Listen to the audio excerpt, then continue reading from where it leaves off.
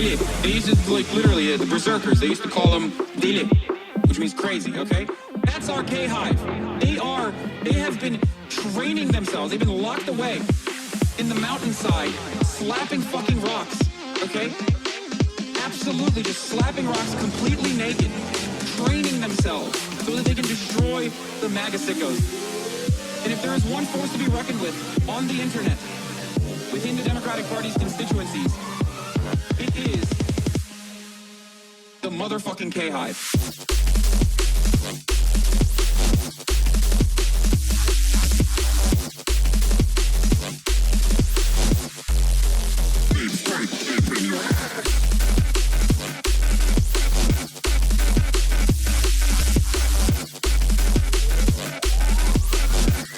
They go balls to the fucking wall.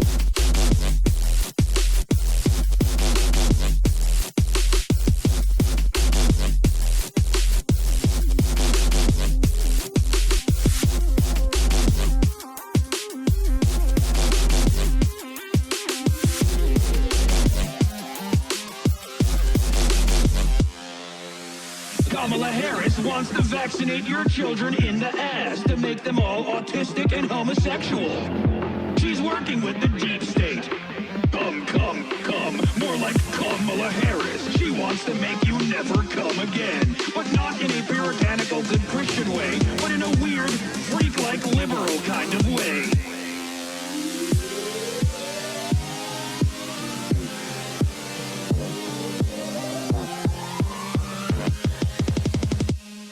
Welcome to the Cum Zone.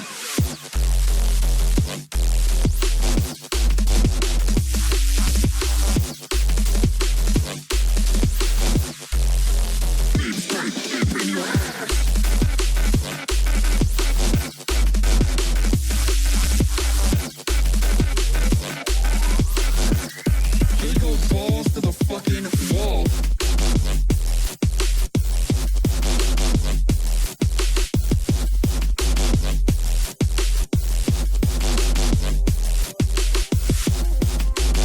That's a 2020 campaign.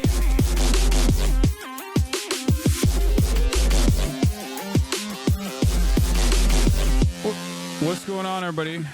I hope everyone's having a fantastic evening, fantastic afternoon, fantastic pre-noon, no matter where you are in the world. I'm Hasan Piker, and this HasanAbi broadcast coming to you live from gloomy and dark California, Los Angeles, folks. We're live and alive, and I hope all the boys, girls, and MBs are having a fantastic one, because today's a beautiful day. Today's a wonderful day. Today is Monday. That's right. It's Monday News Day, baby. It's a gloomy ass Monday. I'm having a little fun with it, though. It's shitty out here. It says it's 80 degrees and hazy, but it was 64 the entire morning. 64 degrees the entire morning. And honestly, that's pretty cold. That's unacceptable. 1 degree below 65 is like officially super cold. In Los Angeles, California, folks, we're live and alive. I'm Hasan Piker. This is the HasanAbi broadcast coming to you. I hope everyone's having a fantastic one, no matter where you are in the world, because today's going to be a beautiful day. Regardless, I took a weekend off, as in what every single person normally does. You know, like when they don't work the weekends. I did that, and it was pretty fantastic. It was pretty awesome. It is October 14th, Monday, October 14th, 2024, and it is 11:41 a.m. and I am a little late on top of that. I not only took 2 days off, which is, you know, the weekend. I was still working, of course. I was still making content, and I'm going to be talking about that. But I feel pretty good. I feel pretty spectacular. I feel like my brain is good after 2 days of just like not being extremely locked into all of the latest and greatest, all of the most insane things that are happening in the world. And yeah, I got to admit, feels pretty good. I got my spouse watching your streams and he got so mad he took a weekend off for like the first time ever. Yeah, the thing is, I didn't actually get to take the weekend off because I was still doing stuff. I had a photo shoot, I had a podcast, I had all the stuff going on, and that's why I guess quote unquote took the weekend off. But it's a little bit like a vacation. Where are your white glasses? What do you mean? Has every Trump assassination attempt been on your days off? Yeah, but it doesn't count. Anyway, folks, personal news wise, what can I tell you? What can I tell you? Personal news wise, what has happened in the world of HasanAbi Piker? I ended the broadcast on Friday. Woke up early on Saturday, and I went all the way over to Camarillo for Jesser's tournament, and it was pretty sick. It was really awesome. It was a 16 single elimination bracket, one-on-one tournament. If you get the 7, you win, right? It's make it, take it. Loss of possession implies change of hands for the ball. And yeah, I did that shit. I was supposed to be, like, in my estimation, I think I was invited to be one of those guys that you just like beat the asses of. Oh, by the way, for those of you wondering, why am I wearing a Vietnam hat? It's because my brother just got back. My brother just got back from Vietnam. And I told him to get me a bunch of shit. And this is the only thing he could give me last night because I was in the tub. I was naked. So he came over to pick up Fiona. And we didn't get to talk too much. So he just like kind of dropped this and was like, I have more gifts, but this is the only one I'm gonna give you right now. But yeah, it's sick. I love it.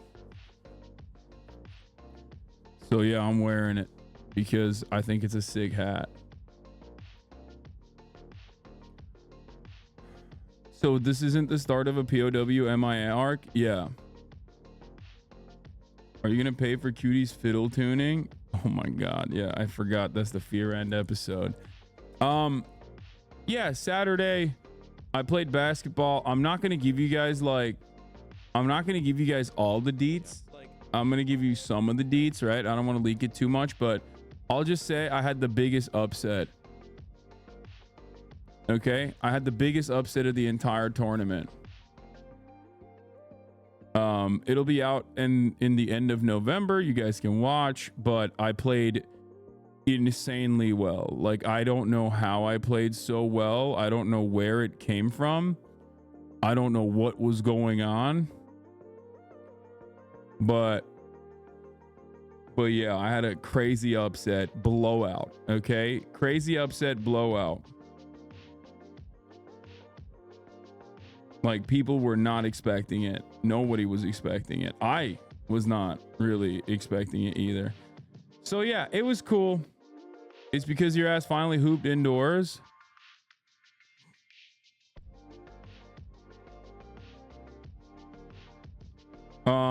That could be it. Anyway, shot the podcast, banger episode of Fear End. Hope you guys enjoy that because I thought it was really good. I talked about me a little bit. I don't normally do that. I don't normally do a me episode, you know? But we did. We did the me episode where I talked about myself. The greatest day of Hasan's life, because that was my Saturday. The greatest day of my life was the day where I was not spending it with Chad. So do with that information what you will. I had a fantastic weekend. Okay? Fantastic. All I'm gonna say also is that I think I'm a much better defender than people give me credit for, and I think people will see that. Defense does win rings. It does win championships. It is the greatest skill that a swagged out white boy will always have, which is that most people care a lot about offense and they just genuinely don't care enough about defense. But if you actually clamp up a little bit and use your size to your advantage, yeah, you can always make up for your lack of offensive capabilities. So that's something that people should remember, because it's, in my estimation, defense, even more so than offense in basketball, is the one area where like conditioning and cardio will legitimately help you. It's just effort. Like if you have more cardio, if you have more conditioning, if you have more gumption, you will literally be a better defender. Most people just don't do it. Bro thinks he's Pat Bev. No, I suck. And my defense isn't all that great either. I'm just saying that unlike the average player playing pickup basketball, if you just like work a little bit harder than the average person, you know, you can wear your enemies down. Also, unlike Pat Bev, okay, let me tell you something, okay? I'm more Hezbollah than the Iron Dome in terms of like defensive and offensive capabilities, because honestly, I went nutty mode on that upset. All threes, okay? Literally all threes, some of which were contested, some of which literally not only were contested threes, but like we high five afterwards, okay? So I cannot wait to see the fucking movie, okay? I can't wait to see the movie that Jessica comes out with. Get my man a contract, yeah. I was lobbing hypersonics, okay? Hasan being a 3 and D guy, yeah, except I mean that's expected of any fucking white boy who is 30 plus, okay? Any white boy who's over the age of 30 is gonna lean into that. That's what, like, that's just it. There's not much more you can do. The problem is most of those guys will always have like decent fucking shooting technique. I don't. My shooting technique looks ass. I really want to change it. I really want to I want to get like a shooting trainer and just like fix my jumper. It goes in. So most people will say, who gives a fuck at this point? 33 years into your life, like you don't need to fix your fucking jumper. If it goes in, that's what matters. And they're kind of correct. But having said that, I think I care more about it looking good. You weren't shooting threes until you did the 1,000 free throw challenge, so it's wild. You're not bad. Yeah, that I do have to you know, give a shout out to Ludwig on that. If it wasn't for the 1,000 bucket challenge, I had never shot 3-pointers in my fucking life. And now I'm like, now I just legitimately have that in my inventory, in my bag.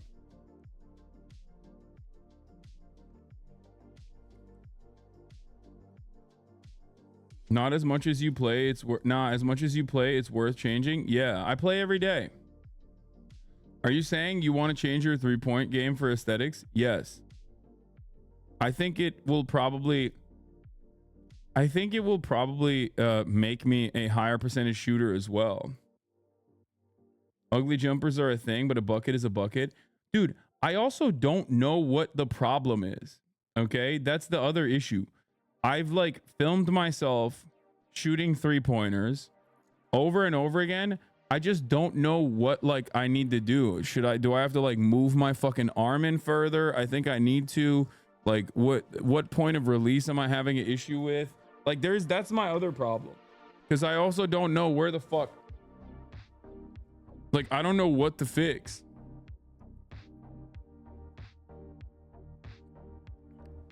I guess it's like elbow in.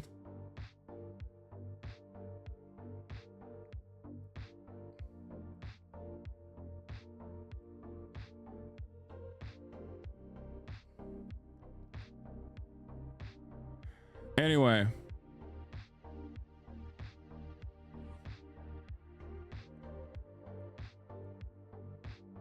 Maybe you need a pro coach. Yeah, that's what I need.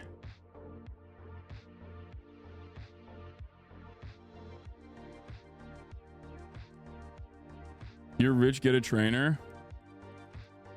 Yeah, I'm thinking about it. Anyway, if your jumper is ever off in game, there would be no way to fix it in real life. Like keep your elbow in and soften up your knees, etc. I think it's good to get a coach. Yeah, that's what I'm saying. I basically train so much, I might as well fix it. Bro, if Drake can actually play basketball, and he literally can because of how much money he threw at the fucking problem, then I can too, you know what I mean? Obviously, I'm not fucking as rich as Drake, but I mean, he was much worse than me at his starting point, so.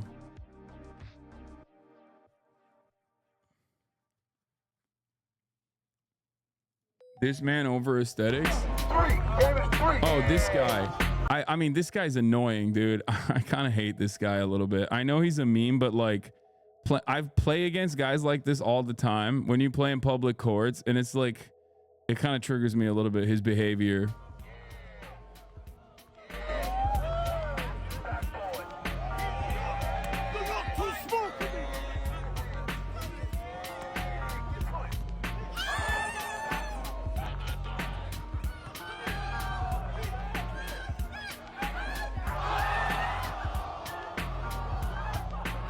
He's like, no, that's like the classic Unk build, dude. Just unnecessarily aggressive, constantly talking shit, taking it way too fucking seriously, and also simultaneously saying the most unhinged shit, clearly fouling, and worst of all, that's his court. Okay, a lot of you don't understand. Home court advantage means like there are people there that have been shooting there for like fucking 10 years. So, like, that's his court. Put him on any other court, he is not making any of those buckets. But in that court, he's got 100%. He is shooting at 100% consistency. It is like insane. Move him to the next fucking rim down the street, and he would get destroyed. Okay.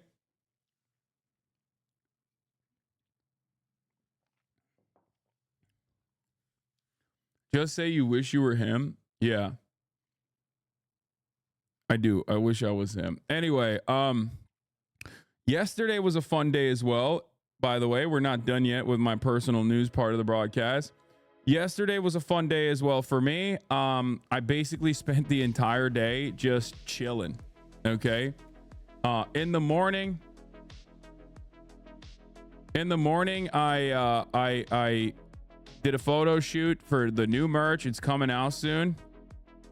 Okay. I was gone because I was winning a day of falconry with RFK Jr. and Don Jr. So it got better that way. I was very excited about that. I was just trying to win it as best as possible. That's why I took the day off for myself. I was like, you know, sometimes you got to have a me day. Wow,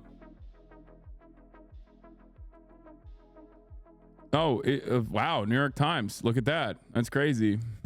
More like Hamas times. Okay, we'll talk about that in a second. Yeah.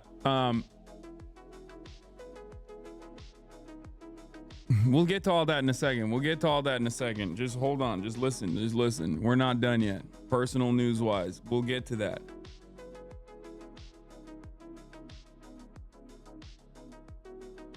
Is honesty or galaxy more important? What?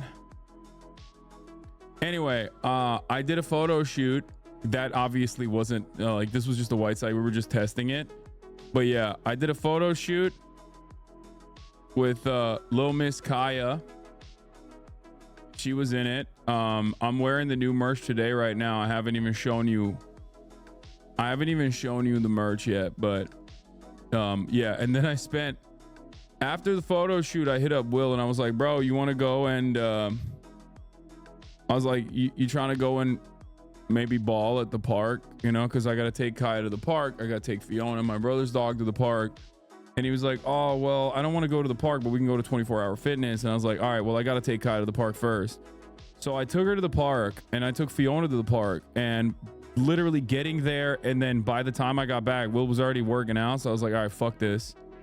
We couldn't link up. So what did I do instead? I went to Mammy Italian Kitchen. Okay. My parents had gone there a while back. It's been something that I've been meaning to do. And because yesterday I had, the day prior on Saturday, I had like exerted myself like fucking crazy, I was like, it's fine. I can eat it. I can eat a sandwich. Eat a sandwich I did. Let me tell you how many sandwiches I ate. 3. Okay, I got the Diva, which was the recommended from the guy at the counter.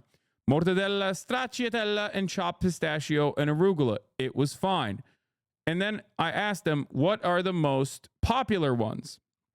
To me, to that, he said, prosciutto di Parma, viale di Parma, prosciutto di Parma 18 month, fig jam, crema di gorgonzola, chopped pistachio and baby arugula.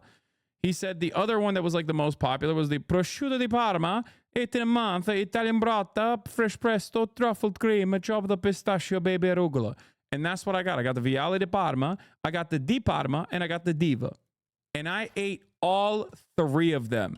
When I tell you this was a fucking spectacular experience, believe me. Okay? Also, these prices are insane. I spent $65 on 3 sandwiches, and I ate all 3 of them. And let me tell you, I can't even say I ate the sandwiches. I think I had sex with them, with my mouth. I had mouth sex with these 3 sandwiches, and it was fan-fucking-tastic. You understand me? It was incredible. I sat there, I watched Elusive Samurai, and I ate all 3 of these sandwiches, and oh my God. Oh my fucking God. It was so goddamn good, dude. What a fucking day. What a goddamn day. Oh God. Yeah, I took the girlies out to the park after the photo shoot, and I ate 3 sandwiches, and I sat and I watched all the Elusive Samurai episodes. Elusive Samurai is incredible. It's a masterpiece, it's a work of art. Okay? To be fair, the reason why I got 3 different sandwiches is because I wanted to try them out. So what did I do? First, I had half of the Viale di Parma, okay? And then I had half of the Diva, okay? But then I was like, well, I got to try the half of the Di Parma. So I tried the half of the Di Parma. So I started off with like 1.5 sandwich, okay? And I was like, ooh, I'm full. And then I was like, okay, I need to like get some protein in. So I had a bag of Quest chips, and I had an Elite Core protein shake. Because this is not enough protein for me, right? Like I need to eat like at least 220 calories or 220 grams of protein. So I did that. But the unfortunate reality is that it wasn't enough. I waited maybe another half an hour, and then I had another half, and then another half, and then another half until it was all gone. Now, I got one of these sandwiches for my mom. Technically, I didn't get 2 sandwiches. I didn't get 3 sandwiches just for myself. I got one for my mom, but my mom was like, oh, thank you so much for asking, but I already ate. So I ate it. Okay. So I fucking ate it. And man, that shit was awesome. It was great. I'm back on the train. Like I'm back on the obvious, like I watched the Arnold, or not Arnold, sorry, the Mr. Olympia this weekend. It made me want to do steroids. Shouts out to C-Bum, 6-time Mr. Olympia Classic winner. Shouts out to the Open contestants as well. God damn, they are such fucking specimens. Okay. And that's it. Honestly, that's all I did, really. It was a fantastic weekend. I wrapped it all up with a nice little. Oh, I also groomed Kaya a little bit. It was insane. She still has so much more hair because she's in her shedding era. She's in her shedding arc, and it is unbearable. But yeah, I finished the day off in the tub. Fantastic day, fantastic night, and I'm here. I'm finally here. Make a smaller Kaya with the hair. I could. Have you ever tried the Bay Cities Deli in Santa Monica, the Godmother? Yes. The Godmother is an incredible sandwich. The problem with Bay Cities is that it's impossible to get. It's impossible because it's just like unattainable. It's so long. It takes so goddamn long to actually wait out. And it's like a whole day's worth of a trip, basically. Parking sucks. It just sucks. It sucks.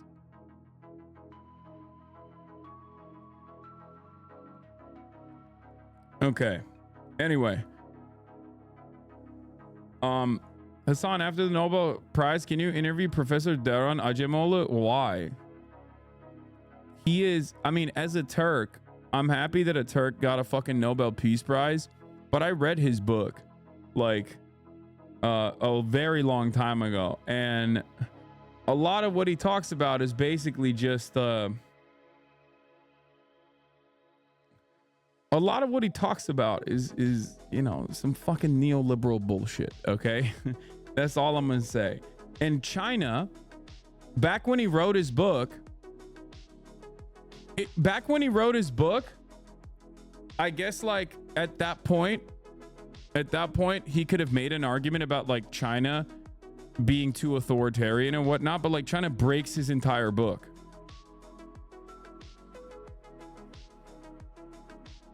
Like the Chinese existence and the current Chinese economy, what do you mean Turk? He's Armenian. He's Turkish Armenian, isn't he? His last name is Acemoglu. I'm pretty sure he's like, chat, I don't know if you know this, but there are Turkish Armenians out there. Yeah, that is a thing that happens.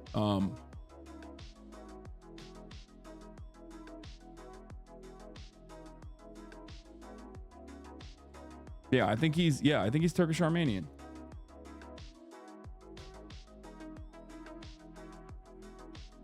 Yeah, he was born in Istanbul. He has a Turkish citizenship and an American citizenship. His education is University of York and London School of Economics. My dad loves him for obvious reasons. But yeah, why nations fail? Here, I mean, his entire fucking concept, his entire body of work literally revolves around.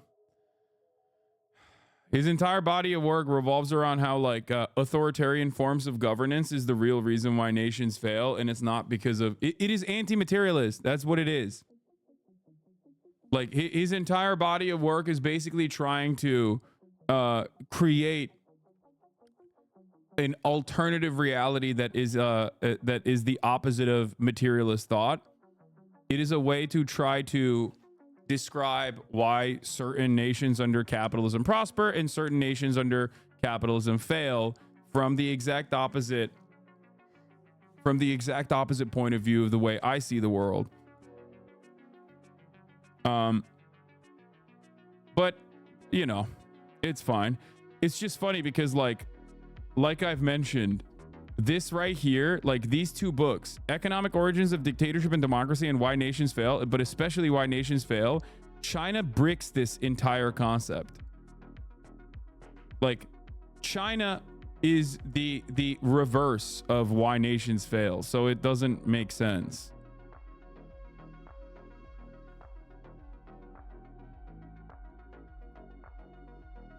Yeah, Why Nations Fail is solid, but it leans too much on institutions as the end-all be-all for development. He downplays the role of capitalism in perpetuating inequality. Yeah, his described as a centrist, he believes in a regulated market economy. He regularly comments on political issues, economic inequality, and a variety of specific policies.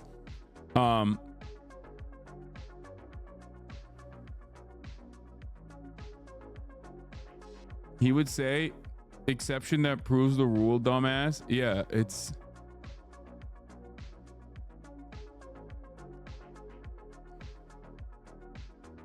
I also agree on how you diss Mearsheimer and Fukuyama. I want your honest take. Which of the two realist authors you would roast the most? What do you mean? Mearsheimer I would consider to be far more important than Fukuyama, especially considering that Fukuyama's thought is completely bricked in this day and age. Virtually every single daily HasanAbi broadcast occurrence is like yet another indication that like his attitude was completely broken. Whereas Mersheimer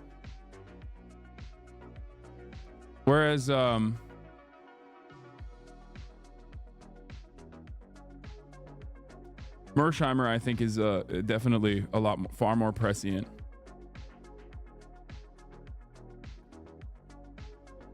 Have you read Chris Hayes' book Twilight of the Elites, America After Meritocracy? I haven't. I wonder if that's the book. Yo, Chris Hayes, by the way, not only is he a firm HasanAbi head, this man was in my DMs on my Instagram for like months and I had no fucking clue. I was just like recently checking my DMs on Instagram. I'm like, Chris, we are mutuals on Twitter. Like, why don't you DM me on there? Because he was like, oh, we got a ball next time I'm in LA. I was like, dude, why don't you hit me up on Twitter? He's like, oh, I just don't use Twitter that much. But yeah, he's trying to ball next time he's here. He's trying to also lift weights.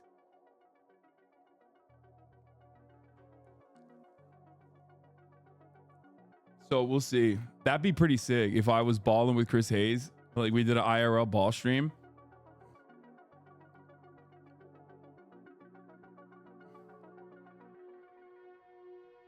Do you think materialism view works better? Doesn't it make everything cold and soulless like our jobs? What do you mean cold and soulless? You're like looking for a spiritual assessment of like just a specific way of analyzing world events and history.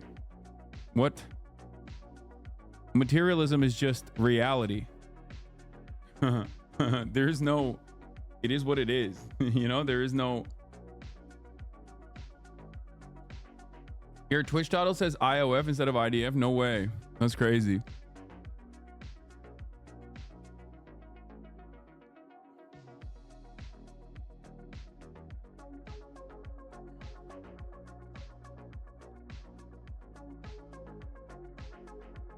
Mersheimer's political worldview is basically lib the fuck up, but his analysis of events is spot on. He recognized the genocide in Palestine when he sees one. He also recognized the apartheid regime of Israel.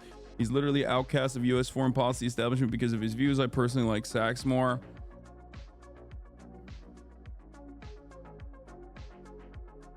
I think. I mean, I could ask Daron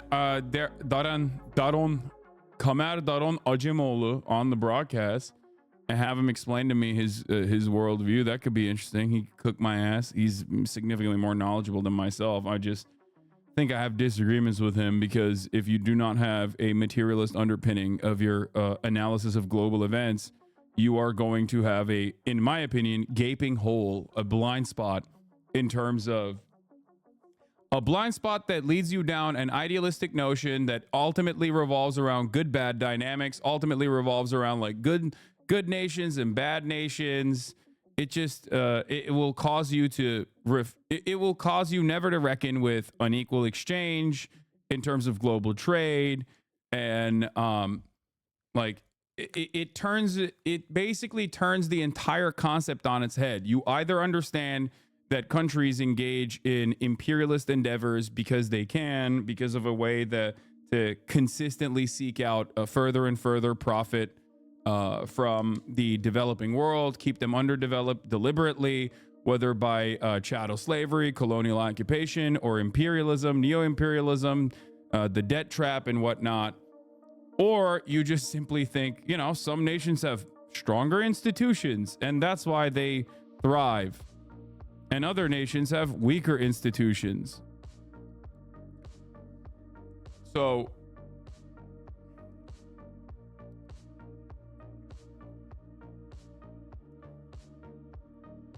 you know.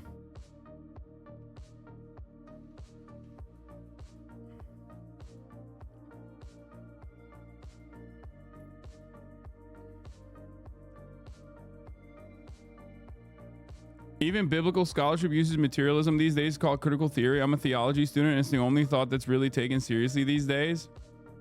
Alexa said yesterday that Alex is hotter than you. You agree? Yes, I agree. Daron Acemoglu Galatasaray mezunuymuş. Typical. Klasik. Tabii.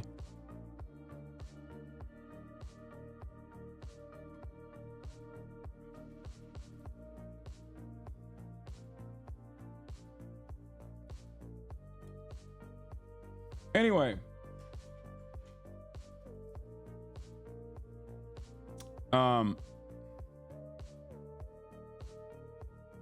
What if I was Bernie Sanders, I would kill myself in front of Amy Klobuchar, altering the course of the rest of her life forever after saying this about me.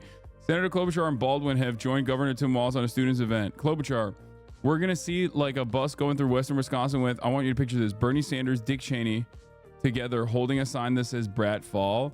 Oh my God. Okay, that's facts. God, my goat is washed. When you find out that your goat is washed. Okay. All right, let's fucking blast off. Let's get started. Ladies and gentlemen, boys, girls, and MBs, we got a lot to talk about today. Obviously, I've taken 2 days off, so there is a tremendous amount of news that occurred in the past 2 days that I took off. You already know. Israel unleashes hell on earth in Gaza, plus bombs, plus attacks UNIFIL in Lebanon, while US sends 100 troops to defend Israel. Third Trump attempt.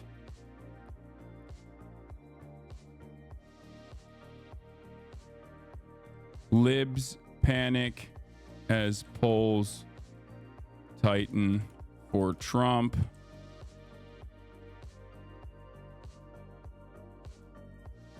Bill Maher is a cretin.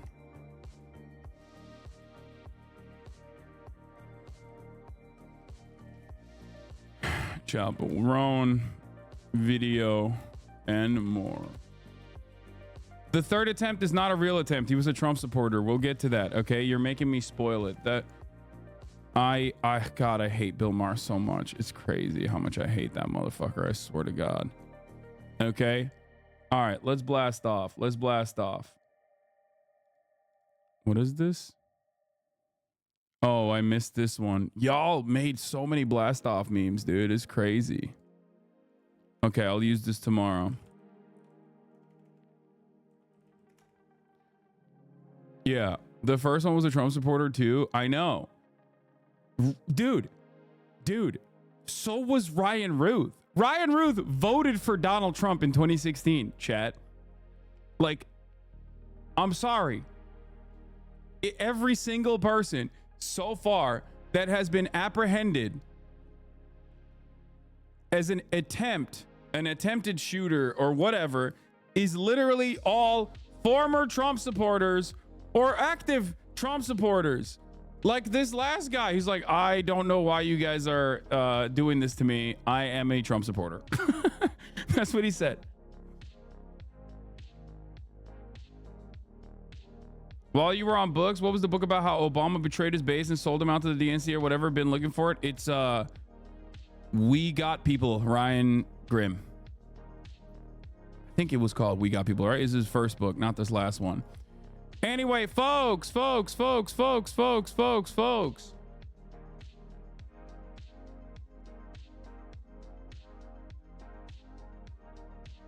Look at the people he met. Well, oh, this is the guy who who was arrested. Yeah. He literally got arrested because he meets the markings of an assassin, because he's the most average fucking Nevada Trump supporter of all time. Of course he has a shit ton of guns and he has a fucking fake like sovereign citizen license plate. What are you talking about?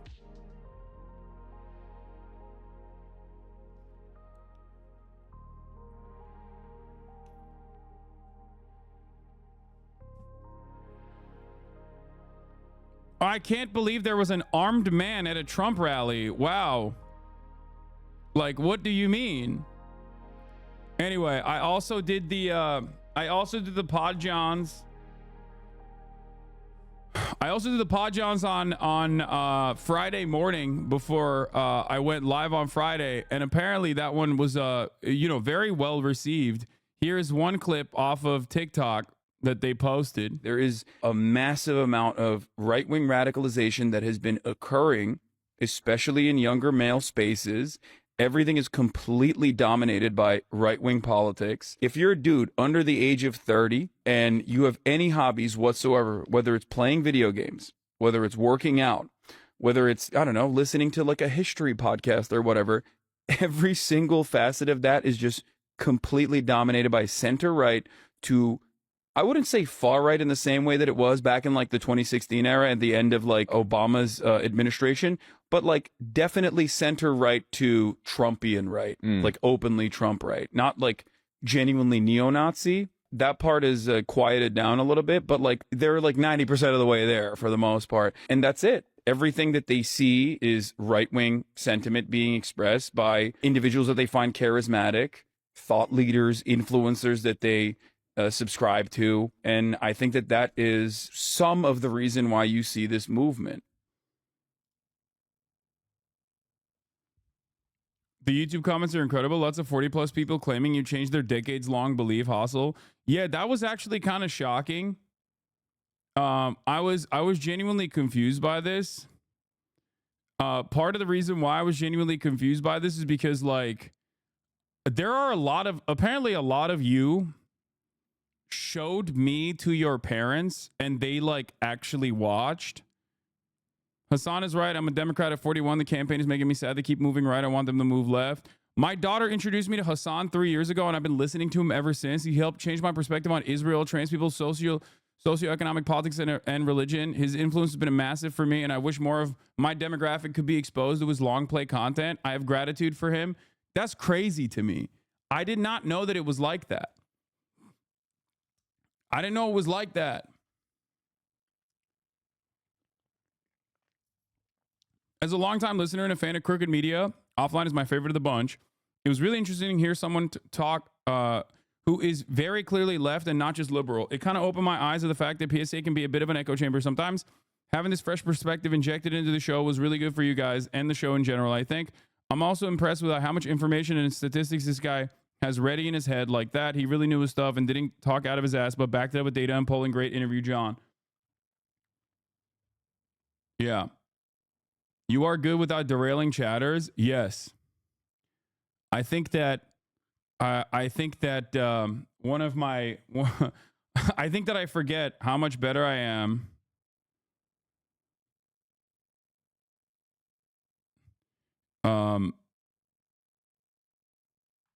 when I'm just simply talking to a person who is listening and I'm not just like getting derailed.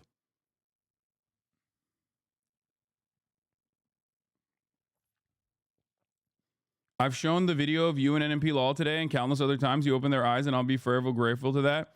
Yeah, I think the conversation that me and Nick Pollum had, which is ironic because like if you ask LSF or if you ask like weirdos, the only takeaway from that was oh, he showed Nick Pollum a fucking Houthi video or whatever. But I think ultimately that video was very instructive, very informative for someone who like kind of doesn't understand the basics or whatever. I don't know if we ever actually posted that. No, we did not. Or did we? Did we post it? No, I guess we didn't on the main channel. But if you find it, somewhere else, go watch it. And the clip channel, you can show it to people. We should have absolutely posted that on the main channel. I don't know why the fuck we didn't do that. That's crazy.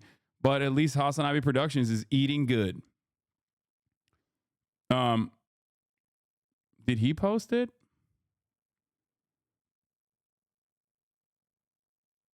He didn't even post it. Oh, he did.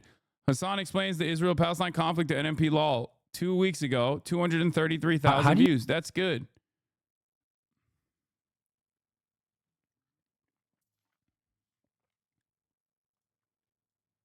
I introduced you to my mom in 2020, and recently you gave her a shout out, and now she listens to you every day on YouTube. She's a 60-year-old teacher. I work at a state college and help non-traditional high school grads start college and getting my master's. Hope to run for Congress in the next 20 to 10 years. Hell yeah.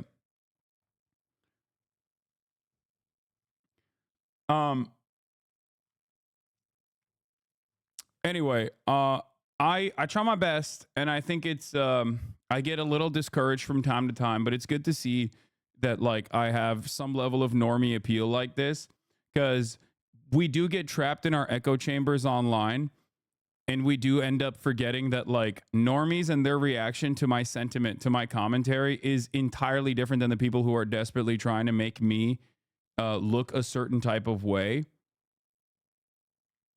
You know what I mean? I'm glad it's on the hunt is sounding the alarm about right-wingers' total dominance over the young male demo. If you're a dude under 30 and you see it in your group chat, social feeds every day, so far the progressive establishment has failed to invest in creative solutions to compete. I think a lot of people don't understand that like my analysis of the situation isn't simply to like flood the market with like liberal content though, because I think that there is a problem far larger than that. And I think there is an education gap for young men. And I think that education gap creates an opportunity gap for a lot of young men, especially when you pair that up with the entitlement that is baked into a patriarchal construct that you are born into, that you're conditioned into socially. When your expectations of what society is supposed to be designed around does not match the output, does not match your outcomes, you end up becoming resentful. Okay, you end up becoming resentful, you end up becoming angry, and you find yourself infinitely more susceptible and infinitely more open to and primed to right-wing radicalization. There's the other side of this, of course, that is like really silly, but I think a lot of people ultimately look at this stuff and say, oh, it's because the left is so intolerant towards men or whatever. I'm not. I'm a man. I'm very bro-y. Sometimes the other aspects of the quote unquote online left get mad at me for those particular values or the aesthetics, but it doesn't really matter. It doesn't really matter, right?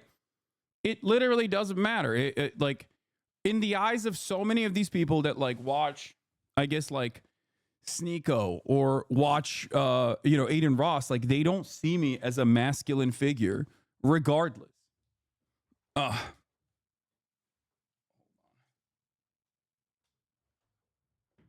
They see me as a pussy. And I think that that is, in some ways, wish casting, because they see me as a pussy, basically, because like I'm a liberal in their minds. I'm a libtard, right? So for them, they don't like it's more so just like the ideology. That's what matters more. Not like your physical presence, not the way that you carry yourself. None of that matters. What matters is, are you a right winger or not? If you're a right winger, that means you are actually a masculine figure. And for a lot of these people, they don't fit that mold either. They don't fit that mold. It's aspirational. So in their minds, it's like better if you, in their minds, if you're like kind of a loser, if you're kind of insecure, in your mind, it's better for you to be perceived as masculine online as long as you say right-wing things. Therefore, you are also masculine that way. That's it. They're just LARPing. Is that why you tell people to suck your dick? You're being broy to appeal to young men? No, I tell people to suck my dick because I am that person. I'm not being broy to appeal to young men. I'm just not fucking changing my attitude or my sentiment so that I can be like more, I don't know, more kind or more aesthetically left or liberal or whatever the fuck. Okay, that's it.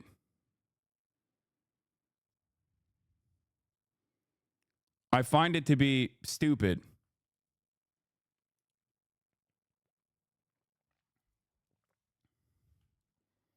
This is just who I am. Why the fuck would I change it?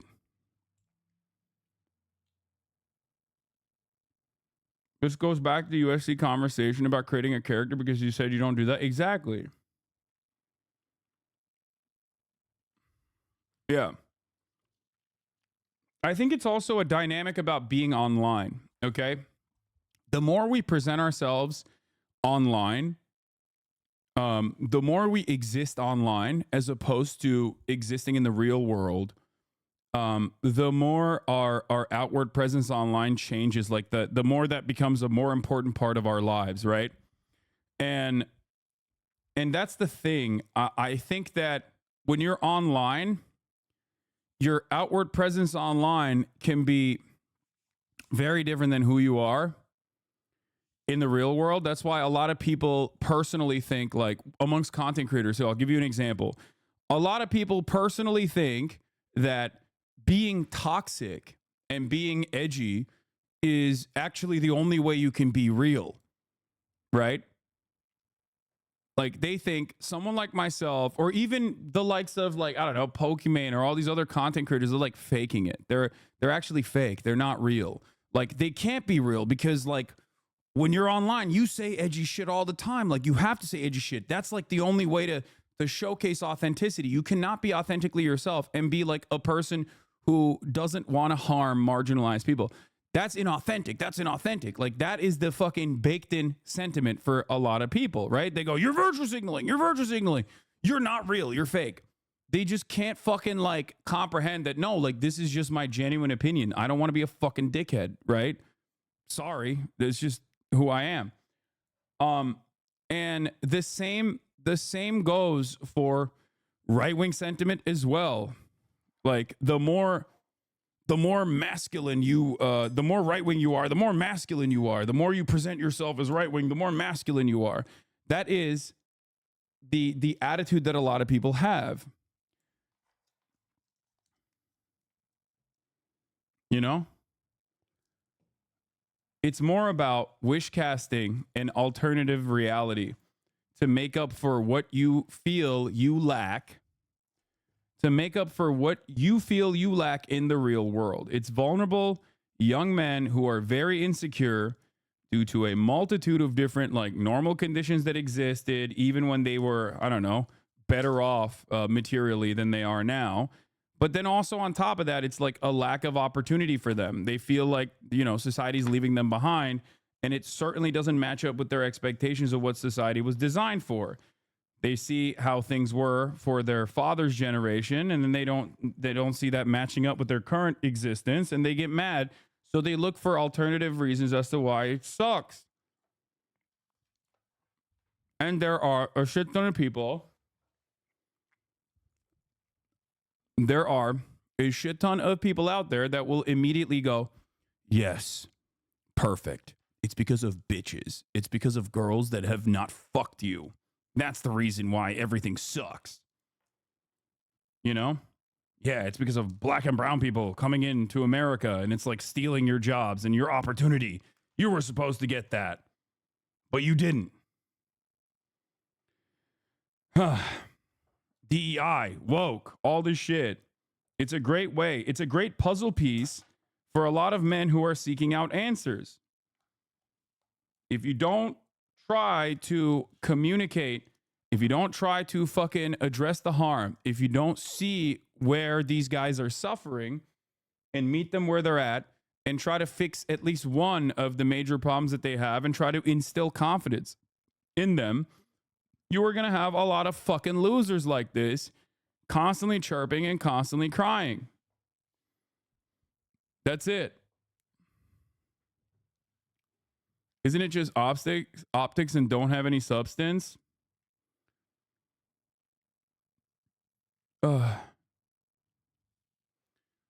Like, one thing that I used to say all the time that I kind of brought up in the Pod Save America episode as well was that it's counterculture as well that plays a role in this. Like, I called it immediately. As soon as Joe Biden was the presidential candidate, I was like, we're going to go back to the culture war shit. And we did, right? We did. But the thing is, it wasn't Pod Save America. Sorry. It was one of the Pod Johns' episode is called Offline, I think. But we went there. We're there now. We're back in that space. And one of the things when Trump was president that I used to tell people all the time was, hey, notice how your life isn't fucking better? Because right-wingers were coming to my community all the time with the same resentments and the same anxieties and the same anger that they had towards trans people, towards gay people, towards black people, brown people, immigration. And I would always ask him, like, okay, Trump is president. Why hasn't your life gotten fixed? And they had no answer for it, because that's just immaterial at the end of the day. In, you know, from where they're standing, obviously, it's not immaterial for black people, brown people, trans people, but like it is immaterial for them because it doesn't matter. Like harming undocumented immigrants in the country is not going to save your life. It's not. It's not going to fix your life at all. It's not going to make it better. It's just a simple distraction that they're using. It's a vehicle to.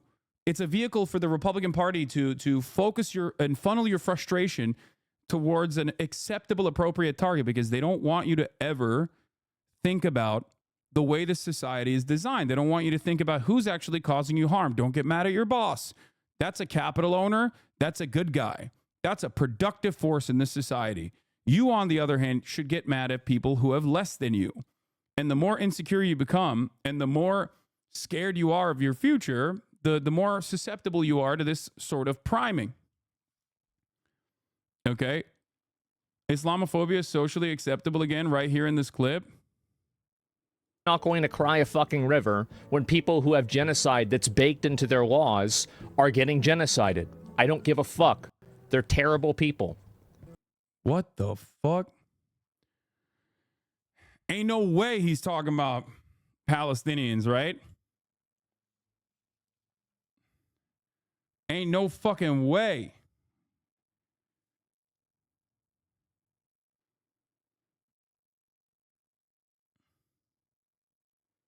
May as well be watching the whole clip. Most normal Asmon calling for the final solution to the Muslim question. Oh my Lord, bro. Asmongold is an organization owner, and one of the people that owns the organization is literally Muslim. How the fuck are you this far removed from like all aspects of real life existence? Like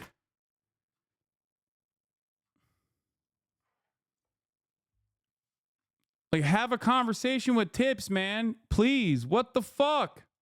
It's not even a question. It's crazy that people don't see it that way. They'd be doing the same thing. And how much did they kill? As many as they can. They're not able to kill as many people as Israel because they don't have as many bombs and as many weapons. But if they did, they'd be doing the same thing. Oh my God, I hate this argument so much, bro. This is crazy. Holy fuck. What is this? This is the full clip? Want to consider a genocide as a systematic killing of a group of people. They have genocide built into Sharia law.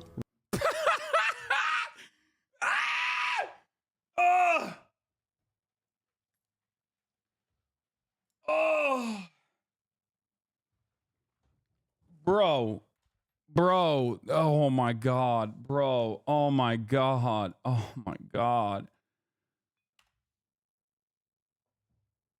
Oh my God. Oh.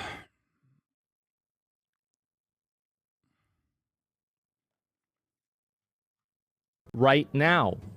So no, I'm not going to cry a fucking river when people who have genocide that's baked into their laws are getting genocided. I don't give a fuck. They're terrible people. It's not even a question. It's crazy that people don't see it that way. They'd be doing the same thing. Asmongold, come on, dude. And how much did they kill? As many as they can. They're not able to kill as many people as Israel because they don't. It's so funny because like this argument literally is basically, you're laughing, but thousands more now believe this and everyone just lets them do it. I'm laughing because his analysis right here is the liberal analysis. When you scratch the surface of like the average American over a certain age and why they are so blind to the obvious dynamic, the obvious inequalities, the obvious inhumanity of Israel's operations, they literally agree with this. They also think this. You only arrive at this conclusion after years and years and years of social conditioning that justify the war on terror, America's war on terror, and the unironic justifications for this war on terror required the dehumanization of Arabs and Muslims and every single person that lives in that part of the region. Because if you were to look at the situation, okay, and recognize that humans are being blown apart every single fucking day so that America can secure oil fields in Iraq, you would go crazy. So you have to either, on the one hand, omit key details, but also every single time you cover the atrocities, have to make it seem like they are, you know, worthy targets or collateral damage that is permissible. Why is it permissible? Because they're not really fucking human beings. Now, I thought we as a society had moved past that point. You know, Joe Biden pulled out of Afghanistan. I thought I was wrong. I mean, I thought that like maybe America was turning a page on Islamophobia. I was wrong. I mean, it was wish casting. Okay. Obviously those underlying resentments never really go away. And it takes so much more time to actually rewrite and make people understand that, like, no, these people are human beings, right? Having said that, however, of course, it makes sense that he has Palestinians never hurt anyone. They've been colonized, occupied, persecuted their whole lives. Palestinians are an ethnic group of the Levant. They're not all Muslims or Arabs or Christians. The way they're conflated and generalized, the whole is racist as fuck. If this was done to any other minority, people would be up in arms, wailing like demons. So incredibly racist, peak insanity. Yes. Okay, that is the whole point. But this is the same exact dynamic when Trump says Haitians are eating cats and dogs, even though they are documented immigrants working in U.S. soil.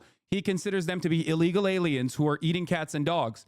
Where is that coming from? Do you think it's because Haitians are actually eating cats and dogs? No, it is a group of black immigrants that Donald Trump is using what he perceives as permissible white supremacist sentiment over. It comes from a place of anti-blackness, and the same exact situation exists here. There are no acceptable monolithic groups that are barbaric and Palestinians are somehow outside of that group. It is just a catch-all for all Muslims or people that are perceived as Muslim because they are from the Levant. They are from the region. They're from MENA. Okay? What you're saying is it gets worse. Don't have as many bombs and as many weapons. But if they did, they'd be doing the same thing. That's it. Just takes enough. That's right. These people are not your allies. They are not the same as us. They come from an inferior culture.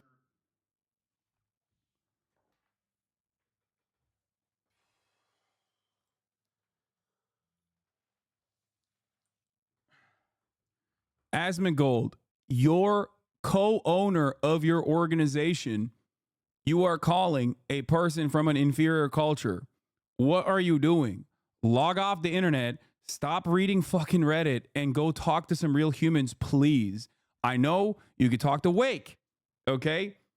Talk to Wake. Talk to Tips. Talk to a human, please. This is like, holy shit. That is horrible. It kills people for their identity, and it is directly antithetical to everything Western values stand for, and it is an inferior culture in all ways. It is that simple. Bro, this is straight up one-to-one what Nazis said about Jewish people, what like the most right-wing approach to this conversation. This is insane. Okay? This is absolutely nutty.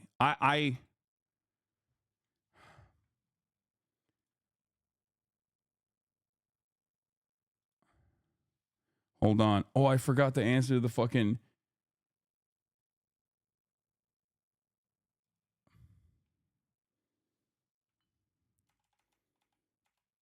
I forgot to respond to fucking Newsweek.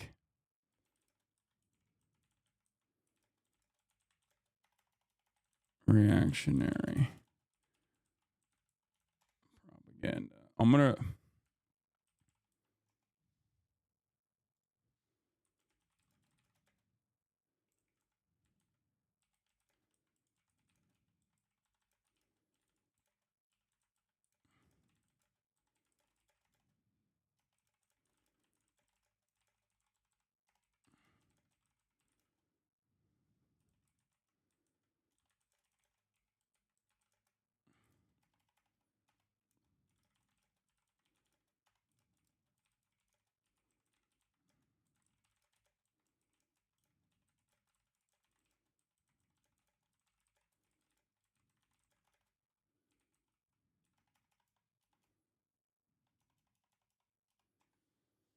Okay.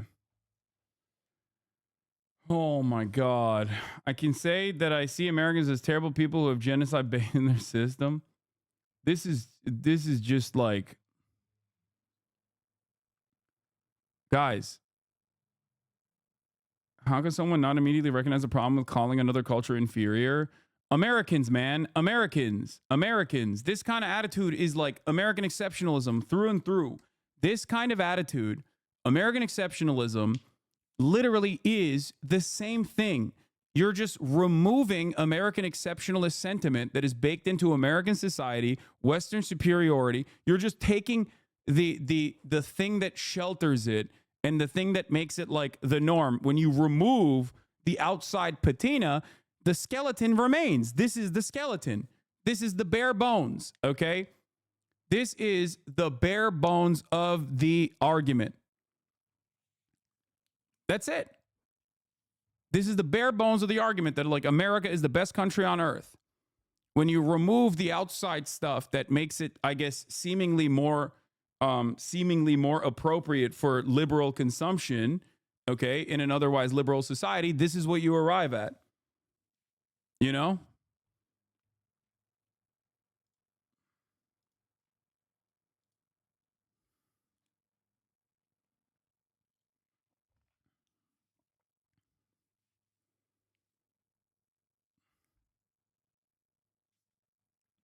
I don't think, like, I think he popped off on this, not thinking that, like, this would be, there would be a lot of repercussions for this. I don't think he understands, like, how unimaginably fucked up this statement is. Like, it's not even necessarily a country. You're no longer justifying, like, military action against the country. You are now basically saying, like, an entire culture is inferior to Western culture. The build up to the clip doesn't just make it worse.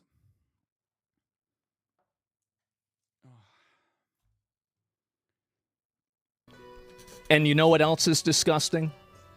That people in the West that enjoy more privileges and freedom than anywhere else in the world romanticize their behavior or their lifestyle as anything other than barbaric.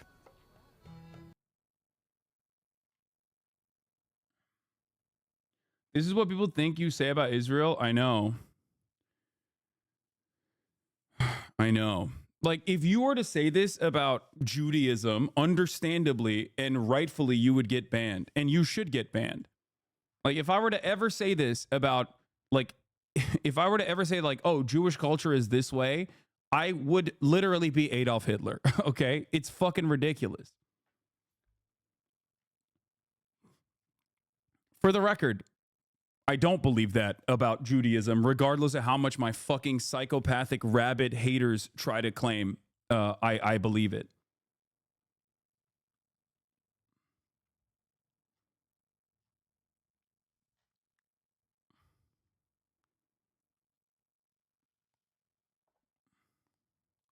Thank God I was born.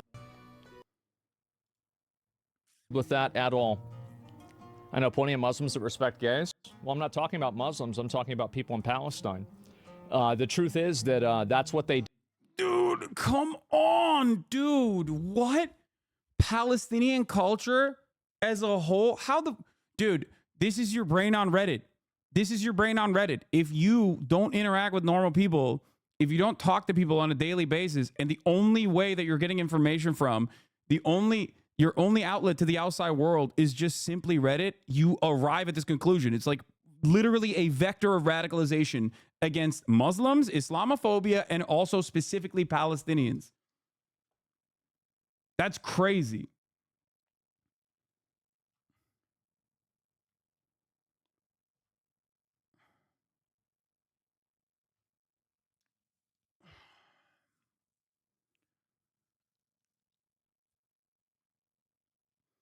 It's also additionally ironic when we talk about LGBTQ support, because this community fucking, like, his community hates gay people in representation and shit in like video games. So what the fuck? That's the other part of this that I don't understand. It's like, oh, Western culture is so superior. We love the gays, except I fucking throw a fit every time I see them in my video games. If I see a woman in a video game, I lose my fucking mind. But it's bad when Palestinians, I have imagined an alternative reality when Palestinians also do that. And I hate it when they do that. What the fuck?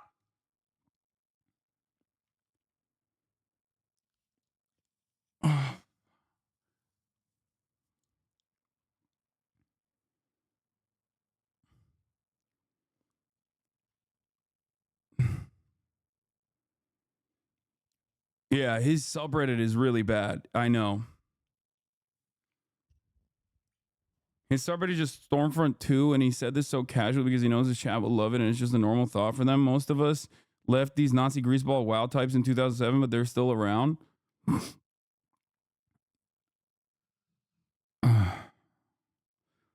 I mean, this is literally, it's ironic that we're looking at Asmongold, because, like, I'm going to cover this in a second with a liberal from a much larger platform, Bill Maher.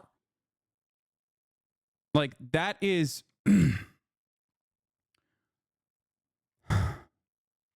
This is so... this is sad and very frustrating. Palestinian culture, and all he brought up was Sharia law. We know which online forums he logs off on stream. Oh, my God.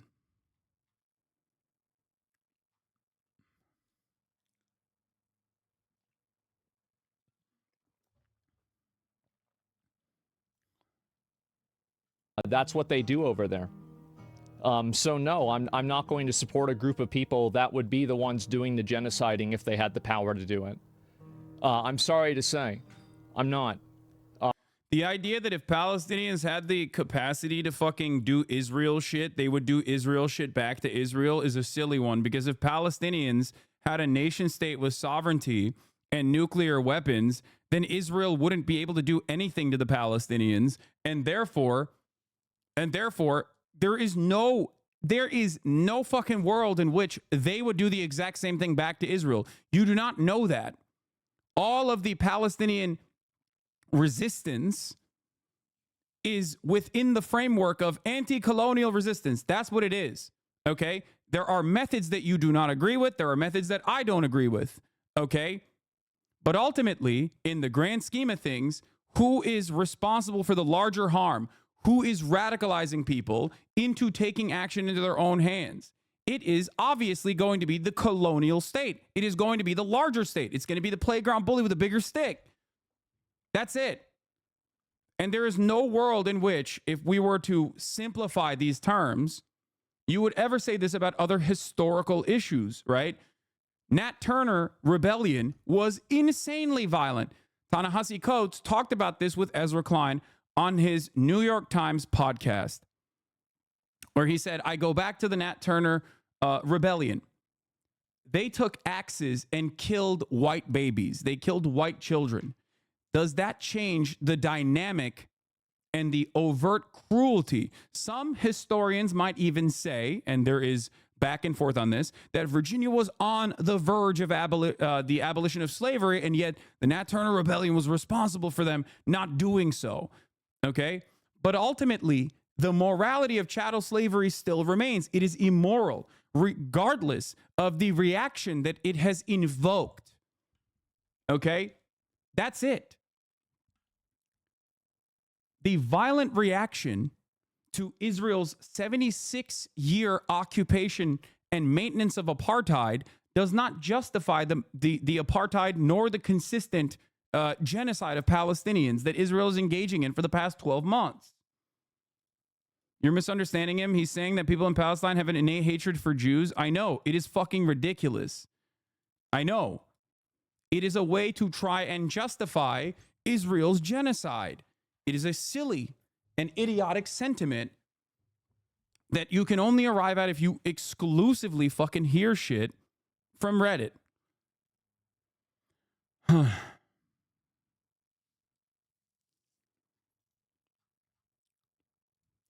The fear that once the colonial occupation perishes, or once like chattel slavery is abolished, that the victims of chattel slavery will turn around and do the exact same thing to the people that once enslaved them is never borne out in reality. Okay? It's never borne out in reality. It has never happened. The Irish did not go and occupy England, okay?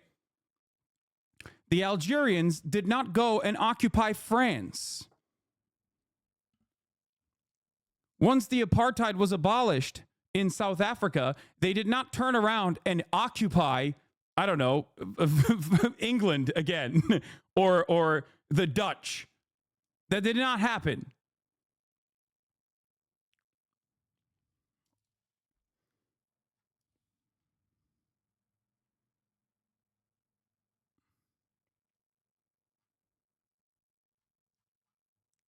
I DM'd him. I said, look, I could talk to you off stream or on stream if you want. It's fine. But ultimately, the violent reaction from the Palestinian resistance comes from 76 years of colonial occupation. Okay? It comes from the ethnic displacement of millions. It comes from generational struggle. What am I saying? Struggle. Okay?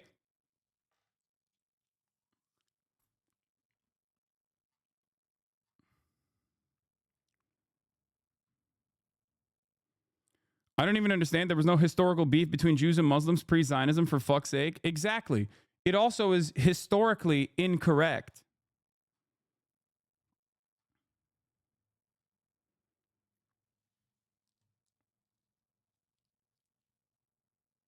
He's also taken in the context of gay and trans not having rights in Muslim society. He's responding to people having Palestinian trans flags in their handles. Yeah. This is also ironic for two reasons. This is something that I deal with on a regular basis with fucking a lot of right-wing people who have these kinds of opinions. It's like, one, many right-wing people don't want that in America. So what the fuck are you complaining about? And two, there is no opportunity for a gay or trans revolution in these places because all they've known is death and destruction. Okay? You can't get to that stage if you're still, constantly under the violence of a colonial occupation. It's a pretty basic concept. The problem is people don't understand this concept, especially if they live in the Western world, when they've never actually exhibited it, when they've never actually been on the receiving end of it. Okay? That's the thing. That's the reality. When people look to this situation and go, oh, dude, they're fucking not pro-trans or pro-gay. It's like, first of all, there are trans and gay Palestinians that are also getting killed by Israeli bombs. Okay? The bombs don't just only kill people who are not woke. I don't think that if you're not woke, you deserve to be wiped off the planet anyway. I don't think that. I don't care if you're a right-winger. I don't think we should bomb white enclaves in Alabama, okay? For exhibiting the same tendency that you imagined all Palestinians have as a monolithic force, okay? That's ridiculous. And last but not least, you can't get to civil liberties and organizing and fighting for civil rights when you're too busy trying to survive under colonial occupation. It's pretty basic stuff when you really think about it, but you don't actually, when you don't have any empathy for these people and you have never actually fucking lived a world where you are under any sort of fucking colonial occupation, you can't comprehend the hierarchy of needs that people have. The number one need when your house is exploding is stop the explosion, okay?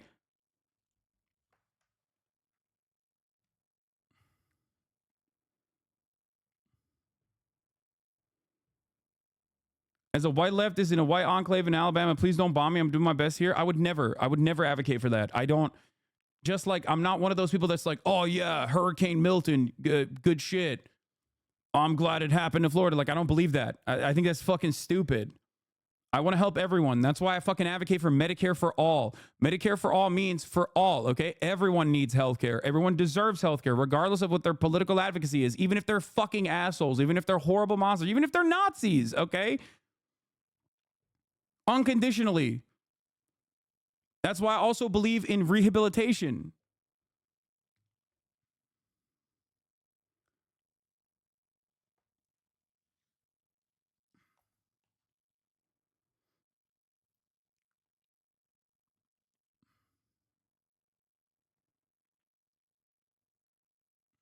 I know you might go off on me, but say what it really is. Hatred and racism. This is racism and hatred. He said it so smoothly and comfortable. He was able to say the same to African Americans, Asians, anyone not white. No, it is. It is racist. It is absolutely racist. No, there's no other way around it. When you think that there is like the problem here is it's not just fucking Asmongold. The problem here is that the motherfucking president, the Democratic Party's leader, has said similar things. Okay? On Holocaust Remembrance Day, Joe Biden went on a national stage and said that Palestinians exhibit an ancient anti-Semitism. Okay?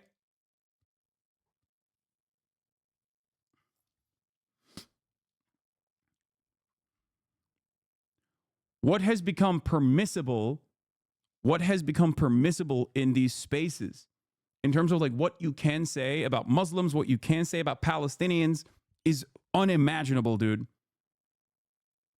And I know the alternative is Asmongold could quite literally turn around and be like, you love terrorism, you love Hezbollah, okay? You love the Houthis, and garner a shit ton of support from some of the worst people online, okay? And that's it. That's it.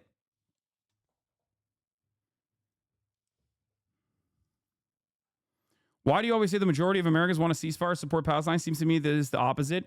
You think the majority of Americans also agree with Asmongold about video games? Like, what the fuck are you talking about?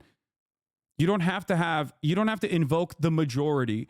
You can have a very outspoken minority that lasers in on these things and are like incredibly passionate. And that's all it takes.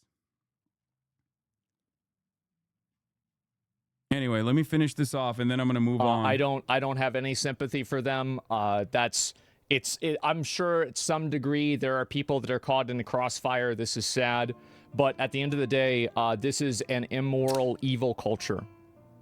I truly believe that. I think there's nothing funnier than saying that the Palestinians live in an immoral culture, an inferior culture, while you live in the United States of America and you are advocating for the death and destruction and the genocide of the Palestinian people. I think that is the most immoral thing you can say. That's it. I think there is nothing more immoral than taking a pro-genocide position and try to justify it by saying, "Oh, well, the people that they're slaughtering are fucking immoral and barbaric and inferior." Holy shit.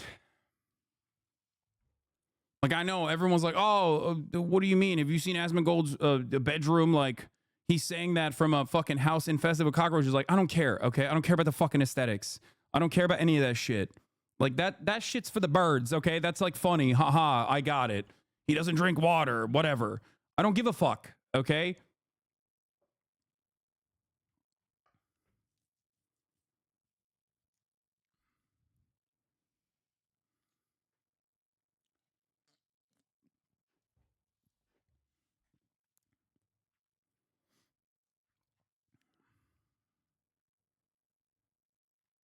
That part doesn't matter. I mean, that'll get you a lot of fucking likes on Twitter, for sure. But ultimately, I care more about how many Americans also exhibit this tendency and genuinely believe this shit. It's fucking terrifying.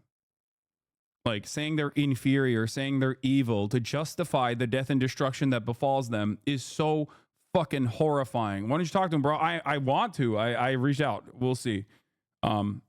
He might be too far gone on this, especially considering that his business partner and co-owner of the organization that he's a part of is literally Muslim.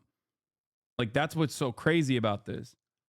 He has people that are in his immediate life that he could talk to, not just Muslim people, but like someone like Wake, for example, who is a brilliant, very smart, very kind, very empathetic person.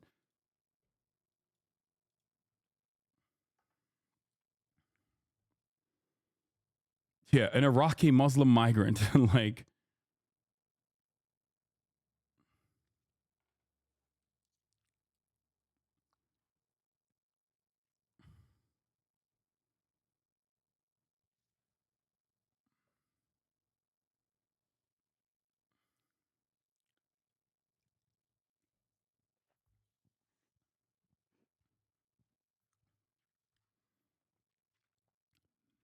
anyway. That's crazy, man. That's actually fucking nutty. That's a nutty thing to see, especially when this is happening. This happened over the weekend. Patients connected to IVs were engulfed in flames after Israel launched missiles at the Aqsa hospital. That's what happened over this weekend. Israeli attack ignited a deadly fire in a hospital tent camp at Aqsa Hospital. Israel has also refused any humanitarian aid from going into northern Gaza, as it has greatly escalated its genocide in northern Gaza since the beginning of October. Here's what the White House had to say. White House National Security Council spokesperson: the images and video of what appear to be displaced civilians burning alive following an Israeli airstrike are deeply disturbing and have made our concerns clear to the Israeli government. Israel has a responsibility to do more to avoid civilian casualties, and what happened here is horrifying. Even if Hamas was operating near the hospital and attempt to use humans as civilians as human shields.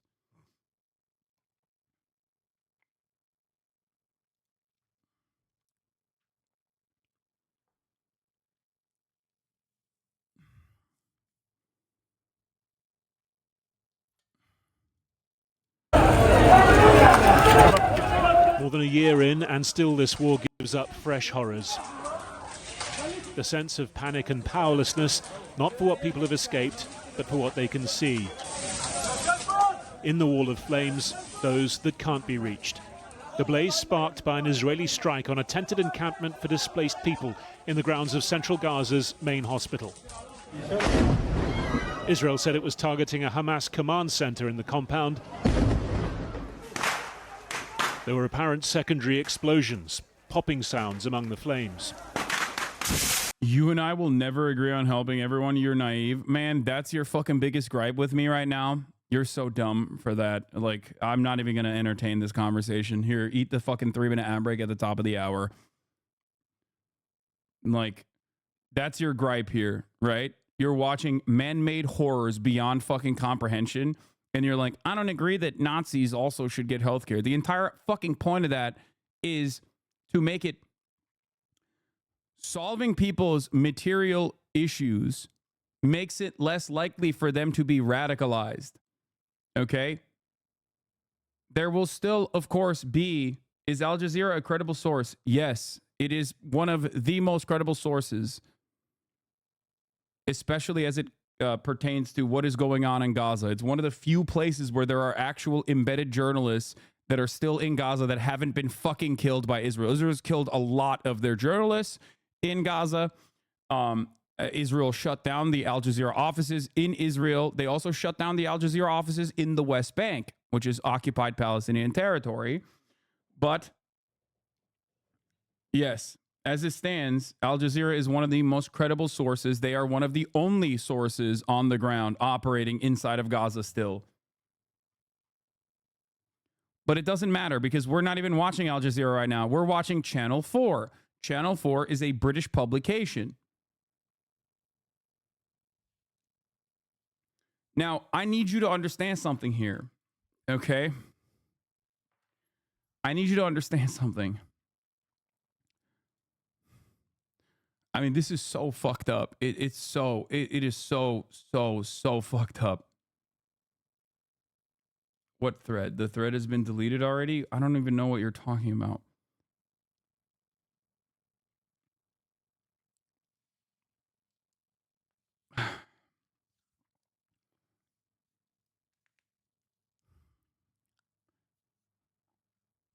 Israel has used for the past 12 months the same exact propaganda, only when it becomes an issue in Western media. Okay? They don't even feel the need to justify their atrocities when you don't pay attention. When you do pay attention and make a stink about it, then they deploy the same tactic over and over and over again. And the tactic that they deploy is they're using human shields. Now they're using it in Lebanon. Hezbollah is using human shields against Israel. At a certain point, you have to understand they know that it works, I guess, works enough because American Western media, mainstream media, goes along with it every single time and contextualizes all matter of Israeli violence as permissible, and they're doing this to the United Nations, okay? Israel also has attacked the UNIFIL encampment. These are fucking Irish and Italian and Western nationals that are supposed to be protecting by putting their bodies on the line, by putting Western white bodies directly on a blue line to make sure that Israel doesn't fucking pass that blue line. Now they're attacking a UNIFIL camp and saying that Hezbollah is using this UNIFIL camp as a human shield. What is crazy about this is that this completely goes against all matter of international standards. It goes against what like America's own personal actions have looked like in its endless conquest in the Middle East. Like Israel has gone above and beyond. It is now officially going past the point of what America has done and the way that it has conducted itself in its bloody endeavors in the Middle East. That is what's so crazy about the situation.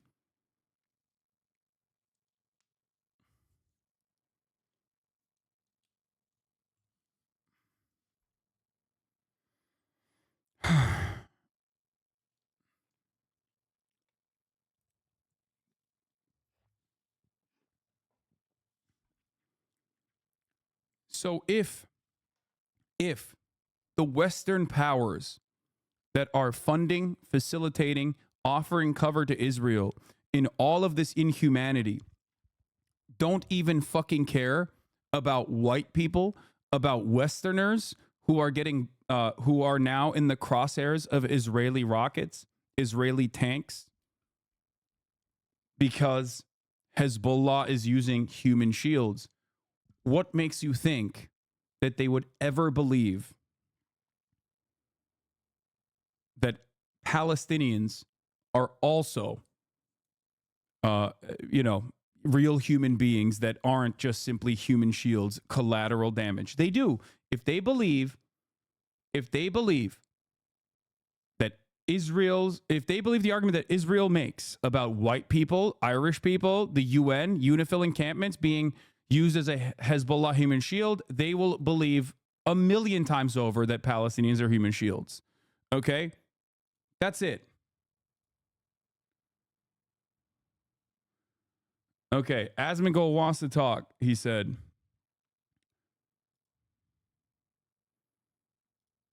So I'm gonna try to talk to him about oh wait, oops, I called the wrong person. About his take. Hello? Hey, can you hear me? Yeah, I can hear you. All right. Asmon, Okay. Yes. in the interest of fairness, I want you to explain what you said that I saw in clips, in limited clips earlier today, I think. Okay, so basically, I find it to be really problematic that people put like a lot of virtue signaling, and I think it is virtue signaling, for people that are supportive for like trans rights and LGBT rights when they support countries that kill people and prosecute them for being LGBT. I think it's a huge problem, and I don't think you can have both of those things. So when you were saying like Palestinians exhibited inferior culture that's barbaric, you were simply talking about the hypocrisy. Is that what it is? Yeah, pretty much. I do. And somebody in my chat said that you said that I thought Christian theocracy was better. No, I didn't say that. Oh, what a fucking surprise. Okay. Well, here's So- the thing, right? Yeah, go ahead. I want you to like fully explain because I want to understand everything that you mean beyond the hypocrisy, because like the hypocrisy version or the hypocrisy in and of itself is one thing that we can address. It's a super simple concept. Well, But how I do you think there's feel a about that? broader, there's always a broader point beyond hypocrisy, because online, hypocrisy in and of itself, or even the invocation of hypocrisy or perceived hypocrisy, is seemingly a more damaging thing than like actual material harm, right? Oh, this person is hypocritical, and that's like a very common fucking thing. I'm sure you experience it on a regular basis as well. It doesn't really matter. Most hypocrisy, I think, is derived from a misunderstanding that is often deliberate. I see it oftentimes with you. You've seen it with me. Everybody has it happen. It's extremely common on the internet. It's the Andrew Tate phenomenon, right? Where people don't give a fuck about like what Andrew Tate may have done or may not have done, or all the shit that he has definitely done, right? And care more about like, you know, perceived hypocrisy. Usually they care more about that than anything else. So I don't really, I think there's a Norm Macdonald clip about that. It was very good. Yeah, I don't Bill necessarily care about hypocrisy that much, but in terms of the hypocrisy of a matter, I can explain it to you. Sure. Number one, so in terms of LGBTQ acceptance, right? Trans acceptance, queer acceptance, you find that to be in the United States of America, in the wealthiest nation on earth, one of the most prosperous nations on the planet, to be to a certain degree like a fancy thing to advocate for, right? I don't think that you have to be rich to advocate for LGBT acceptance. No, that's not what I'm saying. Okay, what are you saying? Sorry. No. What I'm simply saying is that LGBTQ representation in video games is oftentimes considered to be something that is like unnecessary, or something that is considered you're talking to about be like in games? In games, in facets of culture, in facets of media. Yeah, sometimes it happens. It feels like it's inauthentic. Yeah, sure. Okay. Well, wait, is there a positive example of LGBTQ representation that you can think of in mainstream media in recent years? Sure. Just so I understand what the dynamic is there. Did you play Final Fantasy 16? I did not. Oh my god. So they had a character in Final Fantasy 16.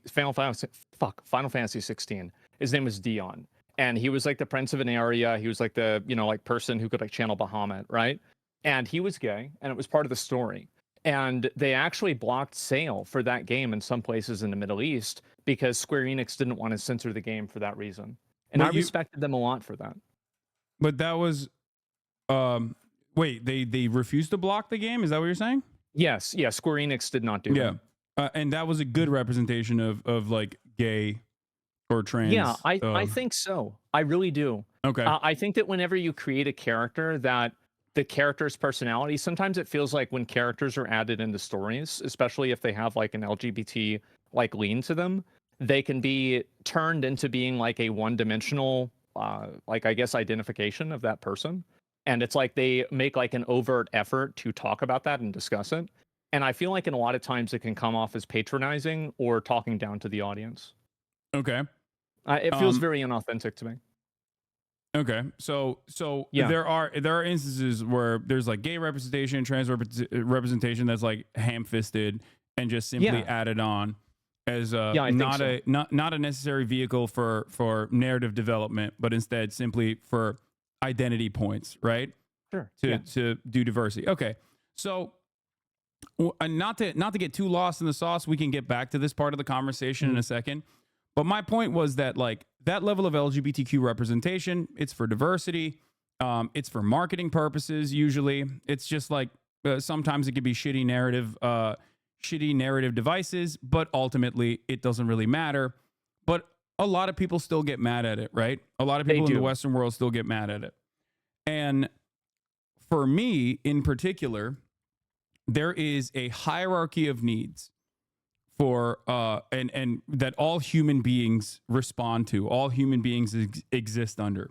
Is this like a Maslow's hierarchy of needs, or is this like something else? Maslow's hierarchy of needs is appropriate, but like there's a higher standard, because the Maslow's hierarchy of needs usually is under the confines of like at least a developed country, where a developed country that is not constantly being bombarded or victims of like colonial occupation. My point is that Palestinians are not inherently anti-gay or anti-trans or anything like that. There are gay Palestinians, there are trans Palestinians, both living in Gaza, in historic Palestine, and also certainly outside of Gaza. Well, is it against the law? The problem is there is no time or space or opportunity for them to engage in queer liberation, let alone, advocate for more representation in their artworks, for example, when they're too busy being bombed and destroyed and killed and ethnically displaced for 76 years under an apartheid regime that is a settler colonial occupation. Okay, real quick. You don't think that I support Israel, do you? I don't, but I think that... Good. No, I don't think you support Israel, but I think you saying that like Palestinians are immoral or evil or have an evil, antiquated culture or are barbaric is not only ahistorical. What's up? I do think that. Yeah, I mean, I think you're wrong. I don't know, man. Like, how can you be in support of a culture that tells people that they can't be who they want to be? Like, I mean, really, I mean, if I was advocating for what the laws were there, I would get banned for hate speech. How's that acceptable? Yeah, I think you are misunderstanding what their culture is, what the Palestinian culture is, and you're also not setting the standard under the material conditions in which they exist. I don't think that you can do that. So there are a number of other countries. For example. Okay, let me go after this. Okay, you go ahead. But I will give you more historically appropriate points in a second. So basically, the reason why I don't like what they do is because it's based off of a religious theocracy. And so you can look at other religious theocracies in other countries that aren't being bombed, and the one commonality that they have is that they all suppress people's identity and they express their freedom of expression. And I think that any culture and any type of government that is derivative of a religion is fundamentally inferior. I think this is true with any book. It's true with Judaism. It's true with Christianity. It's true with Islam. It's true with Hinduism. I think it's true with anything. And I find it to be very problematic that we're using these books as a guideline for like how to make laws when these books actively encourage killing people for different types of identities. And obviously, like, I understand that there's like a huge spectrum of people that are part of any culture. There's people that are way more progressive, people that are way less progressive. But what I see is that I see countries that have laws that haven't been bombed, right? You look at like Saudi Arabia or like Dubai. A lot of these other countries still have the same types of expressions or same type of restrictions on the expression for LGBT. And I find that to be problematic and inferior. And I think that you could I want to make sure that this is very clear, because like I don't want you to think that this is something that's like a oh, the brown people over there are wrong. I would say the exact same thing for us, you know, like the church, you know, like Christianity. Like if you look at, for example, like Salem witch trials, it's disgusting. It's horrible. So all I'm saying is that I think that there is a standard that's being applied, and I don't really understand how that's defensible at all. I don't like, and that's what doesn't make sense to me. Is It's that not. like okay, It's well not. go ahead. Yeah, go ahead. But here is the problem. Okay. It's not defensible, but I think most people, including like the Yeah. gay Palestinians or queer Palestinians or queer Lebanese people, Sure, understand that there is no room for advocating for civil liberties in your own domestic policies when you are escaping bombing So, campaigns. I see your point, So but do you this see is my the point reason. that This is the reason go ahead. why so many of these countries, Mhm. whether it be Iran, whether Yeah. it be Afghanistan, whether it be Egypt, or many of these places that were far more liberal from Western standards, from the Western understanding of like social liberalism, multiple decades ago, before Western intervention, are no longer as socially liberal as they once were. You're Because talking about like the 1917 Iran thing, basically? not 1917, but yes, Or it's circa 1979, 1950. excuse me. Yes, Yes. sorry. And when you look at the history of these countries, and not to say that like I don't personally think that Saudi Arabia deserves to be annihilated for having a religious theocracy. I don't personally think Israel deserves to be annihilated for operating within like liberal confines, but still maintaining a religious theocracy that is baked into now their constitution. Do you Israel, think that I support that? no, I don't think you support that either. Okay. But oh wait, well, in terms of the Palestinians, I think the quote was that inferior cultures deserve to be wiped out. Oh, I don't know about that. I feel like anytime that you're killing people based off of anything like that, I don't think that Israel or America or anybody has the right to come in and tell Palestine how to live and for them like what they're supposed to do. Right? I'm not trying to tell them what to do, but if you want me to accept their culture as being equivalent to ours, I won't do that. Okay, And I do think that it's worse. okay, but culture, you understand that culture changes throughout time, and it is directly a consequence of like how people or what people are experiencing. In the United Well, States I of think America, that we're evidence of that. We're evidence of that because like we're Yes. much farther along. So, Yeah, I so think a do lot you of places think? in the Do you West think like? I don't think you would agree that bombing places makes them more tolerant to. Absolutely not. Yeah. Okay. And I don't Absolutely think that you. not. I don't think that you think that like nuking America, for example, circa 2013 when gay marriage was. We're not going to bomb the gay into them. I understand that. Okay. You're totally right. Okay. So Yeah. in terms of some of your statements, Yeah. like not only I think you're wrong on the history of queer culture in Arab countries, in Muslim nations in general. I'll give you one example. The Ottoman Empire actually decriminalized homosexuality in the Tanzimat era. I think it was like 18th century. And before then, it was not even like a problem. It was never an issue. Far before Western nations ever actually decriminalized or made it legal to be gay. And this is oftentimes a not really mentioned aspect of the Muslim world or Muslim culture or the Arab history or the region's history at all. Most people don't know this, and it's like genuinely shocking to them. You might maybe even be shocked to find out that the Ottoman Empire, where Palestine was seen as a safe haven for Jews as they were escaping the Spanish Inquisition, for example, and many other pogroms that Jewish people experienced in, especially in Western and Eastern Europe. the Ottoman Empire in the MENA region, all the way that spans to Morocco, was seen as a safe haven and safe harbor for Jews, where they were allowed to coexist in far better conditions under Islamic rule, technically. That was far more honestly, tolerant. I would go even farther than you are. I think that back then it wasn't just the fact that they were accepting of gay. I think that they were way more scientifically oriented. They were way more focused on learning and mathematics. I think that's evidently true. I don't think anybody would say the Ottoman Empire was shitty or anything like that. I think they were very progressive for their time. It's not even a question. So I totally agree with you. But things have changed in the region since then. They sure have. So what do you think is the difference there? Like, what do you think has happened in the hundreds of years that have passed, that have gone by, or especially in the last 100 years? Why has the attitude overall in terms of governance changed so dynamically and so dramatically?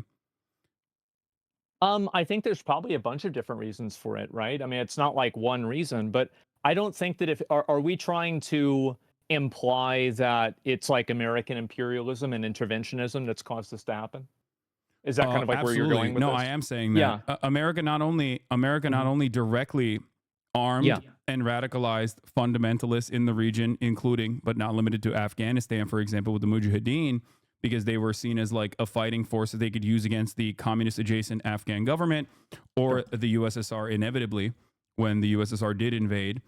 But also beyond that, the most nationalistic or the most militant fundamentalists were perceived in Iran, for example, as the true liberators that were not willing to fight against the Western-backed Shah regime, the Western-backed monarchy in Iran. So that's the reason why a lot of people, whether they agreed with it or not, ultimately on the social front doesn't really matter.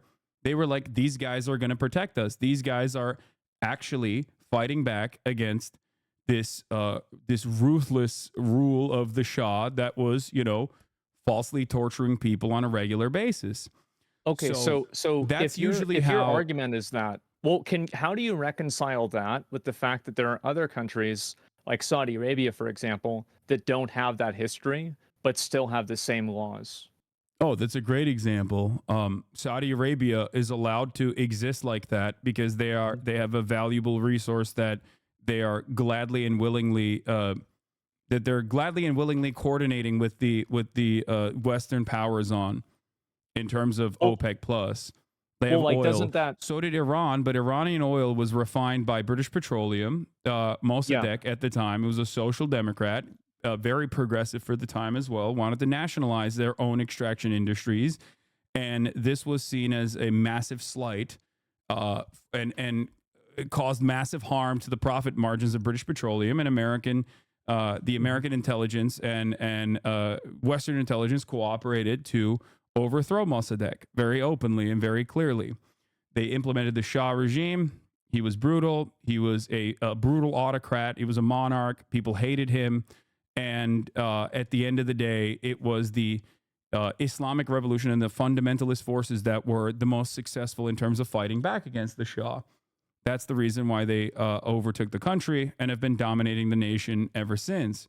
There are plenty of gay and trans people. By the way, Iran is actually weirdly very pro-trans, but I'm sure that you probably didn't know that. They're very homophobic, but they are very pro-trans. Weird. A lot of cultures are actually very pro-trans, way more than the United States of America. Maybe to a fault at times, like Iran, when they do forcible gender. You look at like Native American culture, I think it's extremely popular. Norse culture, I mean, you could say the same thing about Loki, right? It's like the idea of being trans is like super, super, super old, like Shiva, right? Another good example. So I think that's true. There's a concept of third gender in India, Pakistan, and many other places as well. So but that's besides the point. So what I'm trying to say is we cannot exist outside of the material condition that we are subjected to. If you are living under a ruthless, corrupt autocratic rule, and there's a group of people that say, I'm going to fight back against this ruthless autocratic rule that is like Western power backed, then people will be on board with that. They're going to be like, oh, this is great. I love this revolution. I'm on board. Okay, so I can go even farther than that. I totally understand why groups like ISIS happen. Like, if you look at people from ISIS, these are people that are like 20 years old. They've lived their entire life being occupied by a foreign power. Okay, I think that there's a difference between ISIS and Iran, Sure. though. Like, I hope you understand that, right? And just like there's a difference between ISIS and Hamas and all these other like other. I'm just giving you an example. I'm giving you an example of like. So I think extremist groups are created. So you got a lot of heat. You got a lot of hate. One of your most popular, biggest hits was that America deserved 9/11. Remember that? Yes. Bad day. Bad day. But what you meant to say is that American interventionism inadvertently caused this to happen. Am I directly, right? not even inadvertently. Is a concept that historians call blowback. I totally agree with you about that. I completely agree with you. I think that you're right. I defended that. Yeah. So my perspective is that I don't think that we can blame, like, I don't see the logic that all of these other countries that are like, you know, from the West, right, that are like much more progressive are somehow intervening and making this, like, these other countries in the Middle East hate gay people and like want to kill gay people. And I don't see how, like, wait, you don't agree with that? You're saying no, I don't. I don't really see how they're congruent. So I don't. why do you think that? So why do you think that historically they didn't hate gay people, but now they do? Like, don't you? I'm not sure. You recognize that like culture changes. You said that you understand that like the Ottoman Empire was more progressive in comparison to its European counterparts in terms of like the way that they view gay people, even or homosexuality in general. I think that we can come to the agreement, and like, we can talk about historically all you want, right? I think that in some cases, like, that's true. In a lot of cases, like, the way that this is perceived around the world, like, Romans looked at it differently, Greeks looked at it differently, everybody's looked at it differently. But I'm talking about what's happening today. And if I'm looking at those cultures today, those are cultures that are oppressing people based off of their identity. And at a certain point, right now, the Palestinians don't have any structural governance to be able to do that regardless. So there is no like gay oppression happening in Gaza, because the only oppression that's happening in Gaza is that Israel's lighting them on fire with regular frequency. And we're paying for it. Yes. So, in terms of like Islamist fundamentalism, right? Yeah. In terms of Islamist fundamentalism, or the way that like you perceive Palestinians as viewing gay people, there has never been an opportunity for Palestinian people to engage in queer liberation, because in the hierarchy of needs, the number one need for them is to stop Israel from killing them, is to stop Israel from dominating them since 1948. And even before then as well. But after Israel was formed in 1948, that has been the game for the most part. They have never had an opportunity to even think about queer liberation. If your house is on fire, you're not going to be spending a whole lot of time thinking about the color of your curtains, right? And that's what this is. There's a much larger problem at hand. And this is precisely the reason why a lot of people actually, never fully comprehend this, but a lot of leftists in the Western world do understand that intersectionality. And regardless of like the perceived queer phobia from Palestinians and Palestinian governance, they still, of course, offer solidarity. I said this earlier, and I think it's a take bear repeating. I'm in favor of Medicare for all and universal social safety nets in the United States of America unconditionally. I do not believe in refusing to offer, for example, any sort of health care to a person because they're a Nazi even, right? That's an extreme case. I think that they deserve health care. I agree with you, and I would even go farther than that. I think that if somebody's an illegal immigrant, I don't think that we should ever I think it's disgusting to tell a doctor or tell a healthcare provider to let somebody die or to let them bleed out or Okay. something like that just because of that. I completely agree with you. I had to pay my taxes recently. I'm sure you're probably about in the same place. It was 7 figures. And so I have no problem Well, with I that. live in California. It's pretty You got to significant. bet. Yeah. It's But I don't not care. good. I don't And mind so that. I don't either. I used to be paying for people used to pay for my food stamps. Now I'm paying for somebody else's. And if Yeah. they raised my taxes to pay for Medicare for all, I would be happy and I would vote for that. So if you I would be understand very that, much in right? support of that. So For sure. so you recognize that. Would you say that like a religious enclave Yeah. in Alabama, for example, deserves to be wiped out for their understanding of like gay people, like a white religious enclave Oh. in Alabama? Absolutely not. I Okay. don't think that they deserve to be wiped out, but I would not advocate for them. I would not look at that group and say, this is a group of people that I support. So you can I would understand where the not confusion support comes people like from when you And I can said that see about that. That's why Palestinians, I right? wanted to, yeah, sure, right? Sure. And that's why I wanted to talk to you about it, right? Because I think that you and we had a conversation about this before, and I can very much easily empathize with Palestinians. Of course I can. But I don't think that it's entirely true that Palestine, like, I mean, didn't Palestine support Hitler? No. Pretty sure they did. No. The mayor of What Palestine supported Hitler. you're talking about is the British colonial British colonial occupation put forward a leader. Oftentimes in colonies, when you engage in like colonial actions, like and British Mandate Palestine was obviously a colony of the English. They will appoint a person into a position of power that is more acceptable to British needs and desires in the region to dominate the people. This is, I mean, history is riddled with examples such as this one. The Palestinian Grand Mufti was a singular person who went and linked up with Adolf Hitler and you know, thought that he could coordinate with Adolf Hitler in terms of like ridding Palestine of the Jews. Having said that, however, 11,000 and that sounds pretty bad. It does. But yeah. when you realize that, one, there were also Jewish militias, early Zionist militias that also sought out Adolf Hitler's help and tried to coordinate with Adolf Hitler, you understand that this has no bearing on an entire people and what their actual attitudes were. Not only that, but also 11,000 Palestinians actually fought alongside the Allied forces against Adolf Hitler. So Palestinians, by far greater numbers, actually fought against Adolf Hitler than the one British occupation guy that actually linked up with Adolf Hitler. It's actually a common historic Holocaust revisionist talking point that Israeli Prime Minister Benjamin Netanyahu once famously utilized as well, where he falsely claimed that Adolf Hitler did not want to kill the Jews until he talked to the Palestinian Grand Mufti, who gave him the idea of killing the Jews and doing the final solution.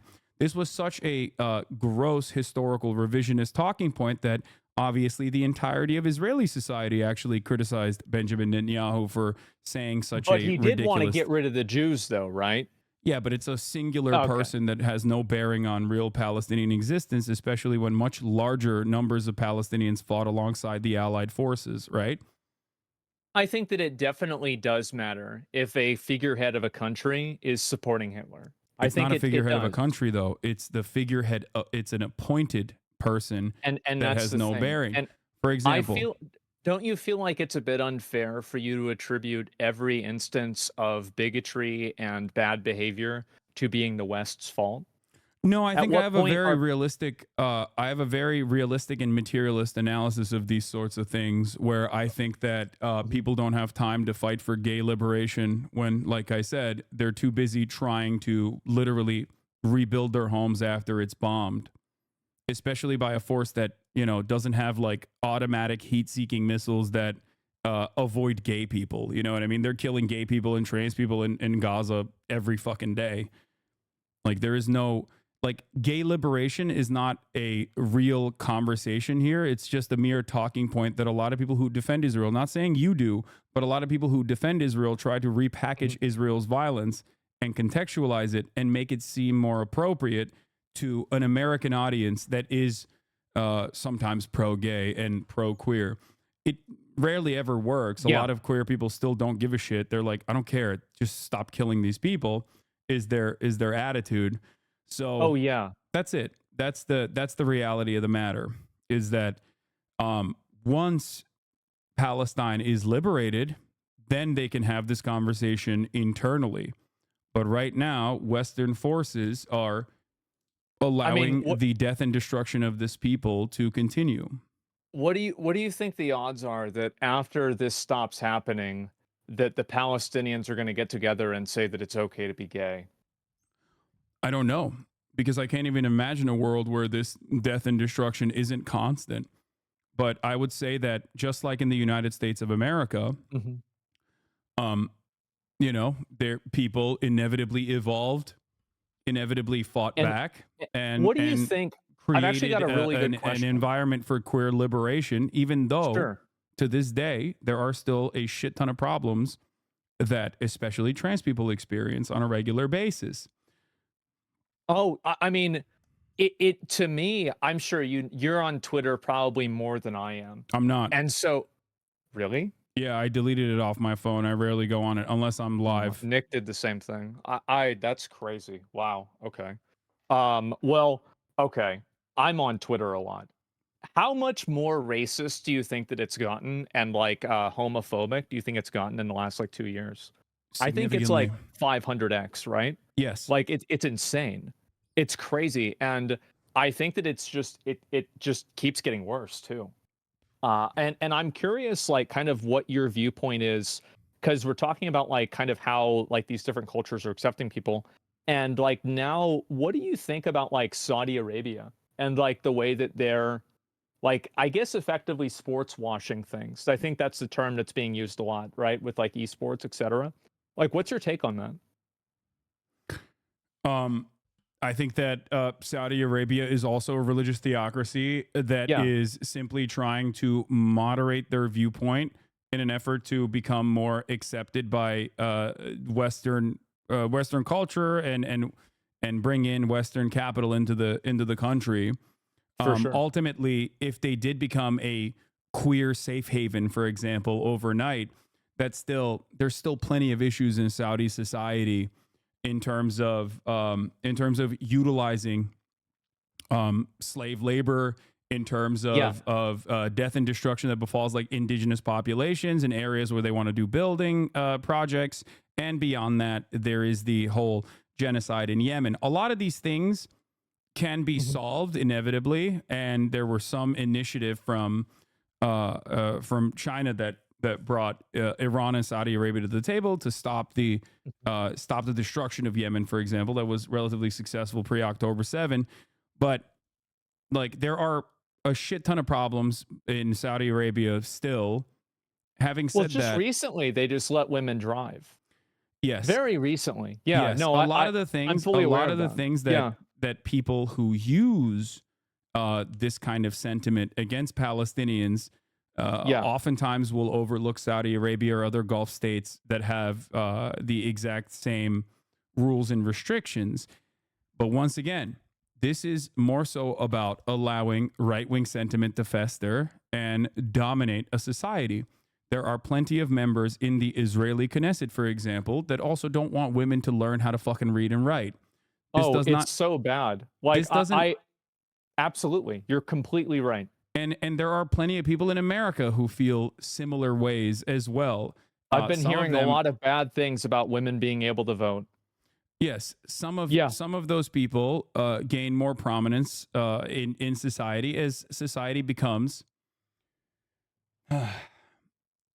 Some of these people end up gaining more prominence in society, and slowly but surely they try to reorient society to their own desires. That's the reason why a lot of people fight back against this sort of thing. Okay? That's the reason why a lot of people fight back. Gay people, queer people, people who are aligned with them fight back against this sort of sentiment in an effort to make sure that it never turns into a society that does this kind of thing to gay people, queer people in general. So does it again? Well, we used to do it for a long time. I mean, gay marriage being legal is very, very recent. Yes. And it's No, already I totally support that. yeah. So my point is, Yeah. we've never given the opportunity to many of these countries in the MENA region to be able to have the freedom to continue developing and have their own civil liberties and have their own fight for civil liberties. And we will never be able to see what it would look like if they were given the opportunity without our intervention. We can only look to the past where that intervention wasn't as severe and point to a time when they were relatively open-minded, especially in comparison to their European counterparts. But the way that we see what they do, okay, is never translated to the way that we operate here in the United States of America. How do I you think figure that dynamic. I think that dynamic stems from dehumanization of Arab people in general. That is unfortunately all too commonplace in Western media and in Western society. I think it happens a lot. I mean, like, and obviously, like after 9/11, I mean, I've, have a number of Arab friends and they've told me it was a very, very bad time. So I think that you're absolutely right about that. And it is problematic.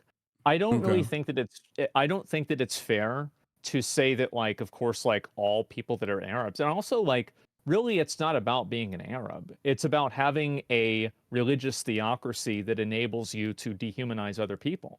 Yeah, Because you want to talk Palestinians about don't have a theocracy, by dehumanization. the way, just so you understand.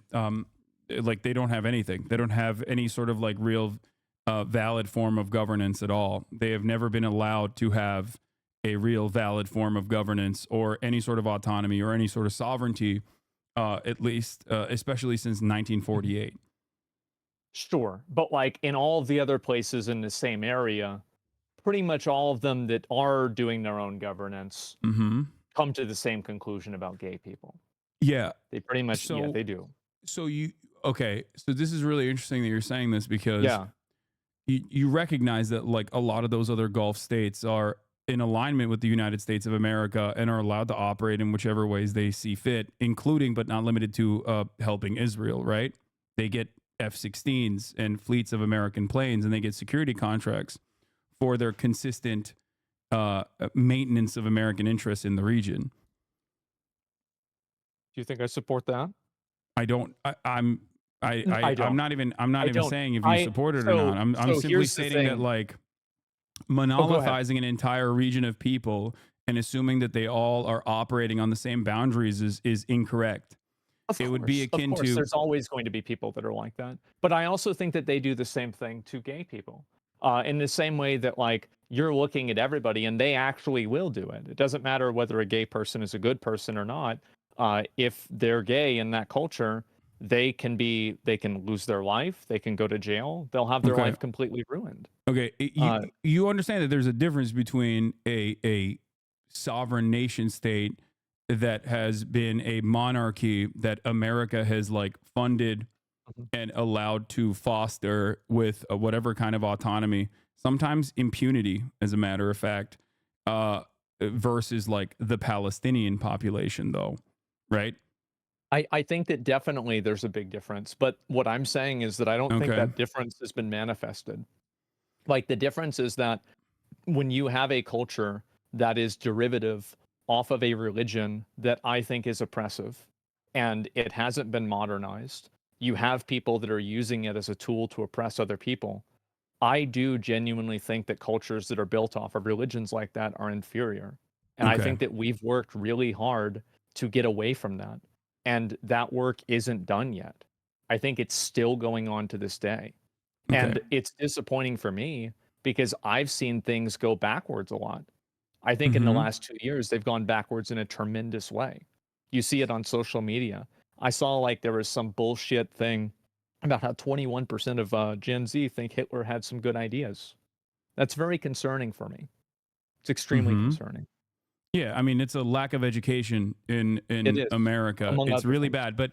But once Yeah. again, like what you are what you're doing is something that I see a lot, which is Okay. a conflation of conservatism and reactionary ideals with members of an entire religion. So in the United States of America, right, you have really, really freakish religious guys, right? You have people who want basically the same governance that the Taliban has over Afghanistan, but in the United States of America. Like there are people like that. I think they've got a lot in common. Yeah, They do. So, I think it's 9 out of 10. But then in the United States of America, I'm sure you know plenty of religious people who are very tolerant, even if not literally pro-gay and pro-trans. Even there are non-denominational Christian churches, for example, we've seen a lot of that. And I would apply. I want to make sure that, like, because I think a lot of times in conversations like this, there becomes like this othering of like Arabs or like Islam. I don't really see that as an othering. I think that there's a lot of overlap between Christianity and Islam, right? Okay. Especially in terms of like, laws, etc., and things to believe. And I think that I would view a Christian, like one of these like super, like religious zealot Christian people, I would view them trying to push that on other people as the same type of basically inferior culture. I think that it is inferior. That's why we fought for years and years and years to get rid of it. Okay, so yeah, obviously chattel slavery was justified by Christianity, and chattel slavery was abolished with liberation theology, which is also Christianity. So Christianity, religion, played a formative role in both sides of chattel slavery, both in the justification and maintenance of it, but also played a formative role in the abolition of it, right? That's true, but I want to make sure that we're drawing a distinction real quick between following a religion and then having a government that is a religious theocracy that bases its laws off of that religion. I think that most people that are of any religion just want to be able to get along. Okay. I think that's very much true. So, but the problem is that if you have a government that is based off of that religion, I can't think of a single government that's based off of a religion that isn't bad. Well, I mean, Americans are the American Republican Party is desperately trying to bring that back as best as they can, but they're trying to make them. They've made it legal to teach that it's mandatory now to teach the Bible in Oklahoma. Yes. So you saw that, yeah, yeah, I did. So you understand that those are people, some of which are genuine like religious zealots, and others who are simply utilizing religion as a galvanizing factor to be like, see, I'm a religious person, right? Like, I think people that have different aspirations. Like people have different motivations for why they advocate for certain things. Okay, so that very same principle, that's very common. That people use religion as a tool to, like kind of enable that type of behavior. Great. So herein lies a problem. Mm-hmm. That very same principle exists in the Muslim world, which is endlessly diverse, and there are, it's the fastest growing religion. It is. I think it might have actually overtaken Christianity in terms of numbers. And, I think it's 1.6 billion now. That's the number I last heard. And religious governance differs from country to country. I'm Turkish. I come from a country that is nowhere near as fundamentalist. It's supposed to be secular. Mm-hmm. Obviously, Recep Tayyip Erdogan is very similar to Donald Trump in terms of how he utilized Islam to make himself, to give himself a more prominent role in Turkish society, was able to both bastardize religion and also simultaneously use it for social repression, social oppression, and cultural repression in general.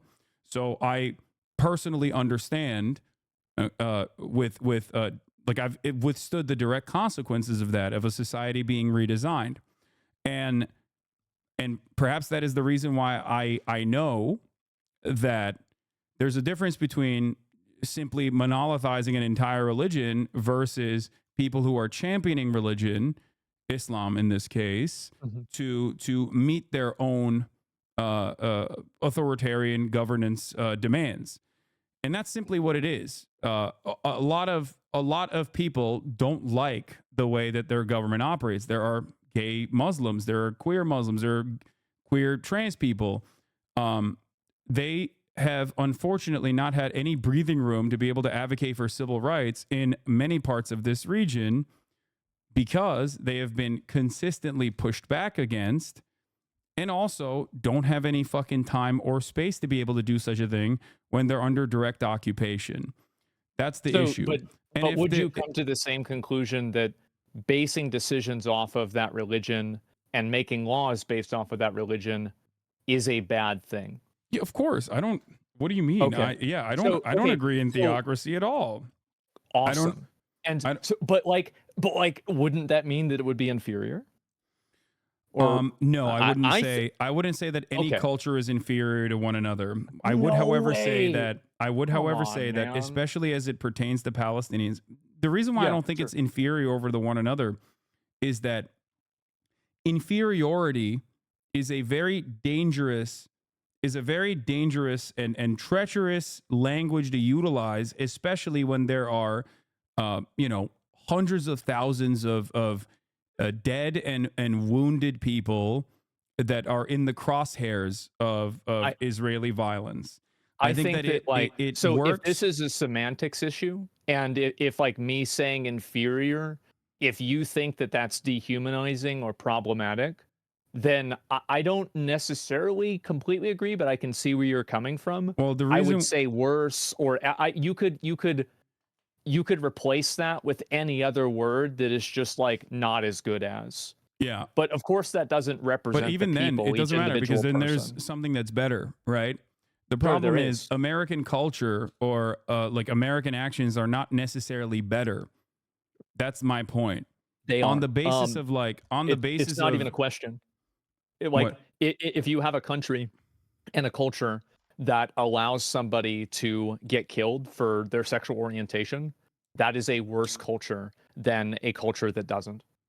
I think there's literally no other way to look at it. There's something. So here's the thing. There's something that we do in the United States of America, or in the Western world especially, that creates this veneer, this aesthetic that we are somehow morally more progressive and more superior than other countries.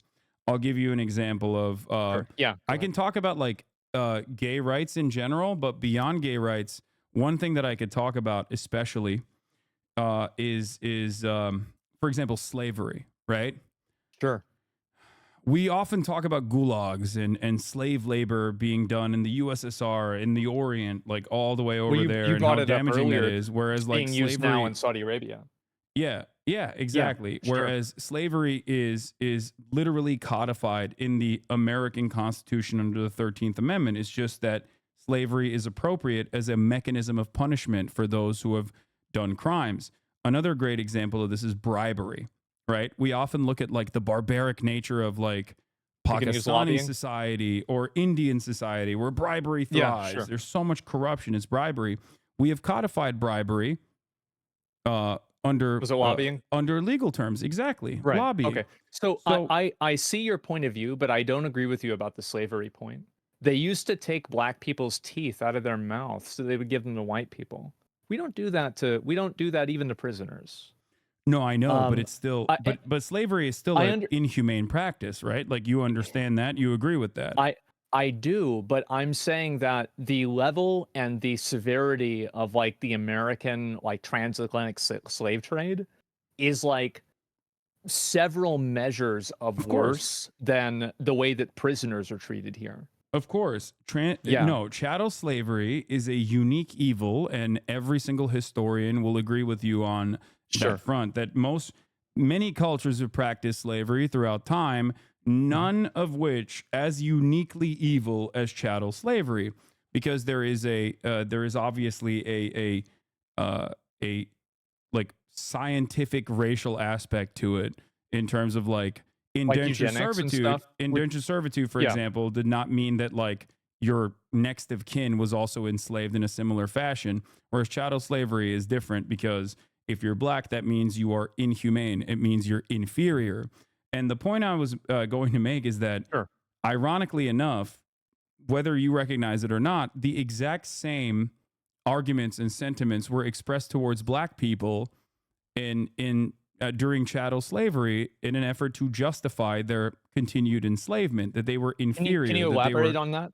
I'm not sure what you mean by that. Black people were perceived in an effort to continue in American culture, in American society, in the Western world, in an effort to continue the dominance of black people, in an effort to continue their subjugation, the Americans, or at least like people in positions of power, were like, we need a way to make this appropriate, to make this justifiable, to make this permissible. Oh, Because, I mean, like, because otherwise, if people start recognizing that these are human beings and not simply fucking capital, not simply, animals or something even worse than animal, then they're going to start feeling bad, and people are going to fuck up the bag. It isn't new, right? It's not new. It wasn't the succession of kings back in the day. It was the divine succession of kings. No, yes, yes and no, yes and no. So the reason why I'm saying this, because we both recognize the uniqueness of chattel slavery. You're saying that there is a religious justification that was created so it could be justified that you could do this. I'm not even talking about the religious justification. No, I'm talking about scientific, like a moral one? Scientific justification. Like eugenics. Yes, eugenics. Which is now seen as a false science, as pseudoscience that was specifically created and designed in an effort to look at this racialized form of violence and justify it. And in that process at the time, or rather the reason why they went to that justification was because, if they were to do this on religious boundaries or on ethnic boundaries, as they had done previously in previous societies, whether it be like the Romans or the Greeks or any other form of like indentured servitude that was practiced in other cultures and other civilizations, you could not engage in the continued dominance of black people that way, because what if they become Christian, right? Or when you bring black people here, they learn the culture, they can they can integrate into society inevitably. So in order to create this like continued dominance, they sought out the scientific, in air quotes, the pseudoscientific understanding of black inferiority, African inferiority. Their culture is barbaric. I think, are you trying to draw a parallel between like the eugenics argument for like subjugating black people and my argument for saying that like the like a religious theocracy is inferior? Is that kind of like where you're going? Where I'm going is that in order for Western cultures, in order for Western nations to continue their dominance over other nation states, there is a direct through line of creating an air of inferiority while simultaneously destabilizing these places in an effort to maintain their underdeveloped status, which oftentimes will result in people behaving in more violent manners. If you fuck with people, they're not going to like it. Yes. I agree with you. I think that's very true. Absolutely. I don't really think that there's really much of a disagreement there. I think that like absolutely that's what's happened. But if I'm looking at it from like my point of view, I do think that like the culture that we have is a better culture. I don't think that you can compare it to eugenics. I don't think you can say like, for example, like with eugenics where they're like comparing like shapes of somebody's skull or something like that versus like whether somebody is allowed to be gay or not without being prosecuted or killed. I don't really think that these two things are equivalent. I think that one of them is absolutely a lot worse. No, it's much more. I'm simply mentioning the rhetoric that is utilized in this process. Like one of the examples is like the indigenous population, right? Which is like Native Americans. Yes, which is ironic that we're having this conversation today. A lot of the early justifications of settler colonial violence was met with, well, the natives are barbaric. The indigenous population is killing one another. They're practicing bloodletting. They're cannibals and whatnot. Some of which was not true at all, and others that might have been true. Now, well, there's a lot of it that was true. I mean, they did some crazy shit down there. So ultimately, it still does not justify the inhumane and horrific practice of full-scale genocide, which is infinitely more barbaric than anything that you could than anything that you could basically say about the indigenous population, right?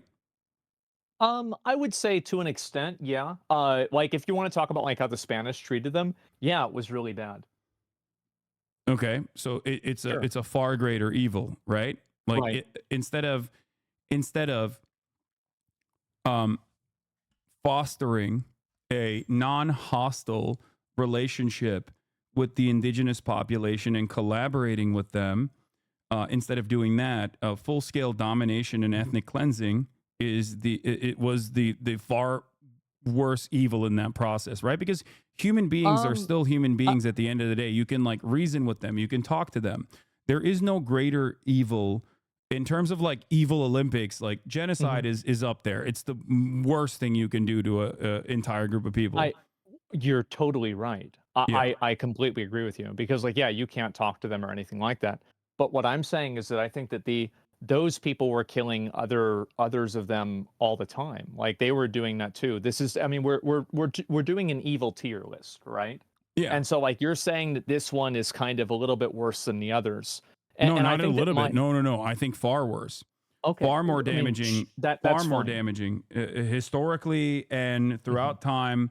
Like, I guess my argument is like, I Yeah. don't care if, like, for example, Jewish people in the Holocaust, like, if they were homophobic, for example, like, I don't think that would justify the Holocaust. No.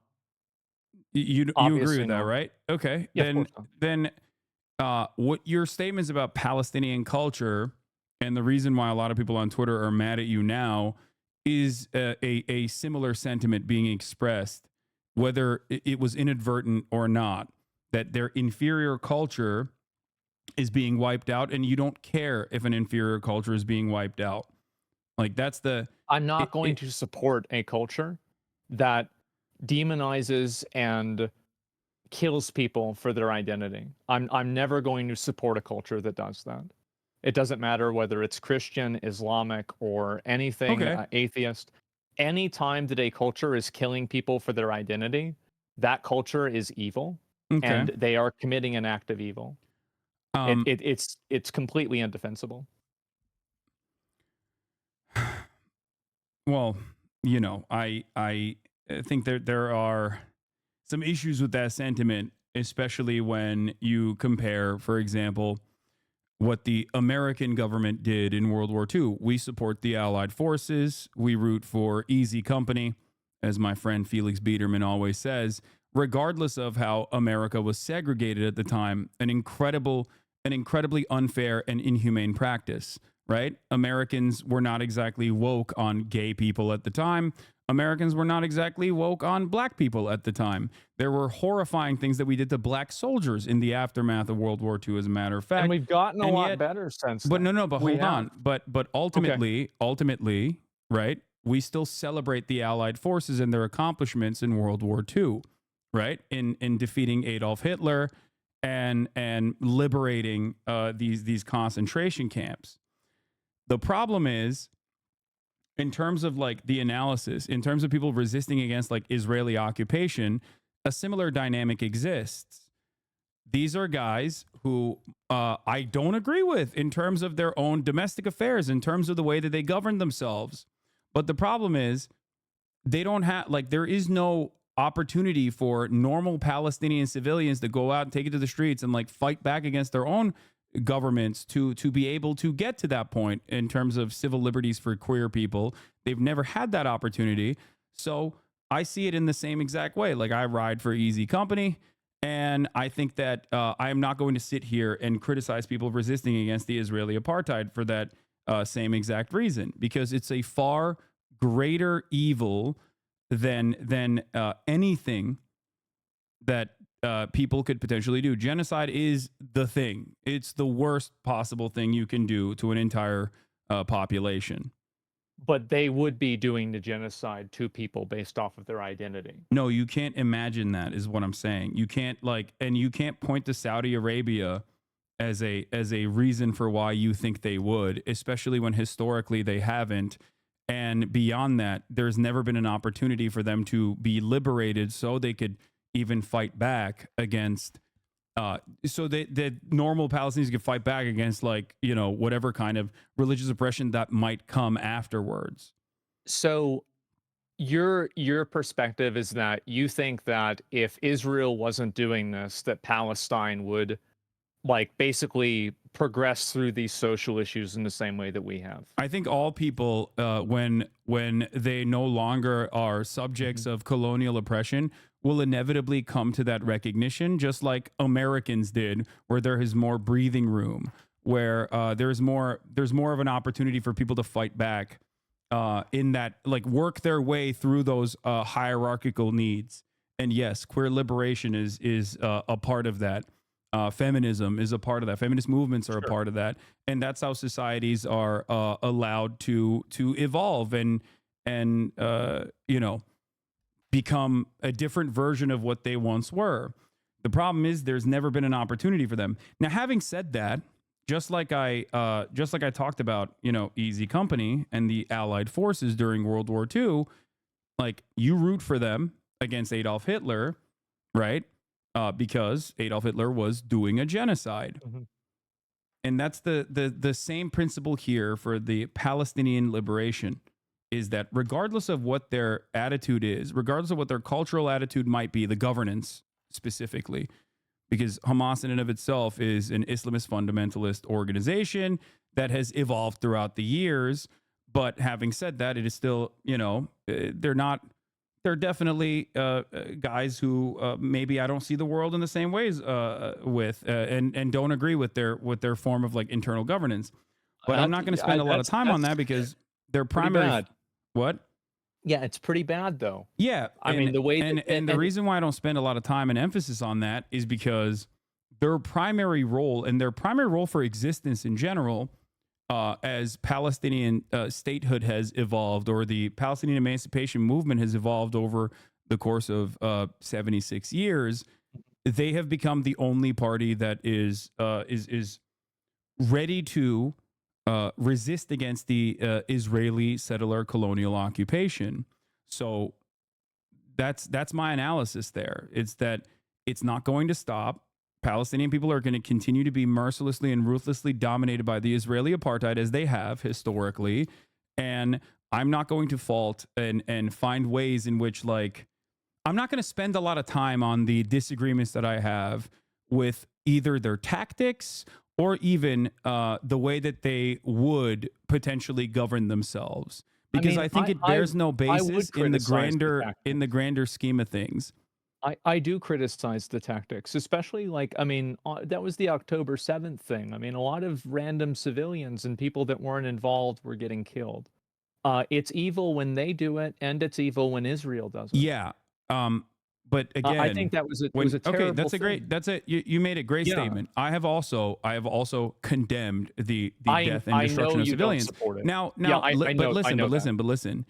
Going back to the Nat Turner Rebellion, or the Haitian Revolution, or the Algerian Revolution, or the struggle against the apartheid in South Africa, history is riddled with violent actions that move the needle in terms of liberation.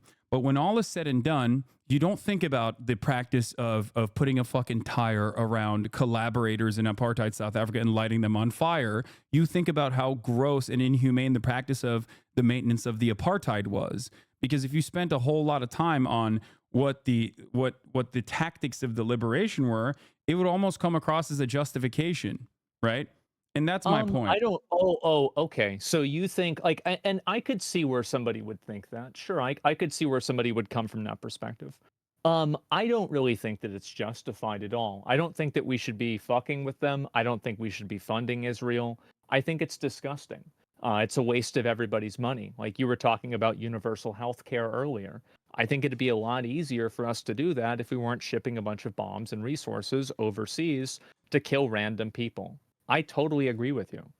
But I very much think that it's wishful thinking that the moment that Israel stops attacking Palestine, or Palestine has some degree of independence, queer liberation is going to begin. I think that will only happen in the situation where a religious theocracy no longer exists in any capacity. Well, for again, religious theocracy has never existed in Palestine regardless. They've never had a form of governance, let alone a religious theocracy, especially because do you think they're not making decisions based off of religion over there? yeah, there is no religious theocracy at all. They're not like following the rule of Islam or anything like that, or whatever your understanding of a religious theocracy is. No, there are religious fundamentalists within the governance structure, but once again, it bears no. It's not a part of the decision-making structure. So where do you think they it got is not the a significant aspect of their. It's not a significant aspect of their day-to-day existence because where do you they're think being. they got the idea to kill gay people then, or to put them in jail? Where did that idea come from? If it wasn't from religion. What do you mean? Well, I mean, yeah, like where would it have come from? It is ultimately irrelevant in the grand scheme of things because they are still under a permanent occupation. That's my point. But it did come from. My point is that it came from a religion. Okay, religious theocracy is a religious. Okay, it's conservatism that you're criticizing, not specifically religious theocracy would be the final stage of conservatism in general. But what you're not recognizing in this process is that Palestinian civil governance, in terms of like, their mistreatment of gay people or anything like that, is totally and utterly irrelevant, especially when the only thing that we are doing in terms of our intervention there is to literally galvanize people with some more fundamentalist, some more reactionary perspectives by killing every single person. True. So if your goal is to allow, if your goal is to I guess abolish homophobia, destroy queerphobia in general, you can't keep bombing these places. You need to allow these societies to redevelop, and then civil liberation will come. Just like in the United States of America, some form of that has existed, some form of that occurred because a lot of gay people and their allies fought long and hard, and inevitably in 2013 we allowed gay marriage to happen legally. Right? Even though there's always going to be a constant push and pull, there are still plenty of people who are trying to take that back as well. But my solution for that is never to bomb and kill and massacre people who have these opinions. I don't think that that's the right option either, but I'm not going to support a culture of people where that is the default.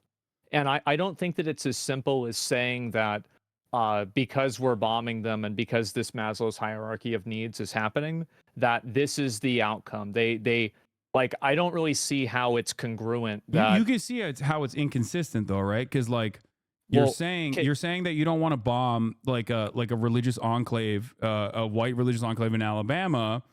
I don't want to bomb support Israel. them. But if they were being bombed, I don't think you would sit idly by. You say this is fucking completely inappropriate. You wouldn't be like, well, they're inferior in terms of their culture, so they kind of, you can make up your mind on whether they deserve it or not. But I don't remember the exact quote you said, but like I'm pretty sure it was something along the lines of like, they're gonna get wiped out, and because they're inferior, that's fine. So if you view your fellow American citizens as human beings, the Palestinians are no different in that regard. I think it's definitely different if you're talking about people that are from your country or not. Absolutely, it's different. Wait, why? Well, because they're part of your country, they're part of your culture. You're accountable to them in a completely different way. Like, of course, I'm going to feel more accountability and I'm going to care more about somebody who lives in my country than somebody that's across the world. Of course, I would think that. It's not even a question. No, they're not. Wait. But the underlying fundamentals here is that they're human beings with dreams. Sure. And different opinions, or maybe even the same opinions, and same exhibiting the same stages of life that you're exhibiting, and therefore all life must be cherished, and their lives should be no different in your analysis. If we're looking at like right and wrong, their lives are no different, even if they disagree fundamentally with you culturally. They don't deserve to be bombed. No. I don't want to have them bombed. Like, that's why I don't want to support Israel. I don't want to have anything to do with it. I don't want to support this. I Okay, don't but want to have Israel is anything to still do with it. I bombing don't. them, and Sure. when you say one culture is inferior in the process of them being wiped out, saying that you're okay with them being wiped out and not being and not saying that you support them makes it feel like you're fine with the way that things are unfolding. I don't want to involve. I don't want to involve and entangle the country in another issue like that. I don't want to be involved with it one way or another. And no, I don't think that if they stopped getting bombed, they would just start being accepting of these other people with these Well, different identities. you don't know because we've never Well, we've never we do experienced know that. because there's other countries that are part of that same region Wait. that have the same laws, like Saudi Arabia or But they're Qatar. not the same people. You do understand that, right? Like even culturally speaking. They're coming from the same culture and they're coming from the same religion. No, that Asmongold. Do you really think I don't know think how to that they're not describe this to you. Well, one, because Okay, you're talking to okay. someone who is from that culture and from that region, who is like of a Muslim background, comes from a 98% Muslim country. So, and you know what my fucking opinion is in general. You know what my worldview is. So I think you understand I that don't see there's that a doesn't genuine that's what doesn't diversity of thought there. Yes, Monolithizing an entire region of and you people are is literally allowed that just you're allowed that diversity of thought because you're not there. no, that's not true. There are plenty of Turkish people who fight back against the Turkish government currently, and Turkey was significantly more secular, many, many years ago before the Erdogan regime came through and utilized religion as a bastardized version of religion as a way to invoke social repression. Turkey is still far more modernized and far more tolerant than some of these counterparts that you're talking about. But ultimately, there is no like singular attitude that every single person from this region has. Just like there is no singular attitude in the United States of America. That's why I gave you the example of like Christian fundamentalists living in a white enclave in Alabama versus fundamentalists that exist in the region. They are not like there is no unified monolithic understanding within the Muslim world. That is not the case at all. And there have been plenty of initiatives to fight against social repression in these countries. It's just that it is virtually impossible to successfully implement these sorts of strategies when you're too busy worrying about like if America is going to bomb you or not. That's the point. Or if America Do you think props up. Dubai is worried about America bombing them? Who? Dubai? Yeah. No, that Dubai is the other side of Dubai is the other side of the equation. That's the point. It's either you're worried about America bombing you, so you can't even engage in any sort of like initiative to fight back against your own government, or the American government is offering you so much security in terms of like the military that a violent repression is all but inevitable if you try to push back. The point, however, is that do you think that there are no homosexual people living in Dubai? Of course there are. It's more so that they are repressed and are unable to fight back because America has propped up these monarchs and giving them a shit ton of weapons to be able to continue dominating their own citizens. I think that you blame too much of all of this on America. I think that America does play a role in Forget this. America. It doesn't matter. America is a catch-all term here. Like Sure. It's whoever is like offering religious fundamentalists an opportunity to continue dominating their own population. If it wasn't America, it'd be a different country if they were doing the same thing. That it just happens to be that it is America right now because it is the global hegemonic superpower. Sure. Yeah. No, I see what you're saying. I think that the big problem is that if you have a religion and you are basing your culture off of that religion, and that religion is used to oppress people, that type of culture is inferior. And whether that changes in the future, whether anything happens in the past, is irrelevant. At this current point, the way that they handle things is awful. It is there is no, absolutely but awful. also again, we have to both recognize that like Palestinians are not handling anything but just a genocide right now. So there You're is no, completely right. okay. So when you recognize that, and you talk about the barbaric nature or the immoral nature of like Palestinian existence without analyzing it within the framework of 76 I never years said that it was. I never said that it was barbaric or their existence. I said that their behavior and the way that they treat people is bad. It's Yeah. extremely bad, and it's inferior to ours. It's not a It's real not thing at bad? all.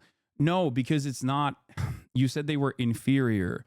I When did. it is completely outside of the scope of Palestinians when they do not have any sort of sovereignty. I think you did use the term barbaric, if I'm not mistaken.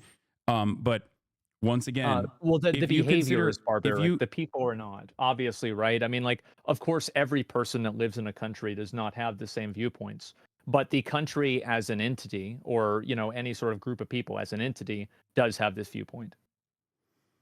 Okay. And the U.S. used to have this viewpoint too. Yeah. And in that time frame, if the United States was being mercilessly and ruthlessly bombed by, I guess, an alien force that is, because like the power dynamic, the disproportionality of the power that like a nuclear armed militant state in the region that is backed by the hegemonic superpower America is incomprehensible from the perspective of Americans. So I have to use like an alien force with Sure, superior yeah. technology in this situation.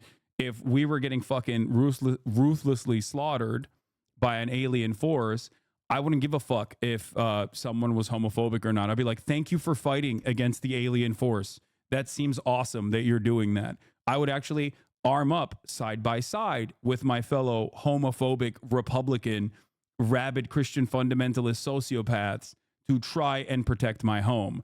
And that's the point. I think that that's probably true to an extent, but there's not really an alien invasion. I mean, that's not even what's No, happening. I know. The only Like, reason you're why I'm talking- using that as a hypothetical is because there is no world power that Yeah. represents that disproportionality that America and Israel present over an occupied territory of Palestinians that literally cannot even engage in regular foreign trade, and Israel dominates their life to such a degree that like they literally used to deny cookies from entering the Gaza Strip or pasta from entering the Gaza Strip, a practice that the Israeli Kojat authorities considered putting the Palestinians on a diet.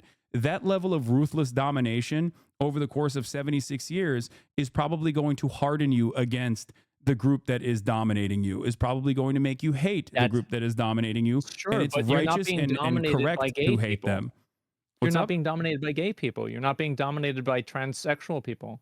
What? Like, I totally agree that, yes, of course, like, it No, makes gay sense people that and trans people, Palestinians- gay people and trans people are not a part of what I'm saying.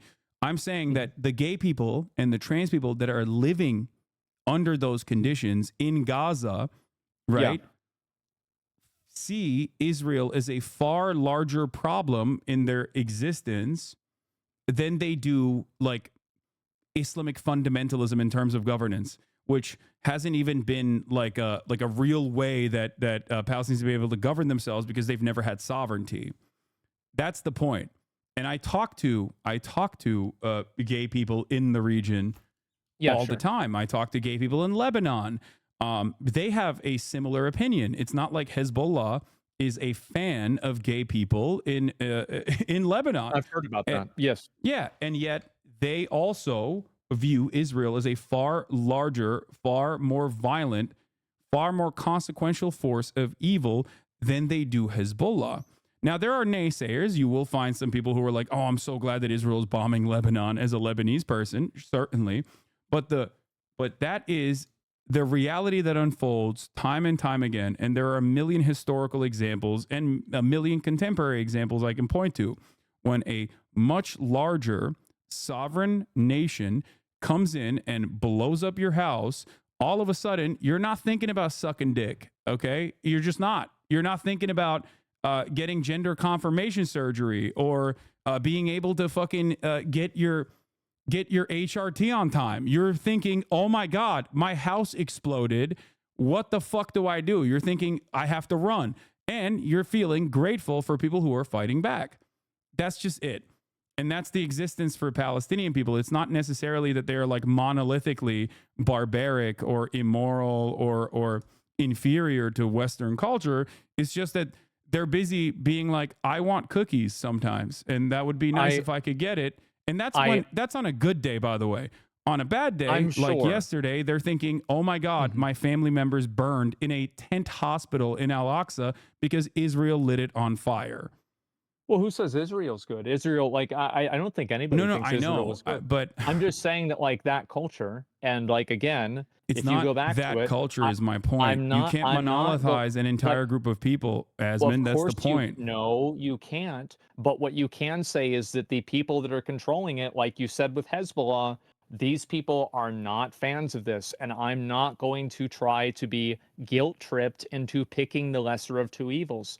And I don't think that after this conflict is over, if it ever ends, I don't think that they're going to magically get together and just let gay people do what they want. I don't think that's what's going to happen. You're imagining a world without any sort of evidence by pointing to other countries in the region that are literally directly at odds with these two groups of individuals that are directly funding and facilitating and allowing Israel to continue doing this kind of thing. By pointing to them and saying, well, this is just the nature of this people. And that is not the case. And that is my point. Oh, it's not the nature of the people. It's a culture. It's an ideology. It would be like saying, sorry, America is an inferior culture circa 2013, or America is still an inferior culture when Trump inevitably wins in 2024 and implement some of the things that they wanted to implement in terms of, like, the Supreme Court has openly stated that they want to fucking even revoke the Obergefell decision. Like, when that happens, I don't think you will say America is an inferior culture. I think you will say that there are a lot of religious fundamentalists that have overtaken this government and is now moving America in the wrong direction. And if you can understand that for your fellow citizens... I would say that. I would say that it would become inferior. Absolutely. Okay. And I think that if you compare our culture that we have now to 20 years ago, we are superior than we were 20 years ago. And I think that if you look at 40 years ago, it's even more the case. And I think it continues to become more. So you understand that. That's great. Okay. So my point, however, is that now add on to that equation a military force that is so much more powerful that, like, there is no global current existing counter. Like, I can't say this about China. Like, the difference in military might between China and America is that America is still far greater in terms of military superpower than China is. There is no comparison between the disproportionality of the violence that Palestinian people face from Israel and America that like suits the bill of, like, Americans potentially being dominated and destroyed. If Donald Trump was, which is the reason why I use the hypothetical example of an alien force with, like, mega nukes or something that can just, like, wipe out entire cities overnight, just to help you understand the proportionality of this violence that Palestinians are subjected to. If Donald Trump tomorrow came into power and moved America in that direction, and then aliens invaded America, I think yourself and myself, alongside everyone else, would try our very best to fight back against the aliens rather than turn around and be like, well, hold up now. You know, we gotta really figure out gay marriage again. We gotta bring back gay marriage right now. We can't do that. And that's precisely what has happened to the Palestinian population. I don't think that's what's going to happen. And I understand, like, I feel like you are very optimistic about this.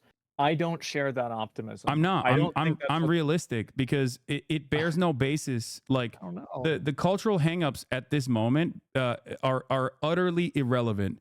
Just like African tribes and their practices of, like, maybe homophobia or whatever the fuck people said at the time, some of which was true and some of which was not, did not justify chattel slavery, or the Nat Turner Rebellion did not justify the reaction to continue the dominance and the practice of chattel slavery. I think that there's nobody. I don't think there's anybody that's like justifying any genocide, right? I'm not justifying. I don't think anybody would justify. I know, but crazy. I think that when you say that they're an inferior culture, and I won't defend them, understandably, people think, oh, okay, so you don't have an issue with the way things are unfolding currently. I mean, I think that people are going to interpret things however they want to in order to make it seem like it's something that fits their worldview that they've already decided on. Fair, I think would you say it's fair that people make that would make that assumption about your statements when there's an ongoing genocide that you consider to be inappropriate and unjustifiable? I think that it's bad. For sure. Of course it's bad. Okay. People are going to look at that. They're going to look at what I say, and they're going to make their decision off of that for whatever reason, right? I have no idea. One thing that I've learned on the internet is that it doesn't matter what you say. Most people have already decided if you're right or wrong before they watch the clip. That's really the truth. So I'm not really that concerned about that. Of course, I don't support killing random fucking people, right? Nobody supports killing random fucking people. But if you're talking about supporting a country and supporting a government or like a group that is in power, I would absolutely not support one that uses that power to oppress people based off of their identity. I think that that's fine, but like I said, there has not been a single moment where the Palestinians have had any breathing room outside of like Israeli occupation where they have engaged in this sort of self-governance that you speak of. So it doesn't necessarily matter in the grand scheme of things where there's an active genocide going on. Here's the thing. I really hope that we can end the genocide. The Palestinians will be able to make their own decisions, and we'll see which one of us is right about this. Okay. I do.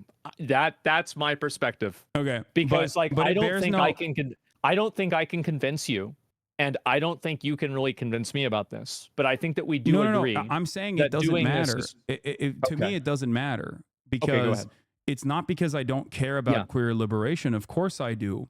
But I understand, as do you, by the way, that genocide is the far greater evil, that it bears no basis in my analysis on whether genocide is right or wrong, as do you also admit. So I'm not going to sit here and be like, well, Palestinians are, barbaric, especially because like they're not. And I understand that Palestinians are people just like Americans are, right? And that some have these kinds of opinions and others don't. And ultimately it doesn't matter. Like the way you just said earlier in this conversation, that of course you're going to have a different way of analyzing your fellow Americans, right? In comparison to the way you analyze and interpret this entire region of people. That is like, whether, I don't know if you recognize this or not, but that is like at the heart of right-wing sentiment or bigoted sentiment, which then opens up the floodgates to a lot of other justifications that befall the Palestinian population. Whether you're doing that inadvertently or not doesn't change that dynamic. Because are we really trying to say that people are going to have the same values? They're going to care about a group of people across the world just as much as the people in their own town? Like, I think that that's just so divorced from reality. I do. I genuinely do believe that. And I personally have that opinion. So yes, I am telling you right now 100%, and it's not because I'm from Turkey or grew up in a Muslim country that I have this opinion. It is an opinion that I have. And that's precisely the way, that's precisely the reason why I say to you right now that there are people that are directly at odds with the way I view the world. There are people who want to kill me, and I still wish the best upon them. I mean this genuinely. I want them to get healthcare. I want them to have educational opportunities, and I want them to have a ladder of upward social mobility, because I truly believe that if they had these material freedoms, that it would be less likely for them to become right-wing charlatans or people who want to fucking kill me in general. Like, that's my point. And that's how that is exactly how I view all world conflicts. That these are people. There's a diversity of opinion amongst any group of people, and there is nothing different about them, regardless of where they were born, regardless of what they believe. That if given the same exact opportunities, if a Palestinian that was born in Gaza was instead born in the United States of America, they would be just like every other American. There is no difference between the way they see the world. There is no value that is like genetically brought upon them. They are all responding to stimuli in the same way that you are. They're responding to their material conditions in the same exact way that you are. The only difference is they were born under a colonial rule, an occupation that is very brutal and very humiliating, that dominates every aspect of their lives, whereas you and I, myself included, were born in the United States of America, and therefore we have a tremendous amount more freedom in terms of in terms of what we believe, what kind of opportunities we want to pursue. Because we don't live in a religious theocracy, because that would be worse. No, it's not. There is no intractable quality of people born under a religious theocracy. Like no one, if you were to talk to regular Saudi citizens or regular citizens from Qatar or regular citizens from Dubai, there are plenty of people who don't like that form of governance, who want something to change, who want to change their governments so that they can live free lives in the same way that Americans, to a certain degree, in comparison to those other countries, can live freely and express themselves sexually, even though there is plenty of setbacks here in modern America as well towards trans people, for example. And the only difference is where they were born. And I don't think that is a sentence of that automatically means that they're immoral people. I do not make my assumptions about an entire region of the planet just by the nature of where they were born. I talk to people as they're human beings. If you took everybody that was in China and you put them in a random place, what do you think the laws would be like? Do you think they'd be like Chinese laws? What do you mean? Like where? Like if everyone in China was born in the United States of America, I think that the American governance would be exactly the same. It's entirely dependent on the material conditions, and it dependent on geology, dependent on your natural resources. Like I don't know how much more they would differ, but if a shit ton of Chinese people immigrated into the United States of America, for example, as they have, yes, they would become Americanized, as is the case with undocumented migrants, for example. There are plenty of studies conducted on this as well. We can talk about that too if you want. I think so that's a good point, but I also think that whenever you've had large contingencies of people from other cultures that come into, like, let's say the UK, they have tried to push for other laws. They have tried to change the laws there. They absolutely have. What do you mean? About like people pushing for new laws? Like in terms of what? Like, in terms of how people can express themselves, in terms of how people can act in public? Yes.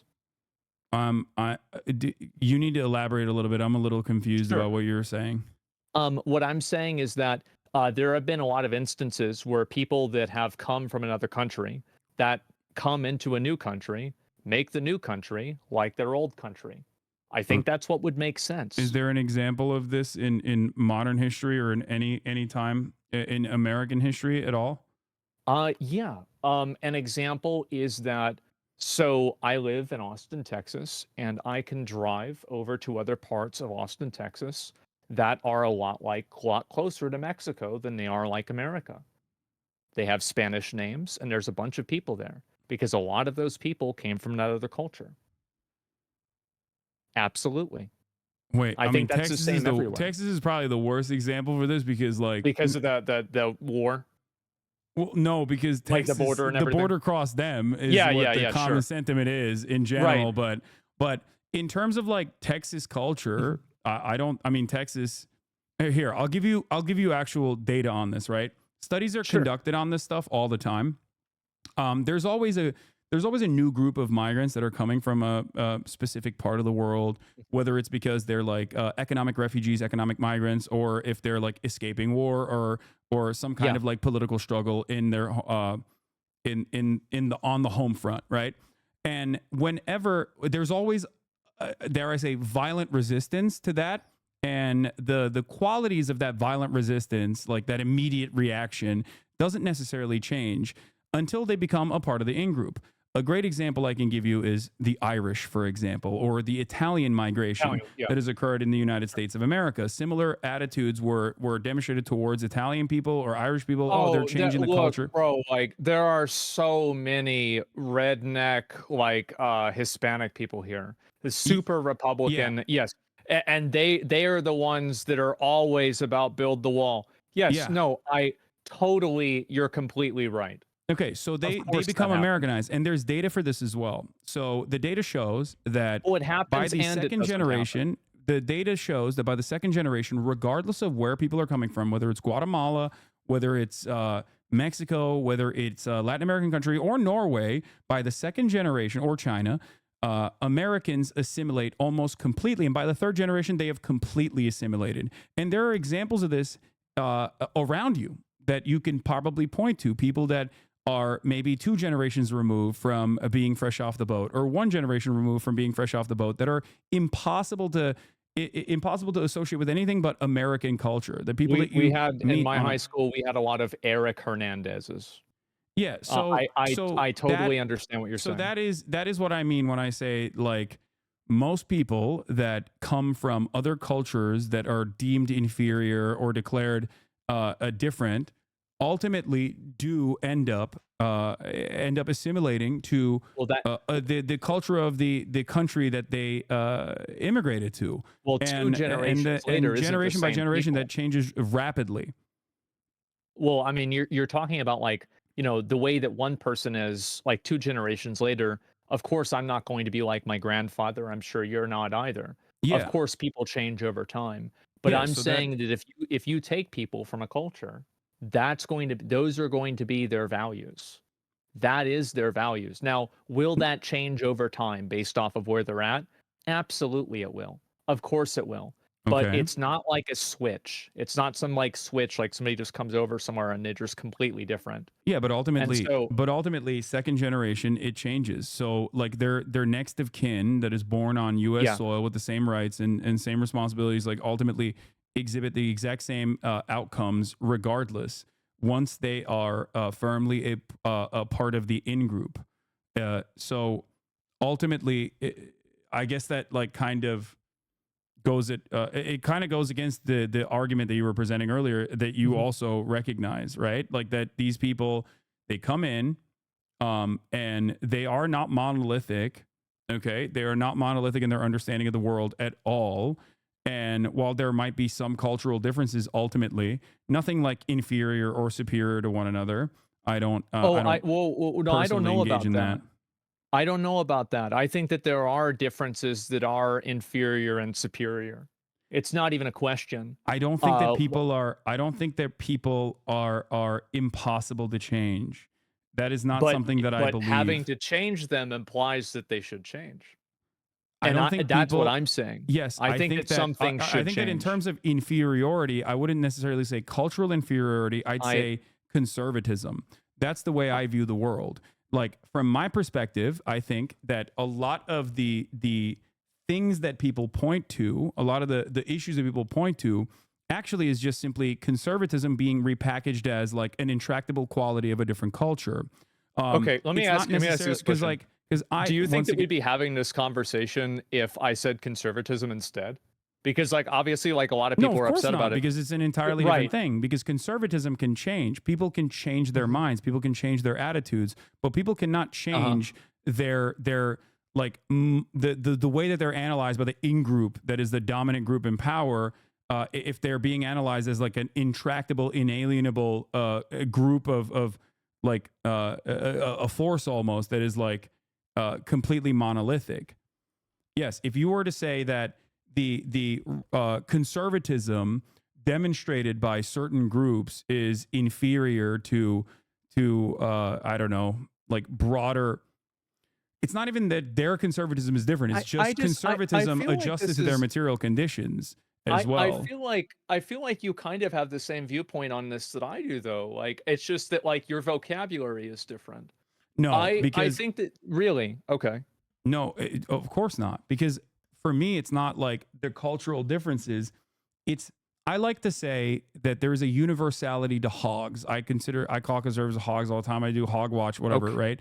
And I've seen it. And the reason why I don't have an issue saying that, even though many people get very upset at me when I say things like that, is because conservatism or liberalism, okay, is just simply a way of understanding the world. Reactionary approaches to understanding the world is simply a way that you look at the regular stimuli that you experience on a daily basis, and your analysis can change. Your analysis can very easily change, and you can be an entirely different person. There's a shit ton of people that are in my community that used to be right-wing on one issue or many other issues that have over time understood and demonstrated empathy and have changed their minds on these issues and no longer consider themselves to be conservative.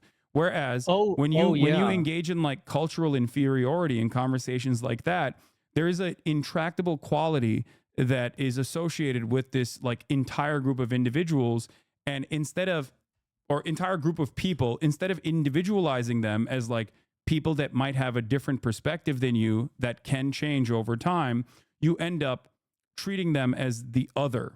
And that is what I try to fight against on a regular basis here as well. Like, there are groupings that are appropriate, like, for example, Nazis, people who believe in, Nazi ideology or fascist ideology. You can group them just as well as you can group like socialists or any other form of ideology. And you can associate certain aspects of their understanding of the world as like, you can ascribe certain aspects of the way that they analyze the world as good or bad. But when you start talking about like inferior cultures, that sets up the opportunity for historically, at least, dehumanization, and also it justifies a lot of the atrocities that those people end up experiencing. But you do agree that those viewpoints, though, are worse, right? What do you mean? Well, like, for example, being against it's against the law to be gay. Like, this is a worse viewpoint. I think it's okay. I think that bigotry of that sort is, of course, abhorrent. I do not agree with that at all. But how would you define that?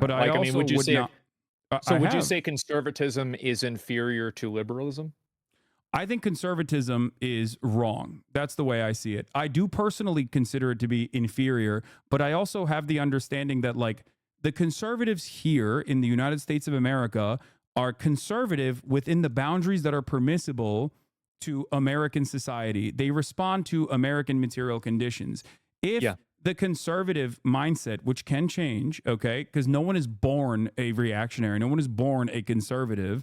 But let's say someone was someone that is conservative here, if they automatically teleported and adjusted to the material conditions of like conservatism in Iran, they would be no different than the mullahs.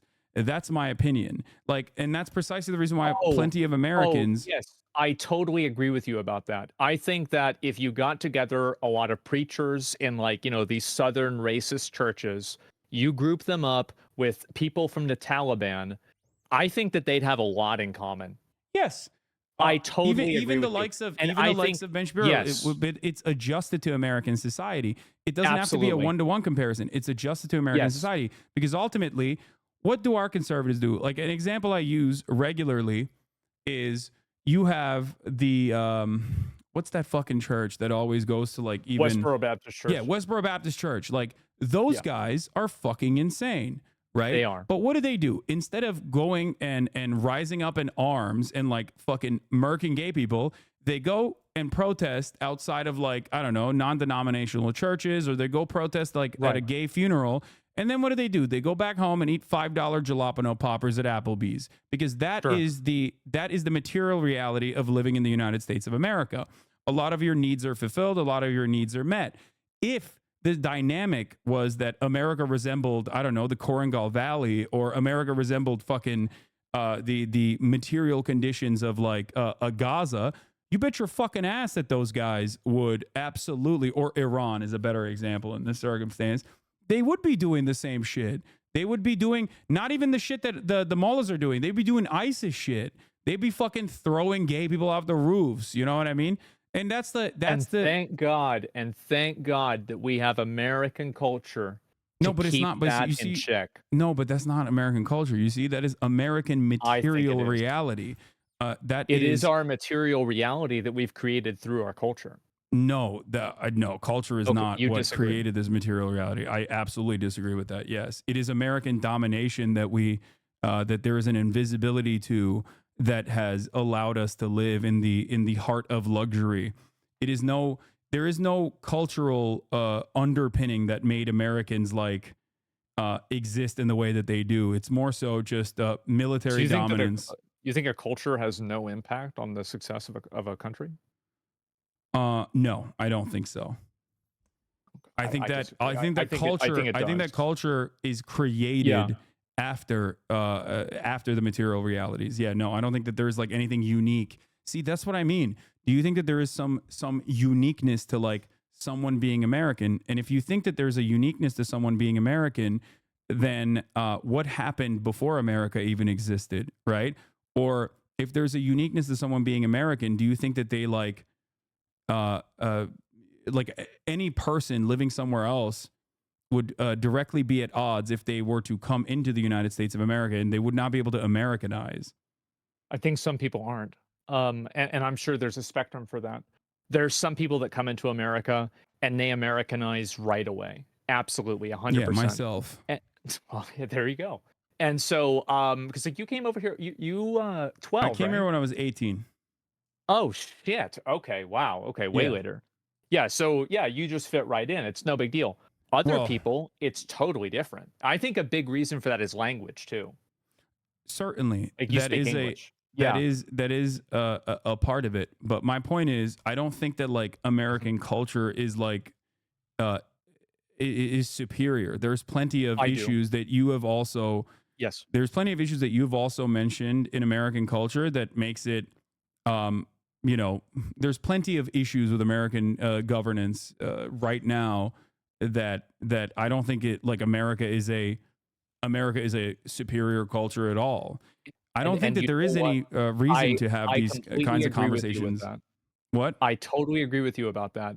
And I think that the evidence that it's a superior and great culture is the fact that we can talk about those things openly without any fear of negative repercussions. Well, I think it is. I do. And think about how many countries do not enjoy the privilege that we have right now.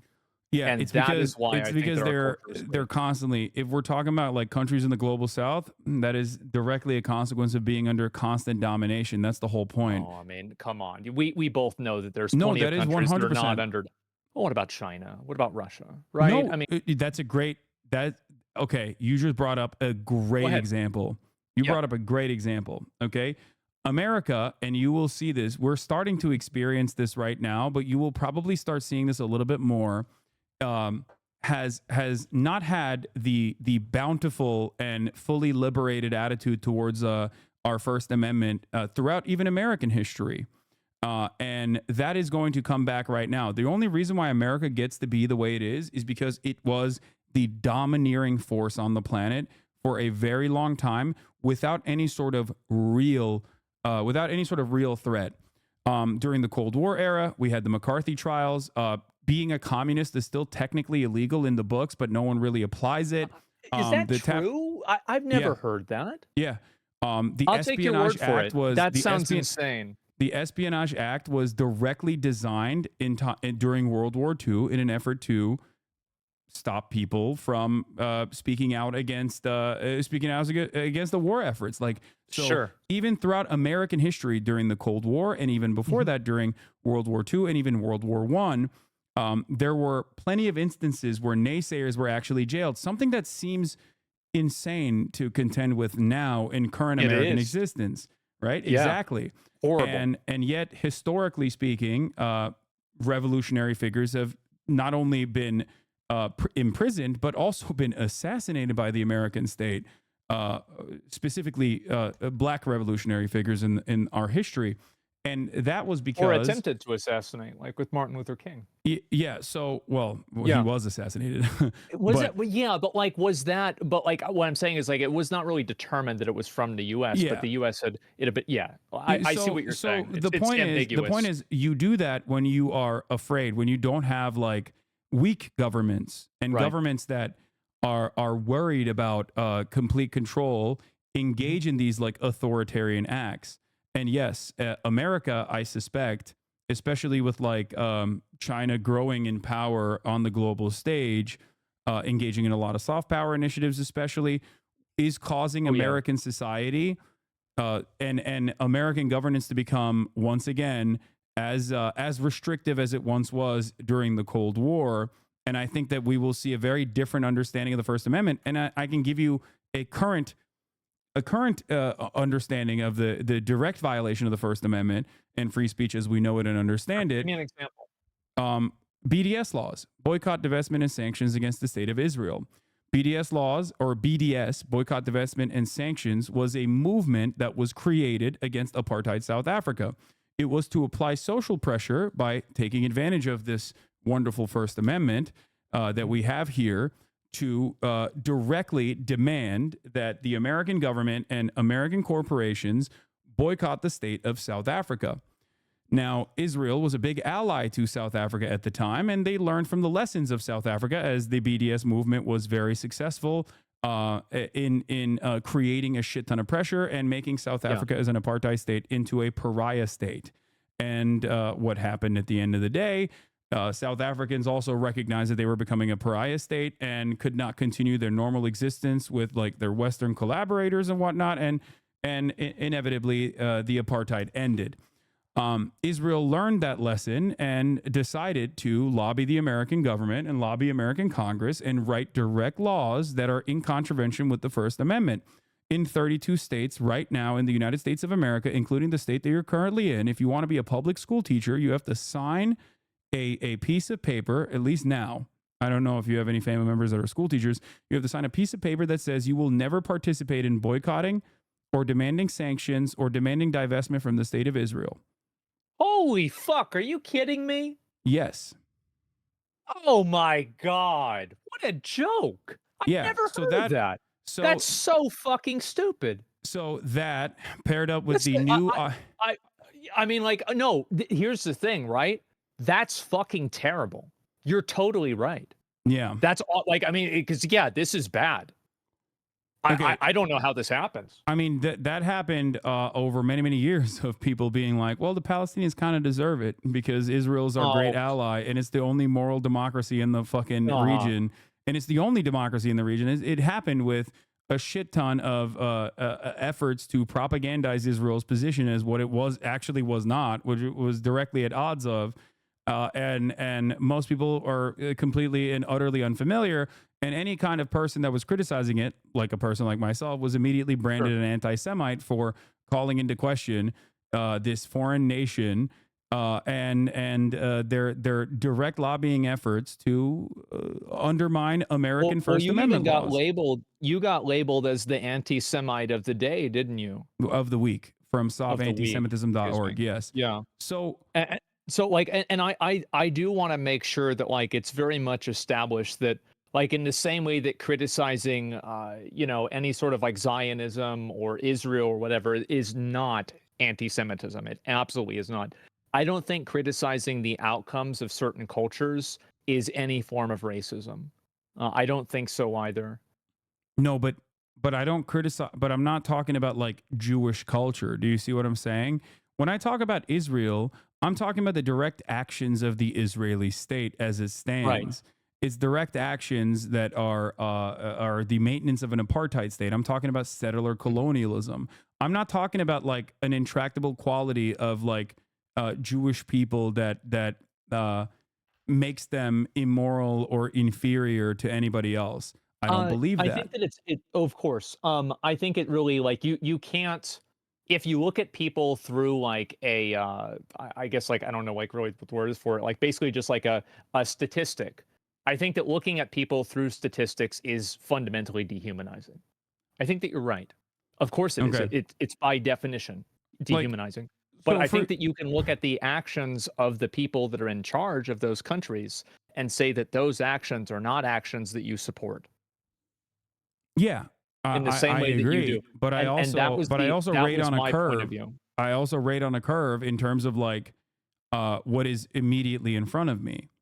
hmm You know, I understand. I don't like the tier list idea. I see your point of view. but it's not I a tier see, list. It's just like there is. well, Well, in terms of not being a tier list, there are certain things that are there are certain things that go beyond, and I think everyone kind of intrinsically understands this. Like there are certain things that go beyond the tier list, right? Like there is no like I don't like I consider the Holocaust and the genocide that the Nazi government engaged yeah, in to be morally repugnant, like one of the worst things that has ever happened it was not good. historically.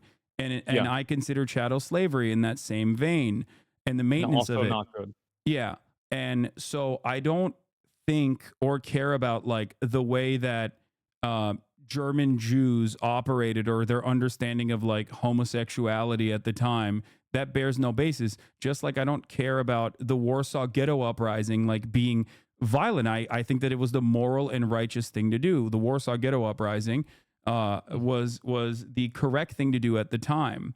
And that's because I look at the far greater evil and the far greater violence in that circumstance, and I consider it to be unproductive to think about like what people did in resisting towards that violence, because as long as it never meets the standard of the dominating force, like ultimately it doesn't matter. I'm not going to hypothesize like what German Jews would have done if they had the same military power that Germany did. Would they have dominated like the Volkish German society in the same way that like Nazi Germany dominated the Jews? No, I don't think so. And I don't.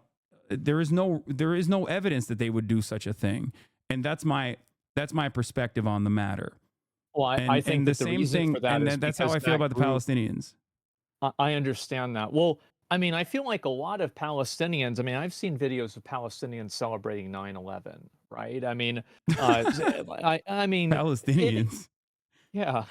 I mean, I'm not sure really whether this is entirely true with all of them. And also, like, But so like I don't you're even, do looking, you fault them for celebrating like they, I mean there were do, Palestinians that were do celebrating I, like Iran attacking Israel, for example. Iran of did a course, retaliation strike against Israel, and they said that they were going to hit two air bases, and they were going to hit the Mossad headquarters directly do inside of Tel I, Aviv. do I fault do I fault somebody, not Palestinians, let's just say anybody, for celebrating the deaths of a lot of people that are innocent? Yes, I think it's bad. Do you It think is that bad. if Jews in concentration camps were celebrating the bombing of Dresden, would you fault them in a similar vein? I would say that it was bad. Yeah, it would. Jews in Obviously, it's bad. concentration camps, if they were to see like bombs falling over Dresden and they were like, wow, this is sick, like we're gonna get liberated, I think like things are changing, I would not fault them. I think that they have I every think that right to do so. so I think that a lot of things you can understand why somebody is doing something, And but for the record, and I also think like Dresden was it like the was bombing of disgusting. Dresden, for example, was considered to not be appropriate in terms of like all the civilian infrastructure and civilian targets that were Of course, destroyed, which is why we applied new rules of war after World War II. But even then, in that very moment, I would never in a million years turn around and be like, man, these Jews like these Jews in Dachau are sure getting a little too excited about the bombing of Dresden. Like I would not say that. I don't think you would either. I don't think that it's really something that like you would focus on a lot, but I think that it's easy to acknowledge killing innocent people isn't a good thing. Of And of course. course it can be understandable and things can have an explanation, but the explanation isn't necessarily a justification, if that makes sense. So like I see your point of view and about how like there's a certain degree of this where it's like understandable. And I agree with you that it is understandable. But I think that understandable bad behavior in a lot of cases is still, in fact, bad behavior. And I don't really think that, like, it's impossible to know what somebody else would do in a circumstance that they're not part of. But what I do know is that when I see a group of people that are celebrating a bunch of innocent people getting killed, then I think that that group of people is doing something that's wrong. And I think that it's universally wrong. And I understand that from their point of view, and I can easily put myself in their shoes, and I can see the reason why they think that.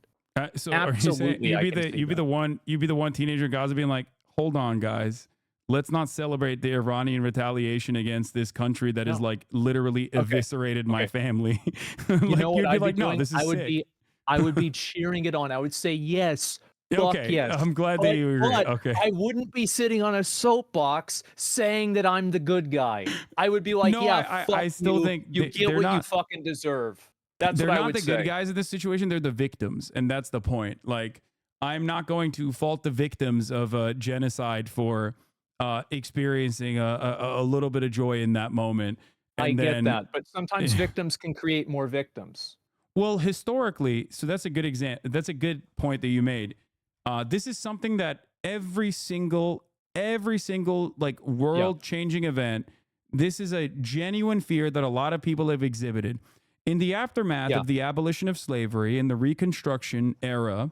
Okay, there was a lot of fear from the whites in the South that newly freed slaves were going to come and like dominate them and enslave them. That of course didn't happen, but they very quickly sought to restore the racial pecking order, and they were able to do so. And the violence actually even in the aftermath of like liberation of a people that were dominated, the violence usually still comes from people that don't want that sort of change. So it's not necessarily that it wasn't that like black people were like dominating white people and like enslaving them or anything or like killing them. It was more so white people that were fearful that they would do such a thing, that or at least use that unjustifiable fear as a way to continue dominating black people. That's how we came up with Jim Crow laws and segregation and the like. And that's where the Klan was invented. We've been very creative with racism. What? Oh, I know. We've been very creative with racism. Yeah. So the 3/5 compromise. But you have to remember. Law. But you have to remember once yeah. again, it was never. But black people did not actually end up dominating white people. Is my point. And not because they weren't given the opportunity. There was no interest or need. The idea that the idea that like colonial victims will do the very same if given the opportunity is false. It has never happened throughout history, and that's my point. That usually is the domineering principle from those who are at least like watching from the sidelines, or those who are directly a part of the dominating group, like the colonial entity. But that's usually not how it goes. That's never how it goes. Right? So if Palestine had the ability to, do you think Israel would exist? That's a great question. One that people ask me all the time. If Palestine, if historic Palestine existed, right, in the same way as like a nuclear militant force, Israel as an apartheid regime would not exist. Israel would have never been able to dominate and occupy Palestinian villages and wipe out Palestinians, and that there is no the dynamic would be so different that where would they the go? dynamic would be so different that like the notion that Palestinians would wipe out Israel is silly. Like it's not. There would be no need for the Palestinians to wipe out Israeli citizens, because that need is born out of being removed from their homes, their ancestral homelands, and being destroyed. If, for example, in the 1920s, when the settler colonial initiative started after the Balfour Declaration, if this was not done as a dominating force in British Empire at the time, was not purposely and willingly shipping Jewish people into the region and giving them areas that they had declared that was basically created in the same way that like America was created, giving them areas of land specifically. And instead, if Jewish people were like voluntarily migrating into the region, then it would resemble American society. It would be a diverse society of Jews and Muslims and Christians living side by side. But that is a complete alternative history in this situation, so I don't even know how that would work. Massively. Yeah, it's total alternative. Well, I don't know whether that would happen. I could point to like Ottoman rule in the region, because Jews did live in the region under Ottoman occupation, and they were cohabitating the space without much struggle or fight at all, as a matter of fact. I think that you're right about that. I do. If I think about it myself, and I feel like back then, definitely a better cultural viewpoint on that. I think so. I don't know what would happen if Israel wasn't able to defend itself. Would they continue to exist? Right? It's very hard to say. No, but because it's like we're making predictions. In terms of the resistance, right? In terms of resistance, everyone always says like, "Oh, Palestinians are inherently anti-Semitic." Joe Biden himself said. No, Joe Biden himself said. Palestinians demonstrate an ancient form of anti-Semitism, and that's why they are resisting against Israel. This is not the case. Right. Many of Palestinian resistance leaders throughout history, including ones that are religious fundamentalists, including ones that are secular, including ones that are very including ones that are Christian, including ones that are Marxist, socialist, they've always said that this has nothing to do with Judaism or Jews in general. If Israel was a Christian state, or if Israel was a Muslim state, and they said that they were doing, then they would hate. Then they would hate Israel as a Muslim state. It has nothing to do. It bears no basis. And Palestinian resistance throughout time. You're right about that. And Palestinian resistance throughout time has hardened and has become more violent as Israel has become more violent towards Palestinians, because the standard is always set by the occupying power. And it goes in the opposite direction as well. If Palestinians were allowed to coexist amongst Israelis in a singular nation state, then there would be no conflict. There would be no Hamas, because these groups would be dealt with under civil governance.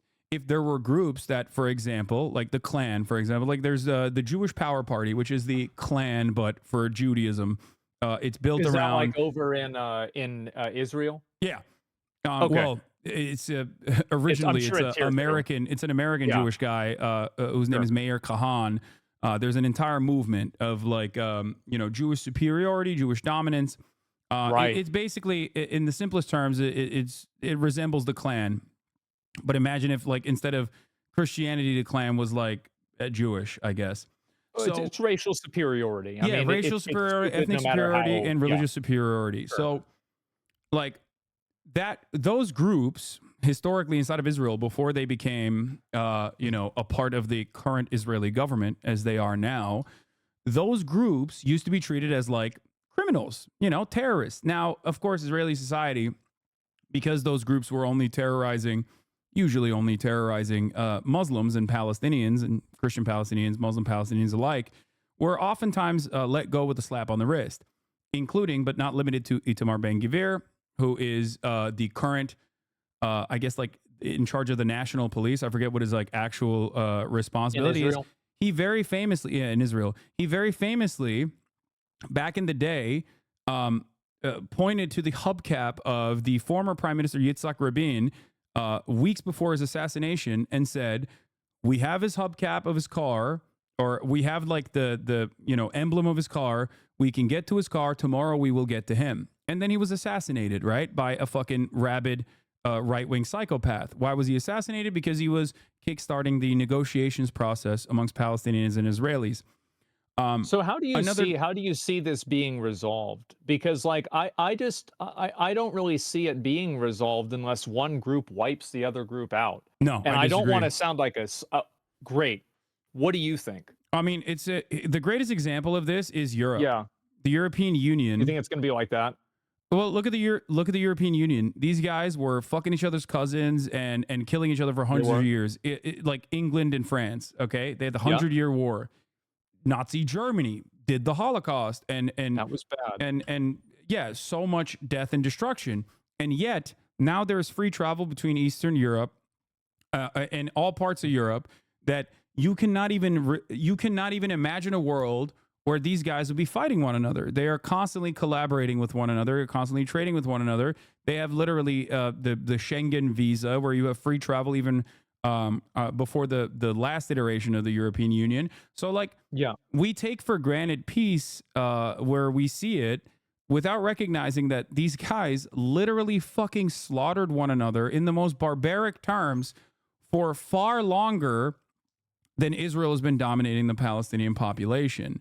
So I personally just can't imagine that. I personally look to history. I personally look to history and recognize that people would much rather collaborate with one another despite their disagreements, instead of constantly being at war with one another. And I think we take there. It's not like it's not something that is far-fetched or imaginary. It's something that we're experiencing right now. That's why I use the European Union example. And the same goes for coexistence amongst Israelis and Palestinians. It's just that the dominating force, Israel, has to be brought to heel. And whether that looks like what happened to Nazi Germany, or whether that looks like what happened with the Algerian freedom movement, the FLN, or whether it looks like what happened with apartheid South Africa, is entirely in the hands of the party that has all of the power, Israel.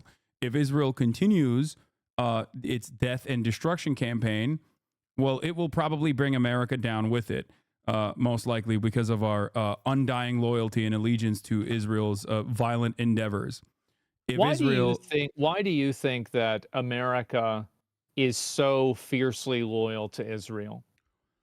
I mean, there's so many. There is the easiest way to describe it is that Israel is a nation state that we basically designed and developed, or at least took over from British colonial rule. And it is an unsinkable aircraft carrier with its own espionage facilities that dishes out our violence that we want to do in the region and test it out at the behest of American imperialism. That gets to be our attack dog. It's an unsinkable aircraft carrier in a resource-rich region that, in a moment's notice, could overtake our more finicky allies, such as Egypt, if there is an issue with, like, the Suez Canal, for example. That's what Israel's goal is. It secures a trade route, and it also secures, by destabilizing the entire region, it also is an American weapon that you can wield against America's enemies in this resource-rich region at a moment's notice. I think that you're right. Yeah, true. I'm curious because obviously I feel like, do you think that either candidate for president is going to do anything to like improve this? Okay, right. Yeah, of course. No, I think that it's bad to worse. Like, with the way that our relationship with Israel is unfolded, Donald Trump did a lot of stuff. And if you ask liberals, they hate Donald Trump. They're so mad at Donald Trump. Donald Trump did a lot of shit in the region, whether it was assassinating Qasem Soleimani, a high-ranking general of the Iranian forces, whether it be ripping apart the Iran denuclearization agreement, which was the one that died like a dog? No, that was, I think it was, Baghdadi? But yes, anyway, Baghdadi. There you go. Yeah. Sure. No, there's a lot of that. Yeah. So what that does is destabilizing the region at the behest of Israel's foreign policy goals. The Iran denuclearization agreement being ripped apart was done at the behest of the Israeli government. Okay, I'm going to continue talking to you about this, but I have to pee really bad. I'm going to run this video. Do too. Okay, I'll be right back. Okay, we're doing a pee break. Yeah, okay. 4 people were killed here, dozens wounded. The flames ravaging a section of tightly packed, flammable, improvised shelters. Among the debris, exploded gas canisters, fueling the nightmare that so many woke into. As you see, the fire was massive. People were on fire. People were on fire, and the civil defense guys couldn't reach them. However much bombing we've seen, this was the most horrific night. Elsewhere, a mother and her 10-year-old son, shrapnel still lodged in his abdomen. مش عارف هيني قاعدة بستنى فرج ربنا. Here I'm sitting and I don't know how I'm going to sleep tonight. From dawn, I've been going from tent to tent, looking for a blanket to cover my children. I couldn't find one. سقعة من سقعة. For years, over multiple wars, Gaza has suffered a mental health crisis among its children. But what do you call a year of this? Crisis hardly seems adequate. And still it goes on.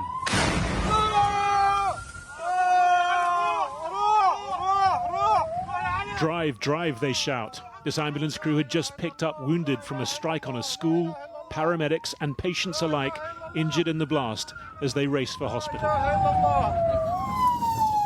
This is Jabalia, subject now to 12 days of near constant assault. Israel says it's targeting Hamas and Palestinian Islamic Jihad, but at a level not seen in months. We cannot do our work properly. It's very dangerous. The strike hit just in front of us. If we'd been going any faster, it would have hit us directly. Inside the hospital, an injured child brought in, one of so many caught up in Israel's latest attacks. As well as today's school strike in Jabalia, there was another on a UN food distribution center here, killing 10 people. Jabalia is in the far north of Gaza, well within the territory bounded by Israel's military. Okay, sorry. Yeah, no, I'm back. No, same. That was the longest piss of my life. Okay. It's been like 3 hours probably or something like that. Yeah. What were we talking about? Fuck. Like, well, basically, like, so I look at it from the perspective that, like, how would you want to see the U.S. like move forward? Because I think that, like, you could, like, we can disagree, like Palestine, like, I don't know what's going to happen if Palestine, this conflict finally ends. My expectation is that I don't think that they're going to, like, become a lot more liberal. Maybe I'm wrong, right? But I hope that I can find out. What do you think would be the way that would happen? How would you like to see the U.S. like approach it? Oh, like, I mean, how we it's treat pretty Israel. simple. Yeah. In terms of, like, right now, the most significant aspect is, like, reining Israel in and stopping its death and destruction campaign that is seemingly endless. And the easiest way to do that is what American presidents have done in the past, which is one phone call. It is that simple. It's kind of crazy that it is that simple, and yet so much death and destruction is still occurring because we are still the not the junior party in this coalition. We are the people that are allowing Israel to operate in the ways that it wants to.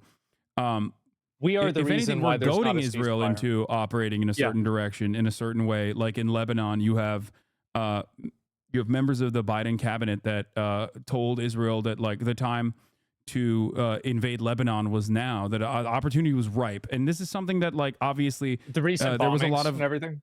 What's up With the recent bombings you're talking about? with Lebanon, the invasion of Lebanon.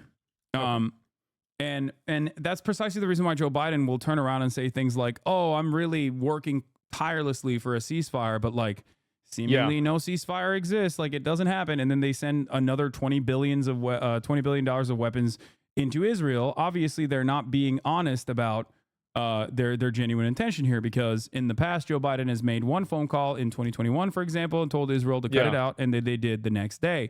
Because without steady flow of weapons into Israel, Israel would not be able to conduct these violent campaigns because they keep running out of ammunition. That's how much they fucking are bombing. That they don't have the runway Running without, out of bombs. Yes. Yeah. They do not have the runway without American intervention. So if America stopped supporting them, we would have a ceasefire within a week. Yeah, if America said, you're done, cut it out in one phone call, or no more weapons are coming your way, yes, Israel would have stopped this months ago. Israel would have stopped this yesterday. Israel will stop it tomorrow. So we're not doing that. And I think that a lot of people think about why that is the case. And I guess, like, the smartest analysis that I've encountered, that I've thought about quite a bit, is that we're gearing up for war with China, like a Cold War with China, which is going to be a far harder one to fight, especially given, like, our current position in the global economy, China's current position in the global economy, and the trade relationships that we have and the rest of the planet has with China that did not exist with the USSR. last time that Cold War happened. And I think America is trying to basically dominate the region as best as they possibly can, and sick Israel on all of the other regional actors, so that they can, I guess, redefine the maps and reshape the maps in the way that they see fit, so Have they like can an move on, imposing power. Yeah, sure. and of so course. that they can move on to the far graver threat that threatens American hegemonic superpower status, which is China. And I that's think the so. reason why they're trying to do like this last ditch, before this last hurrah. It's weird to talk about it on these terms, but I think that's precisely what is going on. It's Israel doing, I'll use a German term here, its own Endsieg before they're done. And they're going to do as much territorial acquisition as they possibly can before they are restrained by the American government, whether that is the Trump administration or the Kamala Harris administration. Who knows? But it will. I think that's what's happening, and they're trying to fucking make sure that they can set up a permanent occupation in at least like the northern Gaza Strip and potentially the entirety of the Gaza Strip, as they will redesign it in the same way that they have in the West Bank. Inevitably, but they're just trying to do that to the best of their ability, and obviously that means ethnic cleansing of the entire population, 2.5 million people that live there, ethnic displacement as well. I think that it's really problematic because I've seen that the behavior of Israel, I think, has really like just multiplied the amount of actual anti-Semitism. Like Adolf has been making a comeback in a big way. It's crazy to see it. Absolutely fucking insane. I see tweets like this every single day. People that are just like openly anti-Semitic or just calling somebody a Jew as like, let's not listen to them at all. Yeah, So but I think it's just underlying it's really just anti-Semitism. The underlying anti-Semitism has always existed in America. The reason why it's now getting more prominence is one, because like Twitter is a right-wing shithole and Elon Musk doesn't give a fuck or likes that. I mean, he follows like literal Nazi accounts that talk about how like, we must protect the like doing the 14 words, 14 like letter. Yeah. Yes. So I think that that's part of the reason. And the other part of the reason is because like Israel, not dissimilar to ISIS, claims that they're doing this for Judaism, and that they claim falsely that they represent the interests of all Jews around the planet. They say that every Jew is of one mind, that they are monolithic in their understanding of Israel. Everyone is a Zionist. Everyone wants Israel to exist, and everyone wants Israel to exist in the violent ways in which it has to exist as a demographic majority Jewish country.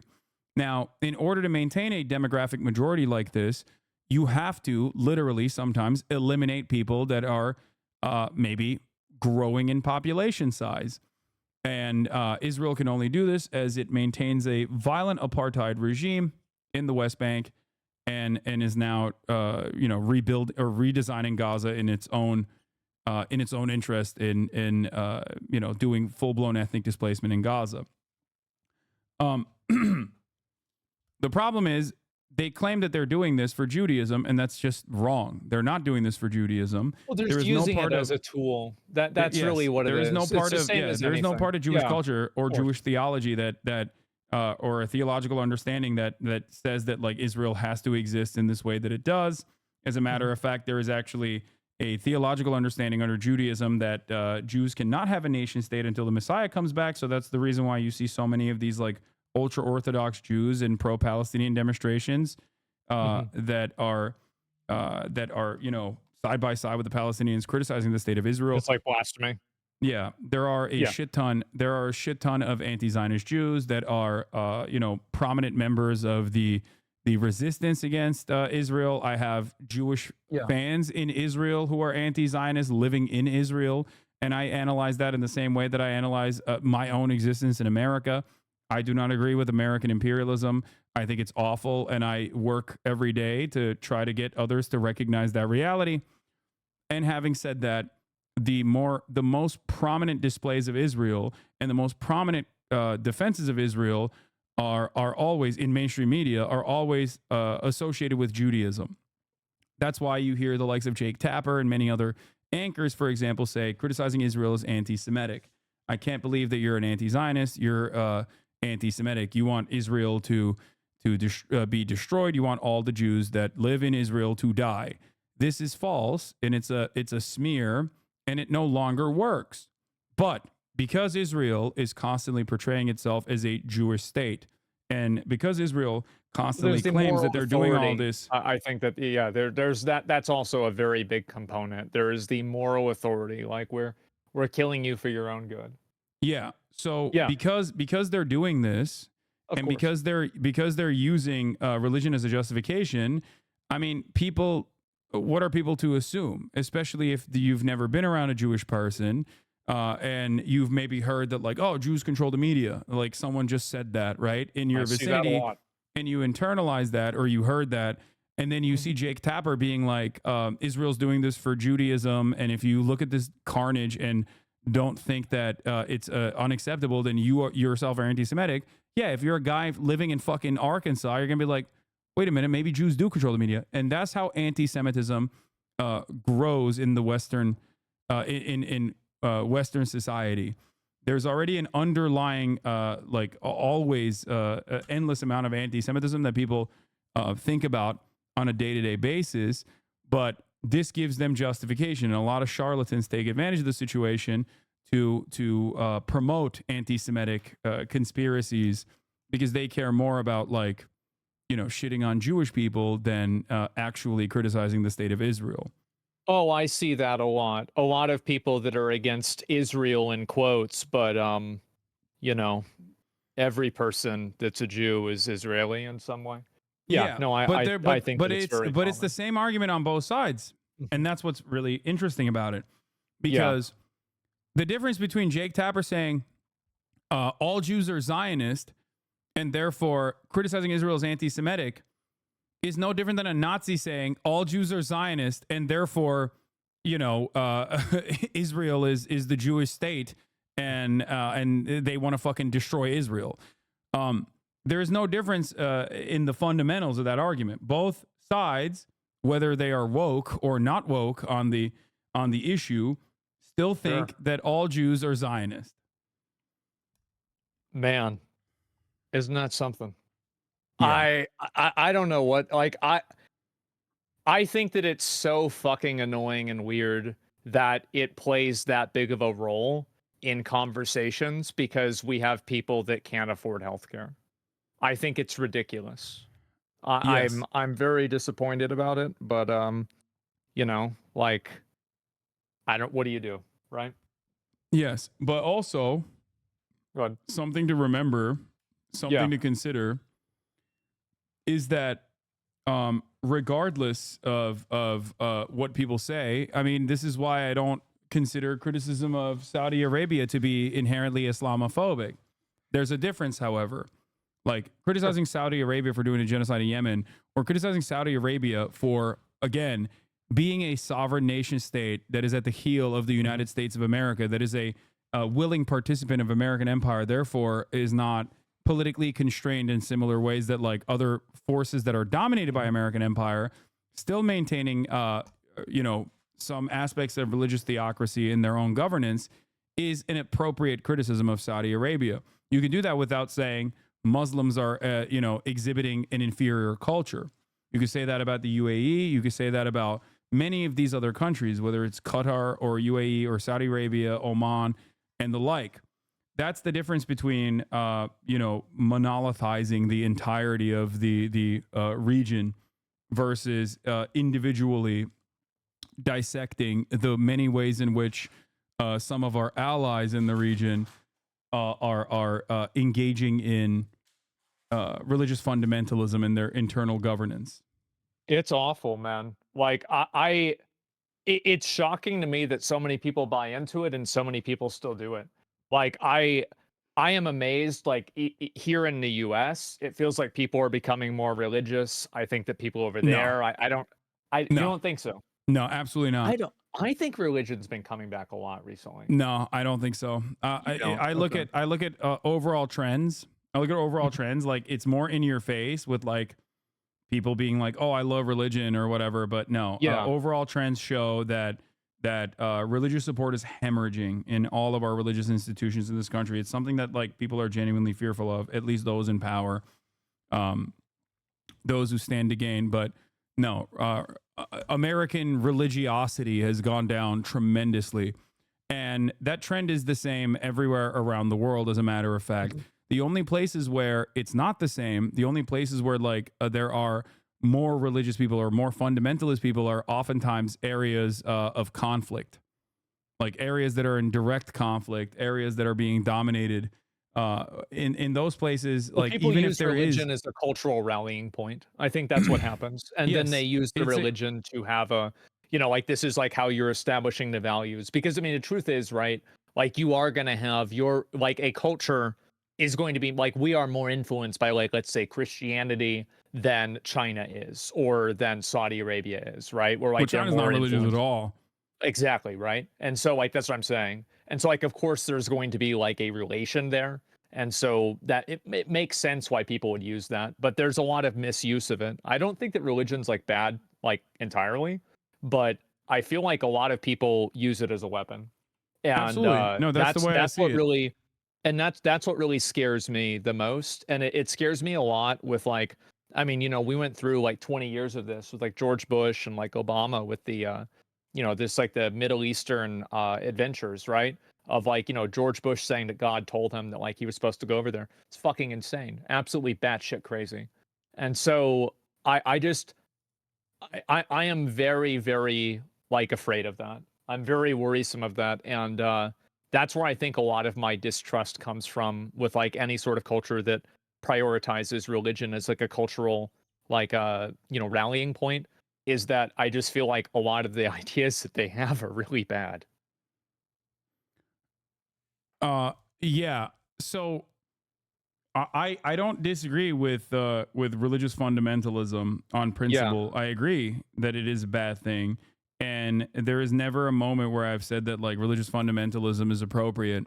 I just simply recognize that it is nowhere near the most devastating aspect of like any kind of society if they are currently in the process of being wiped out. That's just my analysis on it. You know what I mean? Well, I'll give you this. I think Israel's worse than Palestine. How about that? Is that good? I mean, yeah, I agree. Okay. I mean, far worse in terms of what kind of power it has, because I think we understand, right, that if you are like, if I'm 6'4", 225 pounds on a good day. Okay. Yep. If I were to go and beat the shit out of kindergartners, like I would be held responsible. If a kindergartner in the process punched me back and I said, ow, you hit me. Now I'm going to go beat the shit out of your family members with my, and maybe even use my guns on them. You'd be like, this man is a monster. Put him in jail immediately. Right? Sure. Yeah. But when Israel does it, and you turn around and you go, what about the vibes of those kindergartners, though? Did they deserve it? Maybe they do deserve it. Maybe they had some bad opinions. Maybe they called him baldy or something. Then obviously it would be seen as like even if I was interested or not interested, even if I could recognize right from wrong, it would come across to onlookers that I was like justifying some of the some of the things that the much larger party in this circumstance, me, did to the kindergartners. I really hope that Palestine can be free. I don't think that I don't think it's going to go the way you think it will. I don't. What do you mean? I think that with continuing to control people with like religious fundamentalism, I think that's going to continue. I don't think that the moment that like they get out from under Israel, they're going to just like be okay with all of these other types of like identities. I don't think that's going to happen.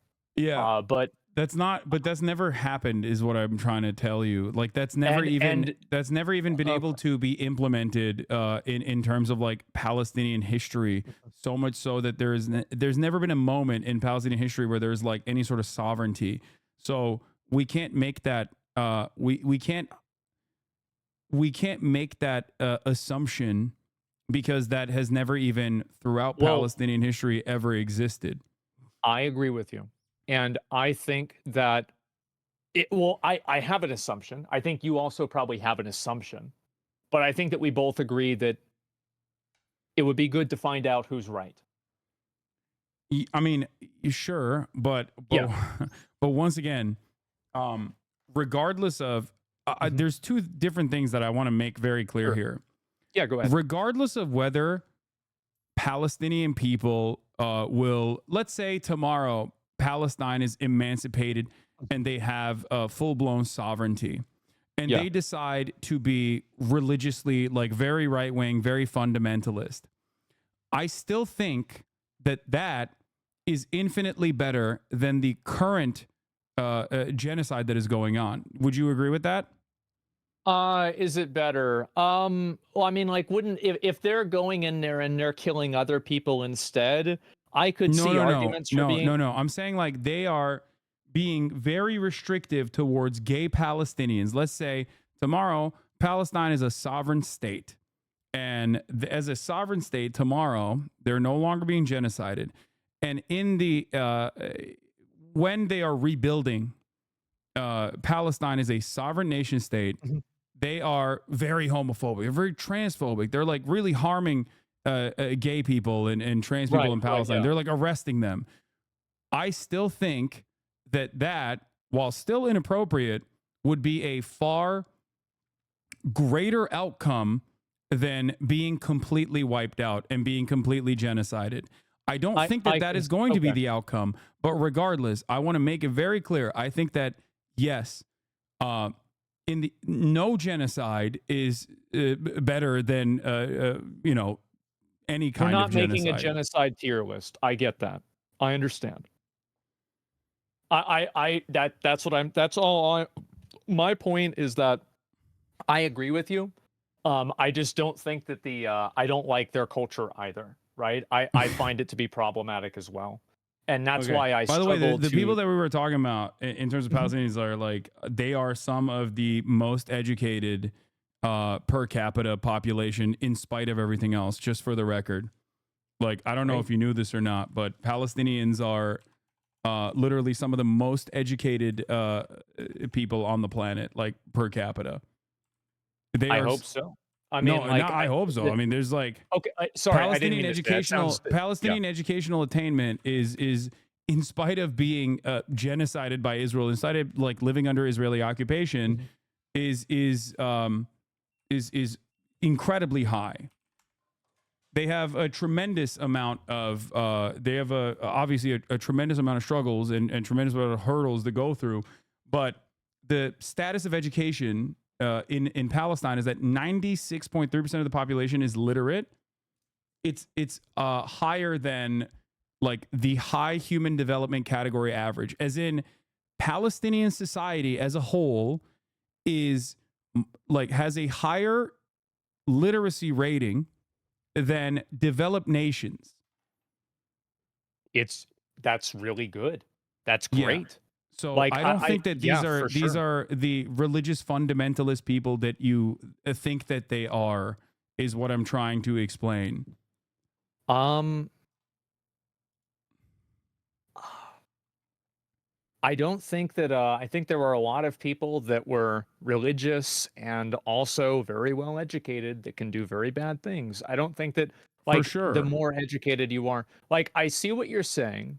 And I think that you definitely do have an argument with it. Do you understand why like cultural inferiority arguments end up like leading you astray in this subject matter? Because now that I've told you the literacy rate being higher in Palestine in the Palestinian population, now you're saying, well, they can be literate and still fundamentalist, but like, there isn't evidence of this reality of like broad sweeping fundamentalism in Palestinian existence at all. If you are pointing to Hamas, which is a Islamist fundamentalist organization that started off as a charity that became this like violent resistance group, in terms of their governance, if that's what you're pointing to, once again, the situation is very different for the broader Palestinian society, because that is the only group that has successfully been able to thwart Israeli incursions, further Israeli incursions. That is the reason why they are the domineering group. Israel killed all the fucking secular leadership so consistently, or turned it into, like the Palestinian Authority in the West Bank, turned it into its own security apparatus, but with a Palestinian face. So from the calculation of the Palestinians, they're like, okay, these guys are fucking, these guys are religious, but they're also the only people defending us. It's the devil, I understand the It's argument. not even the devil. They see it as like, these are the only people that are fighting back against the country that is, bombing my house. I understand that. And I can see their point of view. I just think that they're still bad. I do. I think it's bad to prosecute people and to kill them based off of their identity. Okay, there's no disagreement. There's no disagreement with what you're saying. Of course. The difference, however, is that again, go ahead. Palestinian internal governance has always existed within the confines of being a colonial entity. They have never had full-blown sovereignty. So their internal affairs have to always be analyzed. Well, one, Palestinians are not of one mind, right? So that's number one. And number two is that we are talking about, especially if we're talking about the Gaza Strip, we're talking about people that are majority underage. Majority. The majority of the Gaza Strip is under the age of 18. So, like, we're talking about killing teenagers for the most part. We're talking about killing kids because that's what's going on. So, like, their internal governance or what has happened in Palestinian society, it bears no basis in the outcome. Israel's killing them whether they are gay. Israel's killing them whether they're straight or whether they're fundamentalists or not. Palestinians could be the wokest, okay? Palestinians could be making fucking video games with like only trans representation, and Israel would still be killing them, okay? That's the reason why it doesn't matter in this conversation whether they would engage in any sort of like internal governance post-emancipation that is like homophobic or not. I think that it really, I think that they should be able to make that decision themselves, right? Like, if they want to do that, that's fine. Like, they're a sovereign nation, or they should be a sovereign nation. They should be able to do that. I just don't like the cultural equivalency. I do actually think that these cultures are, in a lot of cases, worse. And I think that there are a lot of points of difference there, whether it's about how you can speak up against the government, how you can resist different types of control. But there is no government. Like, you're, again... Remember what I told you about like the Espionage Act during World War II and like during Cold War, all of these like laws that were created to dominate American people for having a difference in opinion. Sure, but all those are bad. Like that's I understand, my point, though, but right? it's because it was born out of necessity in the minds of those who were responsible for the government. You yourself are in at odds with that, but ultimately you still said, maybe because you didn't know this, you still said that like America is the, a far superior culture. The point is, it has nothing to do with like, it has nothing to do with like a culture at all, and everything to do with the material conditions that you're subjected to. That's my argument. And that at least throughout history, societies that have been allowed to foster, allowed to prosper, have inevitably had these struggles that are born out of a genuine need for people that want equality. And that's it. That's the reason why. And there's always going to be resistance from others inside of said societies every step of the way.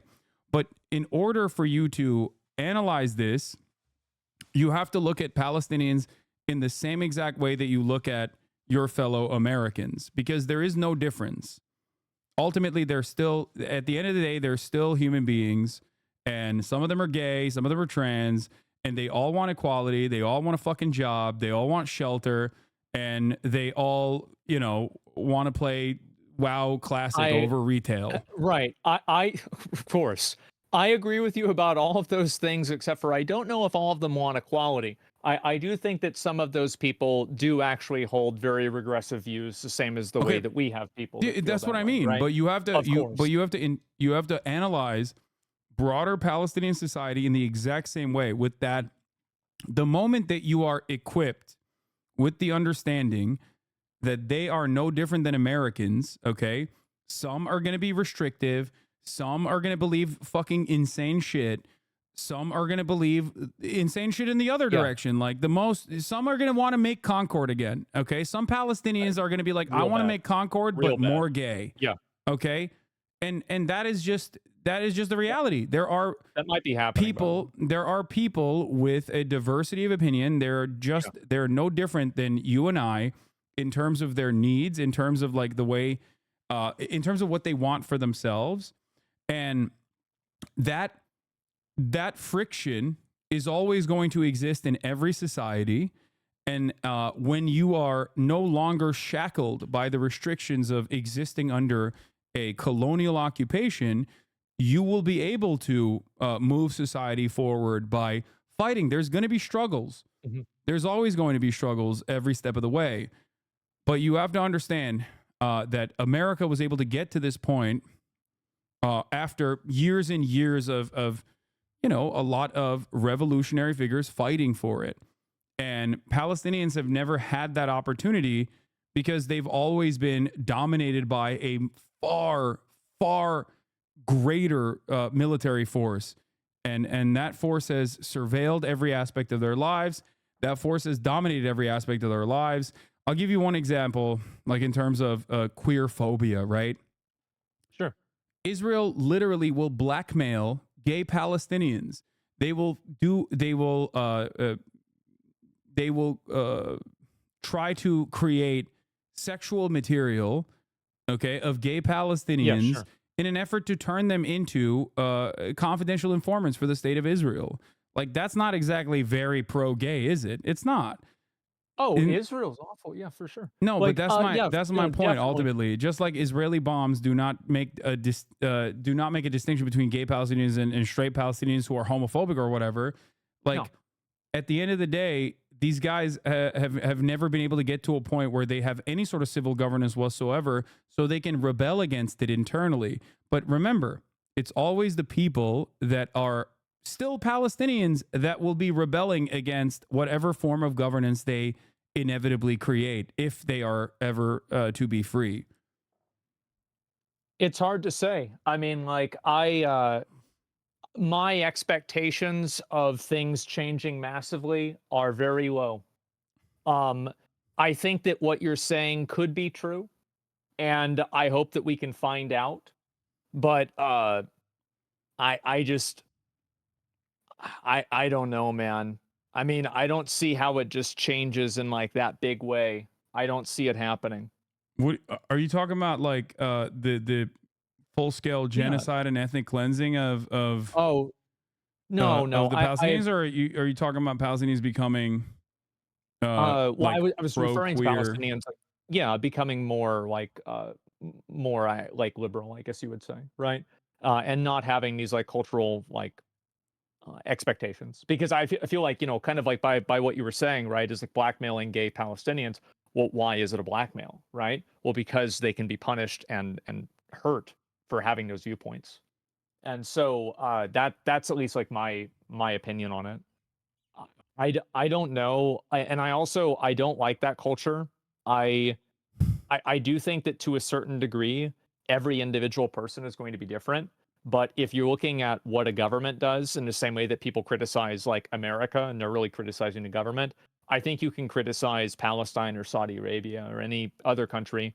And I'm letting you know once again, there's no aspect of Palestinian quote unquote culture that revolves around like dominating gay Palestinians or anything like that. So do you think that like at a certain point, if it doesn't come from there, where did it come from? What do you mean, homophobia in general? Yeah, where did it come I think that, yes, I think that religious social conditioning plays a role in uplifting bigoted attitudes towards people that are. Yeah, I know, but it's no different. The problem here is It is that aspect of it is reactionary conservatism. It's no different in Palestine as it is in the United States of America. The only reason why it manifests, or the only reason why it takes it can be dealt with by those in terms of like the civil governance or anything like that is specifically a direct consequence of being a victim of colonial domination. And those guys are the ones that happen to be fighting back against Israel tooth and nail. But once again, it doesn't matter.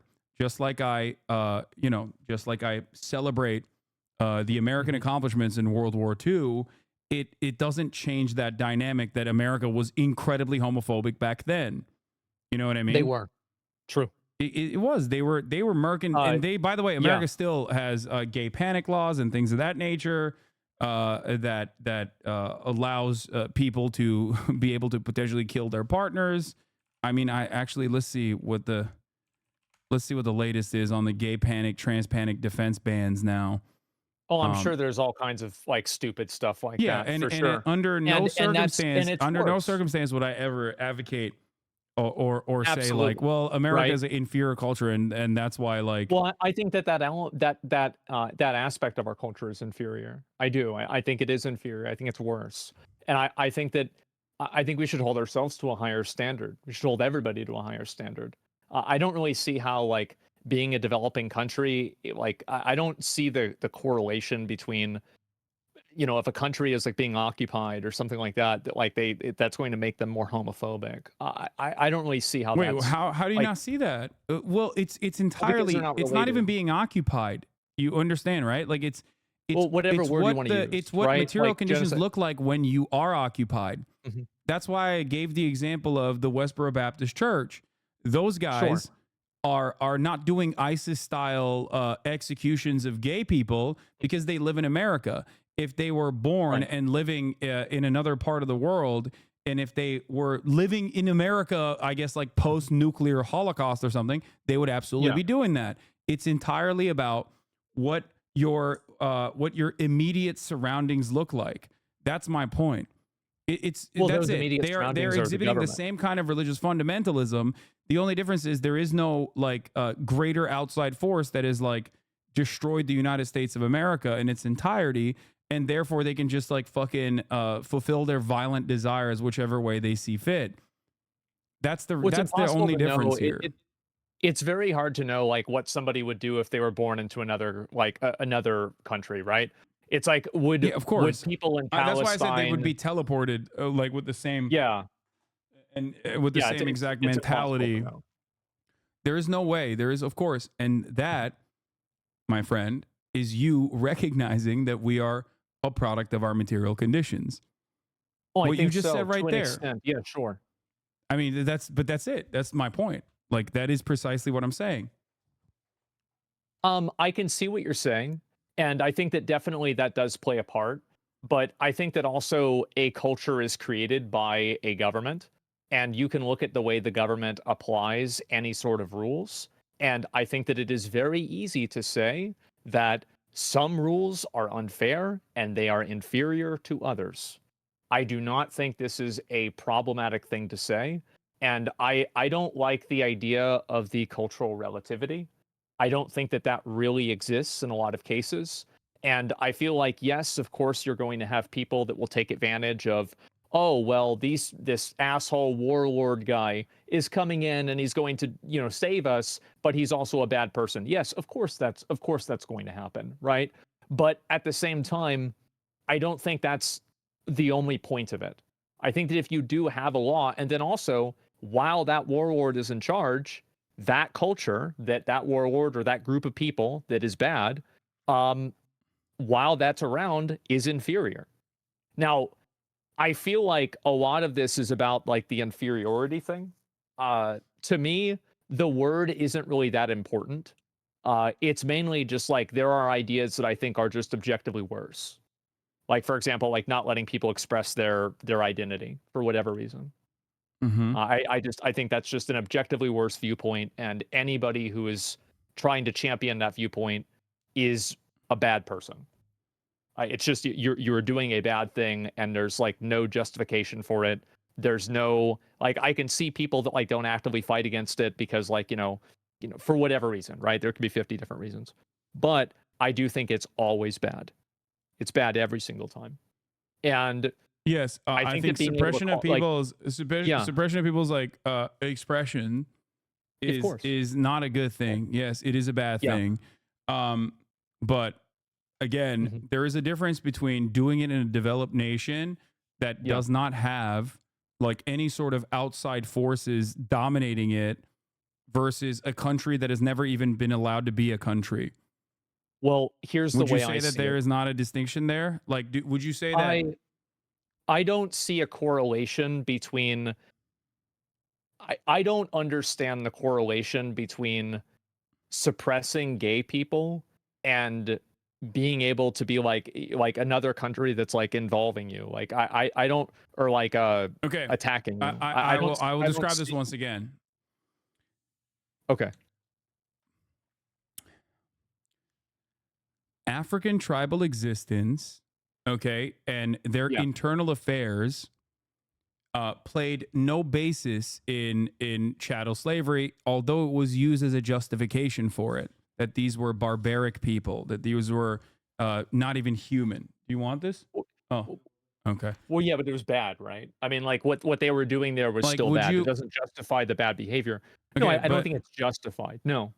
But ultimately, there is still a far greater evil here, which is robbing people of their homes and stripping them away, mass rapes, mass subjugation, humiliation, chattel slavery.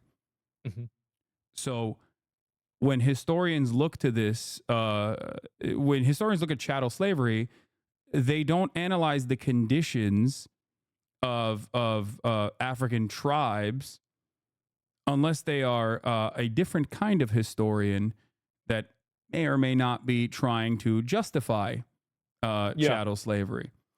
And the same goes for any kind of colonial domination. Some of these opinions are more permissible in polite society than others. The reason why I'm using chattel slavery is because everybody recognizes right from wrong. Yeah, sure. Like South Africa, apartheid South Africa, the idea that black people were inferior in apartheid South Africa, I'm sure people probably made similar. I know for a fact that they made similar arguments in apartheid South Africa where they were like, well, black people are, violent and barbaric. And why do you care about this one little country of South Africa just because it's being controlled by white people? Like, but when black people came into power, okay, when apartheid South Africa, when the apartheid was lifted and they came into power, obviously there was still an economic apartheid, but the notion that they were going to be barbaric did not occur at all. The idea that they were going to be dominating and barbaric and inferior in their governance, that did not happen. I don't see why, like, why is it so hard to just acknowledge that certain things that people do are bad? Like, it's really not. It's not complicated.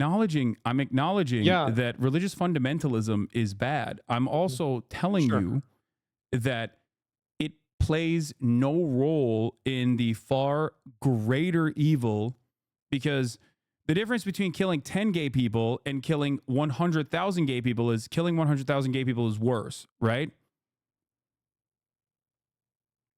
Well, yeah, of course. Okay. Well, then that's the point. That's the point I'm making, which is that Israel is killing not only 100,000 gay people, but just every fucking straight person as well. They don't care who they're killing.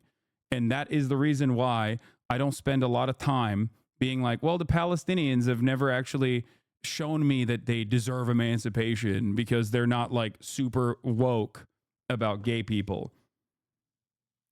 It bears no basis in this. Like, I don't care. I don't want to see when I analyze the situation in World War II, I don't look at like, the way that like how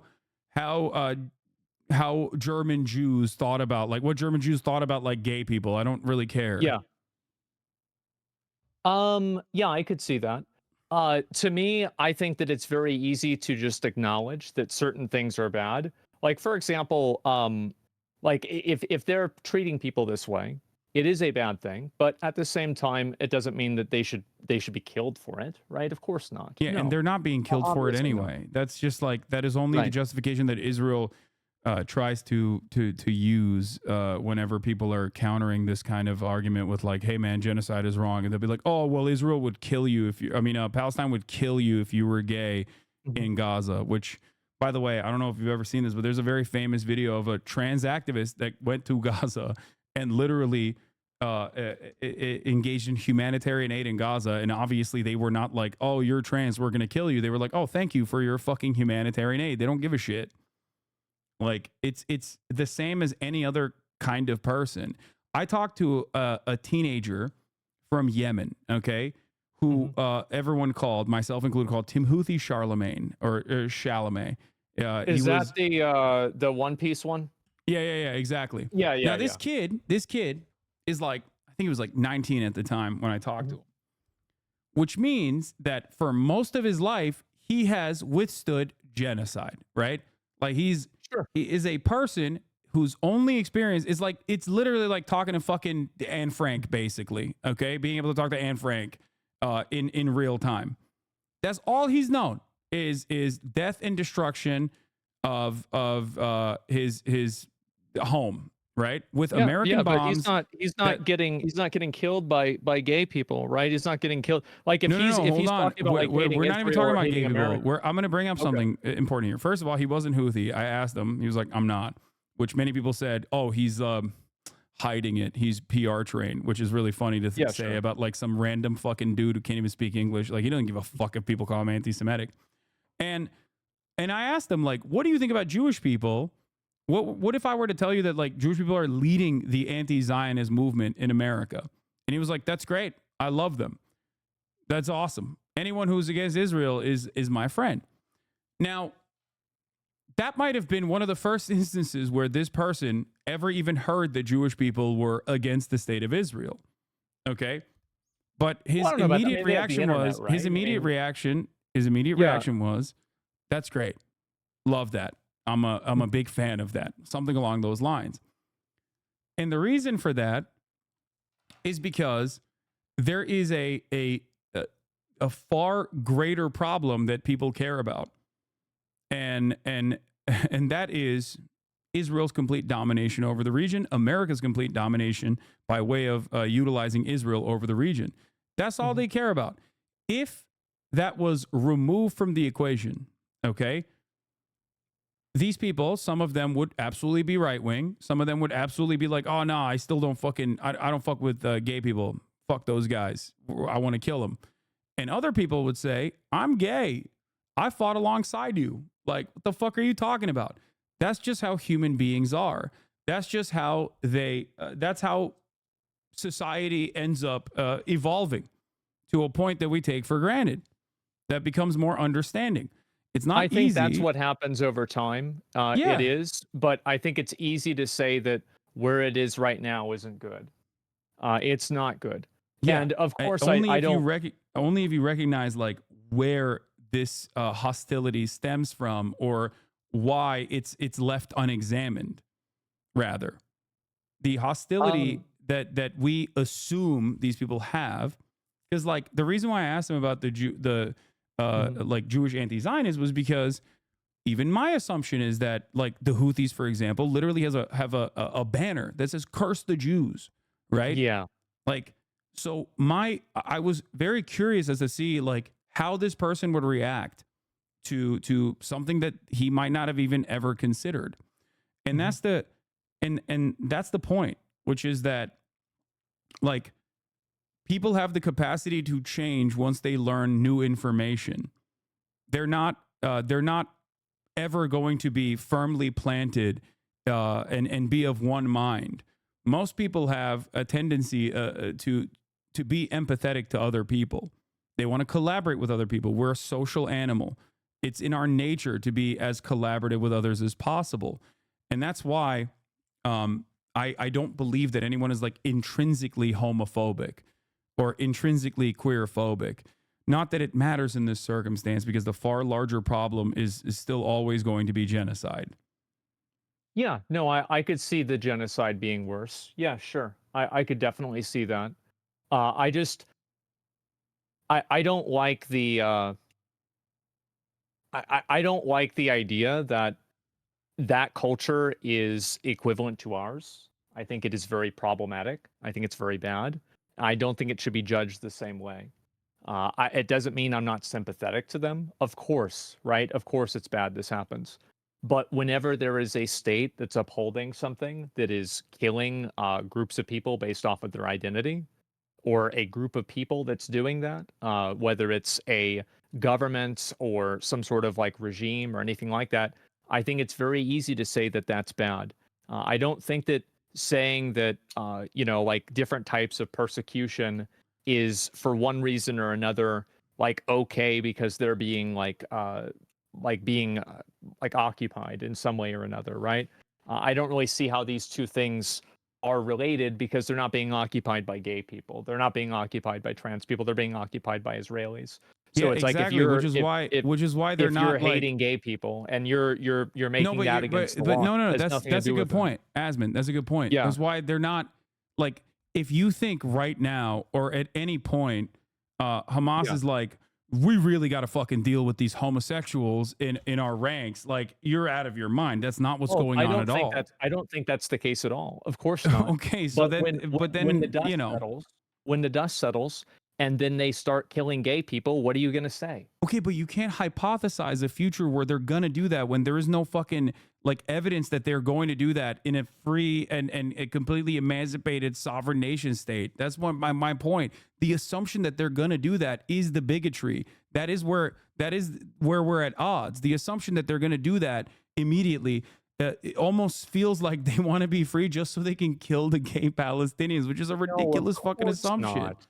Of course, that's not the reason. Okay, but that is. They But don't you want to understand that, become like, free to kill all the gay people. Of course not. But like, I mean, it's an openly stated thing with a lot of these cases, even inside of any sort of other culture. There are many cultures that are openly stated to be against people of different gender identities. This isn't some sort of like unique monopoly that Palestine has over this. I think it's true in many cases. But Palestine has never.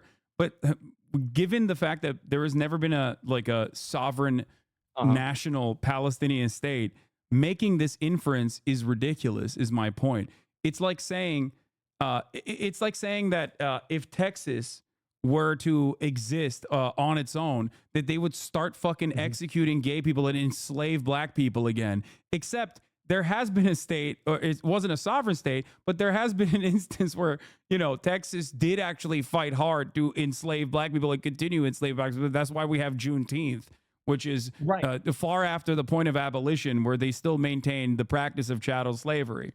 So even then, there's more evidence that Texas might potentially do that, as opposed to Palestinian statehood, which has never been a form of governance that has had a moment to behave in the homophobic ways in which we assume they will. And ultimately, once again, they would still be dominating gay Palestinians.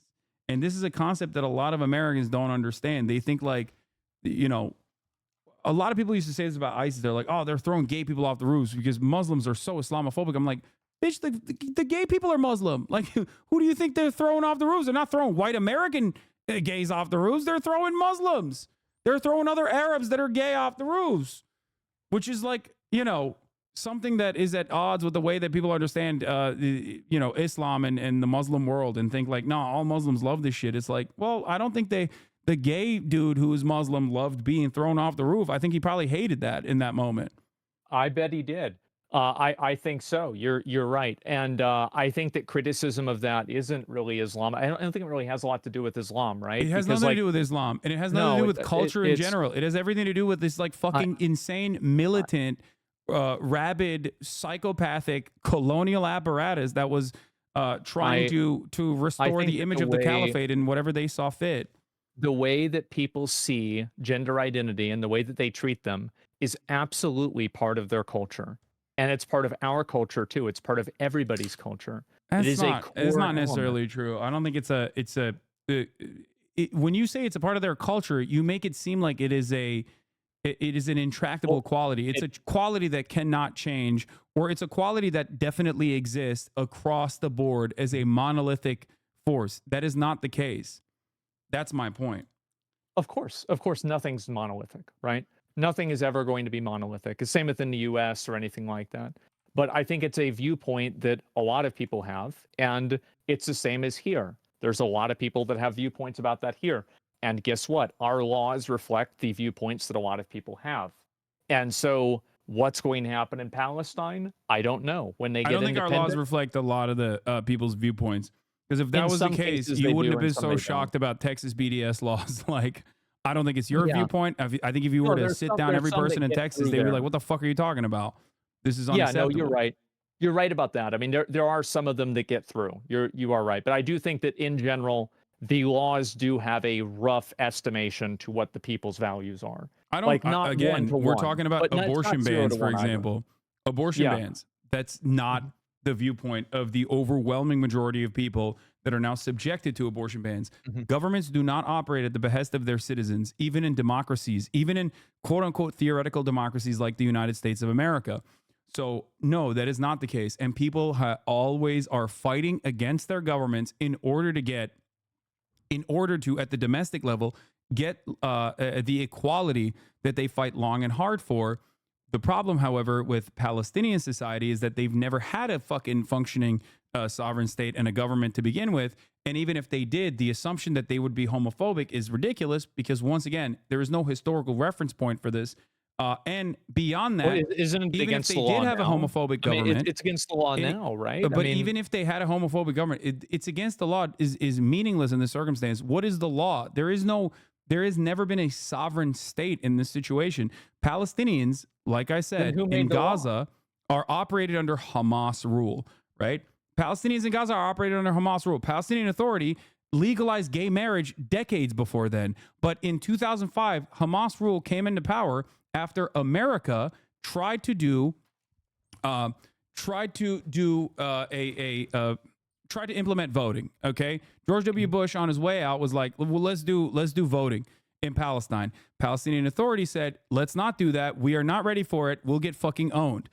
Because at that point, Palestinian people, both in the West Bank and certainly in the Gaza Strip, were viewing the Palestinian Authority as exactly what it is, a CIA-backed institution that was working at the behest of the Israeli state as a part of its security apparatus. So they were very unpopular. So what happened? Hamas came in and were like, we're Muslim as fuck. We love Islam. We are honest because of our Islamic background. And we are the only group that is actually violently resisting against the Israeli apartheid. We are going to run a anti-corruption campaign, which is what they did. And just like the prediction of the Fatah party, which is the secular party, which is the part of the Palestinian Authority, they were right. Hamas did win. Then America said, let's do a fucking coup d'etat. Fuck it. Take over the Strip regardless. Hamas actually won that battle. And basically the rest is history.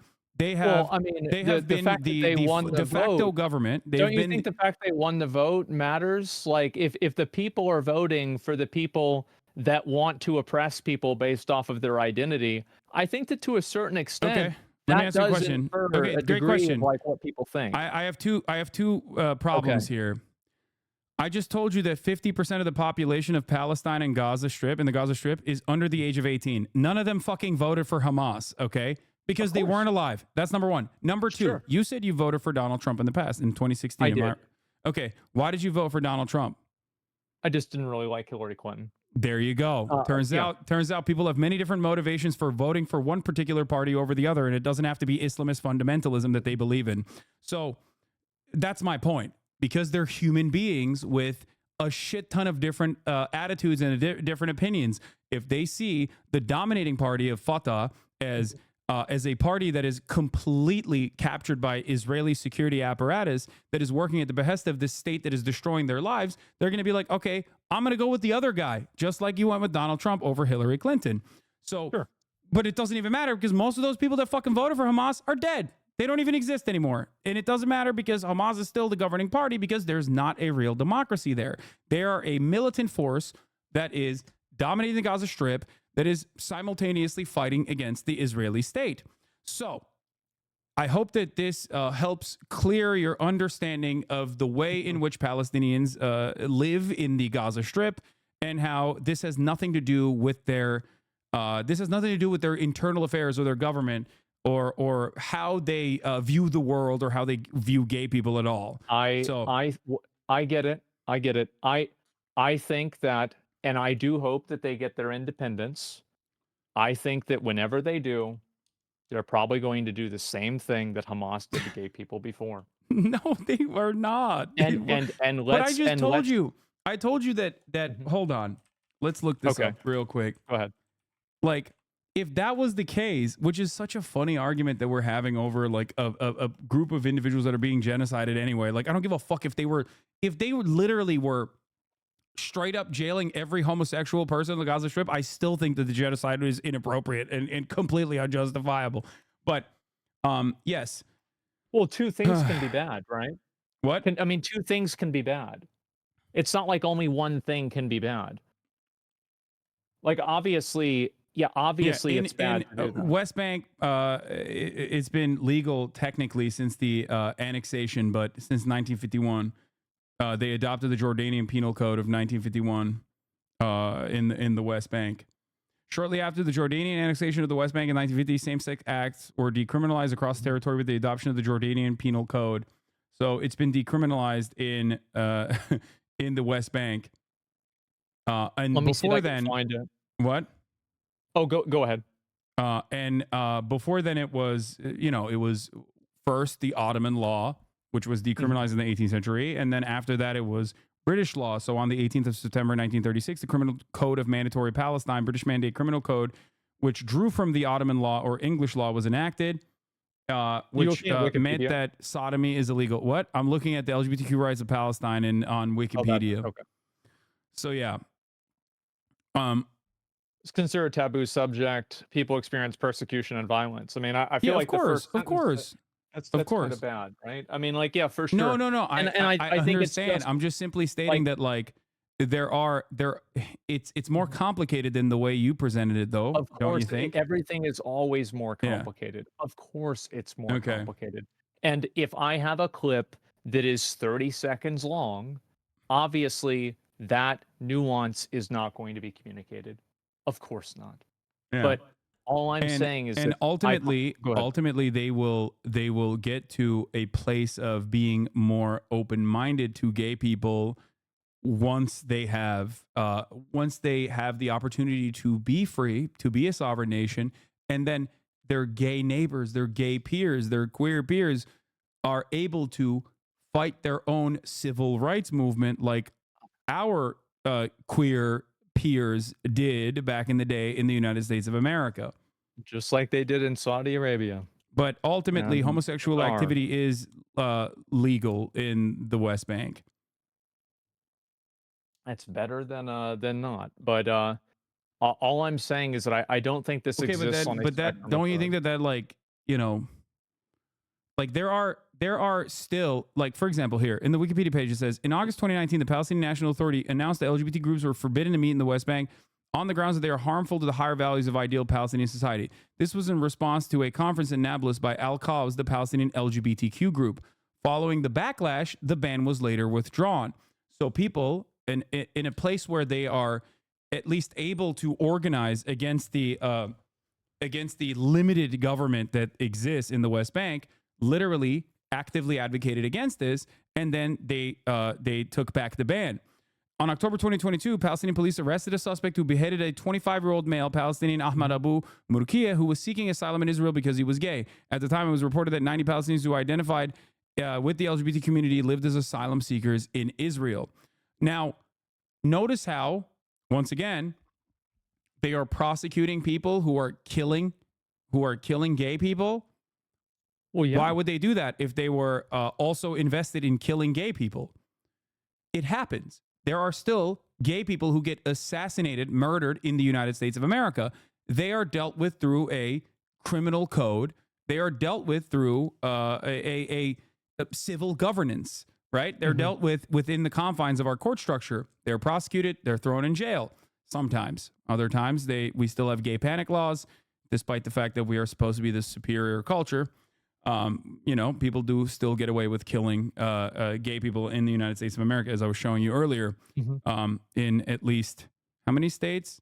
The so-called gay and panic defenses are legal strategies which, according to the American Bar I feel Association, like it obviously it can't be that good if people are leaving and they're looking for asylum in Israel either. I feel like to say that like they're not doing anything about it, people wouldn't be going and getting asylum in Israel. It says right there in the same paragraph that this time it was reported 90 Palestinians who identified the LGBT lived in asylum as asylum seekers in Israel. Why would they be doing that if they're being treated equally? They wouldn't need to. First, why are they? I have a couple different reasons for why they're doing that.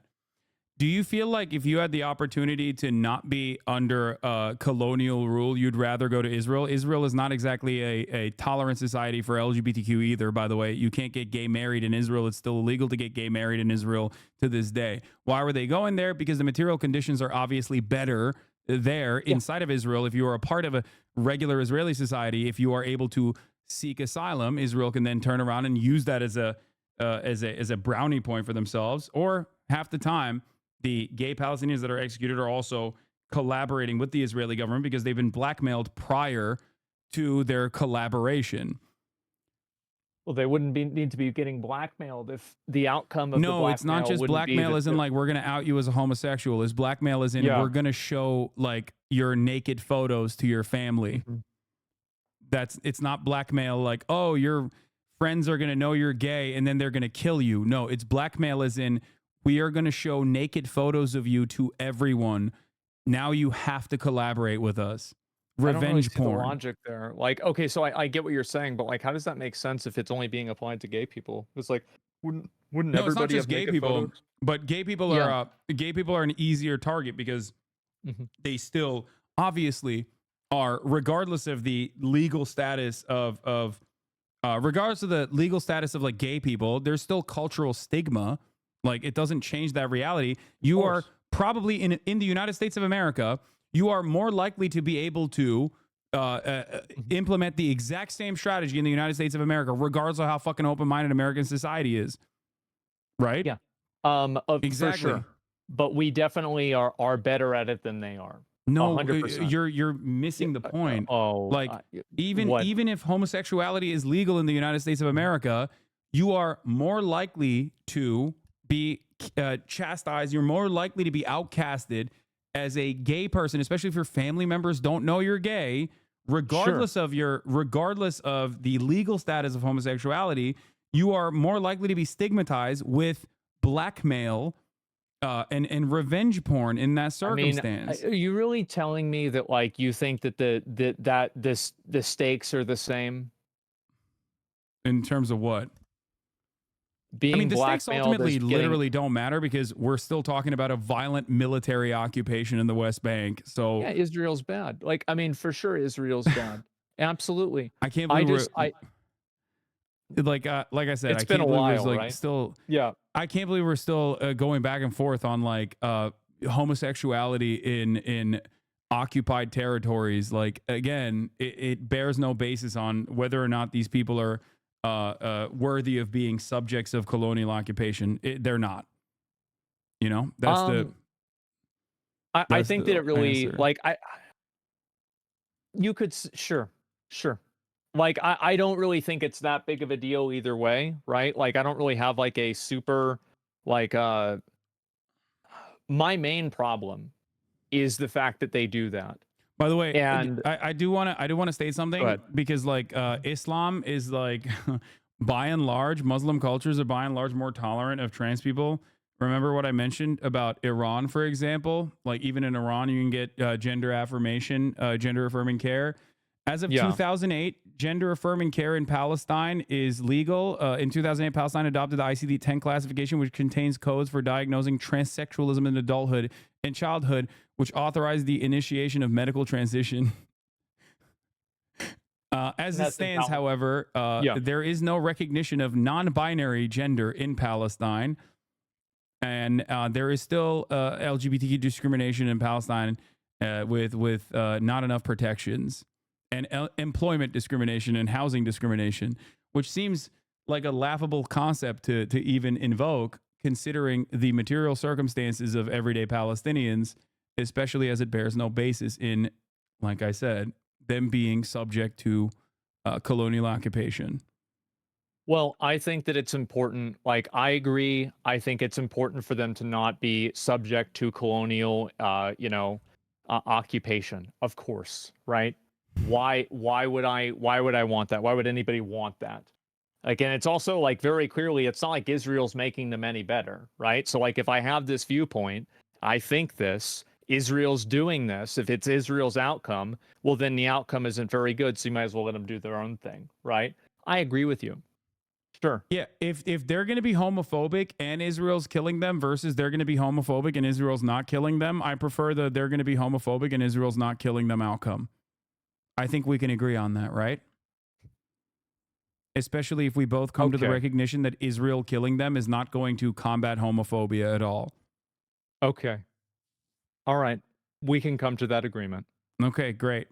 All right, perfect. That's it. Yeah. And beyond we that, can like do I that. said, it's not it's not as black and white as like Palestinian culture inherently is homophobic or anything like that. And we are all we are all products of our own material conditions and our circumstances.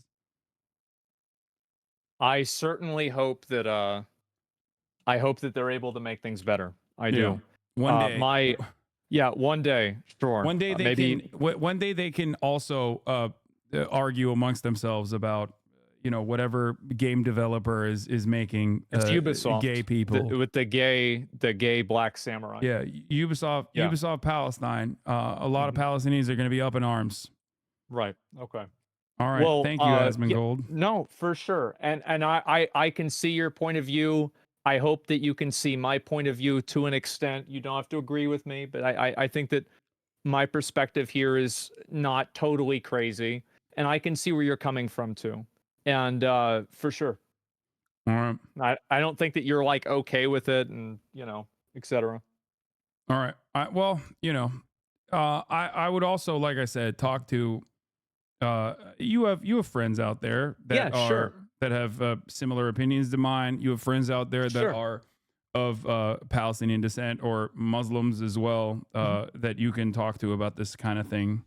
And I hope that they can, give you personal anecdotes that are a little bit better than what I can explain to you through historical relevance. Oh, I get it. Yeah. And I probably will. You know what? I probably will. I find this stuff interesting. I like talking about it. I know a lot of people like to turn things into hostility. I enjoy conversations like this. I think that you do too. That's probably why we've been doing it for like, I don't even fucking know how long. So I have no problem discussing it and talking about it and debating about it all day. It's no problem. Okay. All right. Well, have a good one. You too, man. I'll see you later. All right. Bye. Oh man. Okay. I'm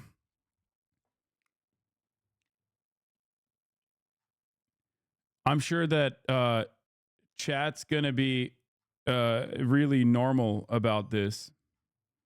Like, I'm certain of it. No, you're not. You're not gonna be normal. Anyway. The evil Muslim Mughal era of India was the gayest of places. They were so busy fucking each other that even the Brits joined in and started fucking them. It's good that we did this.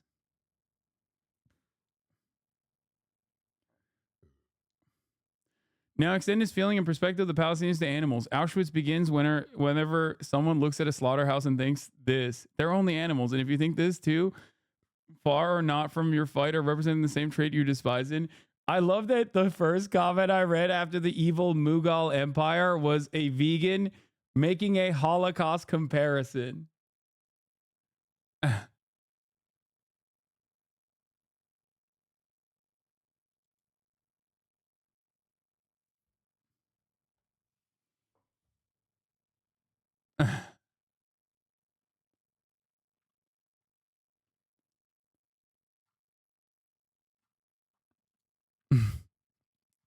Respect.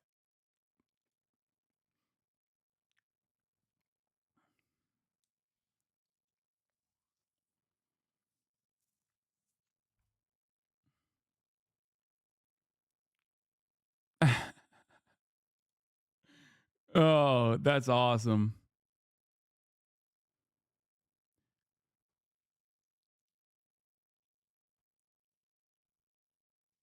The only thing that was gained in this convo is that Asman admitting genocide is marginally worse than a possible future conservative government.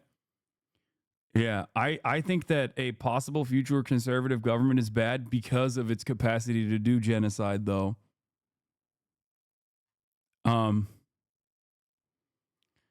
Anyway.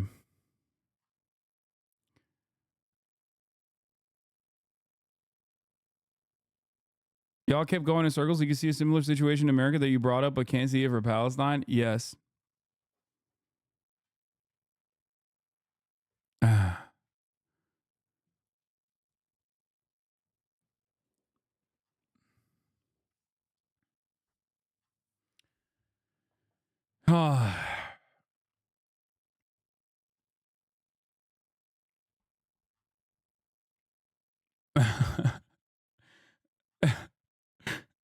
Anyway. I don't know if I reached Asmongold's audience in a positive way, but that was my hope and that was my goal. That's it.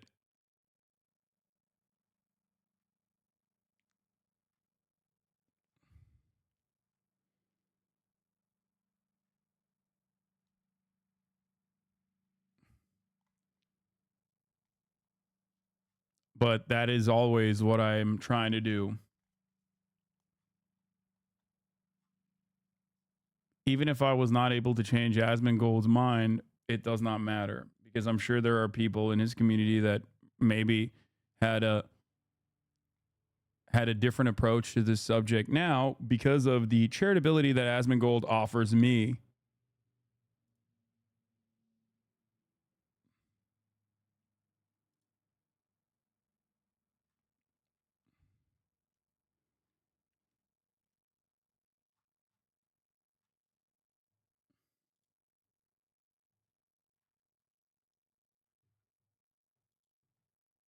Anyway.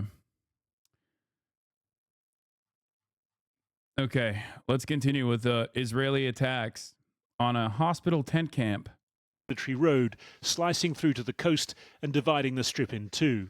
The United Nations says no food aid has entered the north since the start of this month.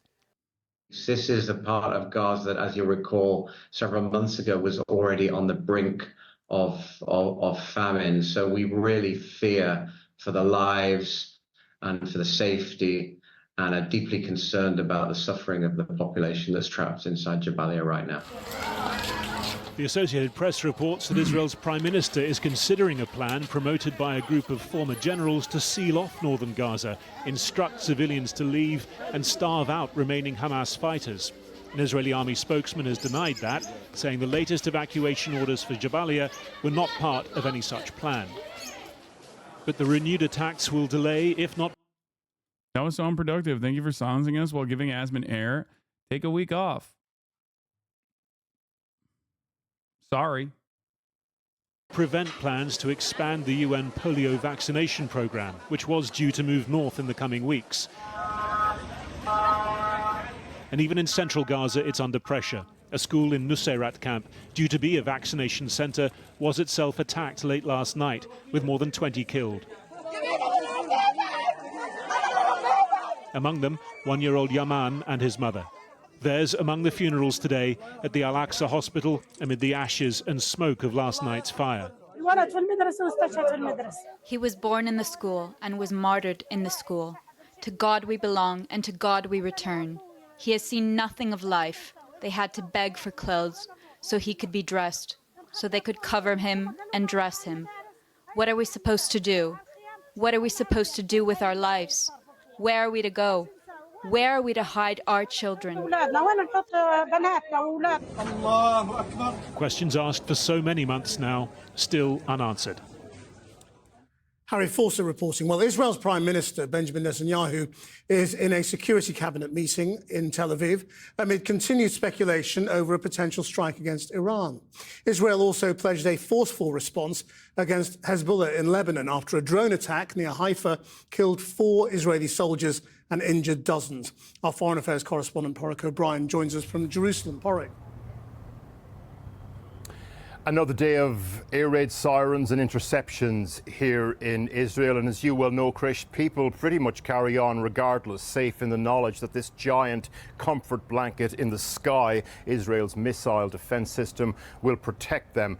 Well, yesterday we got a painful reminder that that system is not impregnable. A drone from Hezbollah flew in over the sea and hit a base about an hour and a half northwest of Jerusalem here. Benjamin Netanyahu visited that base and some of the injured this afternoon and said, quote, "We will continue to strike Hezbollah without mercy everywhere in Lebanon, including in Beirut." But it is the prospect of another attack by Iran that is dominating so much of the international political bandwidth. Remember that. You give more grace and diagnosis in your chat at times. Got to get your toxic mask rocks off, I guess. Don't like being questioned. No, I don't like a cynical approach that like members of my community should basically understand. Like, you should not have the cynical approach that there is a toxic masculine reason for what I'm doing, why I'm doing what I'm doing. When I said it very clearly, when I said the reason as to why I'm doing this is not necessarily just to reach out to Asmongold and change his mind directly, but instead have a conversation that I know he will give me with charitability that allows me an opportunity to reach out to at least some members of his audience that will be understanding of this different perspective that they might not have ever heard. And that's it. That's the reason why I expect more from random chatters that have been in this community and get really annoyed when they behave in this like weird way where they're like, I gotta question what your background is. I'm trolling, I get it. Okay, take an hour off.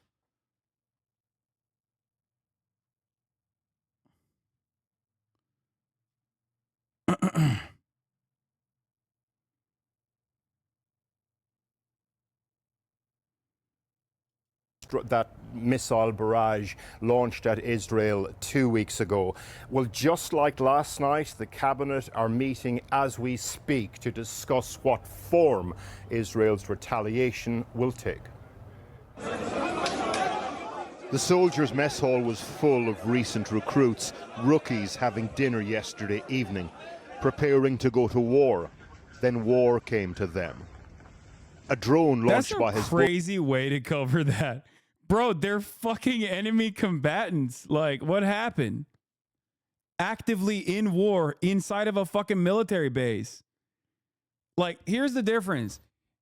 Hezbollah used, to the best of their ability, a targeted fucking drone strike, as opposed to leveling the entire city block of the barracks and also killing a shit ton of Israeli civilians in the process. Because that's what Israel does. Israel will literally blow up entire city blocks to be like, oh, we got one general, I think. But not even certain if we did get the one general. But it doesn't matter.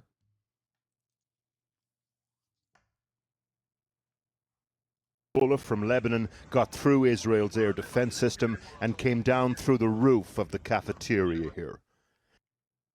4 young soldiers were killed, all of them 19 years old.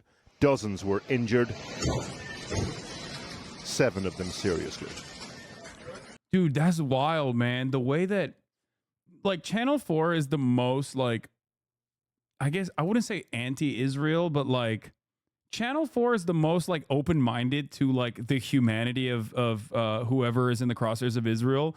And even then, they talk about, like, the IDF as though they are, they talk about the IDF as though they're like literally fucking, you know, like little babies. Like, these are beautiful, beautiful babies. They're beautiful children. They got fucking Merc. It's like, bro, you just said they were gearing up to go into fucking like Lebanon. What are you talking about? What do you think they do when they go into Lebanon? Okay. They're not planting trees, motherfucker. They're literally robbing people's homes. Okay. I saw that video I saw that video of the fucking unit in Lebanon that like walked into someone's house and they're like, oh, this is not like Gaza at all. They're so much wealthier here in Lebanon. And they're just like breaking shit in the kitchen. I'm like, dude, you're a fucking animal. Like, you're not. What are you doing?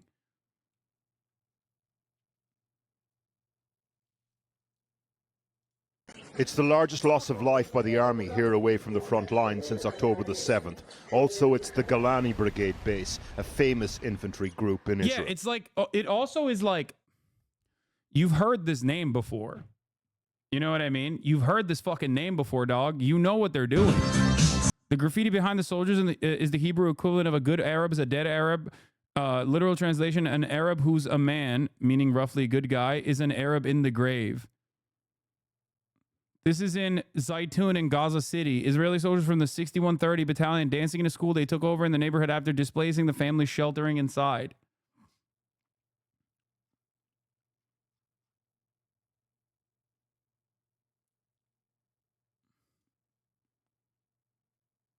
Israel has named the 4 teenage victims of a Hezbollah drone strike on a military base as at least 13 people were reportedly killed in an attack on central Gaza school. Sky News managed to highlight the double standard in Western media in one post. Israeli soldiers are teenage victims of a named attacker. Palestinian refugees are people reportedly, to cast doubt, killed by an unnamed attacker.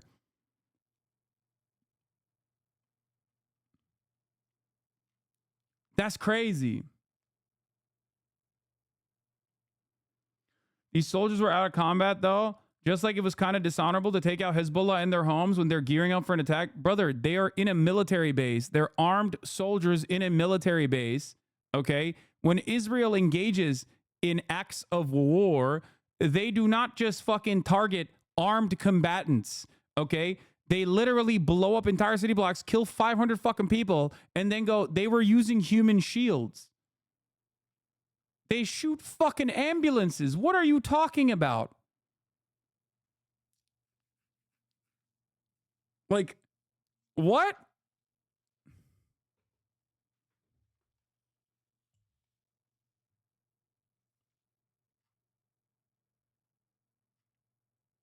That's crazy.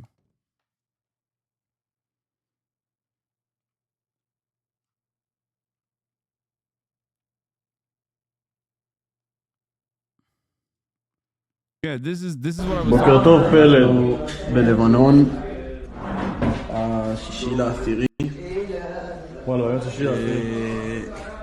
נכנסנו אתמול בלילה בסביבות 9. הלכנו לישון בסביבות 5. באיזה שעה הלכנו לישון? 5 בבוקר. כרגע אנחנו נמצאים בבית של תכונים מהתחת בלבנון, אוקיי? בית פסיכי. לא כמו עזה, לא מסרבי לאדם. Sorry for interrupting you, but Merry Christmas, man. Merry Christmas. אופסי. בוקר טוב פלד. Oh. What do you do with that, dude? What do you do with that? What do you do with that shit? That's crazy. Anyway, I gotta pee. We went there this morning. Young men who'd been inside the dining area yesterday, cleaning up the debris today. This soldier was in the room, agreed to be interviewed if we didn't show his face. Saw people injured, you know, all the tummy open, people screaming. Did you know any of those young men? I knew the one with he was working in the kitchen. The first one I thought. We're gonna kill all the Lebanon and Iran. You what? We're gonna kill all the Hamas, Lebanon. We're gonna kill them. So according to an initial investigation by the IDF, 2 drones approached Israel at around the same time yesterday evening. The Navy picked up the first one, intercepted that and took it out. The second one, though, was initially detected by the Israeli Air Force. A number of jet fighters were scrambled to try and take that one down, but they lost it at some point, and it struck the base behind me, killing those 4 young soldiers. The IDF say they're going to investigate why they lost track of that drone, and also, crucially, why it appears that the air raid siren system didn't sound at the time. This is, at its heart, a tragic loss of these young men's lives, but it is also a source of acute embarrassment for the IDF. On our way back to Jerusalem this morning, the air raid siren sounded, and Israel's missile defense system intercepted a number of incoming rockets. Drones, like the one that hit the base, with their unpredictable flight pattern, pose a particular type of challenge to this system. And further north, in Israel's third largest city, Haifa, around 10 projectiles intercepted. In a town close by, a parked car was hit. Hezbollah declared this morning that Haifa would increasingly become a target. 2 weeks ago, it was Iran itself which launched a barrage of ballistic missiles at Israel, which vowed to retaliate, likely to happen soon. And when Iran reacts to that, Israel's air defense system could be tested to its limits. I just want to point out that Israel can be restrained, and the greatest example of said restraint is demonstrated by the United States of America when Israel said, Iranians are so stupid they couldn't even kill any of our civilians, when Iran obviously very directly hit the target and penetrated the Israeli anti-air, anti-missile systems. And for some weird reason, they still have yet to retaliate. So clearly, America can stop them, or at least put a different timeline on their retaliation when it comes down to actual force, when it comes down to actual fucking legitimate harm that like regular Israeli society might actually experience. They do actually respond to force. Like I said, turns out they respond to force, and it's the only thing that they respond to.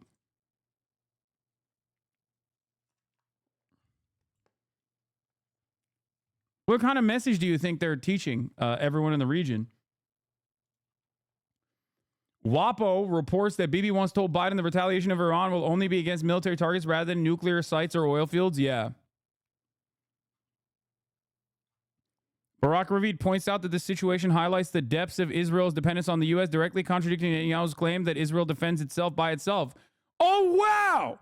Deployment of U.S. missile defense systems in Israel with operators boots on the ground will be a departure from Netanyahu's principle that Israel will defend itself by itself. It will demonstrate the strength of the alliance, but also the depth of the dependence on the U.S. Wow! That's crazy! That's crazy! Religious nationalism is the biggest problem in the modern era. What a fucking stupid assessment, dude. Like, to look at like Israel-Palestine as a matter of like two different religious nationals, fighting for religious nationalism is just losing the fucking plot, okay? Stop. It's not religion. Like, religion plays a very limited role in this. It's a galvanizing principle. Just like I talked to Asmongold about, obviously, religion played a role in both the defense of chattel slavery and also the abolition of it. Hasan, try not to shit on an ignorant chatter challenge. Dude, come on. We're looking at a fucking genocide. At this point, if people are like, oh man, religious nationalism is really bad. It's a no different than saying it's a more educated version, still uneducated though, a more educated version of saying both sides. Okay, yeah, PLO and Ben Gurion, famously both very religious. Like, it was literally secular forces that were duking it out for the longest goddamn time. Thank you, Time Without a No Woe.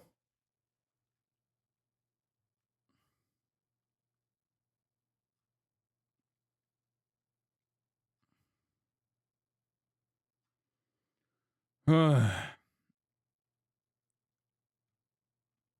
feel like religion galvanized the masses to follow whatever BS their government decides to do in the name of the religion. I know, but the real reason is like the material gains that you make through war. What are your opinions on IDF soldiers? The draft is mandatory. However, feel more respect for the draft dodgers. Yeah, 100%. Never join the fucking military. I say that about the American military too. Fuck you mean? Look, dude, I have no sympathy. I'm sorry. If you are like looking at what the Israeli government is doing and you're like, oh, I'll join that fucking, I'll join that shit. I'll do it. Like, as long as, listen, there are plenty of fucking vets that are, that play a formative role in radicalizing people against the state of Israel, right? People who are in the forefront of all the wrong that Israel has committed. And I have respect for them, just like I have respect for veterans in the United States of America who are conflicted about their service and work every day of their lives to make sure that American imperialism does not continue. Okay?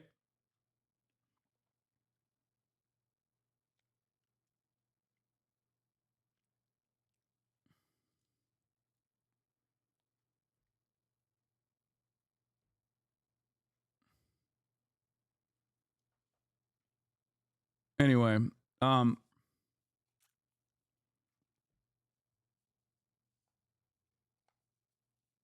Germany won't shy away from helping Israel attack civilians, declared foreign minister in the Berlin parliament. Just recently, Chancellor Scholz reaffirmed that Germany will continue to send weapons into the hands of Israeli occupation forces. Nice, dude.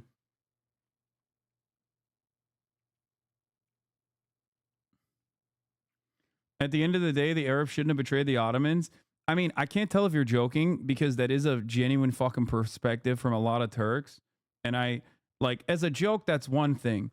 But if that is like a genuinely held belief that you have as a Turkish person, you're fucking ridiculous, okay? You're not a good guy. Like, I would joke about that, but nowadays, like, I feel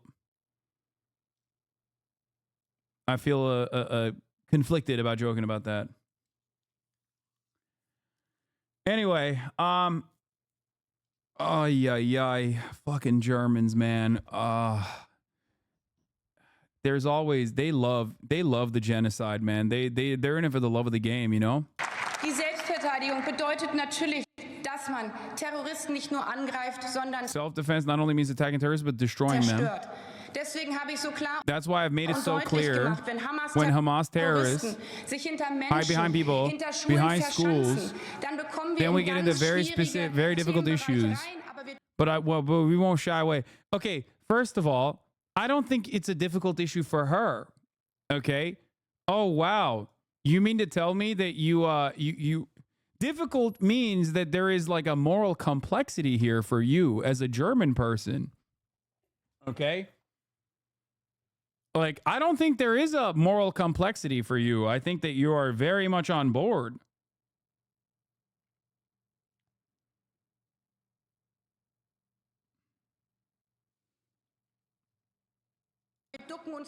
But we won't shy away. That's why civilian places can also lose their protected status. That's awesome. That's great, man. It's just, if there is one country that should have like learned the lessons of the Holocaust, it was these guys. And it is very obvious to me that absolutely zero people have understood the assignment. Absolutely zero people have like have figured out what was wrong about the fucking Holocaust. Like, they just haven't. You know? Like, in their minds, I guess they think it was wrong because it was like Jewish people that were primarily targeted. Is that what it is? Like, because it seems like all of the other underlying resentment you are willingly exhibiting towards an entirely separate group of people now. It's crazy. Yeah, their understanding of the Holocaust was like, oh, we shouldn't have done it. We should have done it to the Muslims. What the fuck? I'm so dumb. Shit, dude.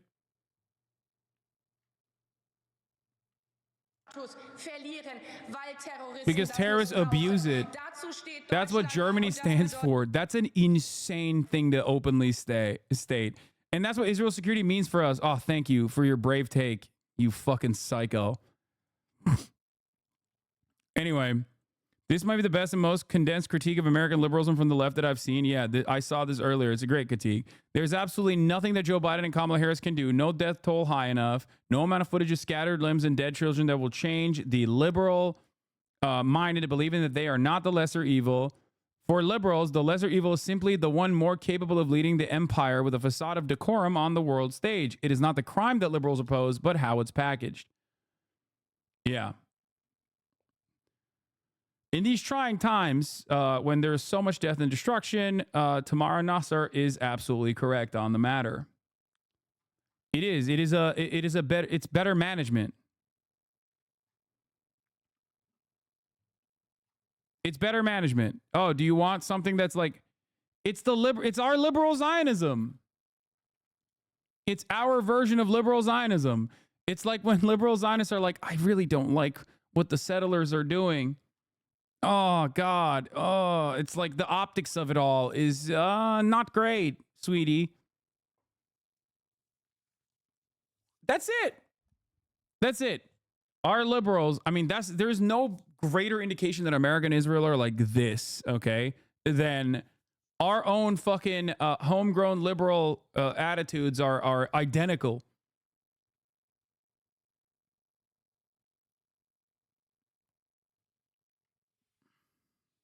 This place is a stinky echo chamber of sulfur breath. That's right, brother. Yeah. Don't ban this guy. I want to hear what he has to say. Because, like, so if I'm a sulfur breathing echo chamber recipient, like, you're literally listening to me shit on Kamala Harris. Like, where am I in your mind? Because, like, that's usually just like, oh, these libtards. Like, that's usually the attitude that people demonstrate. They'll be like, oh, you freaking libtards. You love the pedophilic elite of the Democratic Party. So you just heard me shit on the Democratic Party. So what do you think? What do you think I'm saying? I need to know. I need to understand.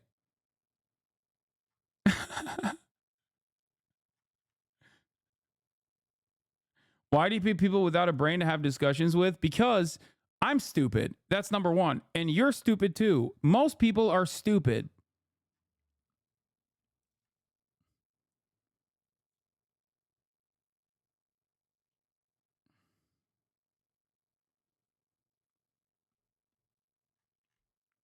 It's fake, brother. You're doing a leftist character for 8 hours a day. You're a master actor. Yeah.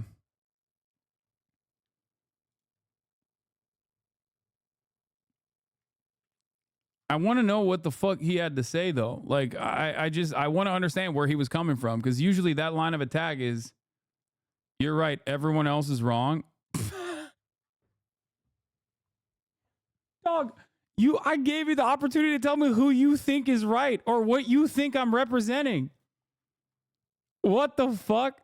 How can I view anything that you said other than just like you have pure unrestricted resentment towards me, and now you're like, you don't even know why that resentment exists, and when called out on it, you're like, oh, God, stupid, you're right, dude, yeah, everyone's wrong. I never said that.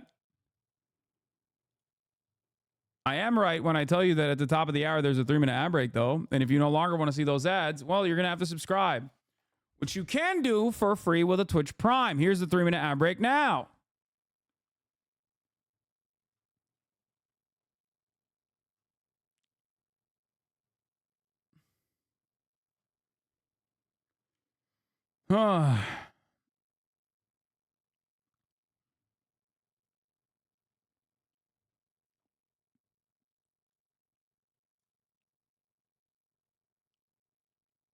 Anyway, let's continue.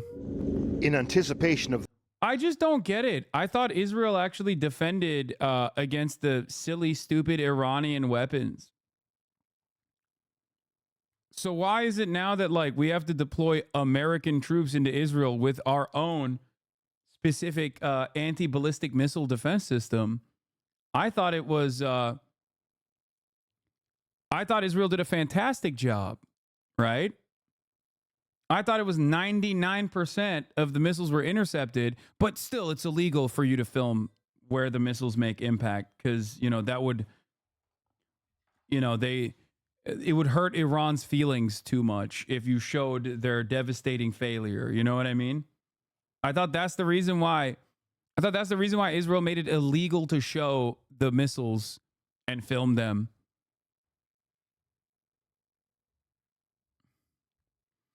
THAAD can also get overwhelmed easily. This feels like a trigger more than a genuine attempt to stop the missiles. I really want to know what this guy has to say. I don't think he understands anything that I believe, like, at all. What is this? People forget that the testing performance of the THAAD system was so abysmal, they had to repeatedly dumb down the test scenarios until it was possible for the missiles to achieve a kill. They are sending THAAD to Israel because they're desperate and have nothing else. Thanks, King. Oh, you want to order food? Oh, yeah, that doesn't count. His Discord is coaching him up. Good luck.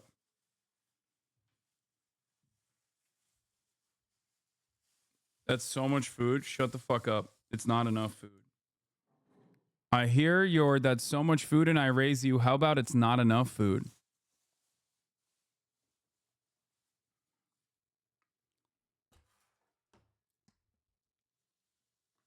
Why don't you give Marat access to the account instead of giving him your phone? I don't know. Maybe because he wants to fucking order his own Uber Eats in his own freedom sometimes. But when he's here, he likes to order it from my phone.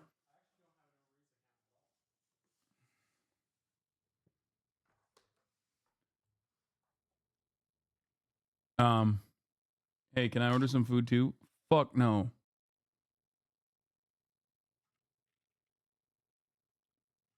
What will Turkey do in the Middle East? They're gonna invade Israel, dog. Trust. Any day now. Any day now, they're gonna invade Israel, okay? NATO is incoming. NATO incoming. That, the big guns are coming. Yesterday, the Pentagon officially announced that it's sending a sophisticated anti-ballistic missile system, along with up to 100 US troops, to operate it on the ground in Israel. That's significant. It's unlikely that Israel's retaliation will come before that system is operational, but it also introduces the possibility of US troops being targeted. I mean, hey man, it is what it is, dude. Sorry. Some American troops are going to have to die. We have to defend Israel, you know? What are you, fucking anti-Semitic? You fucking better not. Kamala is cooked if a single one dies. At this point, we're managing Israel's genocide for them every step of the way. And yeah, if you die while defending Israel and your family members criticize that, we should kill them for being anti-Semitic.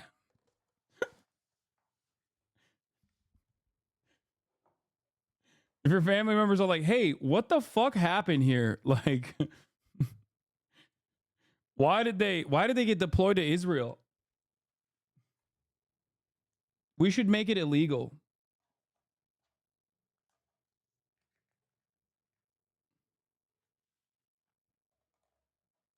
Don't question such things. Just let it happen, okay? Do you think NATO would actually intervene? Fuck no, dude. I'm gonna tell you right now, if NATO were to intervene, it would be at the behest of Israel, not against Israel. What are you talking about? The only way you see American or NATO troops, the only way you see Turkish NATO interference, the Turkish NATO military interference in Israel is if America gives them the go-ahead to go in and, like, defend Israel and, like, invade Lebanon or something. Okay, 20 ounces, good.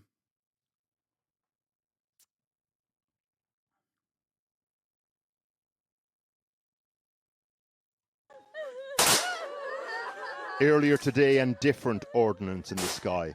The gun volley at the... Dude, there was a guy who was wearing the deepest V-neck I've ever seen, crying at a funeral.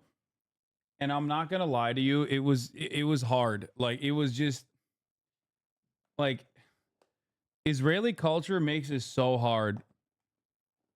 Israeli culture makes it so fucking hard to be serious. Like, it's a Jewish tradition. Is it? Is it actually?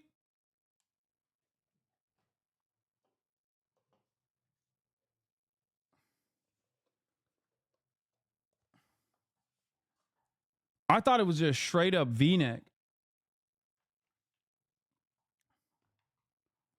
See, I'm learning things today. Good thing I didn't fucking tweet anything about it.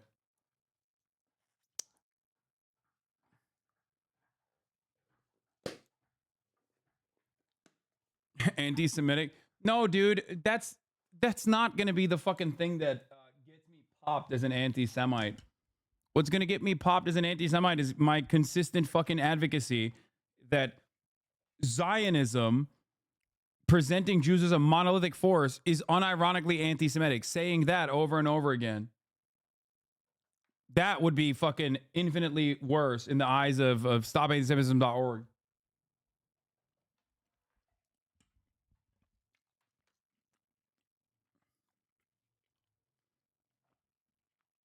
The funeral of Sergeant Alon Amatai, one of the soldiers killed at the base. His mother, in tears, embraces her mother. Sounds of weeping echoed by thousands throughout this region, through the generations. Warwick O'Brien reporting. Now, there have been more attacks across Lebanon, with at least 21 people killed in an Israeli airstrike on a building in a mostly Christian area in the north of the country. And European leaders have again declared that any deliberate attacks on UN peacekeepers go against international humanitarian law. Our international editor, Lindsay Hilson, is in Beirut. Lindsay. There's a lot of tension here tonight as everybody waits for that Israeli retaliation for the Hezbollah attack that Porrick has just reported. Hezbollah. They know it's coming. They don't know when. More tension too because Israel is quite clear they want to push the UN peacekeepers out of southern Lebanon into the north. 5 peacekeepers injured over the weekend.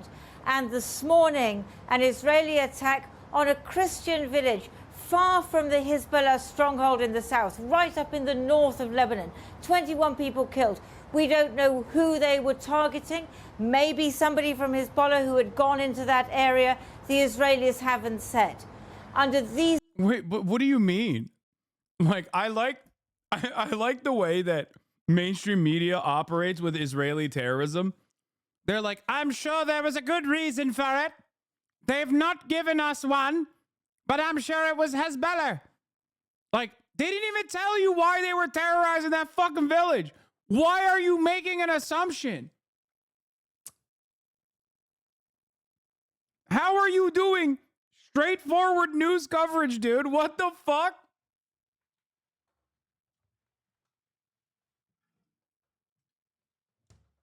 This is supposed to be literally the most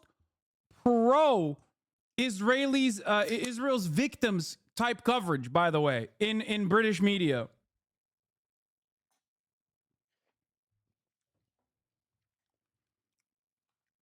We have no sources, but I'm sure the victims were asking for it. What were they wearing?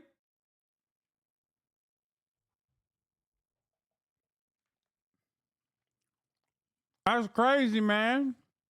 These circumstances, with this degree of tension and fear, no wonder that anyone who can in Lebanon is fleeing.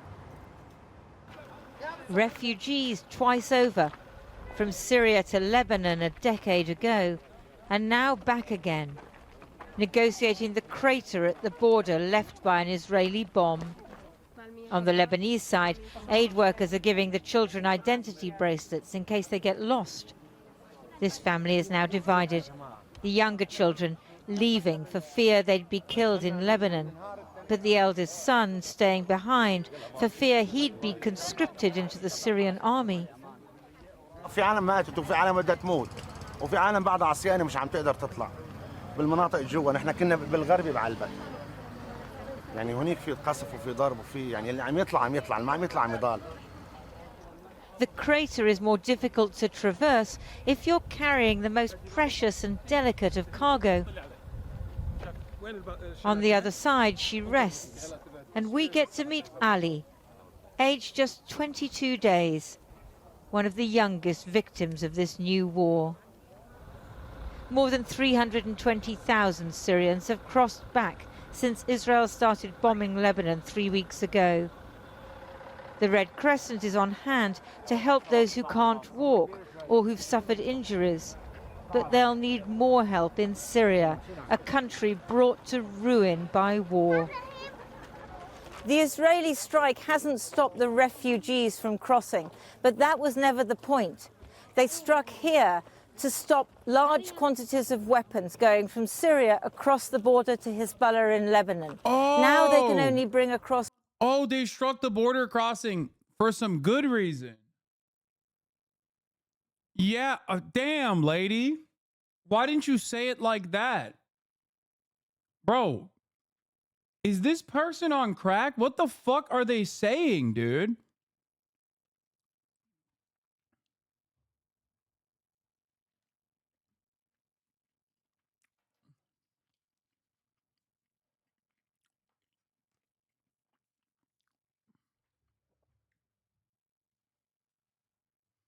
Literally watching people try to trek through this fucking treacherous terrain, especially now that there is no, like, you know, regular fucking car crossing. And she's like, well, you know, these people are being carried over the border from Lebanon to Syria. But one must remember that Israel has a right to defend herself.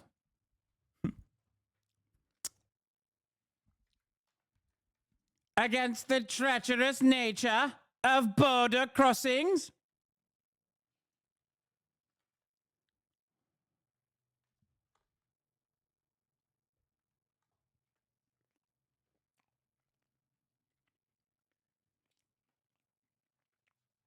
Thank you. Small amounts of weapons through the mountains. That's much more difficult. A few miles away, about 100 Lebanese families have taken refuge in a school. Amongst them, Hasan and Zahra. He's Iraqi, so they married in Baghdad, but then came to her country for the honeymoon. صار ضرب حدنا ضرب قوي يعني ليلتها صبحنا الصبح ما بقينا بالبيت فلينا هذا شيء يعني ما جينا فيها لهون الواحد بيتجوز بيروح بينبسط بيعمل شهر عسل برات هون مش بالأزمة هاي اللي صارت معنا. Many are afraid that wherever they take refuge in Lebanon, they'll be endangered by... How can I eat while watching this? It's disturbing. I couldn't do it. Too much misery and suffering. Yeah, do this every day for more than 365 days in a row. You'll understand that, like, you know, I need sustenance. There has not been a day for more than the past year. It's now been, you know, 7 days past that point where I haven't covered these, the death and destruction every single day, literally every day. So you get used to seeing this, inhumane treatment of human beings after a while. Doesn't get any better, but it becomes more manageable in your mind. It's probably not a good thing. That's usually the reason why whenever people come in here and they talk about like low-level offenses or high-level offenses committed by influencers, I'm like, I don't care. I see people I see parents like literally picking up the remains of their children and like shoving them into fucking bags every day, plastic bags. You know, I don't know. It's probably broken my brain a lot. By the presence of Hezbollah. Israel, they say, doesn't care how many innocent Lebanese get killed for each Hezbollah member it targets. نحن بأمان بإذن الله نحن بأمان بس منخاف إنه يكون في شيء إنه اختراق بضل واحد متخوف يعني بضل بس الحمد لله نحن هون بأمان نحن برعاية الأمم المتحدة نحن مش تابعين لولا حزب هون نحن هون برعاية الأمم المتحدة بس والجمعيات ما دخل حزب الله هون فيه. The Lebanese are suffering, Lama thinks, because of a war which they didn't start and in which they have no say. نحن الوضع عنا مش منيح. شو نحاول نتأقلم بالشيء. هيك عم بتضل اتابعها بعيني بس مش قادر اعمل شيء. والله نحن ضد هيدي الحرب والله في كتار غيري ضد الحرب بس ما قادرين نعبر ولا قادرين نحكي بس انا حابه اوصل صوتي للعالم انه العالم نحن بس بدنا السلام بس بدنا السلام ما بدي اكل ولا بدي شرب ولا بدي شيء بس بدنا نعيش بسلام. UNICEF and other aid agencies are doing what they can to relieve suffering here as in Gaza, but the war is escalating and the humanitarian needs seem endless. We need a ceasefire and an end to this madness. UNICEF can support the humanitarian side. We will advocate for the ceasefire, but it has to stop. ليش بدنا نموت؟ ما حابين نموت بكير نحن. لا عندي ولادي بحبهم كثير وأنا بدي أعيش كمان. Back on the border, more refugees are seeking safety. Bro,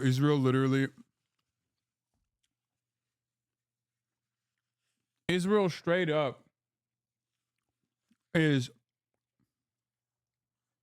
on the verge of killing like foreign nationals that specifically exist in that area at the blue line to stop Israeli incursion into deeper Lebanese territory.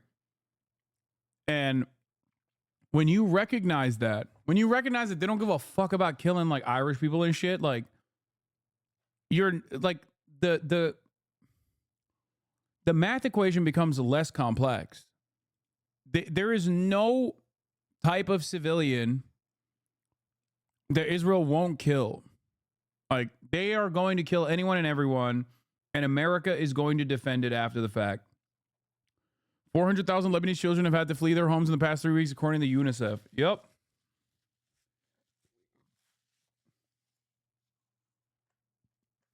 But Israel is targeting Iranian assets across the region, in Syria, Iraq and Yemen, as well as Lebanon. Like, look at this fucking animal, dude. The way she's covering the story. She's like, look at all these babies fleeing death and destruction caused by some powerful force, I must not say. And then her fucking answer to it is like, well, Israel must target Iranian weapons forces and capabilities in the region.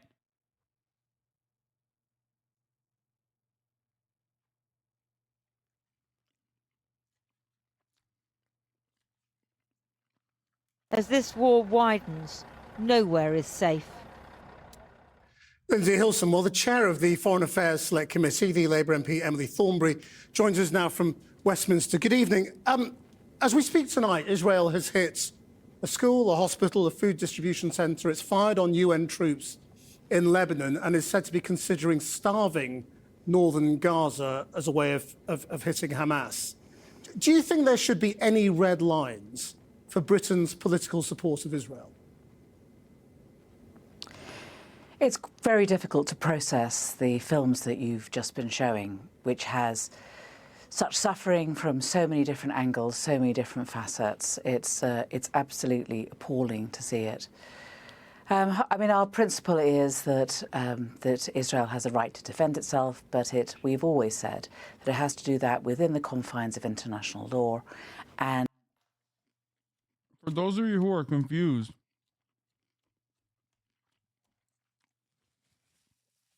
why did these people hit a reset on Lebanon when they're using the same propaganda? Two reasons. One, Hezbollah is a much more powerful military force than Hamas is. And therefore, they are more scared of Hezbollah, especially as Hezbollah has directly fought their proxy forces in numerous regional battles. That is the real reason why a lot of people in the Western world and even other regional actors share a tremendous amount of resentment against Hezbollah. They do not analyze this within the context of like Israel invading Lebanon and then Hezbollah being the only defensive force there to defend Israel from doing whatever the fuck they want to do, rape and pillage.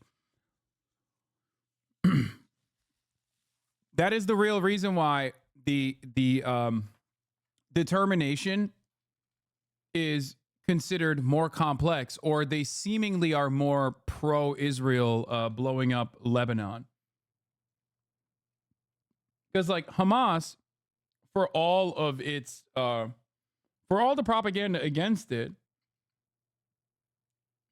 for all the propaganda against Hamas, like Hamas has no influence or no operations outside of Gaza, whereas Hezbollah is a domestic force, but also beyond the domestic force, it has, I wouldn't say an internationalist approach, but definitely is a fighting force in both Syria and numerous other parts of the region. Hey, HasanAbi, it's interesting how you seem a bit clueless about Britain's political support for Israel. Maybe if you dug a little deeper, you'd realize how it impacts the Middle East dynamics. Just a thought. Would love to hear your insights on it. Wow, you really are shameless, Hasan. How dare you eat that? What? Do you feel any guilt? Dude, hell yeah, we got the brain trust in here. Go ahead, King. Tell me what you think is the British insight. Come on, big brain. Hit me with some of that good longevity.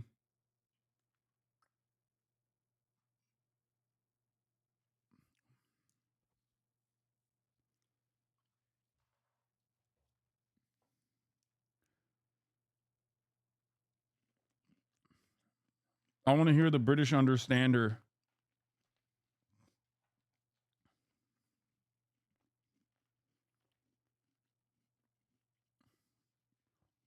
The craziest aspect of this is that every single person that assumes this position right now, in like 20 years, will be lying about how they defended Israel so vociferously online.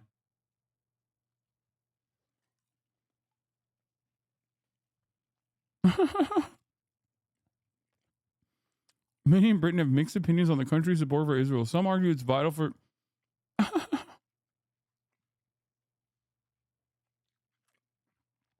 Did you put this in the chat GPT? Be honest. Promoting democratic values?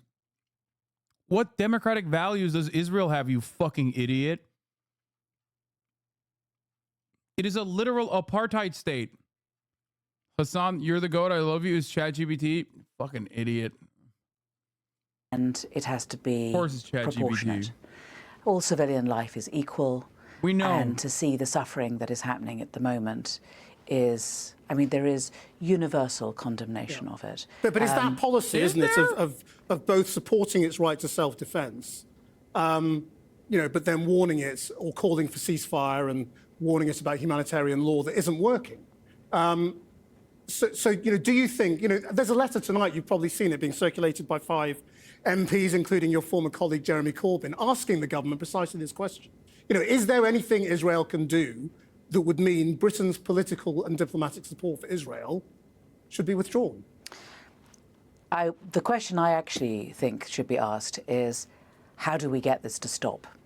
What we need to do... The answer is no. The answer is no. Israel, I've been telling you, man, Israel could literally fucking nuke Lebanon, and every one of these animals will be like, yeah, well, Israel has a right to defend herself. The answer is no. There is no red line. There are no red lines. Reportedly considering starvation in the north. No food has entered the north of Gaza since October. Zero food. Jabalia, Beit Hanun, Beit Laiha have all been told to evacuate. Those who aren't considered are considered valid targets. There are reports that Bibi Smotrich and Ben-Gvir are looking to have IDF fully taken over humanitarian aid, including supply and distribution, presumably so that they could completely shut it off when soldiers are inevitably attacked.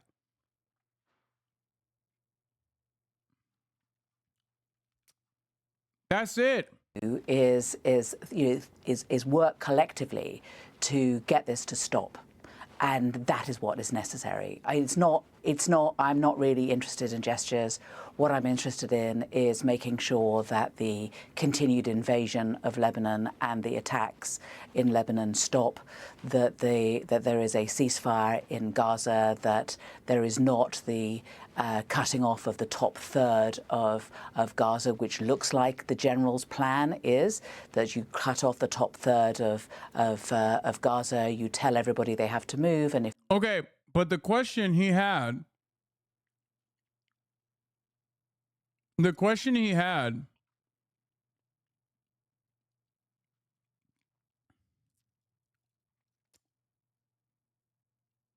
is quite literally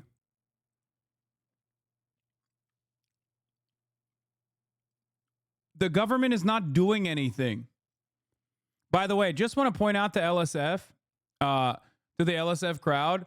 Once again, I just saw this. Wonderful stuff. Asmongold and I have a 4-hour conversation. Hasan says the Houthi he talked to is like Anne Frank. First of all, he was not a fucking Houthi. Secondly, yes, he withstood genocide. That is correct. Like, you can't fucking materialize a appropriate dwarfy or whatever the fuck this Destiny Dick Rider account is. But 4 hours of conversation, that's the one thing you got? That's awesome. That is fucking dope, dude. LSF is so insane. Anne Franks was just like Luffy. Is this the really best that Twitch politics has to offer? These two idiots, embarrassing. The guy was a part of a terrorist organization who beats women for going to school and execute gay men on a weekly basis, and Hasan invited bombos. Yeah, that guy literally got detained by the fucking Houthis, by the way. Check OP's history. I don't need to check it. But again, 4-hour conversation. 4-hour conversation.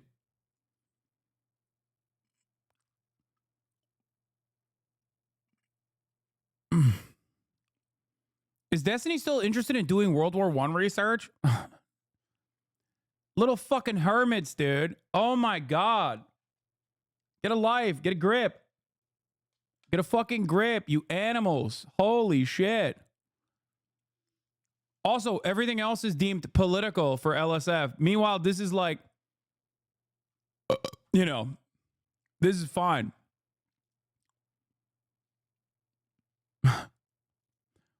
So fucking annoying.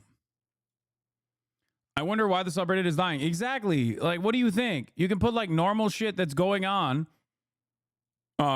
a day-to-day basis on fucking Twitch. Just if you do this kind of thing, you're gonna turn it back into fucking Stormfront again, and it's gonna fucking die again. That's it. It is 100% correct. A 19-year-old who withstood genocide, no matter how hard you try to act like he is a part of a fucking terror cell or whatever, a 19-year-old who withstood a genocide in Yemen, which all these fucking dumbasses were in agreement with when it was Saudi Arabia doing it. The head mob was literally on D-Stream asking for advice as a community member of his. Yeah, that's not shocking to me.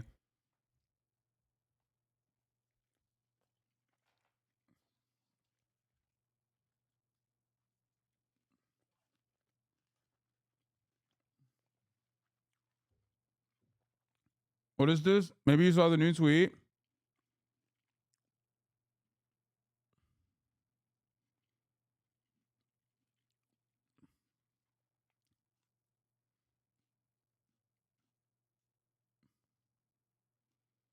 An ex-mod of LSF recently posted on there and said a Destiny mod recently got promoted by Reddit admins and removed all the other mods and added new ones. It's just so stupid.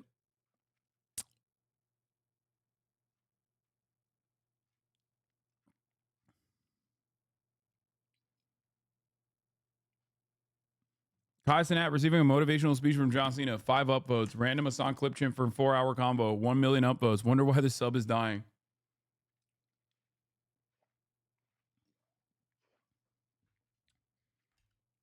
Yeah. The subreddit rarely gets juice if it isn't for like Destiny fans like obviously brigading shit. The other part of the problem is that all of that brigading is the reason why the subreddit died.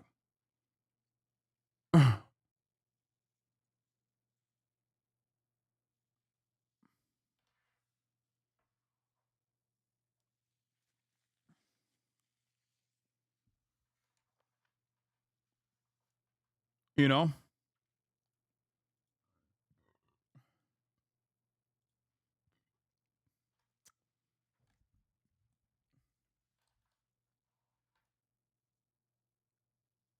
Most streamers use their own clips website now. I don't really care.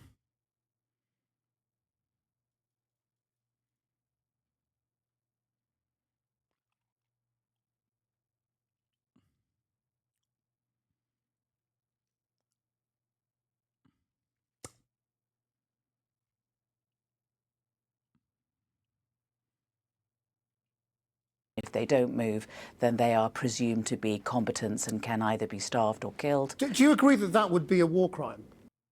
Israeli defense officials are openly saying to Haaretz they aren't negotiating for hostages and are moving to annex northern Gaza. They're starving to force ethnic displacement, and anyone who doesn't leave will be killed. Yes, I saw that.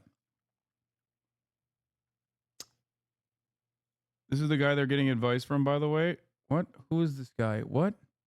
What the fuck is this?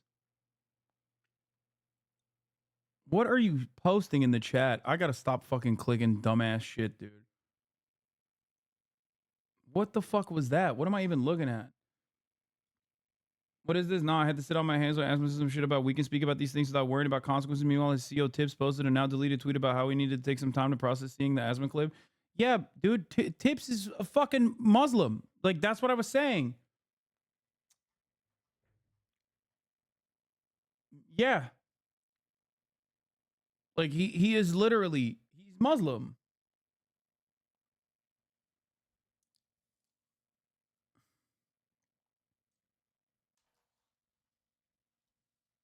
And of course, pro-Palestine, yes. Anyway, let's get back to this. If northern Gaza is starved? Well, it is a war crime to forcibly remove a population from one part of a country to another. It is a war crime to deliberately starve people, of course.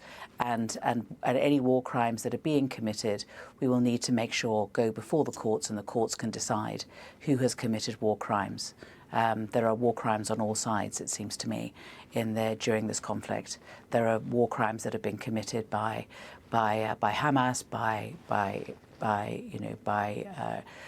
Iran. I mean, on all sides. You know, the accusations fly in all directions, but we need it to stop. And that is the most important thing. And across the world, there is, I mean, is there a country that is in favor of this continuing? We have to make sure this stops. But that's the point, isn't it? When you say you're interested. Yeah, there is. Israel and America. And Germany. And the UK. And that's why it will continue. Israel must stop. Interested in trying to stop it. It appears to be the case that Britain has no purchase on that at all, and the only things that it could do get dismissed, as you have just done now, as gesture politics. No. You know, these are the only levers Britain has in truth, aren't they? I think that what we need to do is we need to work together as an international, I mean, as a group internationally. I think that there is, Dude, what do you mean?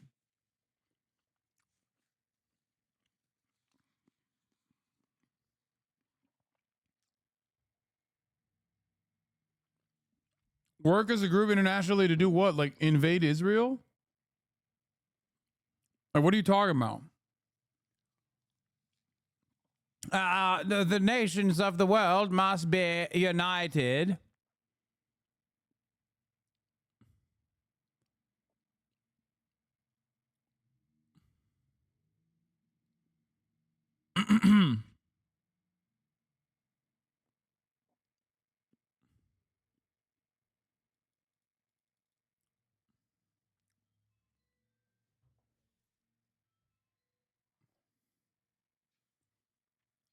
Perhaps United Nations. I think that the bottom 18 miles of Lebanon has a United Nations force that is, at the moment, it would seem on the face of things, being attacked.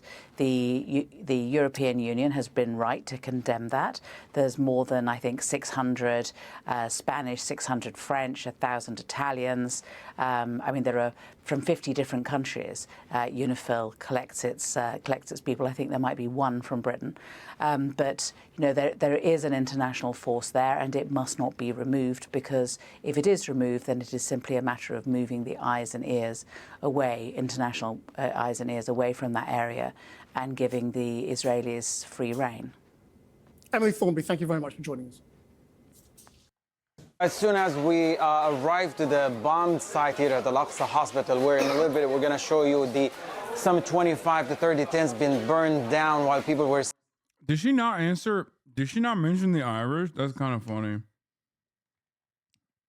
Did I mishear that?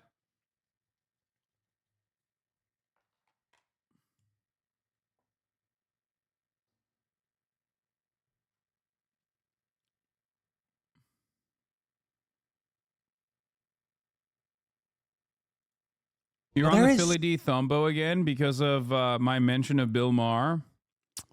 Oh, we're going to do that in a that's because second. Bill devoted a nearly 9-minute segment of his show to calling out Chappell Roan for her support of Palestine. And he starts off by explaining who she is to his viewers who might be unfamiliar by saying she's actually a great recording artist who, like a Hezbollah pager, is really blowing up. With him then applauding Chappell for her previous statements on politics where she said she would question both sides and always use critical thinking. But you then had Bill saying that she isn't actually using critical thinking when it comes to Israel and Palestine, accusing her and her generation of getting all their news from TikTok. With him then spending a big chunk of that segment bringing up that Chappell is an out queer woman whose sexuality is a major part of her art and stage presence, and trying to use that to further his arguments.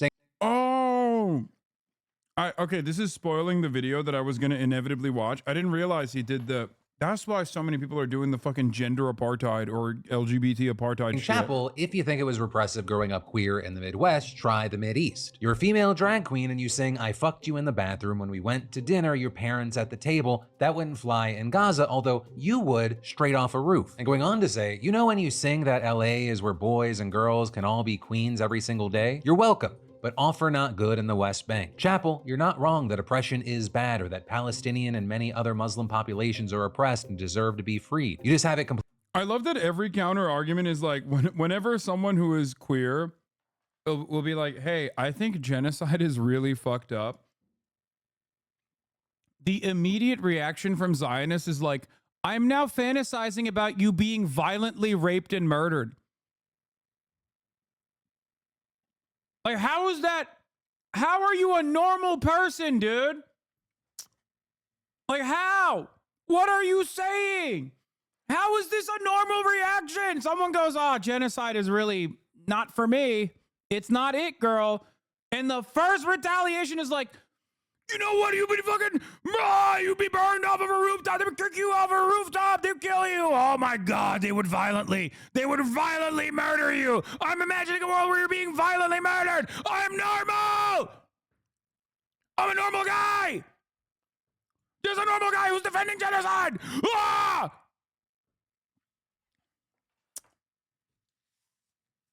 What are you saying?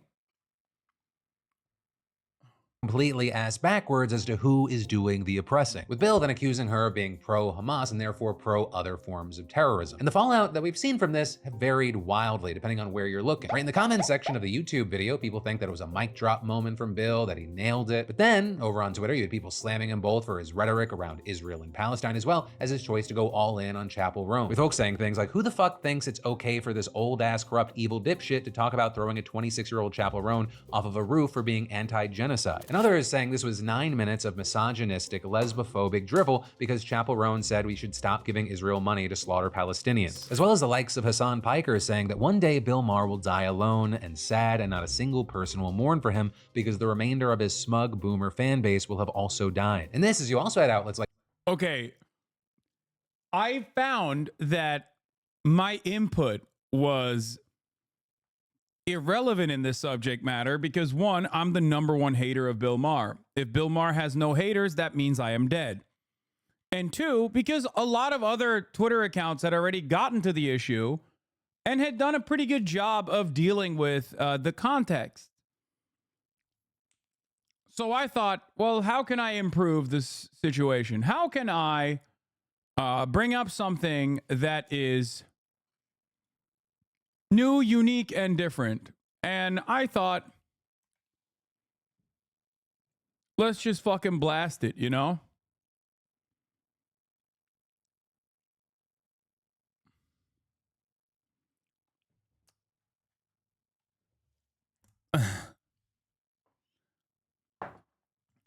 I didn't think it was.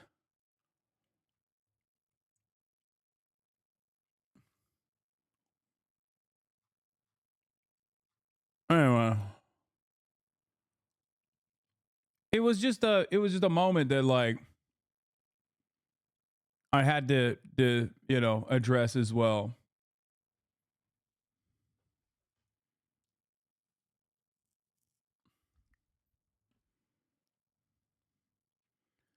What is this? Here's an old clip, by the way. Hasan has been of what goes on.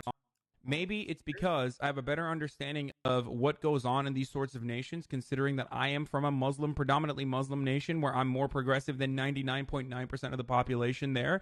And I understand that Turkey and Iran and Iraq are not a monolith, and there are progressive people, especially in the youth, that fight against their governments every single day. There are gay people, trans people in these countries that are fighting against their governments every single day. But when the United States comes down and rains hellfire upon these nations, it makes it infinitely more difficult to fight our own government, because we're now fucking busy fighting back against a very clear evil enemy, and that is the U.S. empire. And that's precisely why I get angry, and that's precisely why I'm very passionate about American imperialism. Okay? Maybe it's because I have a better steroid voice. Oh my god, you guys are fucking stupid. Thanks, dude. That's your takeaway. Holy shit, this guy's way more based. I know. It's funny that people try to repackage it. It's funny that people try to repackage it like whenever there's like new violence happening, but it's the same exact fucking take.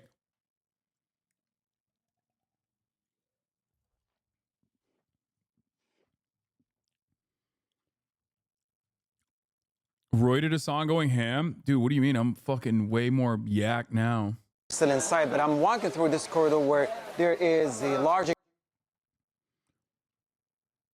Wait, Israeli Defense Forces condemned by 40 countries over the attack on UNIFIL bases. This is all that's left of an apartment block hit by an Israeli airstrike.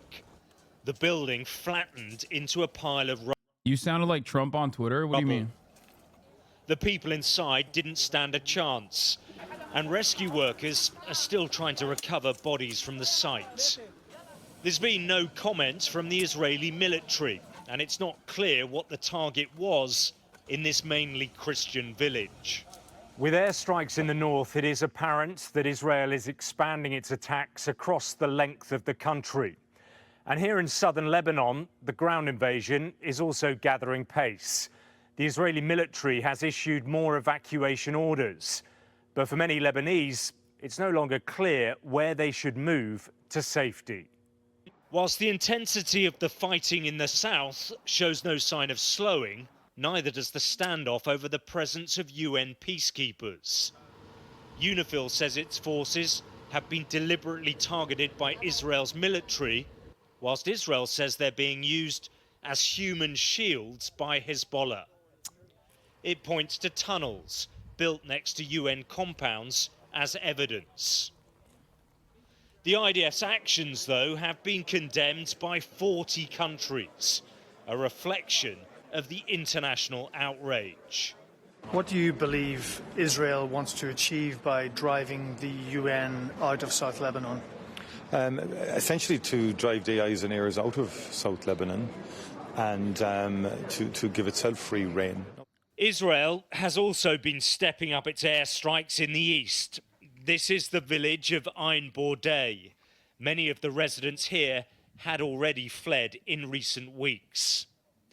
Lebanon is now facing a major humanitarian crisis, with more than a fifth of the population displaced by this conflict.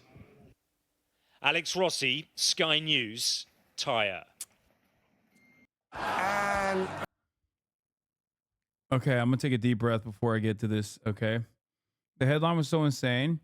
U.S. urges Israel to stop shooting at UN peacekeepers in Lebanon. Oh my God. Pretty please. We'll give you more money. We'll give you More defenses. Please don't shoot the UNIFIL. Please, it's gonna make us feel bad. It's gonna make us feel bad. Don't serve the 3-minute hamburger at the top of the hour. Don't do it. Don't do it. No. Or no. 3-minute hamburger at the top of the hour. Or no. If you no longer want to see those ads, all you need to do is subscribe. Oh no. You can do that for free. With a Twitch Prime. Oh no. Here's the 3-minute ad break now.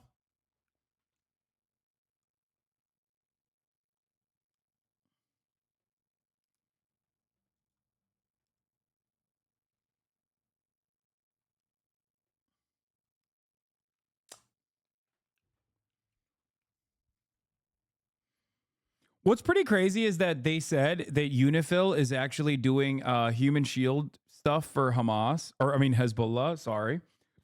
And it's like, dog, it's their country. Like, what do you mean? Oh my God, I can't believe Hezbollah has a tunnel system inside of Lebanon. Like, bitch, you're just pointing to infrastructure now.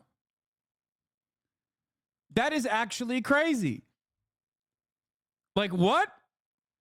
Wow, I can't believe it. They have defense infrastructure in their own sovereign nation. That's not allowed. Like, literally, Israel is crying to the referee every day. Love this video. What the idea of it saying is a Hezbollah weapons cache in southern Lebanon next to UNIFIL post with Irish peacekeepers. Wow, what a neatly gathered collection of weapons at a convenient spot right next to the troops of the country we hate the most. Crazy.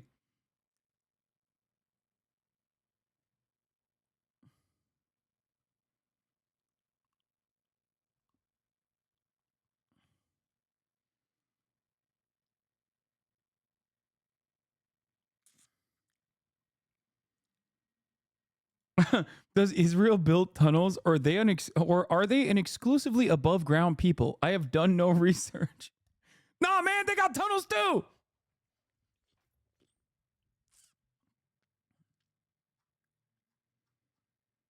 Hey, man, remember to leave the lids open in a couple of our missile launcher crates so we remember there's missile launchers in there.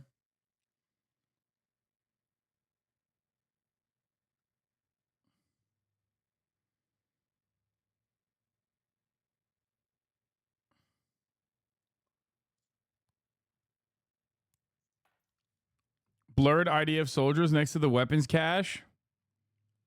No, because they were finding it, dude. Not putting it down neatly. Making sure that one of them is open at least so you know it's a weapons cache. But the Reddit nerds will eat this up like it's legit? Yes, because they're fucking rapacious scumbags who have a lust for blood. Because this kind of bloodlust is the only thing that justifies this project.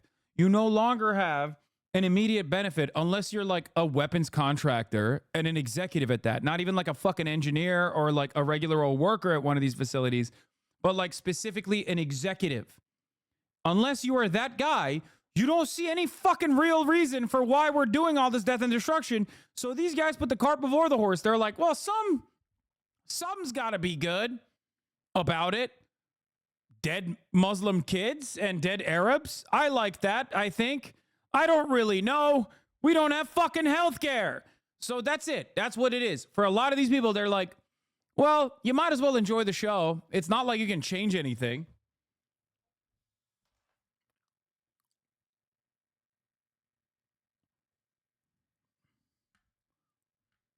That is why so many people seemingly support America and Israel. And it's not even necessarily just like how much hatred they have for Muslims, which they do. But like for them, you've probably noticed how fucking aggro they get about like any mention of the Houthis or the Ansar Allah or anyone that they assume are Houthis. When the guy's like, I'm not Houthi. I got arrested by the Houthis, by the way, but it's okay. Anyway, they're like, nah, that's a Houthi. He's killing gay people right now. Fuck you. And it's like, dude, what are you saying? Like, what do you mean? Pound for pound, who do you think is killing more gays? Hezbollah or fucking Israel? What are we talking about?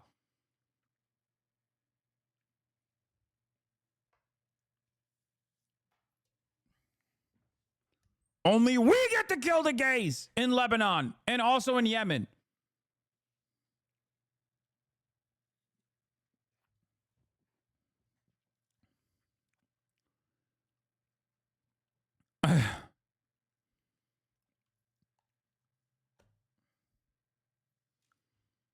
And they're the same ones to be shouting them in the roofs when there's a modicum of LGBT representation in their favorite video games and anime. I mean, that's besides the point. That's like add insult to injury type shit. Should we go to war with Iran at the behest of a nation that's rioted over their right to rape Gentiles? Seems like it should have been at least debated. Maybe even a topic during the ongoing presidential election, even if both candidates would answer yes without much thought.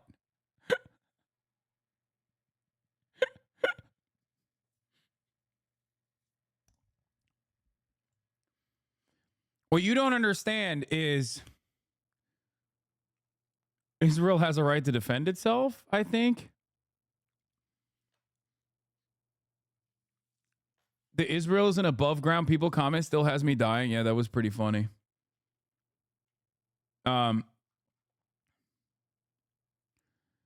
Scoop. Kamala Harris could sit down with Joe Rogan for an interview in the final stretch of the U.S. presidential campaign, 3 sources said on Monday. Harris campaign officials met with Rogan's team this week, but an appearance has not yet been confirmed, one of the 2 sources said. I think it's awesome that this is what the election is coming down to. Bro,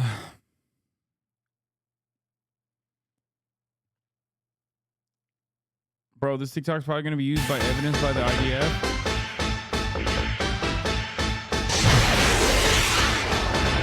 I saw this morning. You're so stupid for this, but also, why are you sending me Defense Minister Yoav Gallant's latest invention? Okay.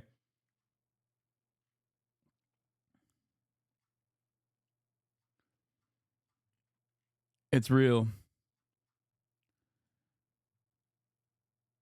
Anyway, China launches joint sword drills around Taiwan, warships and jet fighters encircle the island. I'd rather die in the West Bank. LGBTQ Palestinians find no safety in Israel. Israel markets itself in the world as an LGBTQ paradise, but testimonies from asylum seeker queer Palestinians shows it sentences them to a life of hell. I'd heard Israel was the most LGBTQ friendly country in the world. I would read and watch videos. It all looked good on screen. By the way, I think it's pretty funny when people are like, yeah, dude, the fucking Palestinians are so homophobic. It's like, one, we live in America. Like, what the fuck are we talking about? Like, go to certain parts of America, you're going to fucking experience some homophobia, okay? Pretty aggressively, as a matter of fact. It's just that Palestinians are homophobic actually is the like, what you're trying to say in that situation is they're throwing gays off the roofs in Palestine. You know what I mean?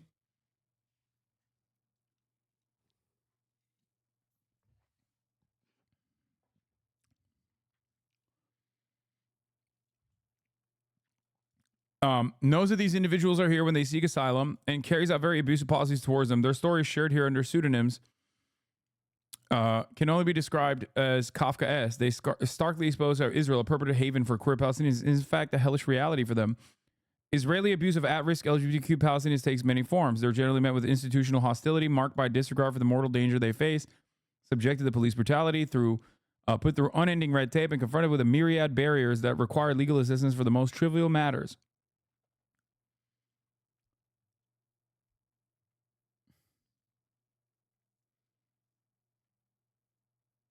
I saw Kamala Harris is potentially on Joe Rogan. Only Daesh does that. You should always reiterate that, especially when you say it sarcastically. Yeah. Interesting that you mentioned Daesh, by the way, which, of course, Israel has been aligned with at times. Well, al-Nusra, at least. So, in terms of, like, mistreatment of the gays, if we're talking about fucking Saudi Arabia, Israel is aligned with Saudi Arabia. If we're talking about fucking al-Nusra, Israel is aligned with al-Nusra. So if there's one group that's like straight up doing all the fucking Islamophobic memes in reality,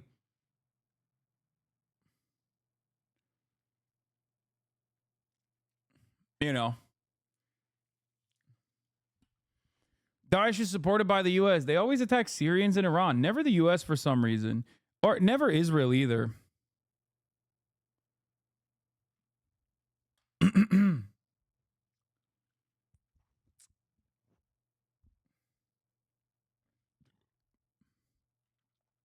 Never send me Dan Bilzerian issues on Israel because he is not one of those like based anti-Zionist in the way that you think he is. I've seen some of his statements about Jewish people. Okay. Whenever someone invokes the Talmud when they're talking about like Israel, I'm like, okay, dude. Come on, dog. Try treating the chatters like you treated Asmon. Oh, I'm sorry. I didn't realize they had 45,000 people who benefit from the person fucking talking to me, listening in a charitable manner that could be convinced otherwise. I didn't realize that like a random fucking anonymous account coming in here. By the way, you're a 24-month subscriber. Just so you understand, like, I also treat you differently than I would a fucking gray name. Don't be mean. I was just saying, yeah, you're saying something stupid. Like, yes, there is, of course, a difference in my treatment of Asmongold, who has 45,000 people listening to what I have to say in that circumstance. Why the fuck would I obviously analyze the situation similarly to a fucking random person that came in here with a sock account to, like, trigger me? I'm playing you at a stadium, man. Yeah, but not everyone in the stadium agrees with you.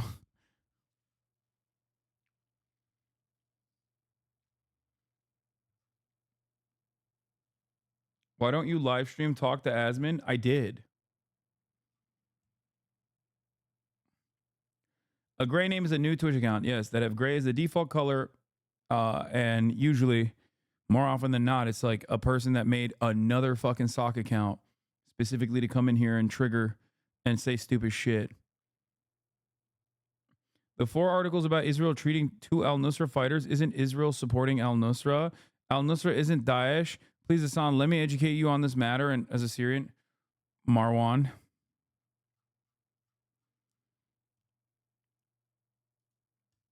Don't.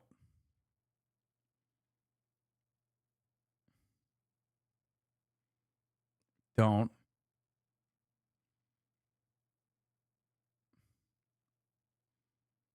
Don't do that. As a Syrian, can you tell Marwan to shut the fuck up? Yeah, but he has Syrian in his name. But Naim Berger, he's gonna tell me in a you know, pro-Syrian way how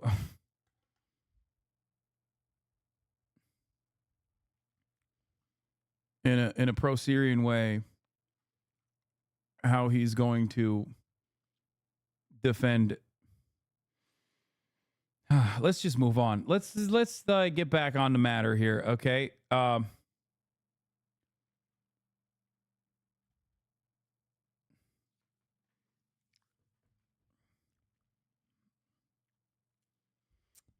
Bill Maher, new rule, dear Chappell Roan. Finally, new rule. To mark the October 7th anniversary, we must launch a campaign to educate young Americans about the Middle East. And the way I'd like to begin that process is by addressing an open letter to Chappell Roan. You made a great point when you mentioned Palestinians being able to change when given the chance to. If they weren't under occupation, Palestinians don't have the time to change. My mother, who escaped occupation early on in her life, was able to change her views and become an ally to the gays. Not trans just yet, but it's something that takes time, especially when you're fighting for your life. I wish more people understood that. Americans will never understand that, because the most dramatic, life-altering shift that happens to Americans is when the $5 jalapeno popper at Applebee's is now $6. Okay? That is the worst kind of fucking horrifying, like, that is the most unimaginable cruelty to an American, okay? American when no burger, okay? We are the burger nation. American when no burger is like, oh my God, please don't tell me, issue trigger warning, please, before mentioning no burger to American. I burger American. Don't do it. The greatest fucking threat to American sovereignty is when Aunt Jemima no longer had the same lady that they were depicting because woke, okay?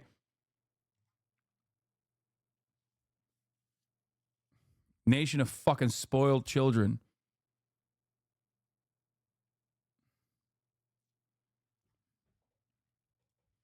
Now, to those viewers who aren't watching this while also looking at their phones, let me explain. Chappell Roan is not the name of one of Trump's golf courses. She's actually a great new recording artist who, like a Hezbollah pager, is really blowing up. Fuck you, piece of shit. That's... Oh, my God. Okay. In just a few months, she went from a struggling artist to getting 3 billion plays on Spotify. Once again, I must remind you that the Hezbollah pager, simple meme for Bill Maher, basically fucking maimed 2,000 plus people, including first responders, nurses, and also members of the Lebanese parliament. And last but not least, it killed 2 children. Okay? Like kids, like little babies. Okay? Just a reminder of the types of terrorism that Bill Maher thinks is funny. Now, of course, besides that point, this is Mr. Religulous. Okay? He's Mr. Atheist. Who's doing the act of terror? Would it shock you to find out that it was a religious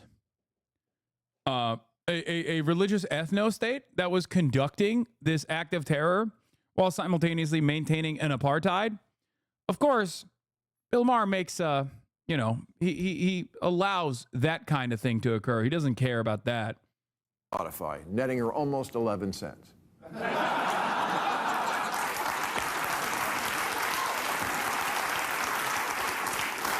You just called them people, kids, and babies? Yes, dude. What are you supposed to say about a fucking 9-year-old? What am I supposed to call a fucking 9-year-old who exploded in the pager terror attack? A person? Like what? An adult? A 9-year-old adult woman child? What am I supposed to say?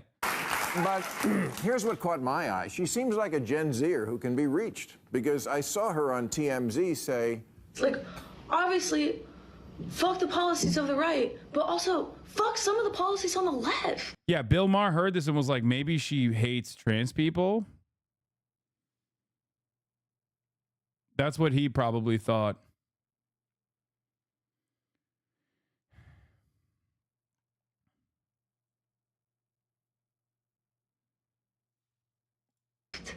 that sounds like something I would say. Yeah. Oh, I was right. He was like, maybe she was saying, fuck trans people. Am I right? I'm Bill Maher. She also said, I think it's important that people use critical thinking. I think it's important for me to question myself, question my algorithm, question, is some person that tweeted something about someone else even true? Preach, queer ally, preach.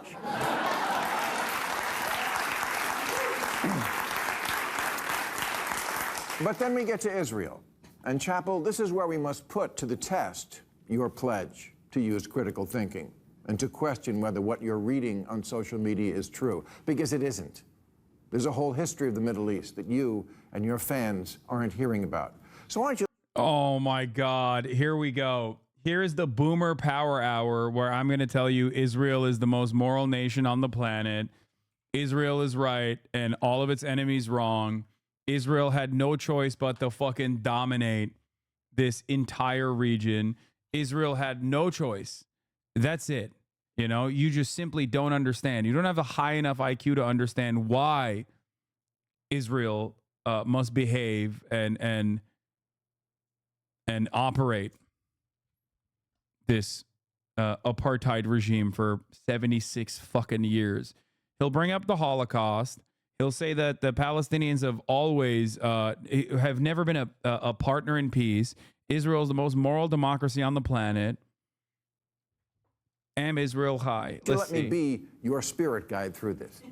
But before I do, let me tell you a little about myself, since you may have no idea who I am, considering that when this show went on the air, you were barely old enough to be told you were in... Yeah. You're too young. It's like, dude, what do you mean? What is being shown on your algorithm? What's being shown on their algorithm is literally fucking dead children with American bombs. That's it. When I see that, I'm like, we got to stop this no matter what. Okay? I see that and I think to myself, even if I was uninitiated, even if I was completely uninitiated with the subject matter, I'd be like, that's wrong. No matter who's doing it, we should put an end to it. But of course, the boomer mind is so much more complicated than that. If the boomer mind looks at that and goes, well, what were they wearing? What were the babies wearing? Were they asking for it? What are the vibes of the baby that got fucking mutilated? Okay? Annihilated with American weapons. That's it. That's all this 9-minute monologue is him being like, honestly, some of those babies fucking deserve to be ripped apart by American munitions. What color was the baby is the actual question going on through their mind? Oh, 100%. In the wrong body. So, my name is Bill Maher. I'm 35.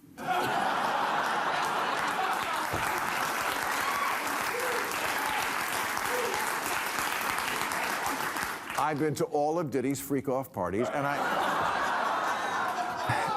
I work at the same place as Euphoria. In fact, she's right down the hall. My TikTok handle is BeNasty, and I go live every Friday night with the anime filter on, and I once won a smoke-off against Willie Nelson, Woody Harrelson, and Snoop. Dude, honestly, I mean, these people are going to die soon, so there's not really much else to say. They're going to die soon, and they live miserable fucking lives anyway because all of their immediate relatives are no longer answering their fucking phone calls, you know? That's not me being like, oh, like, I hope they die or anything. I'm just saying, like, time will run its course. If you are the type of person that's, like, laughing your fucking ass off at this shit, that's it. You got, like, maximum a decade remaining in your lifespan. Maximum. Okay? That's it. It's like, you young wokes. You're so stupid. Doing your gender. It's crazy. Can we listen to someone less odious instead? Maybe Ben Shapiro. Unironically, Ben Shapiro comes across more likable. At least he's more honest in his like a bloodlust and doesn't present it in this like incredibly arrogant fucking way that Bill Maher does, where he's like, I know more than you. Dude, what you're saying up until this point is no different than like Clay Higgins talking about, oh, you wokes did your gender under your woke sky and now nuclear holocaust is upon us. It's like, it's the same shit. You're just more annoying. Like at least Bill Higgins is like, or Clay Higgins is funny. You know? Clay Higgins put out bangers, dude, at the fucking Auschwitz concentration camp, death camp. He put out a goddamn banger out there. You ain't done shit. Last time you had a good moment was when you said the fucking 19 hijackers were brave for fucking diving into the Twin Towers. That's the last time this motherfucker said anything remotely fucking considerate, brave, bold, radical, edgy. Make people question themselves. And ever since then, it's been down fucking hill, dude. Oh yeah, he did say the N-word as well. But again, that's in column B, not column A.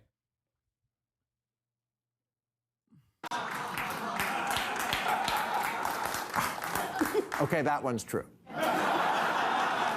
But no, look, truth be told, I'm a baby boomer. I remember phone booths and cars with ashtrays and vaginal sex. And I didn't learn about the Middle East from TikTok, which is a Chinese company whose totalitarian government would just love to have America's youth hating America. Dude, that's awesome. Oh, God. Oh, brother. There's so much right-wing nonsense on TikTok, and it's very interesting that they never talk about that shit. I guess they don't give a fuck when it's like right-wingers criticizing America. That's like genuine American invention, right? You can have that on every social media platform, but God forbid you have some leftists that like gain prominence on the fucking platform, you know? Then it's like, oh, China is trying to kill America by teaching the youth that America is bad. You know? If you don't want people to feel like America is a shitty goddamn country, then maybe you shouldn't give $20 billion in weapons to a genocidal apartheid regime instead of, I don't know, fixing the fucking roads or engaging in student loan debt relief or, I don't know, universal health care. You know, we're the richest nation on the fucking planet. That's some of that algorithm stuff you say you want to look into. Now, first off, the fact that you don't know much history isn't your fault. You live in the United States, where the schools stopped doing that whole teaching facts thing a while ago. But getting all your history from TikTok is like getting all your calories from Hostess.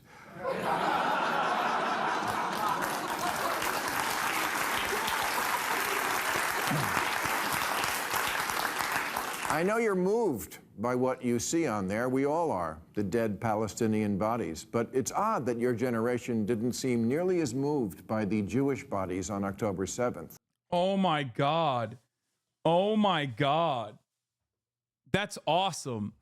Yeah, dude. Every 17-year-old, like, non-binary teenager actually also has this, like, deep resentment towards Israel that they were basically fucking primed with. No, dog. For many people in this generation, they were shocked at the horrors of October 7th. They were like, oh my God, what the fuck is happening? And then for 12 months, they realized, slowly but surely, oh my God, this is what Israel has been doing this whole fucking time? And they were like, yeah, I think they're probably a lot worse than the motherfuckers during October 7th, which is true. Like, mathematically, it is true, okay? Israel's actions post-October 7 are infinitely worse than what Hamas did on October 7. This is, like, mathematically correct. The only way that you would disagree with this is if you genuinely think that Israelis are human beings and everyone else is not, okay? Like, even if you were to put Hamas and Israel, a nuclearized militant state that is conducting an apartheid, on the same moral playing field, even though they are not. One is a violent resistance group, okay, born out of necessity. The other is literally America's fucking unsinkable aircraft carrier, okay, doing unimaginable violence. But even if you were to place it on the same moral playing field, you know, even if you were to do a both sides type argument, Israel still is infinitely worse. That's it. It's infinitely worse. And they are not on the same moral playing field anyway. You killed at Coachella this year, but when Hamas kills at a music festival, it's a whole other thing. Doesn't the sight of so many young... Oh, why didn't they laugh at that joke? Because there was no applause break. That's why. They probably were like, don't laugh at that. Those fucking cackling hyenas, dude.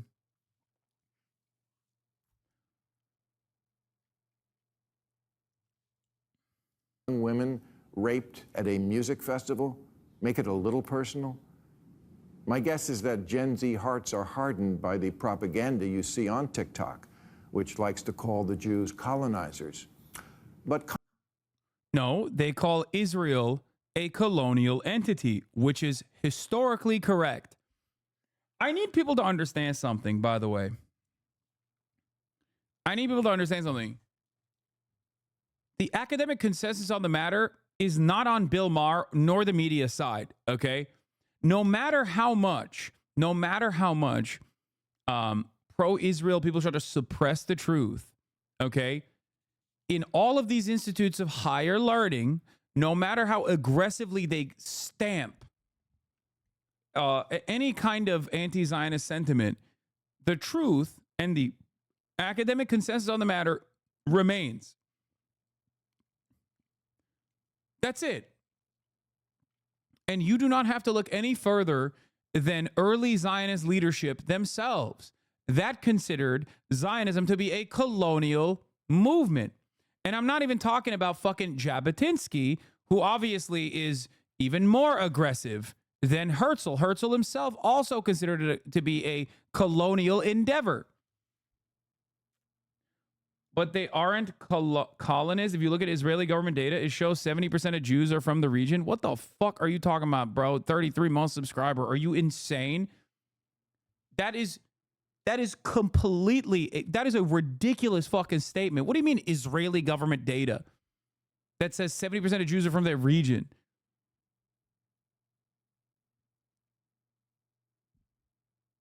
The fuck are you talking about, dude? Look, I'm not going to do this whole thing where it's like, oh, it seems like these guys are really white, or, oh, look at that. A Middle Eastern accent whenever you fucking hear, some Scottish person literally rolling a dick rider I saw that pulled that cherry pick shit out of their ass. Oh. This person is just simply repeating talking point that some fucking dumbass mentioned. That is not the case, for the record. That is not. 70% of Jews in Israel are not from the region. Also, what do you mean the region? If you mean MENA, okay, yes. A lot of Israeli Jews are Arab and North African. That is true. The Mizrahi Jewish part of Israel is from, I guess, surrounding countries. That doesn't mean they are from historic Palestine. Colonizers are intruders who have no history in an area, like when Spain conquered the Mayans, or when your mom took over Facebook.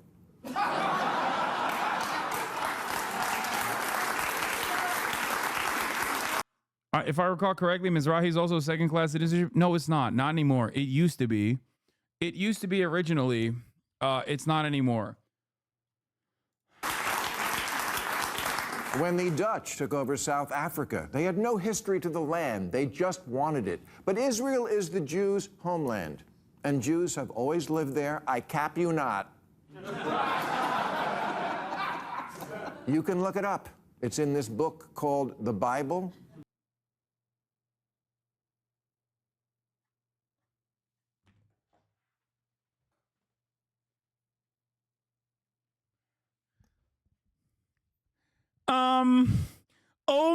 Oh my science. I'm here to own you by sourcing the Bible. Epic memes. I'm an atheist, by the way. That's awesome, dude. La source, the Bible. Dude, why is every atheist like this? Whenever it comes, dude, what is going on? This guy did the Religulous documentary. Hello? Base department calling La Bible for my epic takedown? What's next, dude? Are you fucking anti-gay? Source, La Bible? La Bible much? I've decided I'm not wearing two different kinds of cotton or two different kinds of fucking wool and cotton. I'm not going to be mixing that. No more polyester for me. Source, La Bible.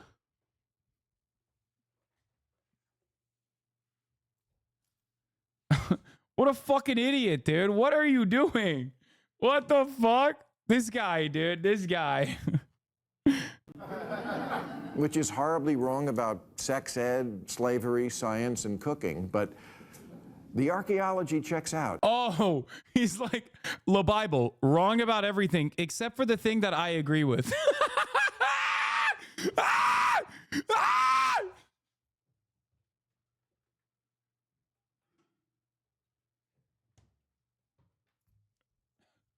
Oh, got it, dude. Sick. Sick argument, dude. Fuck.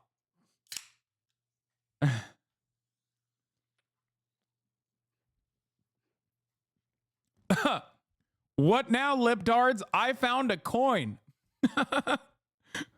Source, La Bible. This justifies the ethnic displacement of 750,000 people that were living in these villages for hundreds of years. Source, La Bible. Also, the coin I found. Sick, man. Sick. What a fantastic argument, dude. Yeah. It says the Jews built a temple with a really big wall 7 centuries before Muhammad or Islam ever existed, and sure as shit, you can still go there and touch it. Calling Jews colonizers in Israel is like calling Native Americans colonizers here. It's ridiculous. Oh my God. Oh my God. I can't, dude. This kind of shit does not work on anyone, okay? This barely is an argument that maybe my Jewish anti-Zionist chatters will fucking agree with here. This barely works on like people that are going to, I don't know, Jewish camp or something as a child, okay? It's ridiculous.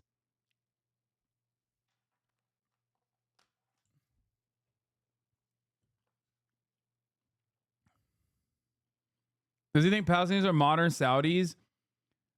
I don't think he understands anything. I don't think he understands that, like, the people that remained behind first converted to Christianity and then Islam as well. And that, you know, it doesn't really fucking matter because you can't.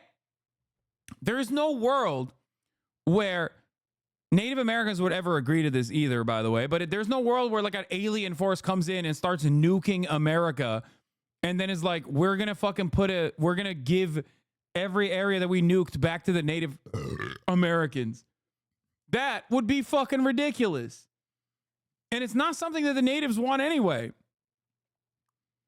Like when natives talk about land back, they're not talking about like fucking massacring random American children and all of them, like making them subjects of a colonial occupation for almost a century.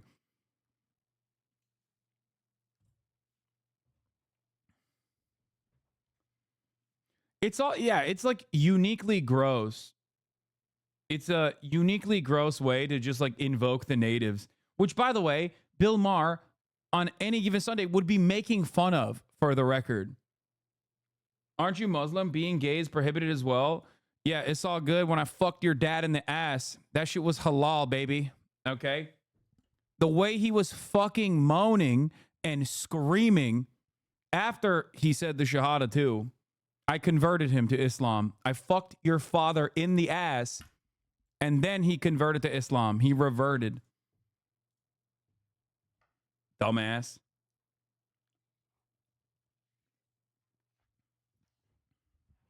He said it was a religious experience. Ridiculous.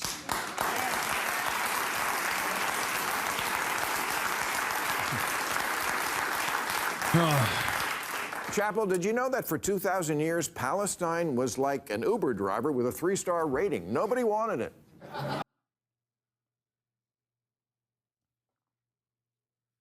I love that he's literally regurgitating like boomer ass, like a land without a people with a for a people without a land shit. Yeah, dude. There was so little people there that 750,000 of them had to be forcefully removed from their homes, never to be returned. Like, what the fuck are you saying? God, I fucking hate.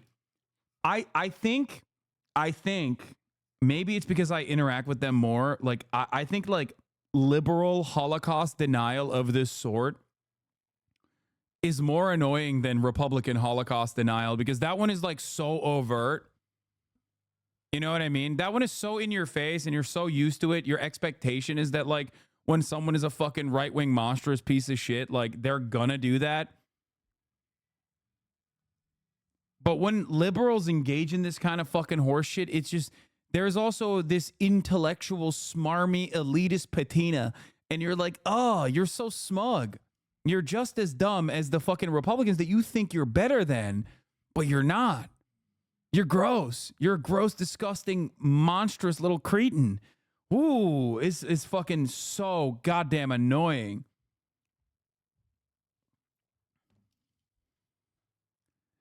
This is why I know there is no fucking, not to be like, not to get all atheists on this shit, but like, this is why I know there cannot be a fucking God, okay? Because goddamn, there would be some biblical style punishment that this motherfucker would be getting dished out for being this smug, this consistently, and this horrifyingly, monstrously. this much on the main too. Like there can't be. So in a way, Bill Maher reaffirming atheism everywhere. Because if there was a fucking God, if there was a God, you would be getting biblical style punished, okay? Like straight up. 7-generation curse on your entire family type shit, okay?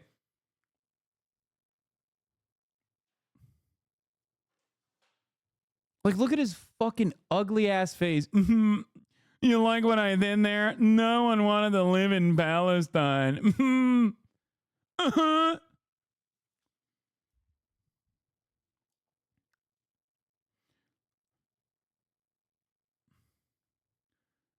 Like, if God was real, there would be a sinkhole opening up under the fucking Bill Maher studio right at this very moment, sucking every single fucking animal that's laughing at his awful boomer jokes alongside him.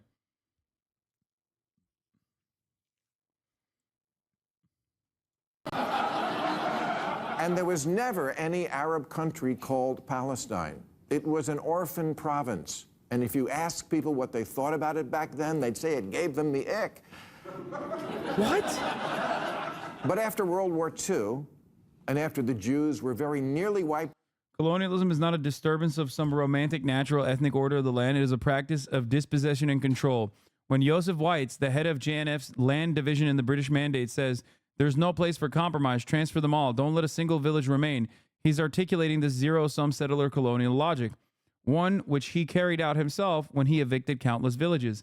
And he should know he was on Ben-Gurion's transfer committee. I think the only difference is, like, it's happening so close. Like, it's happening in broad daylight in front of our eyes, and we are getting to see it step by step. And even, like, the beginning stages are not that far. Like, there are... I mean, the fucking president was alive when this shit was happening. You know what I mean? Like, that's how close we are generationally to the inception of Israel as a you know, settler colonial entity in the region. So it's hard to read in the history books all of the things that, like, American pioneers did, you know what I mean? Rape and pillage and destroy the land and engaging, like, ethnic cleansing of the indigenous population, and then watch it unfold in front of our eyes and go, no, that's actually super sick. Like, that's totally fine. I like that they're doing that. It's hard. It's hard to do that. Either you have to be more honest in the way that Republicans are and be like, that's CRT, that's woke, that's gender, that's fucking, that should not be taught in schools, that's DEI, and just, like, rewrite history even more so than we have in terms of, like, whitewashing the indigenous genocide. Like, if you're going to do might is right, at least the Republicans are honest about it. You know what I mean? Like, they're doing might is right more honestly than this fucking dipshit is. Out by an actual attempted genocide, they decided it was time for their historic homeland to be an actual country. I used to think when reading about the founding of Israel as a teenager that people were just unaware of it, that people are just morally good and don't know. But now I have a front row seat to watch people engage in this voyeuristic pleasure of watching genocide, and I think my faith in humanity is gone and was always misplaced. No, I think most people are misguided still, and they can learn.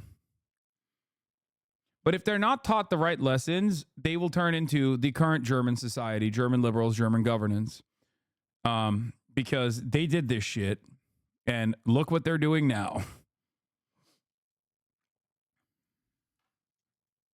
So that for once they could defend themselves. And the UN, we like them, right? Yeah, they agreed and voted a country for each. Dude, like, invoking the UN right now is so funny when Israel is, like, on the boundary of the UNIFIL units that were placed on the blue line inside of Lebanese borders, and they're, like, about to fucking kill a bunch of European UNIFIL members. It's just like, dude, you don't give a fuck about the UN. Why are you invoking the UN? What a stupid fucking argument. Like, the UN has made the most statements. Like the one country that they've like yelled about the most is Israel. Of the indigenous peoples. One side agreed to that, but the Arabs had a slightly different proposal. That's crazy. I can't believe that the Arabs didn't agree to the proposal where they would give like 20 or 30% of the population 52% of the land, dude. That's crazy. Also, Arabs is a monolithic group. They're all you know, one unit, one mind, one soul, one body. These barbaric hordes wanted to come after the beautiful state of Israel that was supposed to be created there. They said, how about we keep it all and wipe you out? Chappell, if you think it was repressive growing up queer in the Midwest, try the Mideast. You're a female drag queen, and you sing, I fucked you in the bathroom when we went to dinner, your parents at the table. Yeah, that wouldn't fly in Gaza, although you would straight off a roof. No, you wouldn't. No, you wouldn't. You would fly straight off of a roof when Israel fucking blew off the roof, dumbass. Shut the fuck up, you Islamophobic piece of shit, dude. The idea that like, oh, dude, gays are being thrown off roofs in Gaza. First of all, there are no roofs left in Gaza. We blew them all up, okay? So that's number one. Number two, this notion that like every fucking Arab is like waiting for someone to be suspected of being gay so they can throw them off roofs is fucking ridiculous when Israel literally threw off Palestinians off of the roof in Occupy West Bank the other fucking week. We watched it happen. It's on camera. Israeli soldiers kicking off Palestinians off the side of a fucking roof, dude. Off the side of a rooftop in the West Bank on video. And these motherfuckers, these monstrous pieces of shit are like, oh, dude, they're going to do ISIS-style shit any day now.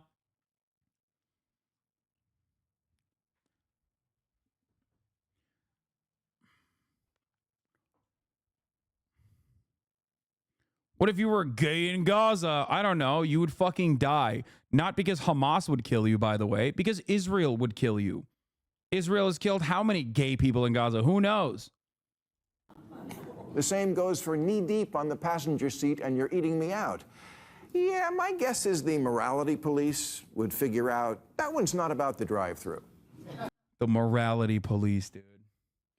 Number one ally to fucking Israel, for the record, Saudi Arabia, morality police. And kill your feather boa-wearing ass. You know when you sing that LA is where boys and girls can all be queens every single day? You're welcome, but offer not good in the West Bank. Chappell, you're not wrong that oppression is bad, or that Palestinian and many other Muslim populations are oppressed and deserve to be freed. You just have it completely ass backwards as to who is doing the oppressing. Yeah, it's Hamas. They have to be freed from Hamas, which is Israel. Israel's doing that, right? Just like Lebanese people have to be freed from Hezbollah.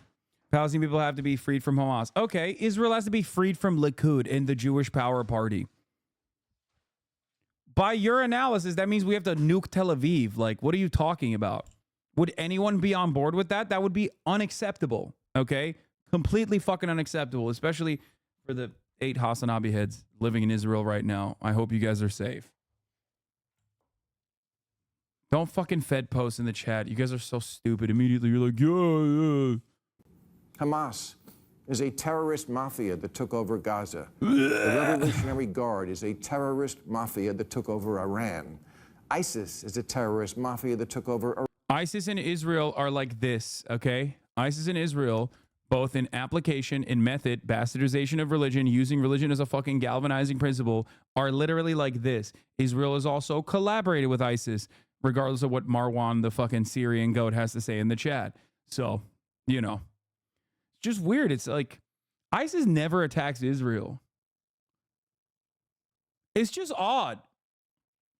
I don't know. It's weird to me that this peak like Islamic scourge is somehow always finding themselves exclusively butchering, slaughtering the Yazidi population, the Muslim population. Huh. It must be a coincidence. I don't know. Iraq. The Taliban is a terrorist mafia that took over Afghanistan. These are the oppressors. And when you make it all about Israel, you take the pressure off of them You enable them. The Iranian regime has killed 600 protesters after a 22-year-old woman died in police custody. Dude, there is nothing funnier than fucking talking about a fucking anti-Iranian government protester being fucking slaughtered. You're literally saying that you only care when you can use Muslims as a fucking talking point, okay? You're using regional actors, like people that are in the region, as a fucking talking point. That's it. That's it. You're literally saying Israel gets to kill as many people as they want, including Kurds living in Iran, and you can't say a goddamn thing about it. But God forbid anyone else kills them, then we'll use it as a talking point to justify Israel killing all of these other people. Wait, can you put my car back in the garage, please? Thank you. Following her arrest for the crime of wearing her head covering in... This is why, by the way, this is why it was so frustrating during the Al Ahli hospital explosion, not the Al Shifa one, not the new Al Aqsa one. The Al Ahli one was the first like big major thing that happened, right? Where Israel was like, no, it was actually Hamas rockets that blew up on the courtyard. And then they were like, no, it's actually Islamic Jihad, Palestinian Islamic Jihad rockets that blew up in the courtyard. And everyone was like, Israel would never blow up a hospital. It was actually, Palestinians that blew up the hospital. And everyone was condemning the Palestinians over and over again. They were like, oh, the Palestinian resistance, they blew up their own people. They're fucking, this death and destruction is unimaginable. When they were doing that, when everyone was chirping about that, okay, I could not believe it. Because Israel had shelled that exact same hospital 2 days prior, Al Ahli. But not only that, but Israel had already killed thousands of Palestinians. So basically, the entire world's sentiment on that moment, the entire world's sentiment in that moment was Israel gets to kill as many Palestinians as possible. They're doing the best job when they do that. This was before they fucking invaded and blew up every single hospital in Gaza, by the way. But at that point, they were like, Israel would never blow up a hospital, which was obviously a fucking lie. But then beyond that, the idea was it is only appropriate for Israel to kill Palestinians, okay? As an accident, even if this was an accident, which there is no evidence that it was, okay? Still, to this day, by the way, we never found out who actually was responsible for this explosion in the courtyard. But it didn't even matter because ultimately they blew up every fucking hospital. They literally blew up a tent city last night. This pathetic excuse of a human being's politics just comes down to looking for perceived hypocrisy and a shock at violence, then proceed with complete apathy at the horrors being carried out in front of his eyes because that's war, and spew some history he learned on an evangelical YouTube ad. He's like a fucking child. When Hamas murders civilians, everyone needs to be shocked because nothing can justify it. But when Israel slaughters them in the tens of thousands, there's context. Exactly. Well, the context is that he is perceiving that like Hamas is slaughtering civilians. That's the context. Incorrectly. Just to be clear, that's your team. Iran is who sponsors Hamas and Hezbollah. Are you sure this is who you want to throw down with? Meryl Streep spoke at the UN recently and said this about the Taliban, who are only slightly more conservative than your heroes in Hamas. She said, today in Kabul, a female cat has more freedoms than a woman. A cat may go sit on her front stoop and feel the sun on her face. She may... Yeah, it's really fucked up. If only we hadn't armed them, radicalized them, used them as a fucking cudgel in the Afghan civil war, used them as a fucking force against the USSR that was invading Afghanistan in the aftermath of said civil war, during the same civil war, and then gave them Afghanistan, then invaded Afghanistan again, fought and killed a shit ton of Afghan civilians for 20 years of our occupation, only to give them the country once again.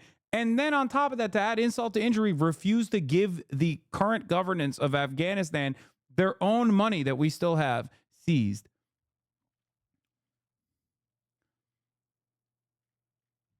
You want the people who bomb 40,000 plus people as our allies, lol.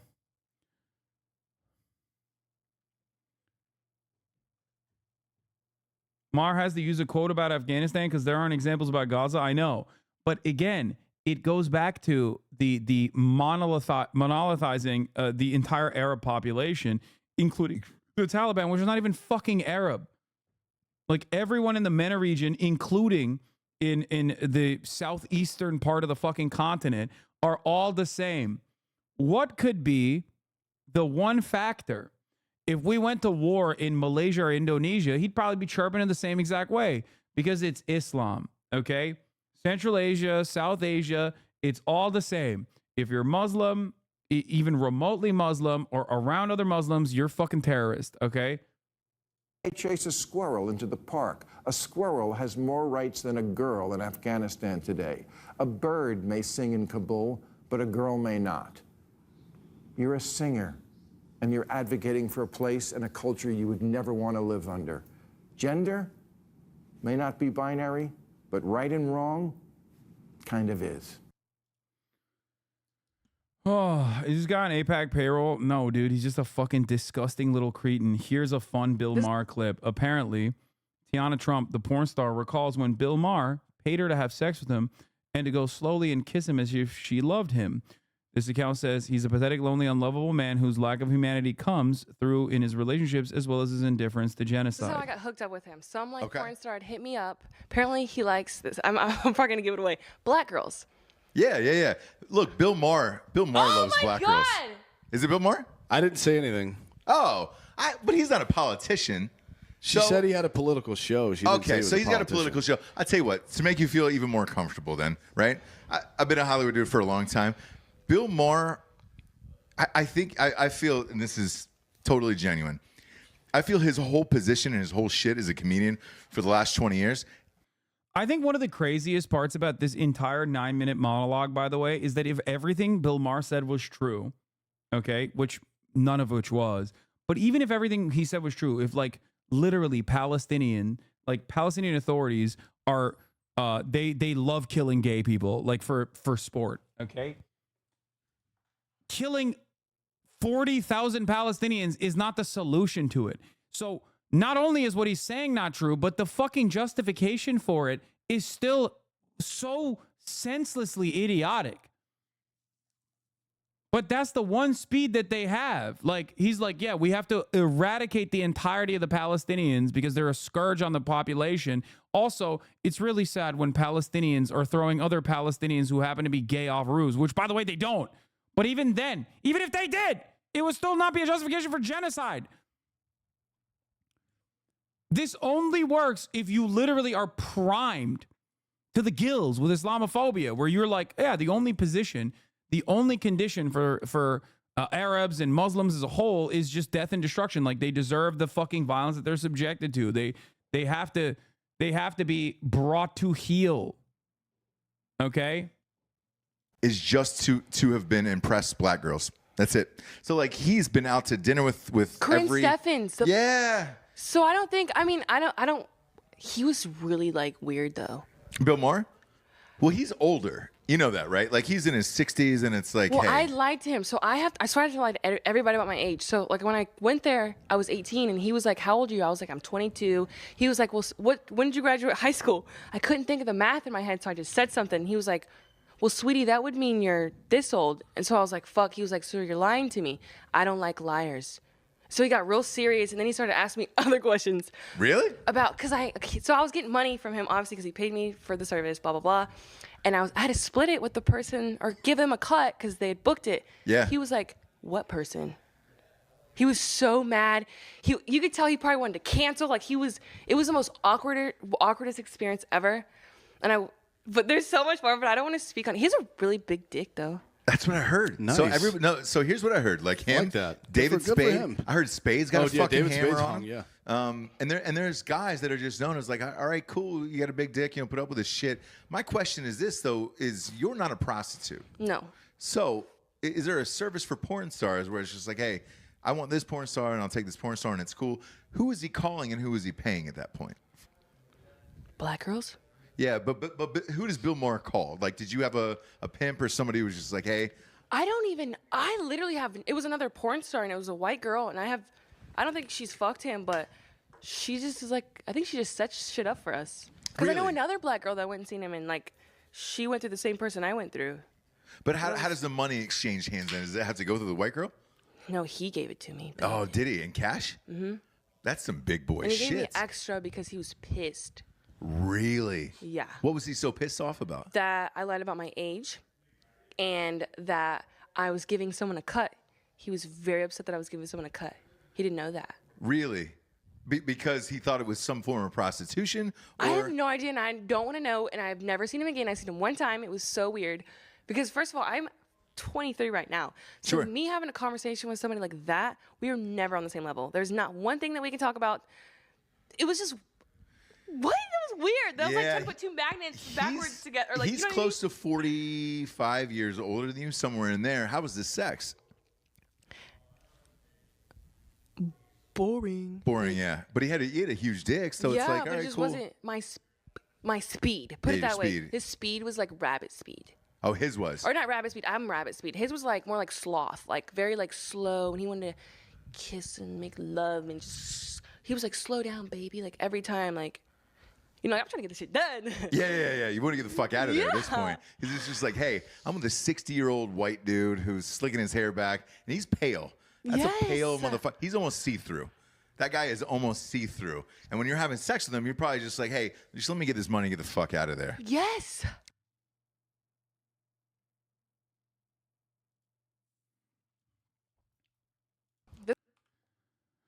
The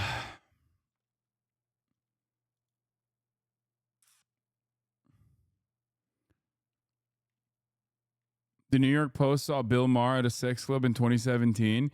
Yeah, I've talked about this before as well. The most startling revelation here is that Bill Maher probably got the idea for Club Random from his awkward conversations with the women he's paying to have sex with them. Yeah, I've talked about this before. I knew someone that went to a sex club where Bill Maher was at as well. He loves that shit. Sanctum is the name of the sex club. Anyway, the reason why we watch that is because just know that, you know, he is a miserable, pathetic little scumbag.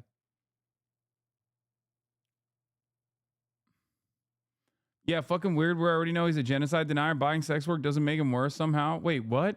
No, dude. The point is not that he bought sex work. What the fuck are you talking about? The point is he's a miserable, lonely human being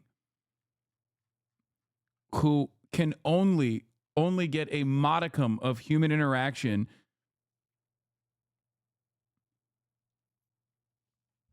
that he pays for. And then in the aftermath, people are like, yeah, it sucked.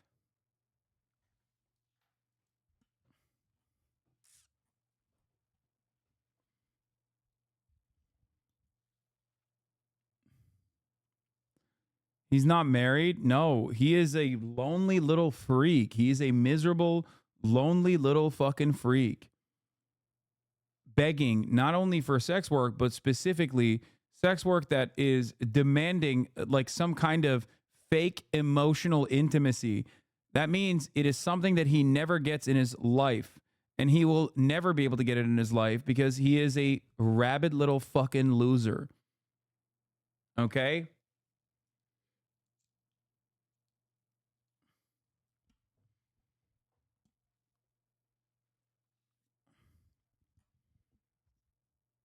Also, he's bad at sex.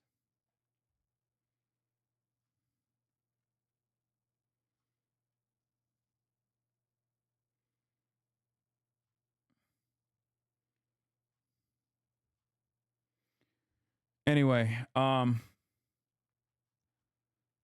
yeah.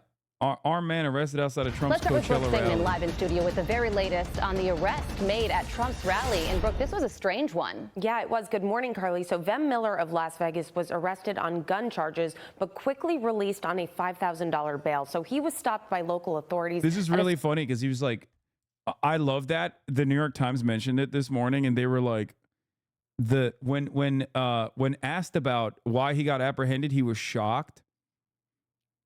Because he was like, I'm a Trump supporter. Yeah. They arrested a sovereign citizen who was trying to attend a Trump rally as a Trump supporter. And they were like, well, obviously shit doesn't check out because he had like one of those sovereign citizen license plates and a entire arsenal in his fucking vehicle. So they immediately assumed he was going to, you know, try and kill Donald Trump. It's like, nah, he's just a regular old Nevada, crossing the border into California to go watch the Trump rally.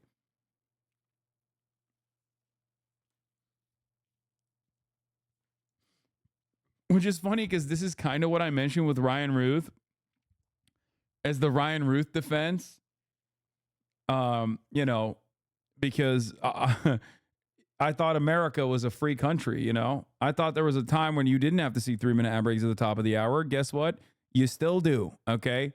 But you can subscribe for $6 or for free with a Twitch Prime. Here's a 3-minute ad break now. Security checkpoint outside of former President Trump's rally in Coachella, California. Police say he was driving an unregistered black SUV with a homemade license plate, and he claimed to be a journalist that had VIP access. But when deputies searched his car, they eventually found a shotgun, a loaded handgun, and ammunition. They also found multiple passports and driver's licenses with several different names.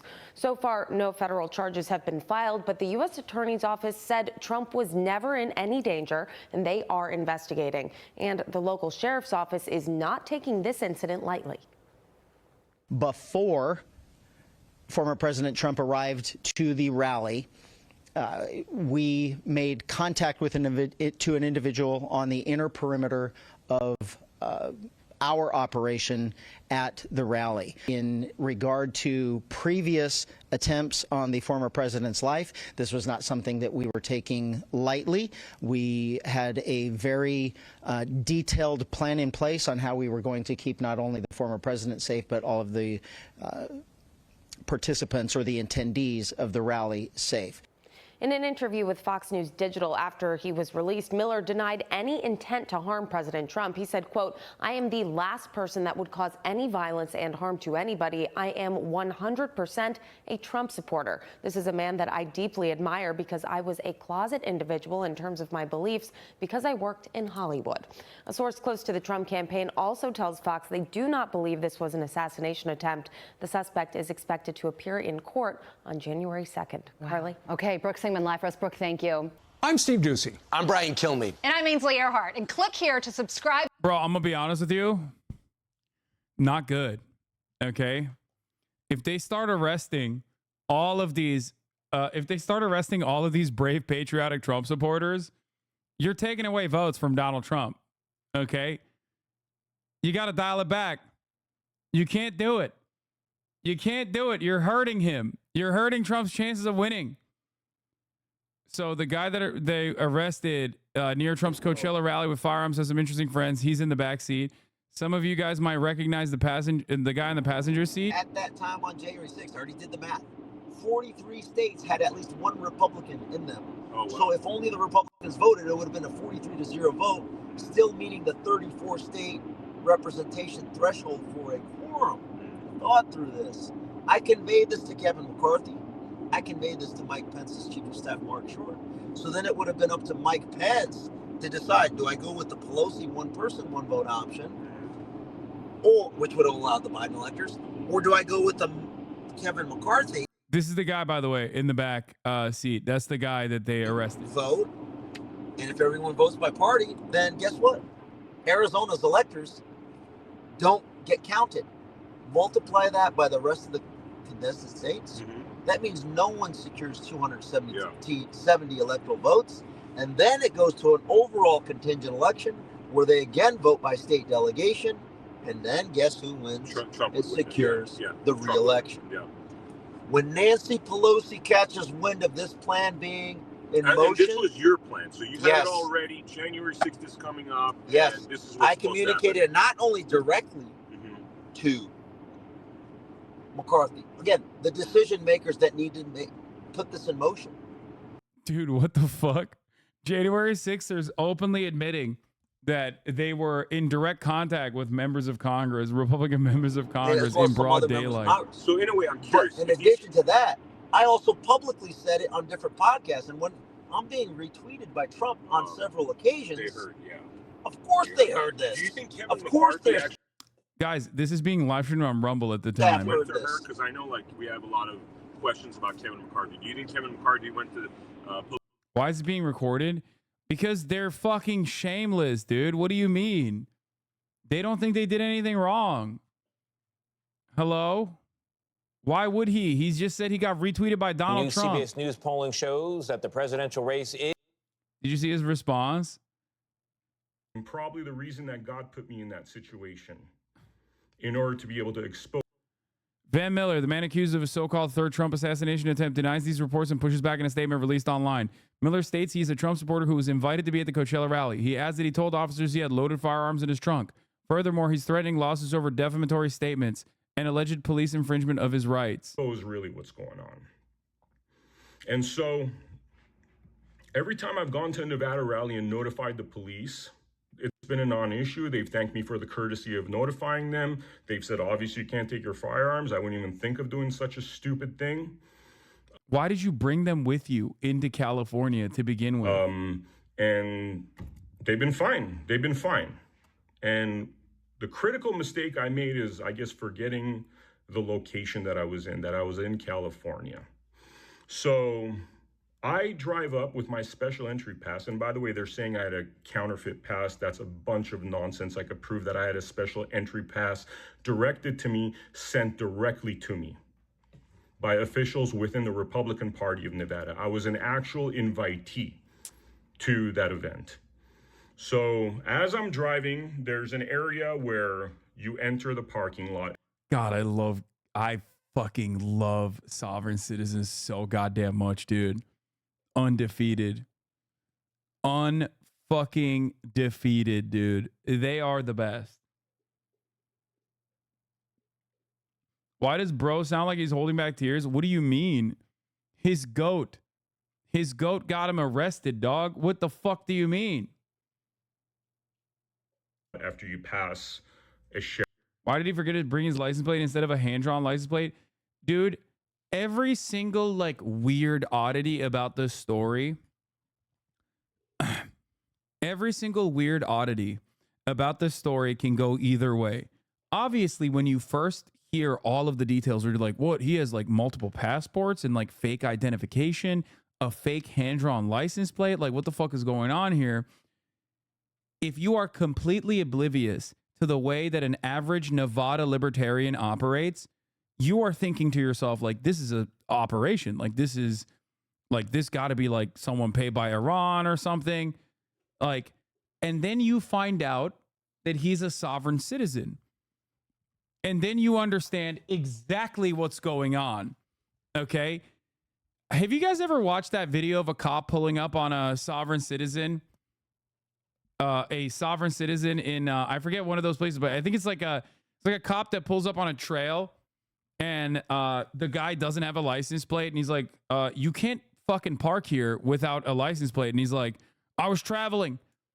Sir, I was traveling. And then they're like, what's your name? And he's like, well, my God-given name is like Bible Jesus or something. I need to find the video. It's incredible. You know what I'm talking about? Like he just says like his Bible name or something. It's like a part of some Christian militia. And he's also a sovereign citizen.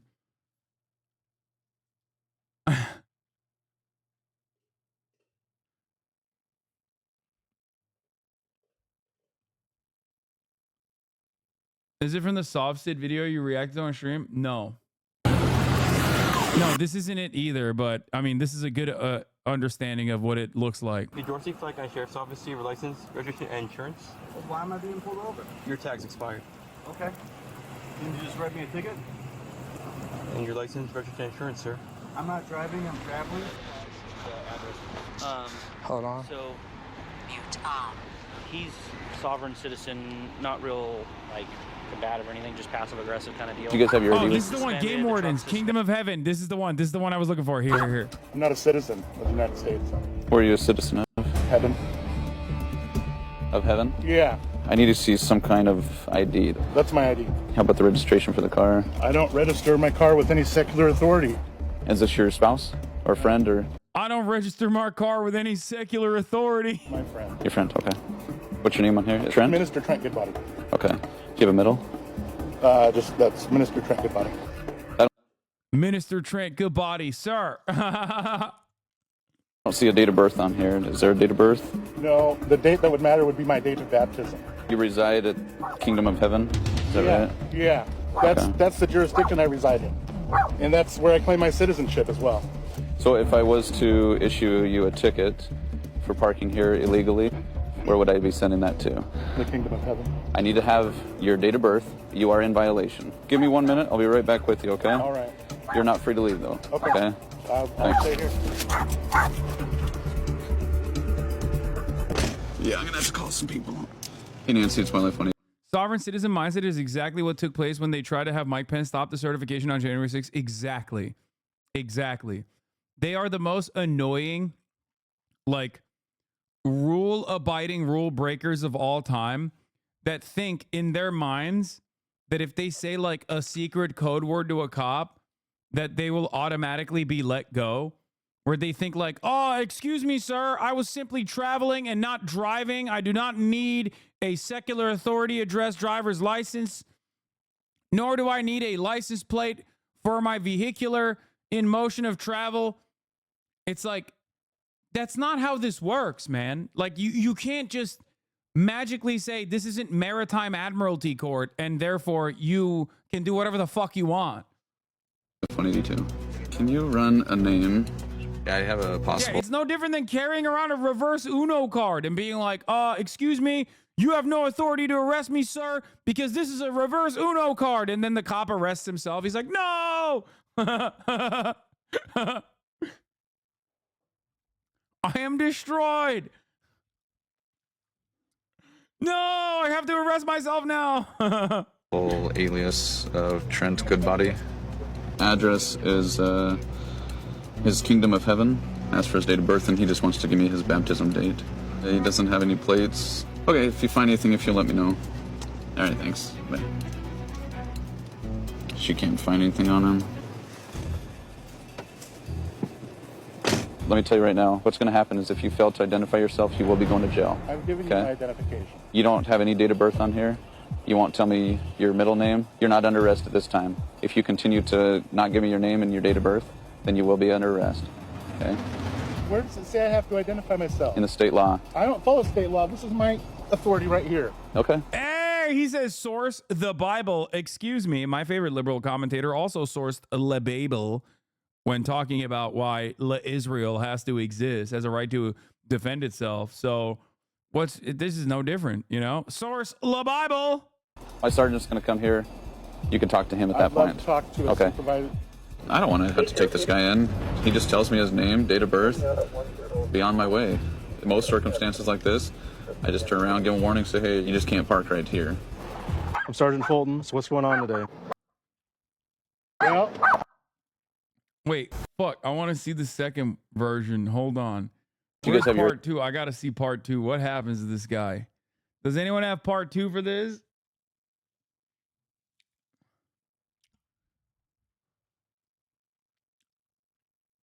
Sovereign citizen final boss. Someone said this Amazon delivered to the Kingdom of Heaven.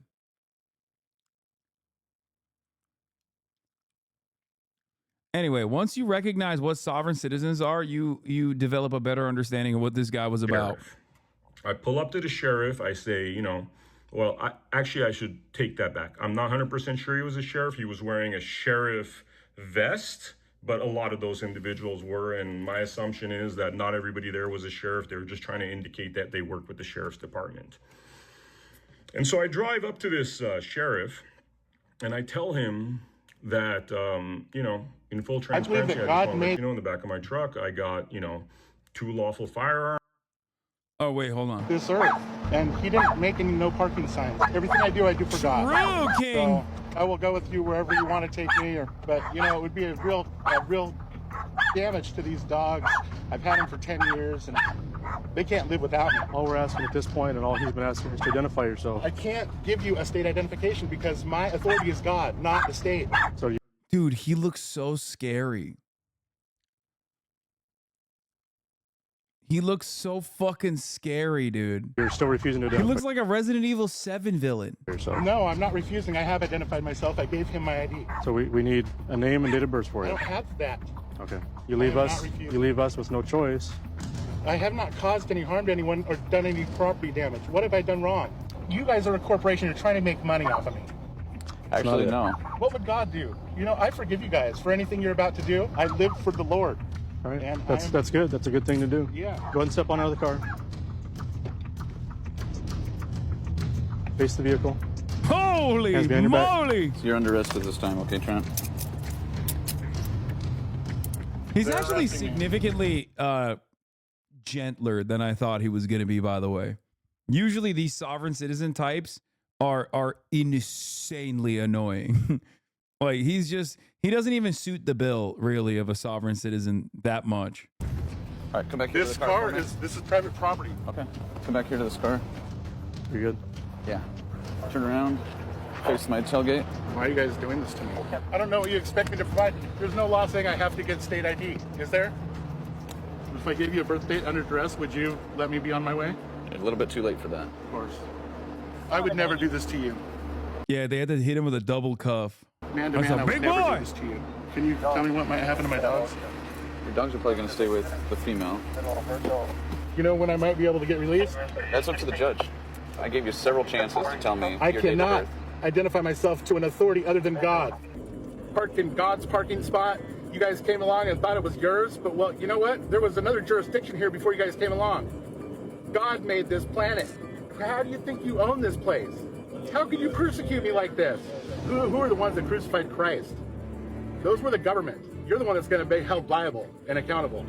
Okay. And not just by a court, because God does not operate in court. I'm not going to sit here and argue with you. Okay, well that's fine. I am You just doing my due diligence to warn you and You can explain it to the judge. For the record, if he was black, they would have shot him. So, you know. Arms purchased lawfully, registered lawfully, and I'm just letting you know that that's back there as a courtesy, which is a courtesy that I always do. That Kamala Harris, black men deserve a president who cares about making their lives better. Yeah.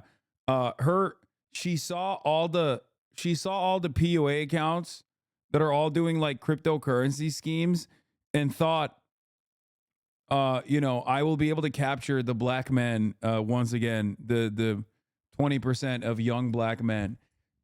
You might as well go on fresh and fit at this point. You know what I mean?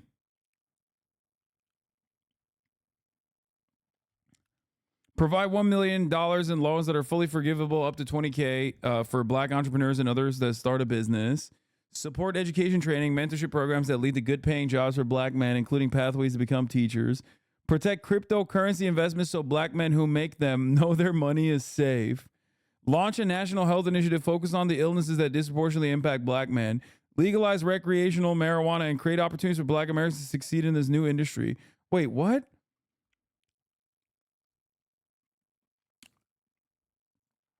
That last part is a standalone. You don't have to say it for like black men specifically. What the fuck? That's crazy. No, it's not a troll. I saw the fucking crypto thing and I immediately knew what was going on. They looked at the fucking environment and they're trying to put the cart before the horse. You not black, bro? Yeah, you're right. Legalization of recreational marijuana should not be exclusively viewed from the lens of black people. The fuck?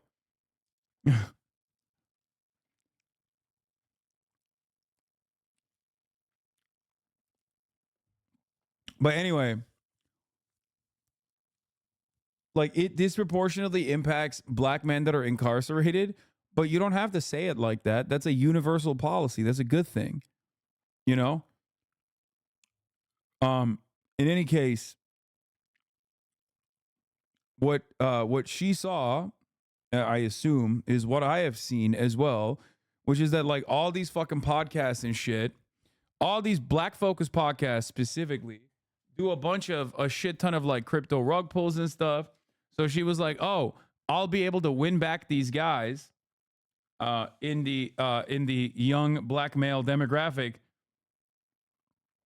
by directly being like, oh yeah, I'll protect your crypto assets.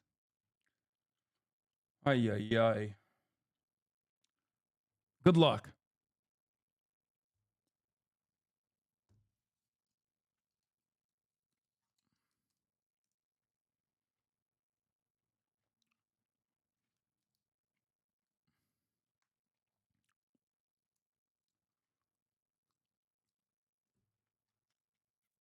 Like, it's funny because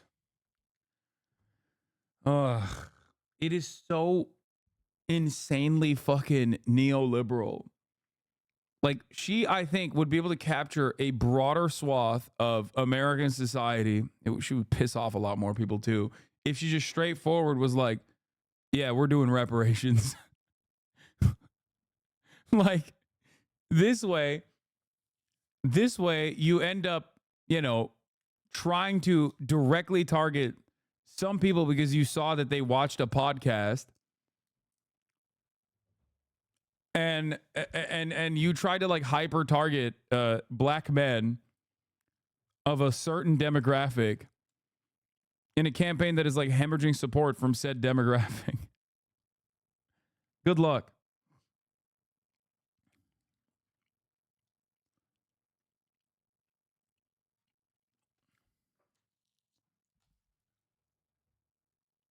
How the fuck did Democrats go from being ahead to now having a tight race and possibly losing?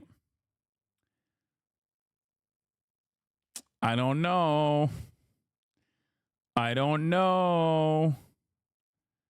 Let's take a look. Is essentially tied. That is both nationally and in the battleground states that really count. And the former president is drawing attention, renewed attention, you might say, for more rhetoric, new rhetoric as well. The number of white Bernie bros caping for Joe Rogan in my mentions right now, all because of the Sanders team unforced error of coddling bigotry in an ad. Hate to see it.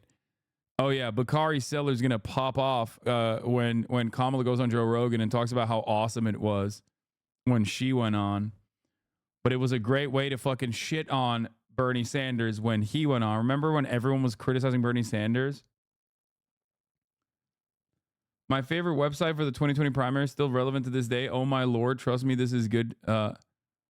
Yesterday, I announced that as president, I'll establish a negative income tax program for senior citizens who open a dunk tank that operates 3 weeks in a red district. Yesterday, I announced I'll establish an equal pay program for unmarried men who open a donut shop that operates 7 weeks in a parking garage. Yeah, this is tailored off of like, dude, it's crazy because that is literally what's going on. If I clicked on that enough times, we would arrive at a real current active Kamala Harris policy. This level of hyper targeting is so stupid. She should not go on it. Too late. She made it. Well, about going after his enemies. Caitlin Huey-Burns is on the trail in Pennsylvania for us. Caitlin, good morning. Good morning. Well, a sure sign that this campaign is in the final stretch, the increased rhetoric. Over the weekend, former President Trump leaned into immigration, but he also warned of what he called, quote, the enemy from within. In the battleground border state of Arizona on Sunday, former President Donald Trump focused on what has become. That was one of the most crazy aspects of my talk with the Pod Johns was when John, not Lovett, oh my God, the fuck is wrong with me? What is wrong with my brain? John Favreau was like, oh, well, we're fielding a lot of calls from Jewish voters in Michigan that are saying like, no, we like what we're scared about anti-Semitism. And it's like, dude, there is not a single fucking poll that shows that a decent number of Americans in either direction that is in support of any party that wants to maintain the current standard with Israel.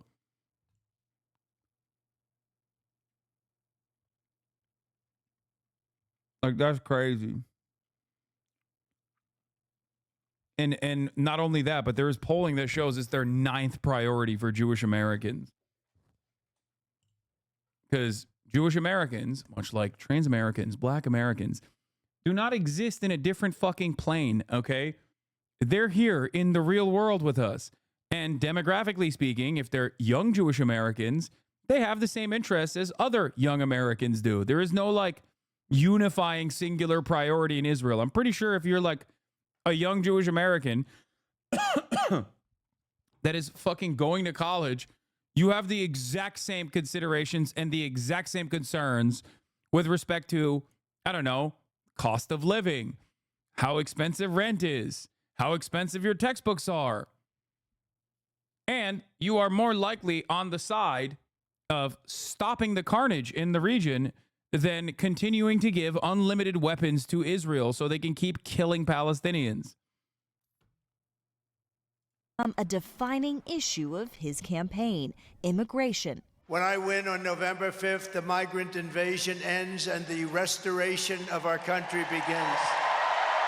Trump pledged to hire 10,000 more Border Patrol agents after earlier this year opposing a bipartisan bill that would have added 1,500 more personnel, all while ramping up his rhetoric. We're now known all throughout the world as an occupied. My favorite part of the pod was when you quoted a direct Obama speech line in Obama voice to the guy who wrote the speech. Oh, yeah, that's true.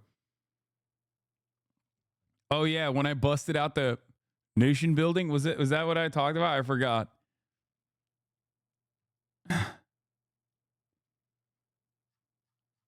Yeah, I did do that directly to his face.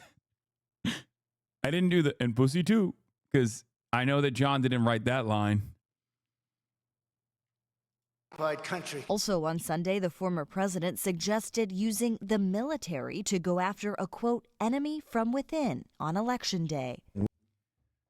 Where is it? We can find the link. Someone can send the link if you want. We have some very bad people. We have some sick people, radical left lunatics. And I think they're and it should be very easily handled by, if necessary, by National Guard, or if really necessary, by the military. At a rally in North Carolina, Vice President... By the way, yeah, Trump is literally every day escalating the conversation. He went to Aurora and was like, the fucking Venezuelans took over your neighborhoods. Like, we're going to fucking purge them. We're going to do ethnic camps. We're going to do mass displacement. And then he's like, we're going to have the National Guard sort it all out. We're going to kill everyone. By the time the election comes around, he's going to be like, I'm just here to kill every single person. Like, I'm here to do that. Where I don't know exactly when I brought up the Obama voice. Almost dual loyalty territory. It's like, leave that, especially for young Jewish voters as well. Around 42 minutes. Oh, damn. I almost got it right. To do like neocon agenda shit that like virtually zero people want, and even less people in DC want it now, because they might want it, but they just don't want it in the way that it's currently unfolding. Yeah. Because even they recognize the danger that presents for America's interests in the region, right? So who are we doing this for? I know, but like is telling them, like, you know, the Iranian guys are saying death to America all the time. But they don't really care. Like, they don't want the money to go there. And back in the day, I think Barack Obama did a fantastic job of communicating that. Instead of doing nation building in Iraq and Afghanistan, we should do nation building here. That's what he said in 2008. You might have written that, actually. Yeah, it's a great line. Very popular Democratic line from way back when. Yeah.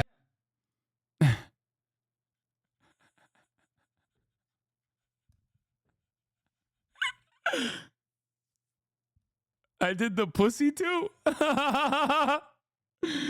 Oh no. Josh Shapiro does a way better Obama than you. I know. If you like your podcast, you can keep it.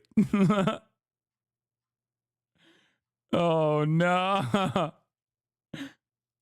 But like, that's the thing. Since the Kerry days, yeah. I know, but like, what happened? Now we're just like, we want to have the strongest dicked military of all time. We got to have a lethal military. Like, we got to fuck shit up. We're restructuring the party to do like neocon agenda shit that like virtually zero people want, and even less people in DC want it now, because they might want it, but they just don't want it in the way that it's currently unfolding. Yeah. Because even they recognize the danger that presents for America's interests in the region, right? Everyone else talks about pussy too, but no one ever thinks about introducing the innovation of bussy too. Don't worry, gay Obama, Pete Buttigieg will introduce bussy too. You were spitting in this pod for real? Yeah, it was. It got pretty solid reception, honestly. No shade. This camera angle in your glasses kind of make you a little cross-eyed. Yeah, I don't care.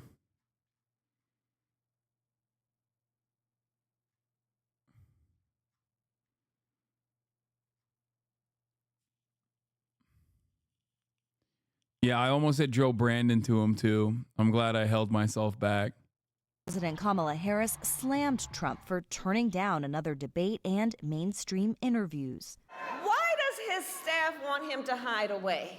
One must question, are they afraid that people will see that he is too weak and unstable to lead America? Earlier in the day, Harris attended Sunday service in the state as her campaign makes a more aggressive push to win over black men, a critical voting bloc for which Trump is also competing. CBS News polling shows Harris has as much support from black voters as President Biden did in 2020, but her campaign has concerns about turnout. And the Harris campaign released a set of economic proposals specifically for black men. She'll be campaigning in Erie, Pennsylvania today. Former President Trump will be here outside Philadelphia for a town hall that his campaign says will be focused on the economy and inflation. All right, Caitlin, thank you. Kamala supports taxpayer-funded sex changes for prisoners. Surgery. For prisoners. For prisoners, every transgender. Dude, I love these ads so much. It's just such a waste of money. Like, you will never convince me that this is a good ad, okay? You will never convince me that this is a good ad. People don't give a fuck. Their wallets are screaming, dude, okay? You're so stupid. You, in the Republican Party, are so fucking stupid. What a ginormous waste of money. They are literally throwing, okay? They are throwing. People are like, the fuck? I don't give a shit, dude. Shut the fuck up. Clearly, people in the margins will want to know whether Kamala will trans the prisoners. It's like, instead of like hyper-focusing her campaign initiatives to like a very specific subsect of the American population, if Kamala Harris started criticizing Trump on that same exact front, it's like, it's so dumb. It is hilarious. It is a throw off, okay? Both sides are desperately swinging for the unimaginable, the worst election that you could hold, the worst campaign. It's crazy.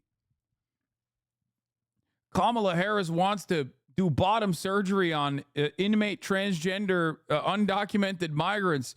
Please vote for us is hilarious. Your number one issue is the economy. Your number two issue is immigration. And you're literally you're spending tens of millions of dollars on this idiotic nonsense that no one cares about. Not a single person has brought up trans issues. Okay? Like, Republicans are asked, like, what are the top priorities for you? Okay? Trans shit does not come up in the top 10. Okay? This stuff is literally worse than packaging it as like trans women participating in sports. I'm almost certain that they didn't even fucking test this out. Like, they must not have even focus tested this, and they just kind of ran with it because they were like, it sounds good. Because if they did, at least they would talk about, like, you know, transgenders coming in and stealing your daughter's high school championship. Like, that is the only thing that Americans respond to negatively about trans people. Every other issue, they're like, yeah, they're weird. I don't care. Fuck you. Okay. And they're being disproportionately targeted. Like 60% of Americans are like, yes, trans people are unjustifiably and disproportionately targeted in America. Also, yes, we find them to be weird and we don't want them to participate in high school sports. Okay? That's it. That's like the American majority opinion. It's weird. It doesn't make sense. But you cannot give these people enough ammunition to give a shit about trans people, okay? You just can't. They just don't care. Inmate in the prison system would have access. Hell no, I don't want my taxpayer dollars going to that. Kamala supports transgender sex changes in jail with our money. Kamala even supports letting biological men compete against our girls in their sports. Kamala is for they, them. President Trump is for you. I'm Donald. Oh my God, they got the black voice. Kamala is for they, them. Is for you. I'm Donald J. Trump, and I approve this message.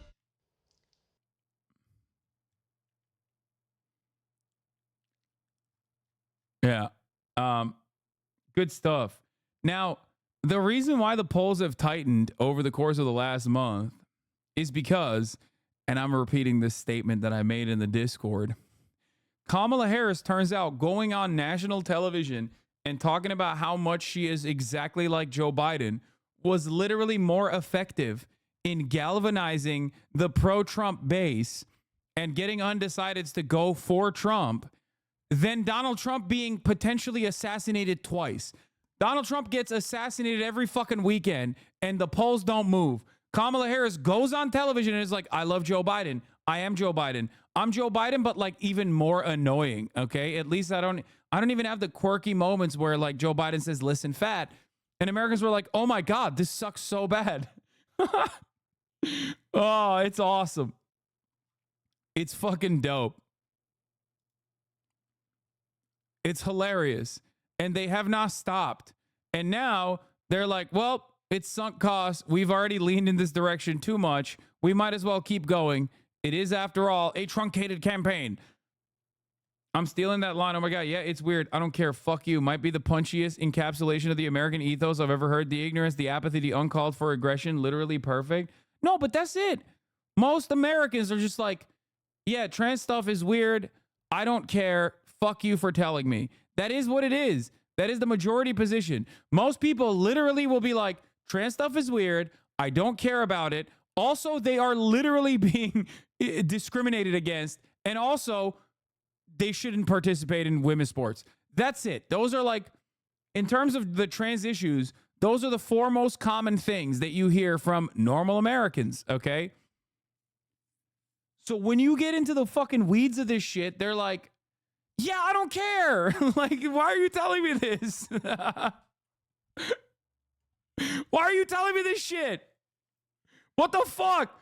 It is not dissimilar to people who are basically locked in on intactivism, okay? The otherwise moral, not saying that being anti-trans is, but intactivism is a technically morally correct position that is objectively too weird for people to argue for. And that is the reason why so many people that are intactivists are gross. Because at the end of the day, your entire political advocacy revolves around baby penises. And most people are like, that's a weird thing to focus on, man. I don't want to think about that. Okay? That's it. That's literally it. At the end of the day, that's what it is.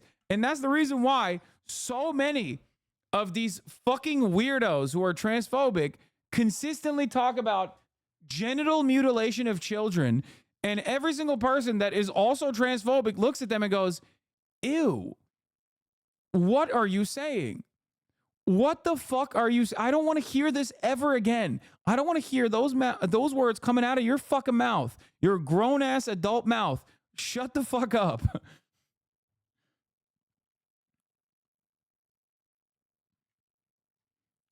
For more on the race for the White House and our latest poll, we're joined now by CBS News Executive Director of Elections and Surveys, Anthony Salvanto.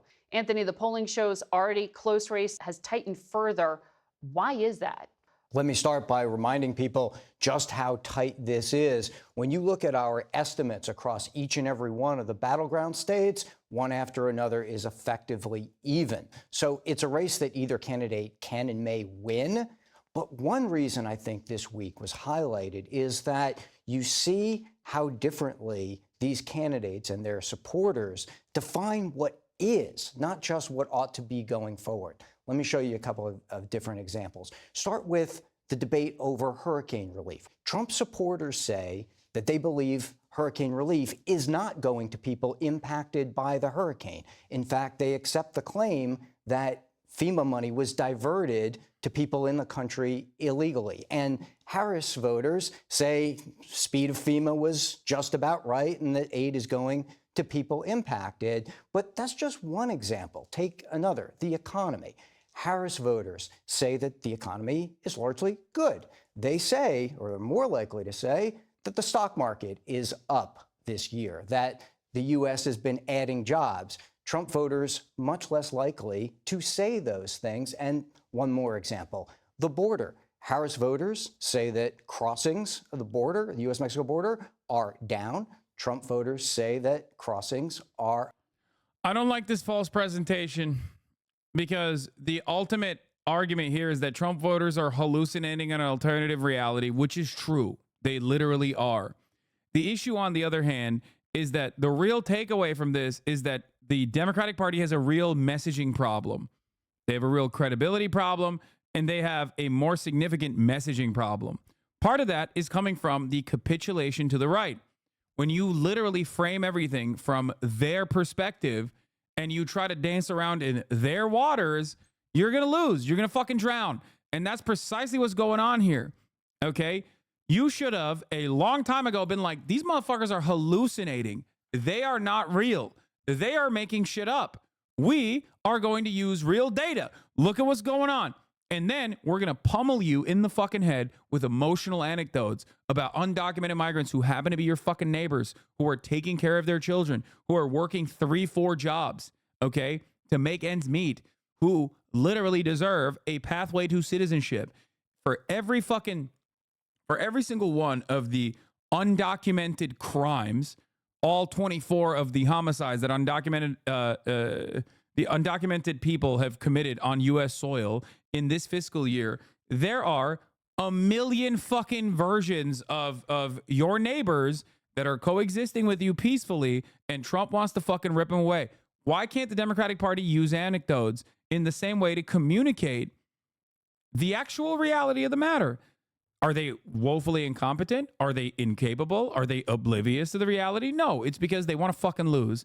And they possibly recognize that immigration is going to become an even larger problem down the line as climate migrants, climate refugees start coming over the border, and we have to start getting Americans primed to killing them before it becomes, too much of a problem for either party. You can't let the Republicans capture that fucking territory entirely. That's it.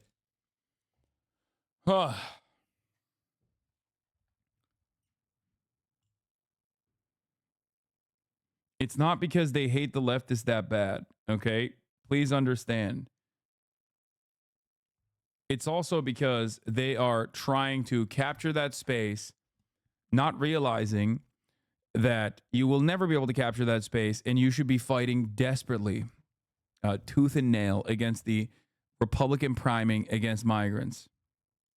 Up. So what that does is it all underpins this idea. It's not just competing ideologies going forward. It's different views of what is right now in the country. There's no agreed upon set of facts. So, yeah, exactly. On things that are measurable, arguably. So if they get their information differently, who do these individuals trust to provide it to them? We started by asking people how much they use social media. And both camps, both Trump and Harris voters, do use it. They don't necessarily trust everything they see on it. But one thing they say is that they feel social media makes it easier for them to find people that they agree with. And that's a reminder to everyone when we look at the role of information. This is the reason why so many motherfuckers hate my coverage over the course of this election, because I keep telling them that, like, the Democrats are sucking dick, and they get really bent. They get really frustrated. They get really fucking butthurt when they hear that, because they're like, come on, man, just tell me it's fucking all right. Tell me how bad the Republicans are. Please, just shut the fuck up about the Democrats. And unfortunately, I can't shut the fuck up about the Democrats, And like, I don't know if you noticed this, but like, I rarely even fucking talk about how much Democrats suck dick when it comes to Gaza. I keep that as a separate criticism. Okay. Whenever I'm talking about the Democratic Party's performance in the upcoming election, of course I give adequate amount of coverage to Gaza in that context as well. But obviously there are still far greater problems in terms of the campaigning that the Democrats are implementing. And yet people still don't want to hear it. Okay.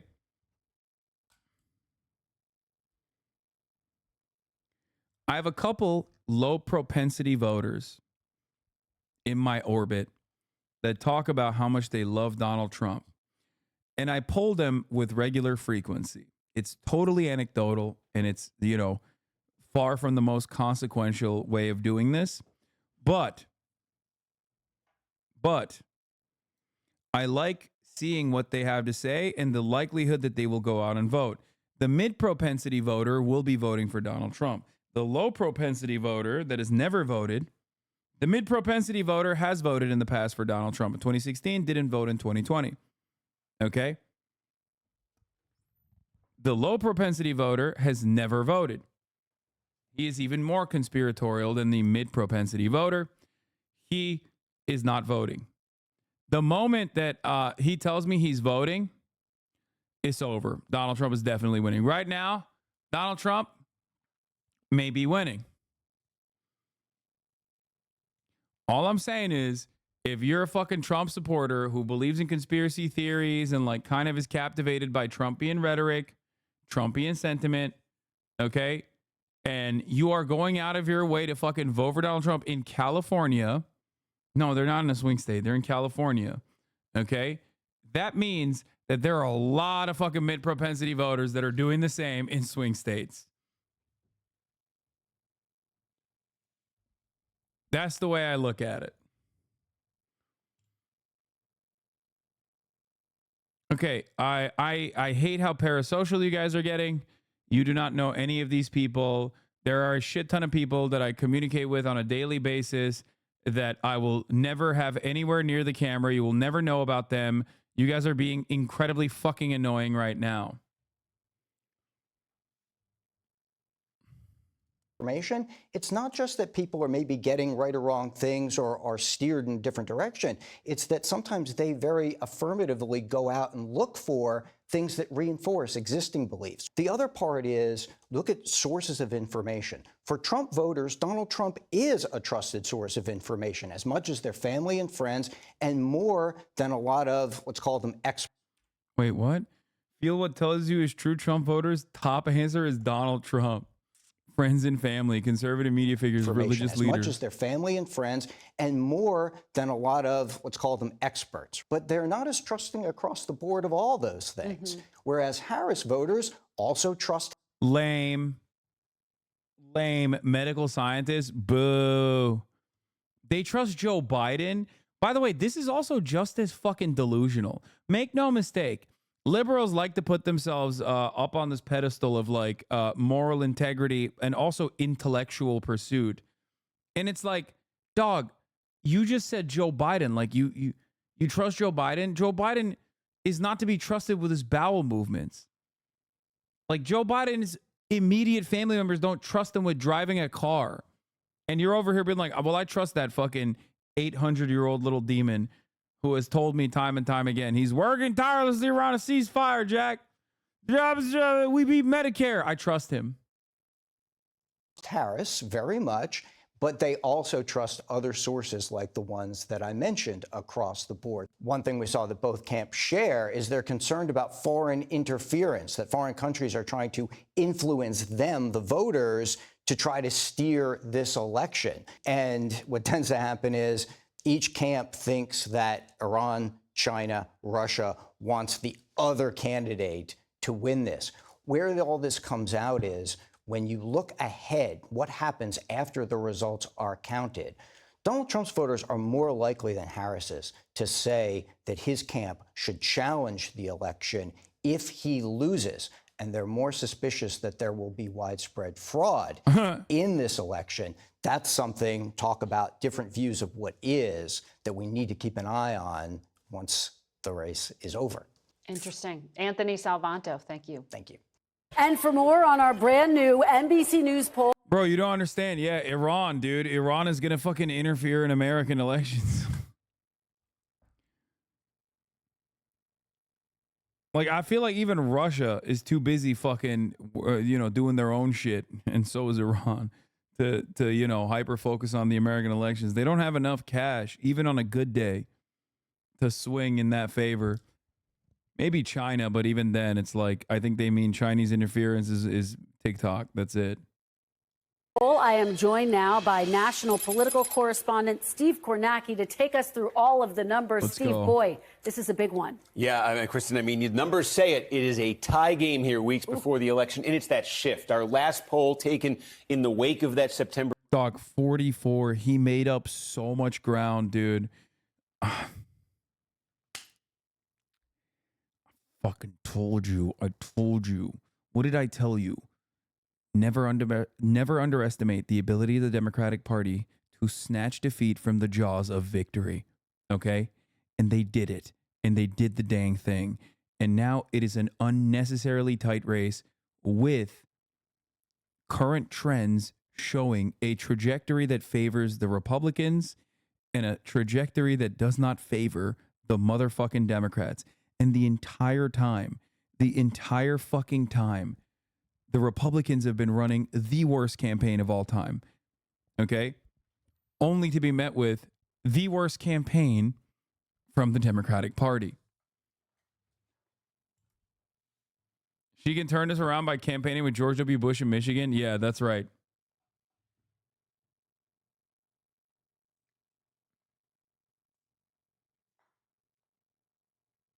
Debate, Harris had opened up that advantage over Trump.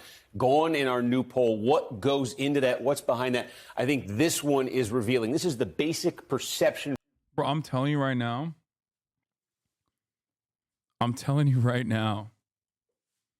Okay? It's going to be real funny come November when the Democrats lose the general election and barely eke out a victory in the Electoral College. Okay? And then the next day, the Republicans are going to be like, we need to abolish this shit. We need to abolish this shit pronto.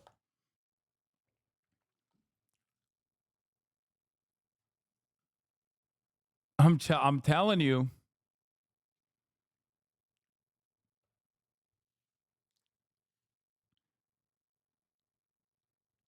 Democrats are going to win a marginal victory in the Electoral College while losing the fucking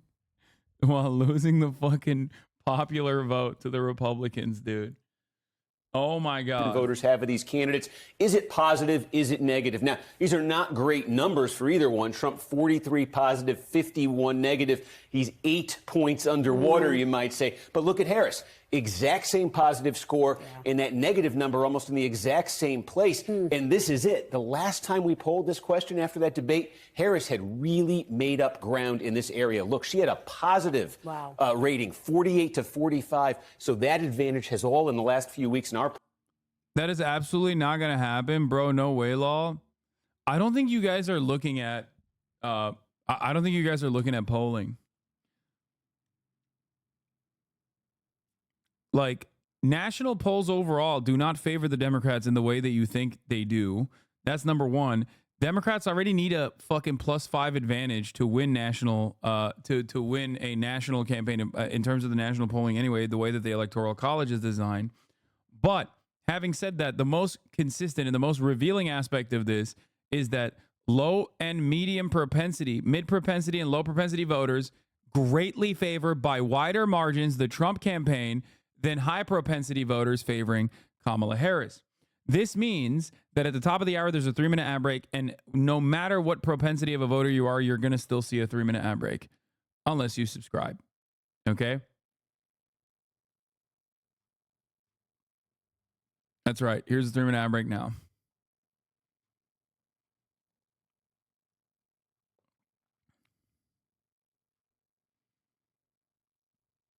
I am saying I don't see an Electoral College win for the Democrats. poll washed away for her. Then there's some issues, some characteristics here. These are advantages in red here that you see for Trump now versus September. On the immigration and the border, we ask voters who would be better on this. In September, Trump had a big advantage. It's gotten bigger. On inflation and the cost of living, Trump. I don't get it. Kamala Harris keeps talking about, one, the opportunity economy, and two, how she has the most right-wing border bill that she's going to sign first day in office. Why is it that these people don't hear the message? Oh, it must be because she's a woman and black. Yes, that is a part of it, by the way.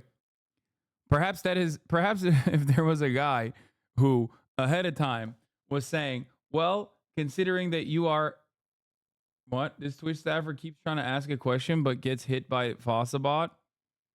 What is it?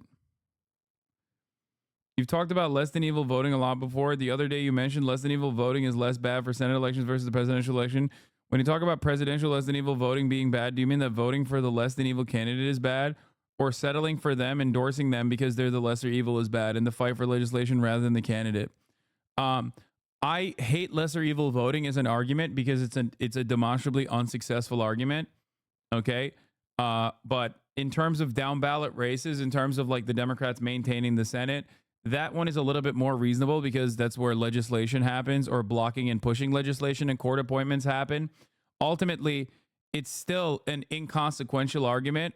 It's not going to cause people to swing in one direction, but it is one that I'm like willing to entertain. A defensive voting posture is one that I'm willing to entertain. The issue, however, is that once again, my criticisms of lesser evil voting are not about like whether or not it is true in theory. It is more so about the fact that it is a idiotic way to argue because no one gives a fuck, right?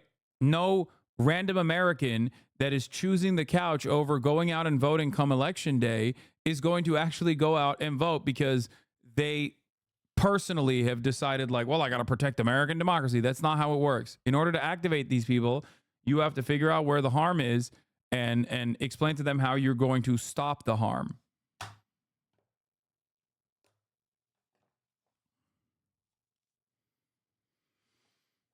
Anyway, you put it perfectly when you said, then holding one's vote for Trump is a vote for Harris. Then in the liberal reverse argument, you reverse Uno'd them. I know, but they don't care. They get mad because it's like, you take my vote for granted. Like the entire position is that, you know, your vote is taken for granted. Like they automatically have it. So now you're just not voting for one party over the other. If I was a Trump supporter, like openly a Trump supporter who was like, I voted for the Republican Party, liberals would be courting my vote so fucking aggressively. That's how you know. That's how you know all these dumbasses know I'm not a fucking Trump supporter, even though they go, Hasan seems like a Trump supporter. Yeah, right, dude. If you actually thought I was a Trump supporter, you would literally go, I am going to touches you. Okay. If liberals actually thought I was a real Trump supporter, they would be sucking my dick every day to be like, oh, what can we do to get your vote? Please, sir. Trump's advantage now hits double digits. And on the question of who represents change, Harris had the advantage in September. She still does, but lower. So significant because voters are telling us change is a critical issue for them, not the direction you want to be going in there, Steve. No, absolutely not. And maybe a reason for that, too, is remember, she's the VP in an unpopular administration. Look, we asked Joe Biden's policies as president. Impact on your family, Biden policies helping, 25%, hurting, 45%. I wonder, guys, I wonder if the person who replaced this guy should constantly talk about how she is exactly like Joe Biden. I can't seem to make my mind up on this.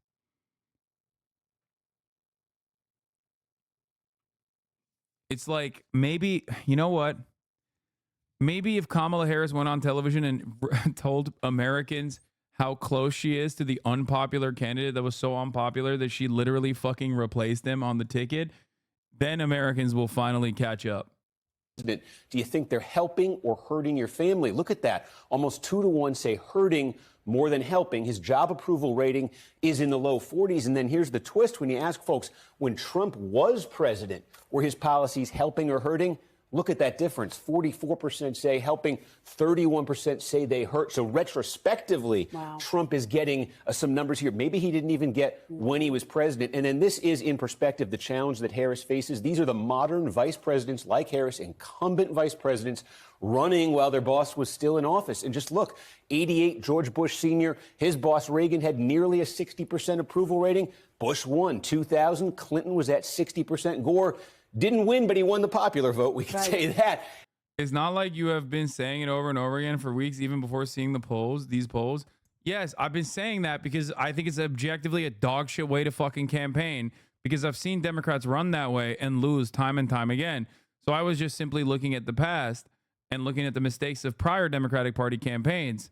And yet something that I can see clearly, they simply cannot. I don't know why. I don't know why they have this like obvious inability to recognize why this would be a fucking stupid idea, but there they are. Hasan, she isn't losing the popular vote when she's getting close to or right at 50% in high quality polling. Dude, what are you saying right now? Do you hear the words that are coming out of your mouth? First of all, I said it would be really funny, and it's not that crazy of a reality to assume that come November, Kamala Harris fucking loses the popular vote and then wins the Electoral College. That's the one thing I mentioned. Okay. Your counter to that is that she's getting close to or right at 50% in most high quality polls.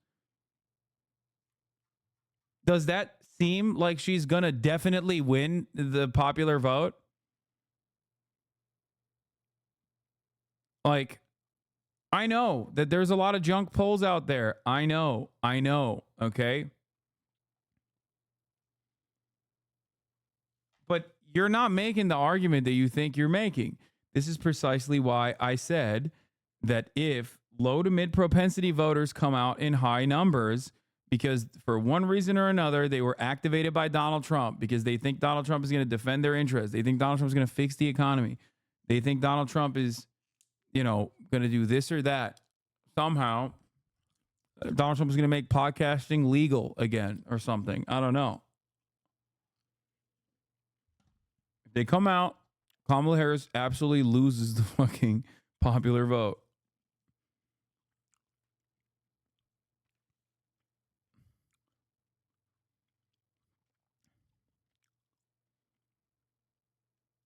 And here's Harris, and just look how different the atmosphere is. Biden's approval rating in our poll, only 43 points. She's running in a totally different atmosphere than previous incumbent vice presidents did. And then we could talk about issues. This is an interesting way. Typically in the past, we've just given folks a list of issues, said, are they important? Here we've asked a question, is this issue so singularly important that it's the entire basis of your vote for president? And you could see abortion comes in number one there. And that's so significant. This is the first presidential election after Roe v. Wade was overturned. Hugely significant. Abortion is at the top. Usually we're talking about the cost of living as being the energizing factor. Absolutely. And I think the Harris folks, if they're looking for good news in this poll, it's this, because this issue is her biggest advantage over Donald Trump. And you could see, as you say, potentially a motivating factor. And one more note here, just got to show this. The gender gap. We always talk about gender gaps in presidential races, but how about this? Trump by 16 among men, Harris 14 among women.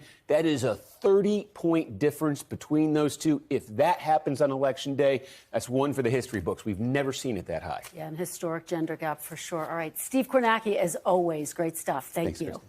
Thanks for watching. Stay updated about breaking news and top stories on the NBC News app or follow us on social media. For more now on the state of the race, let's bring in Rachel Scott to break down the numbers in our latest. This is so funny. This guy, Ollie Winston, investigative reporter, criminal justice, privacy, whatever, okay, says, Hasan is dead right about this. Young men have been ignored as a demographic by Dems, the left, for roughly a decade, and the consequences have been abysmal. You've left them with no counter to Andrew Tate, Jake Paul, knuckle-dragging, bro-culture grifters. First of all, I literally am that counter. And then he responds to this person who has limited their post to me, oh, he's a dipshit, but the rule of broken clock applies here. perhaps your fucking idiotic approach to American politics is part of the problem. Because one, you do not recognize me as a counter to this, and you also personally think I'm a, dipshit. There you go.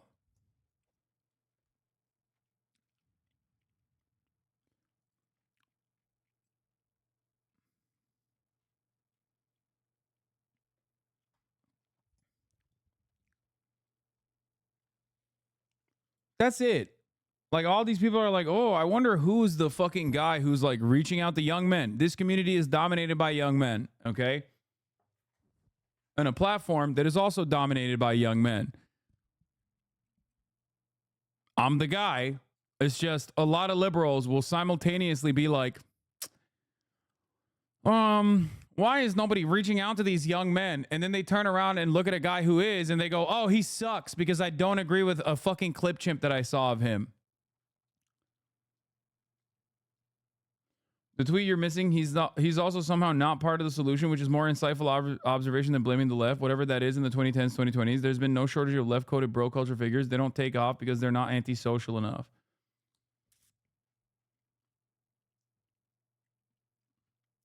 I've seen people on Twitter literally call you leftist Andrew Tate for saying the Democrats should improve on their messaging by stopping the genocide. These people are psychos. Yeah, exactly.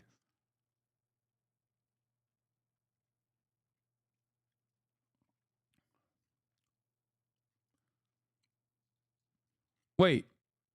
No, Megaphonics, you misunderstand. To be fair, and not that this person is making this point, but you're not really the Andrew Tate for the left. You're just a personality figurehead. But it's not like you're stooping to the same levels of Tate with just a different bend. You're fundamentally better. No, but those people think I am the Andrew Tate of the left, and then they yell at me. That's the point. They yell at me because of my communication style. They yell at me because of my worldview. They think I am a bad faith grifter for being authentically myself, not recognizing that I provide a perfect counterbalance to the likes of these fucking POA podcasters. Because I am, in many ways, everything that they genuinely represent themselves as: a successful man, a cisgender, heterosexual, successful man who women aren't immediately fucking disgusted by, who isn't fucking running around showcasing his material possessions in an effort to, I don't know, accrue some kind of social capital. So they have no active or effective, the PUA podcasters and the bros don't have a legitimate counter. So all they can do is, oh, you're gay, dog. You wore a dress one time. And to that I say, yeah, I'm comfortable in my sexuality. I don't give a fuck. Yeah, I'll wear a dress and I'll look more brolic than you ever could. That's it. But when dumbass liberals see that shit, they also personally go, ugh, this guy's too broy. I don't like him. He's disgusting. He's nasty. Or, I don't agree with the way he interprets American foreign policy, so I'm going to hate him. He's a terror supporter, blah, blah, blah. It's fucking stupid.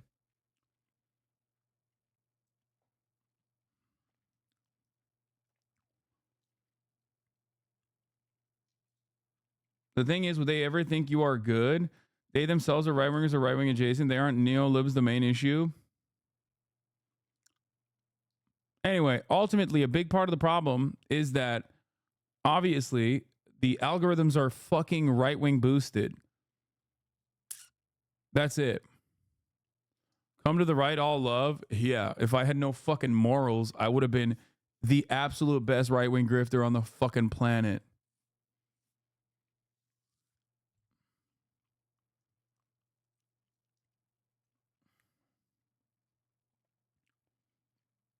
This poll, and Rachel, this is a real toss-up now.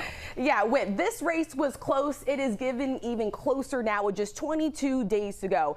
Now just 2 points separating these two candidates in this final stretch. Vice President Kamala Harris at 50%. She still has the edge over former President Donald Trump at 48%. This is within the polls' margin of error. But I want you to take a look at where this race stood just a few weeks. Yeah, the momentum favors Trump and does not favor Kamala Harris. But the reality is, of course, the momentum doesn't favor Kamala Harris and favors Donald Trump. Kamala Harris has been running a dog shit campaign. That's it.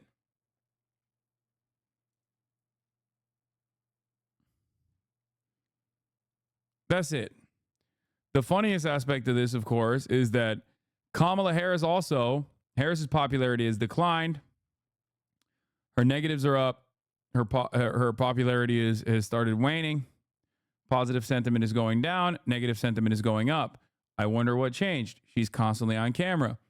Okay, she's presenting herself in the worst way possible to a broader audience because she's listening to her fucking dumbass analysts in a goddamn closed circuit telling her that it's the smart thing to do.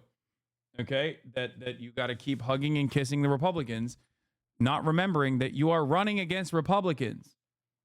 Okay, you're running against the Republican Party. Hello. Why would you say that you like the Republicans when you were running against the Republicans? When she launched her campaign as a bold progressive that was going on offense against Republicans, she was a rocket ship. And then she cut that as quickly as possible. Every single advisor needs to be fired. Okay? Anyway, but you know what's even crazier? Abortion is a top motivating issue and the best issue for Harris. That's still carrying her and the reason why she's not underwater. Once again, this is such a Republican election that, one, both parties are saying that they're Republican, okay, to varying degrees. But what's funny is the only reason why it's even a contested election is because of the success of the Republicans in terms of abortion. If they had not overturned Roe v. Wade, this would not even be a conversation, okay? This would not be a conversation. Another thing that I'll say, if January 6th didn't happen, this would not be as contested of a race because there are a lot of Republicans that got picked off because they were like, ugh, I hate it. That's gross. I can't believe that they did that to the Constitution. I love the Constitution. I love hugging and kissing the Constitution. I love putting the Constitution in my ass every night. I love getting fucked by the Constitution. There's a lot of card-carrying Republicans that feel that way. They were like, ooh, it's crazy what Trump did. Okay? So, like, both of those reasons that Trump is not fucking doing incredible work right now in the polls are directly his own fault. Israel more important than guns or healthcare. Vast majorities want a ceasefire, and she's supporting an expansion of the war. Pathetic. Excuse me. Excuse me. Israel's military conflict against Hamas or Hezbollah seemingly is the 1, 2, 3, 4, 5th most important issue. But I'm going to read that as it's the 5th most important issue that Americans want and want to support Israel on. That's the way I'm going to read this as, okay? Sorry, you will never tell me that it's not that significant. Still the 5th? Yeah, of course it's the 5th. Americans do not care about foreign policy, okay? They don't care about foreign policy until it's the only thing they care about. We're not there. Seemingly, Israel can do as much death and destruction as possible as long as American soldiers are not fucking directly engaged, which they might be now that they have American soldiers doing operating missile defense systems inside of Israel. Okay?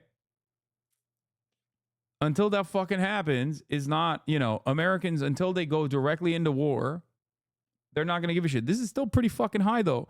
They care about it more than guns, healthcare, Social Security, and Medicare, dude. Are you kidding me?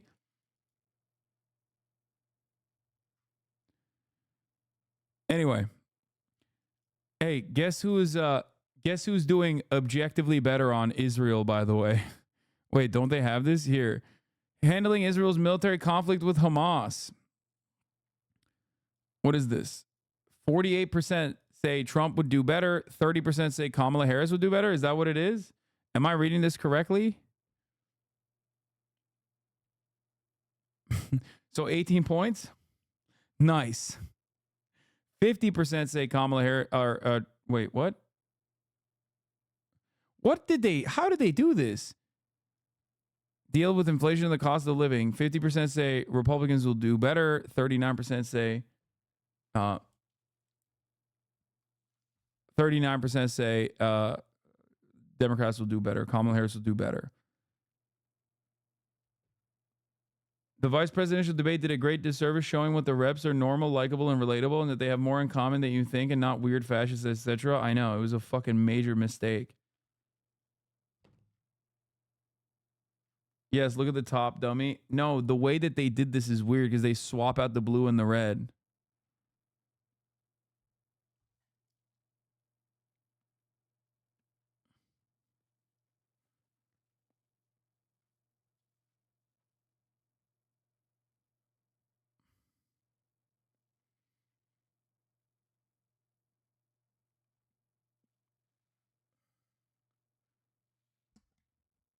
No, they don't. Blue is Dems and reds is reps.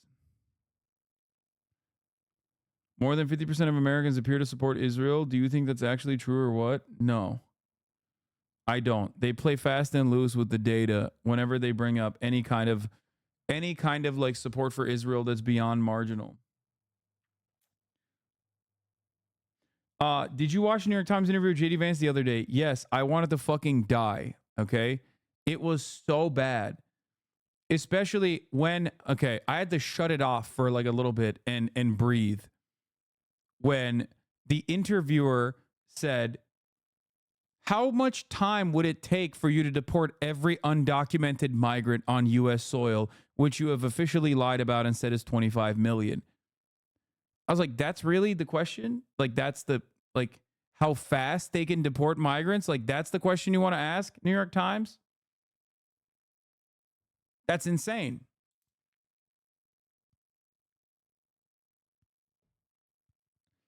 JD Vance yet had another banger of an interview where he presented himself to a liberal audience as a normal liberal, for the record. Like, as a normal conservative.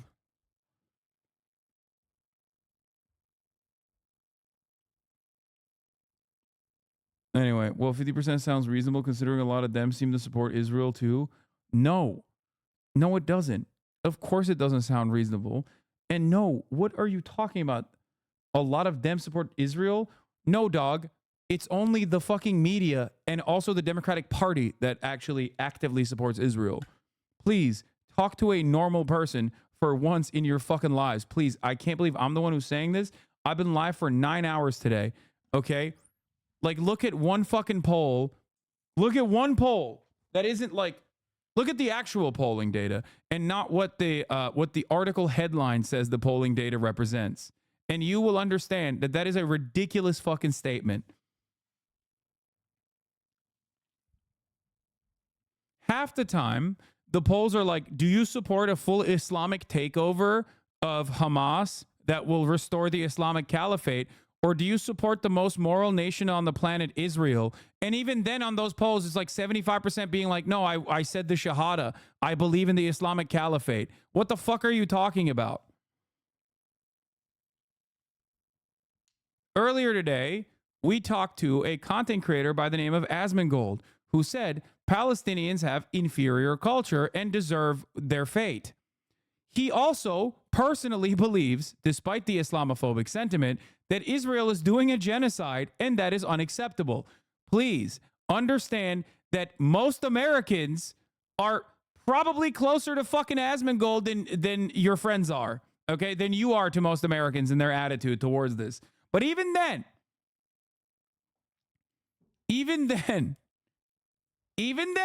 most Americans are like, yeah, I don't really like what Israel's doing.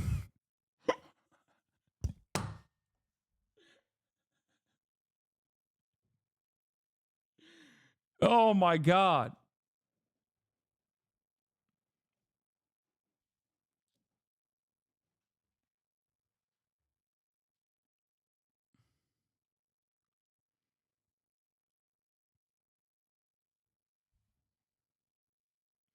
Remember when there was a poll? Yeah, post October 7, when they asked like young, there was the Harvard Siena poll. Yeah. There was a poll that asked young people to pick between Hamas and the IDF, and everyone sided with Hamas. And they were like, young people support Hamas. What the fuck is going on? It's like, bro, you asked them. There is no other option there. Obviously, they're going to be like, okay, well, not the guys that have killed so many people. Yeah. No shit. Lesser evil voting, baby. You want harm reduction voting? You got it.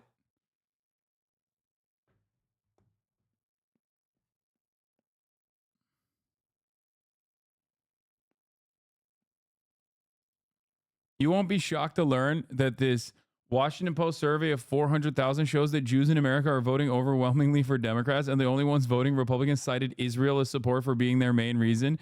Jewish Americans still overwhelmingly prefer Harris polls show, but surveys always suggest some softening this year compared to 2020. The contest is particularly pronounced in Pennsylvania, home to about 400,000 Jews. Jews have also said that Israel is the 9th priority out of the top 10 priorities that they have. I wonder why. You could say it's because both parties are pro-Israel unconditionally. That sure is probably some of the reason why some Jews are voting for the Democratic Party, because like they know they will also maintain Israel's protection. But in reality, it's probably simpler than that. And that is that Jews are not a mythical group of individuals that exist outside of the normal American plane of existence. They do not exist in a totally separate plane of existence where they only care about Israel, okay? They still got motherfucking food that they need to put on their goddamn tables. They still need to have a roof over their goddamn heads, okay? They are not magical, mystical beings that just live off of how many Palestinian babies are being killed by Israel. So I don't know why people act like that is the case. American Jews, and you're going to be shocked to find this out, live in America. And therefore, they are also susceptible to the same material conditions that the rest of American society are subjected to. Shocking. It's pretty funny because this is the same principle that stands for every group, every voting bloc, every marginalized community.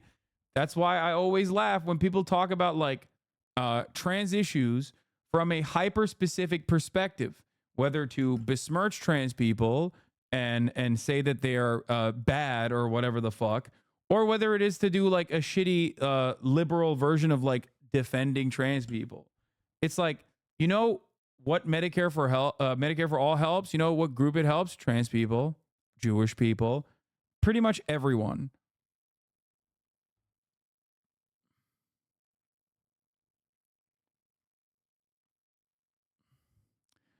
Harris and Trump vie for Jewish voters unsettled by Israel-Gaza conflict. The contest is particularly pronounced in Pennsylvania, home to about 400,000 Jews, more than 4 times Biden of margin of victory in the state of 2020. I love that we are doing the woke, like, dual loyalty shit. Okay?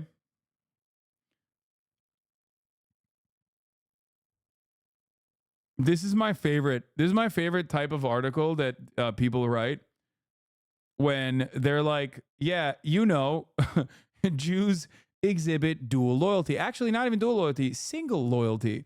Loyalty to the state of Israel. And therefore, you have to let America do all the genocide because all Jews, they only care about this, okay? I promise you, nothing else. That is crazy. Like, it makes sense why victims of Israel's genocidal actions are single-issue voters, because they are victims of Israel's genocidal actions, okay? Like, they're victims. Jon Favreau did it to your face. Yeah, I know. I reacted to it to the best of my ability.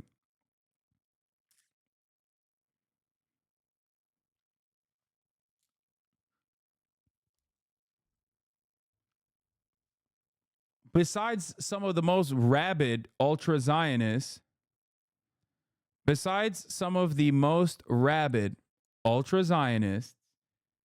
ain't nobody is fucking running around being like, I want permanent genocide in the Middle East. That is what I'm voting for. Those guys exist. They're evangelicals, okay? And they're voting for Donald Trump anyway. That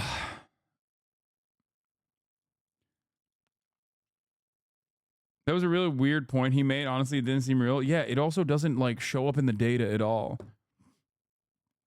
I read this article this morning, by the way. They're pointing to Vice President Kamala Harris' Jewish husband, Doug Emhoff, her role in crafting a national strategy to counter anti-Semitism and her work to pass billions in security funding for Israel. They're amplifying past comments by former President Donald Trump that many Jews condemned as anti-Semitic. Jewish Americans still overwhelmingly prefer Harris, polls show, but surveys also suggest some softening this year. Yeah, dude, it went from 80% to 75%. Wait, when I said this, you yelled at me? What?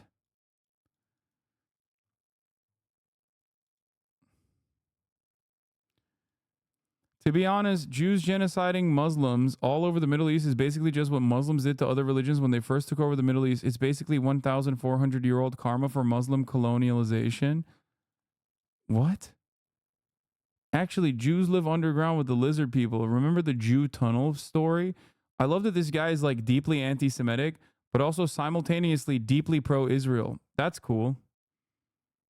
Like, he's anti-Semitic in a way that you would assume him to be like, oh, I hate Israel. But no, he's also like, he's a Nazi that falls on the other side of the equation. Cool, man. Thanks. Thanks for your input. I was referring to the Doug thing, although obviously I came from it from the opposite perspective compared to what you're saying in the article. People aren't saying, I will never vote for Democrats. Michael Schwartz, who oversees Pennsylvania voters for the Jewish Democratic Council of America. It's more, you need to convince me because some trust has been lost. This is a small trend, but it's out there. The question is how big it is. Yeah, dude. 75%. It went from 80% to 75%. That's crazy. And that's across the board. This isn't to mention like Jews in Pennsylvania specifically. It's just all Jews across the board. Polled.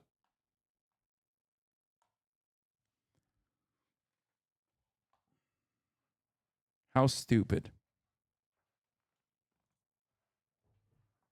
Anyway, even 4 years ago, I don't remember the Jewish outreach machine being what it is now. That's the result of this moment for American Jews, said Schwartz, who for months has been running weekly phone banks to reach non-Republican Jewish voters. I think people at this moment see where if you're all in for Kamala or more skeptical, people want to have these conversations. Republicans and some other advocacy groups have mounted a giant effort on their own to attract Jewish voters newly unmoored from the Democratic Party. Particularly liberal Jews jarred by the ferocity of the past year's demonstrations against Israel, some of which tipped into anti-Semitism.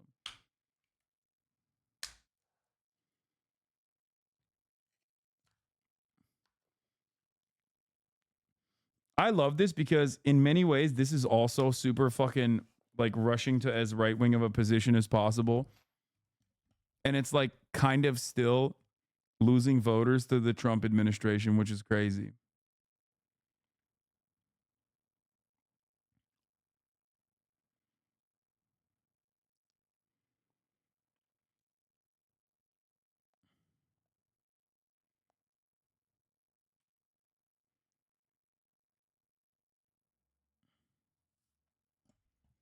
Anyway.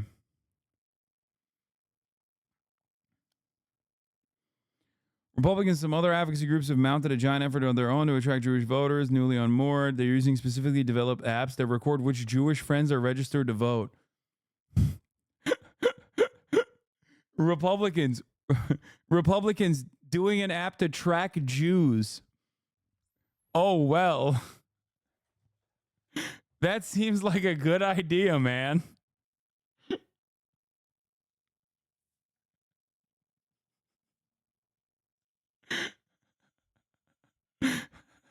Come on, get on this application. We just want to track you for no reason.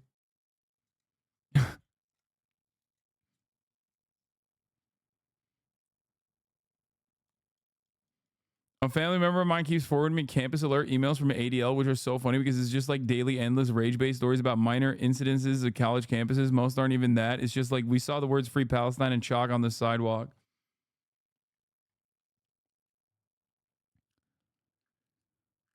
Nationally, outbreaks of anti-Semitism have led to some Jewish voters to fear for their safety, a circumstance that can be pervasive in their voter behavior.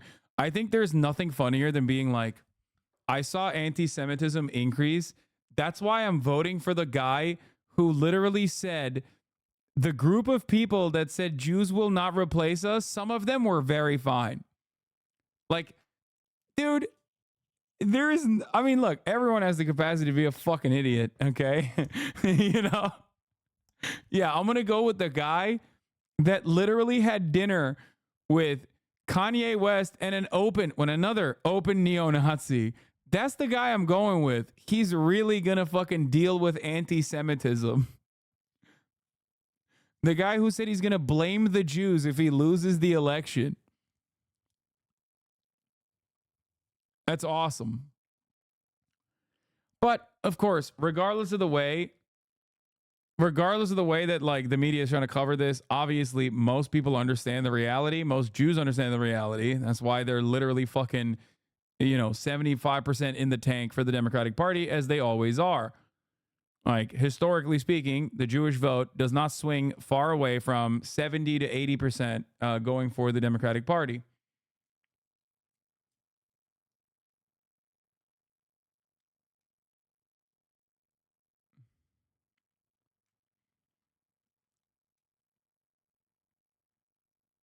Anyway, you got a crumb of copium for us? Trump admin part 2 depressing as hell? I don't.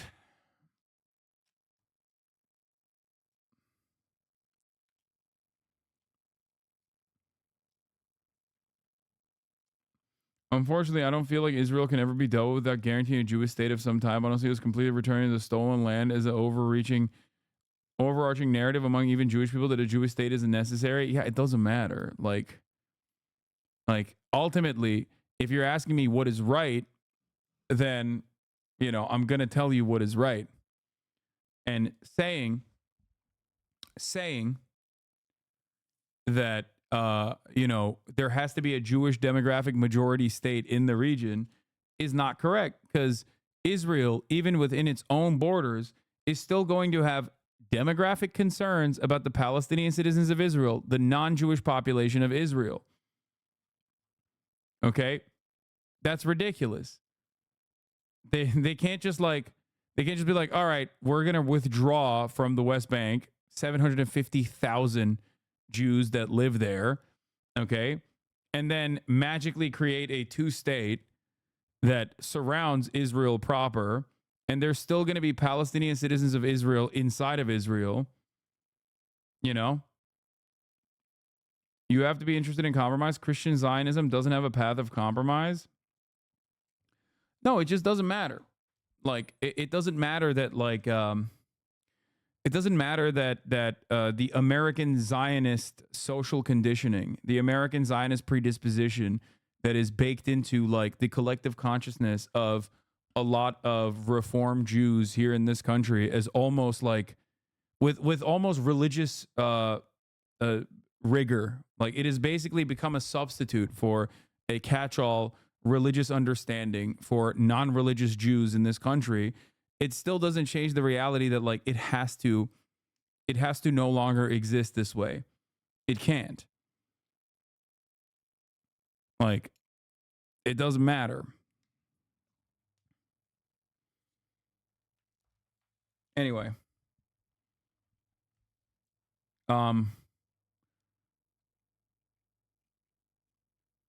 Love you guys. It's fucking nearing bedtime for me at 9 hours. I'm gonna be back. Motherfucker takes 1 weekend off and does a 10-hour stream. Yeah.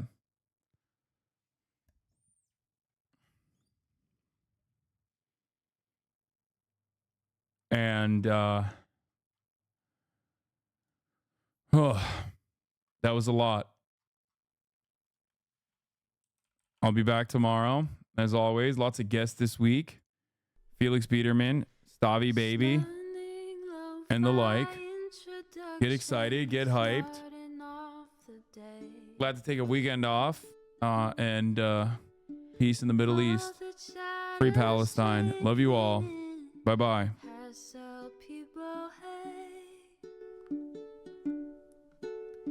Sunny Los Angeles, California, says Hasan. The starlight to the starlight to the topic just begun. There he is again, Hasan is streaming. Hasan is streaming. There he is again.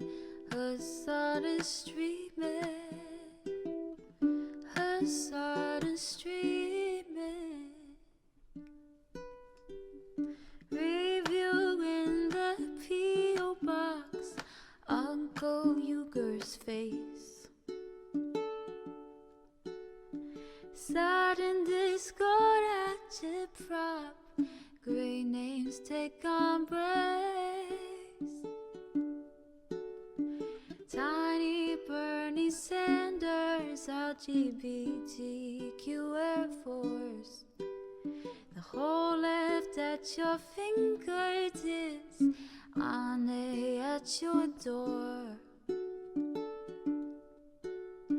H3 crowded debate, the Young Turks online show.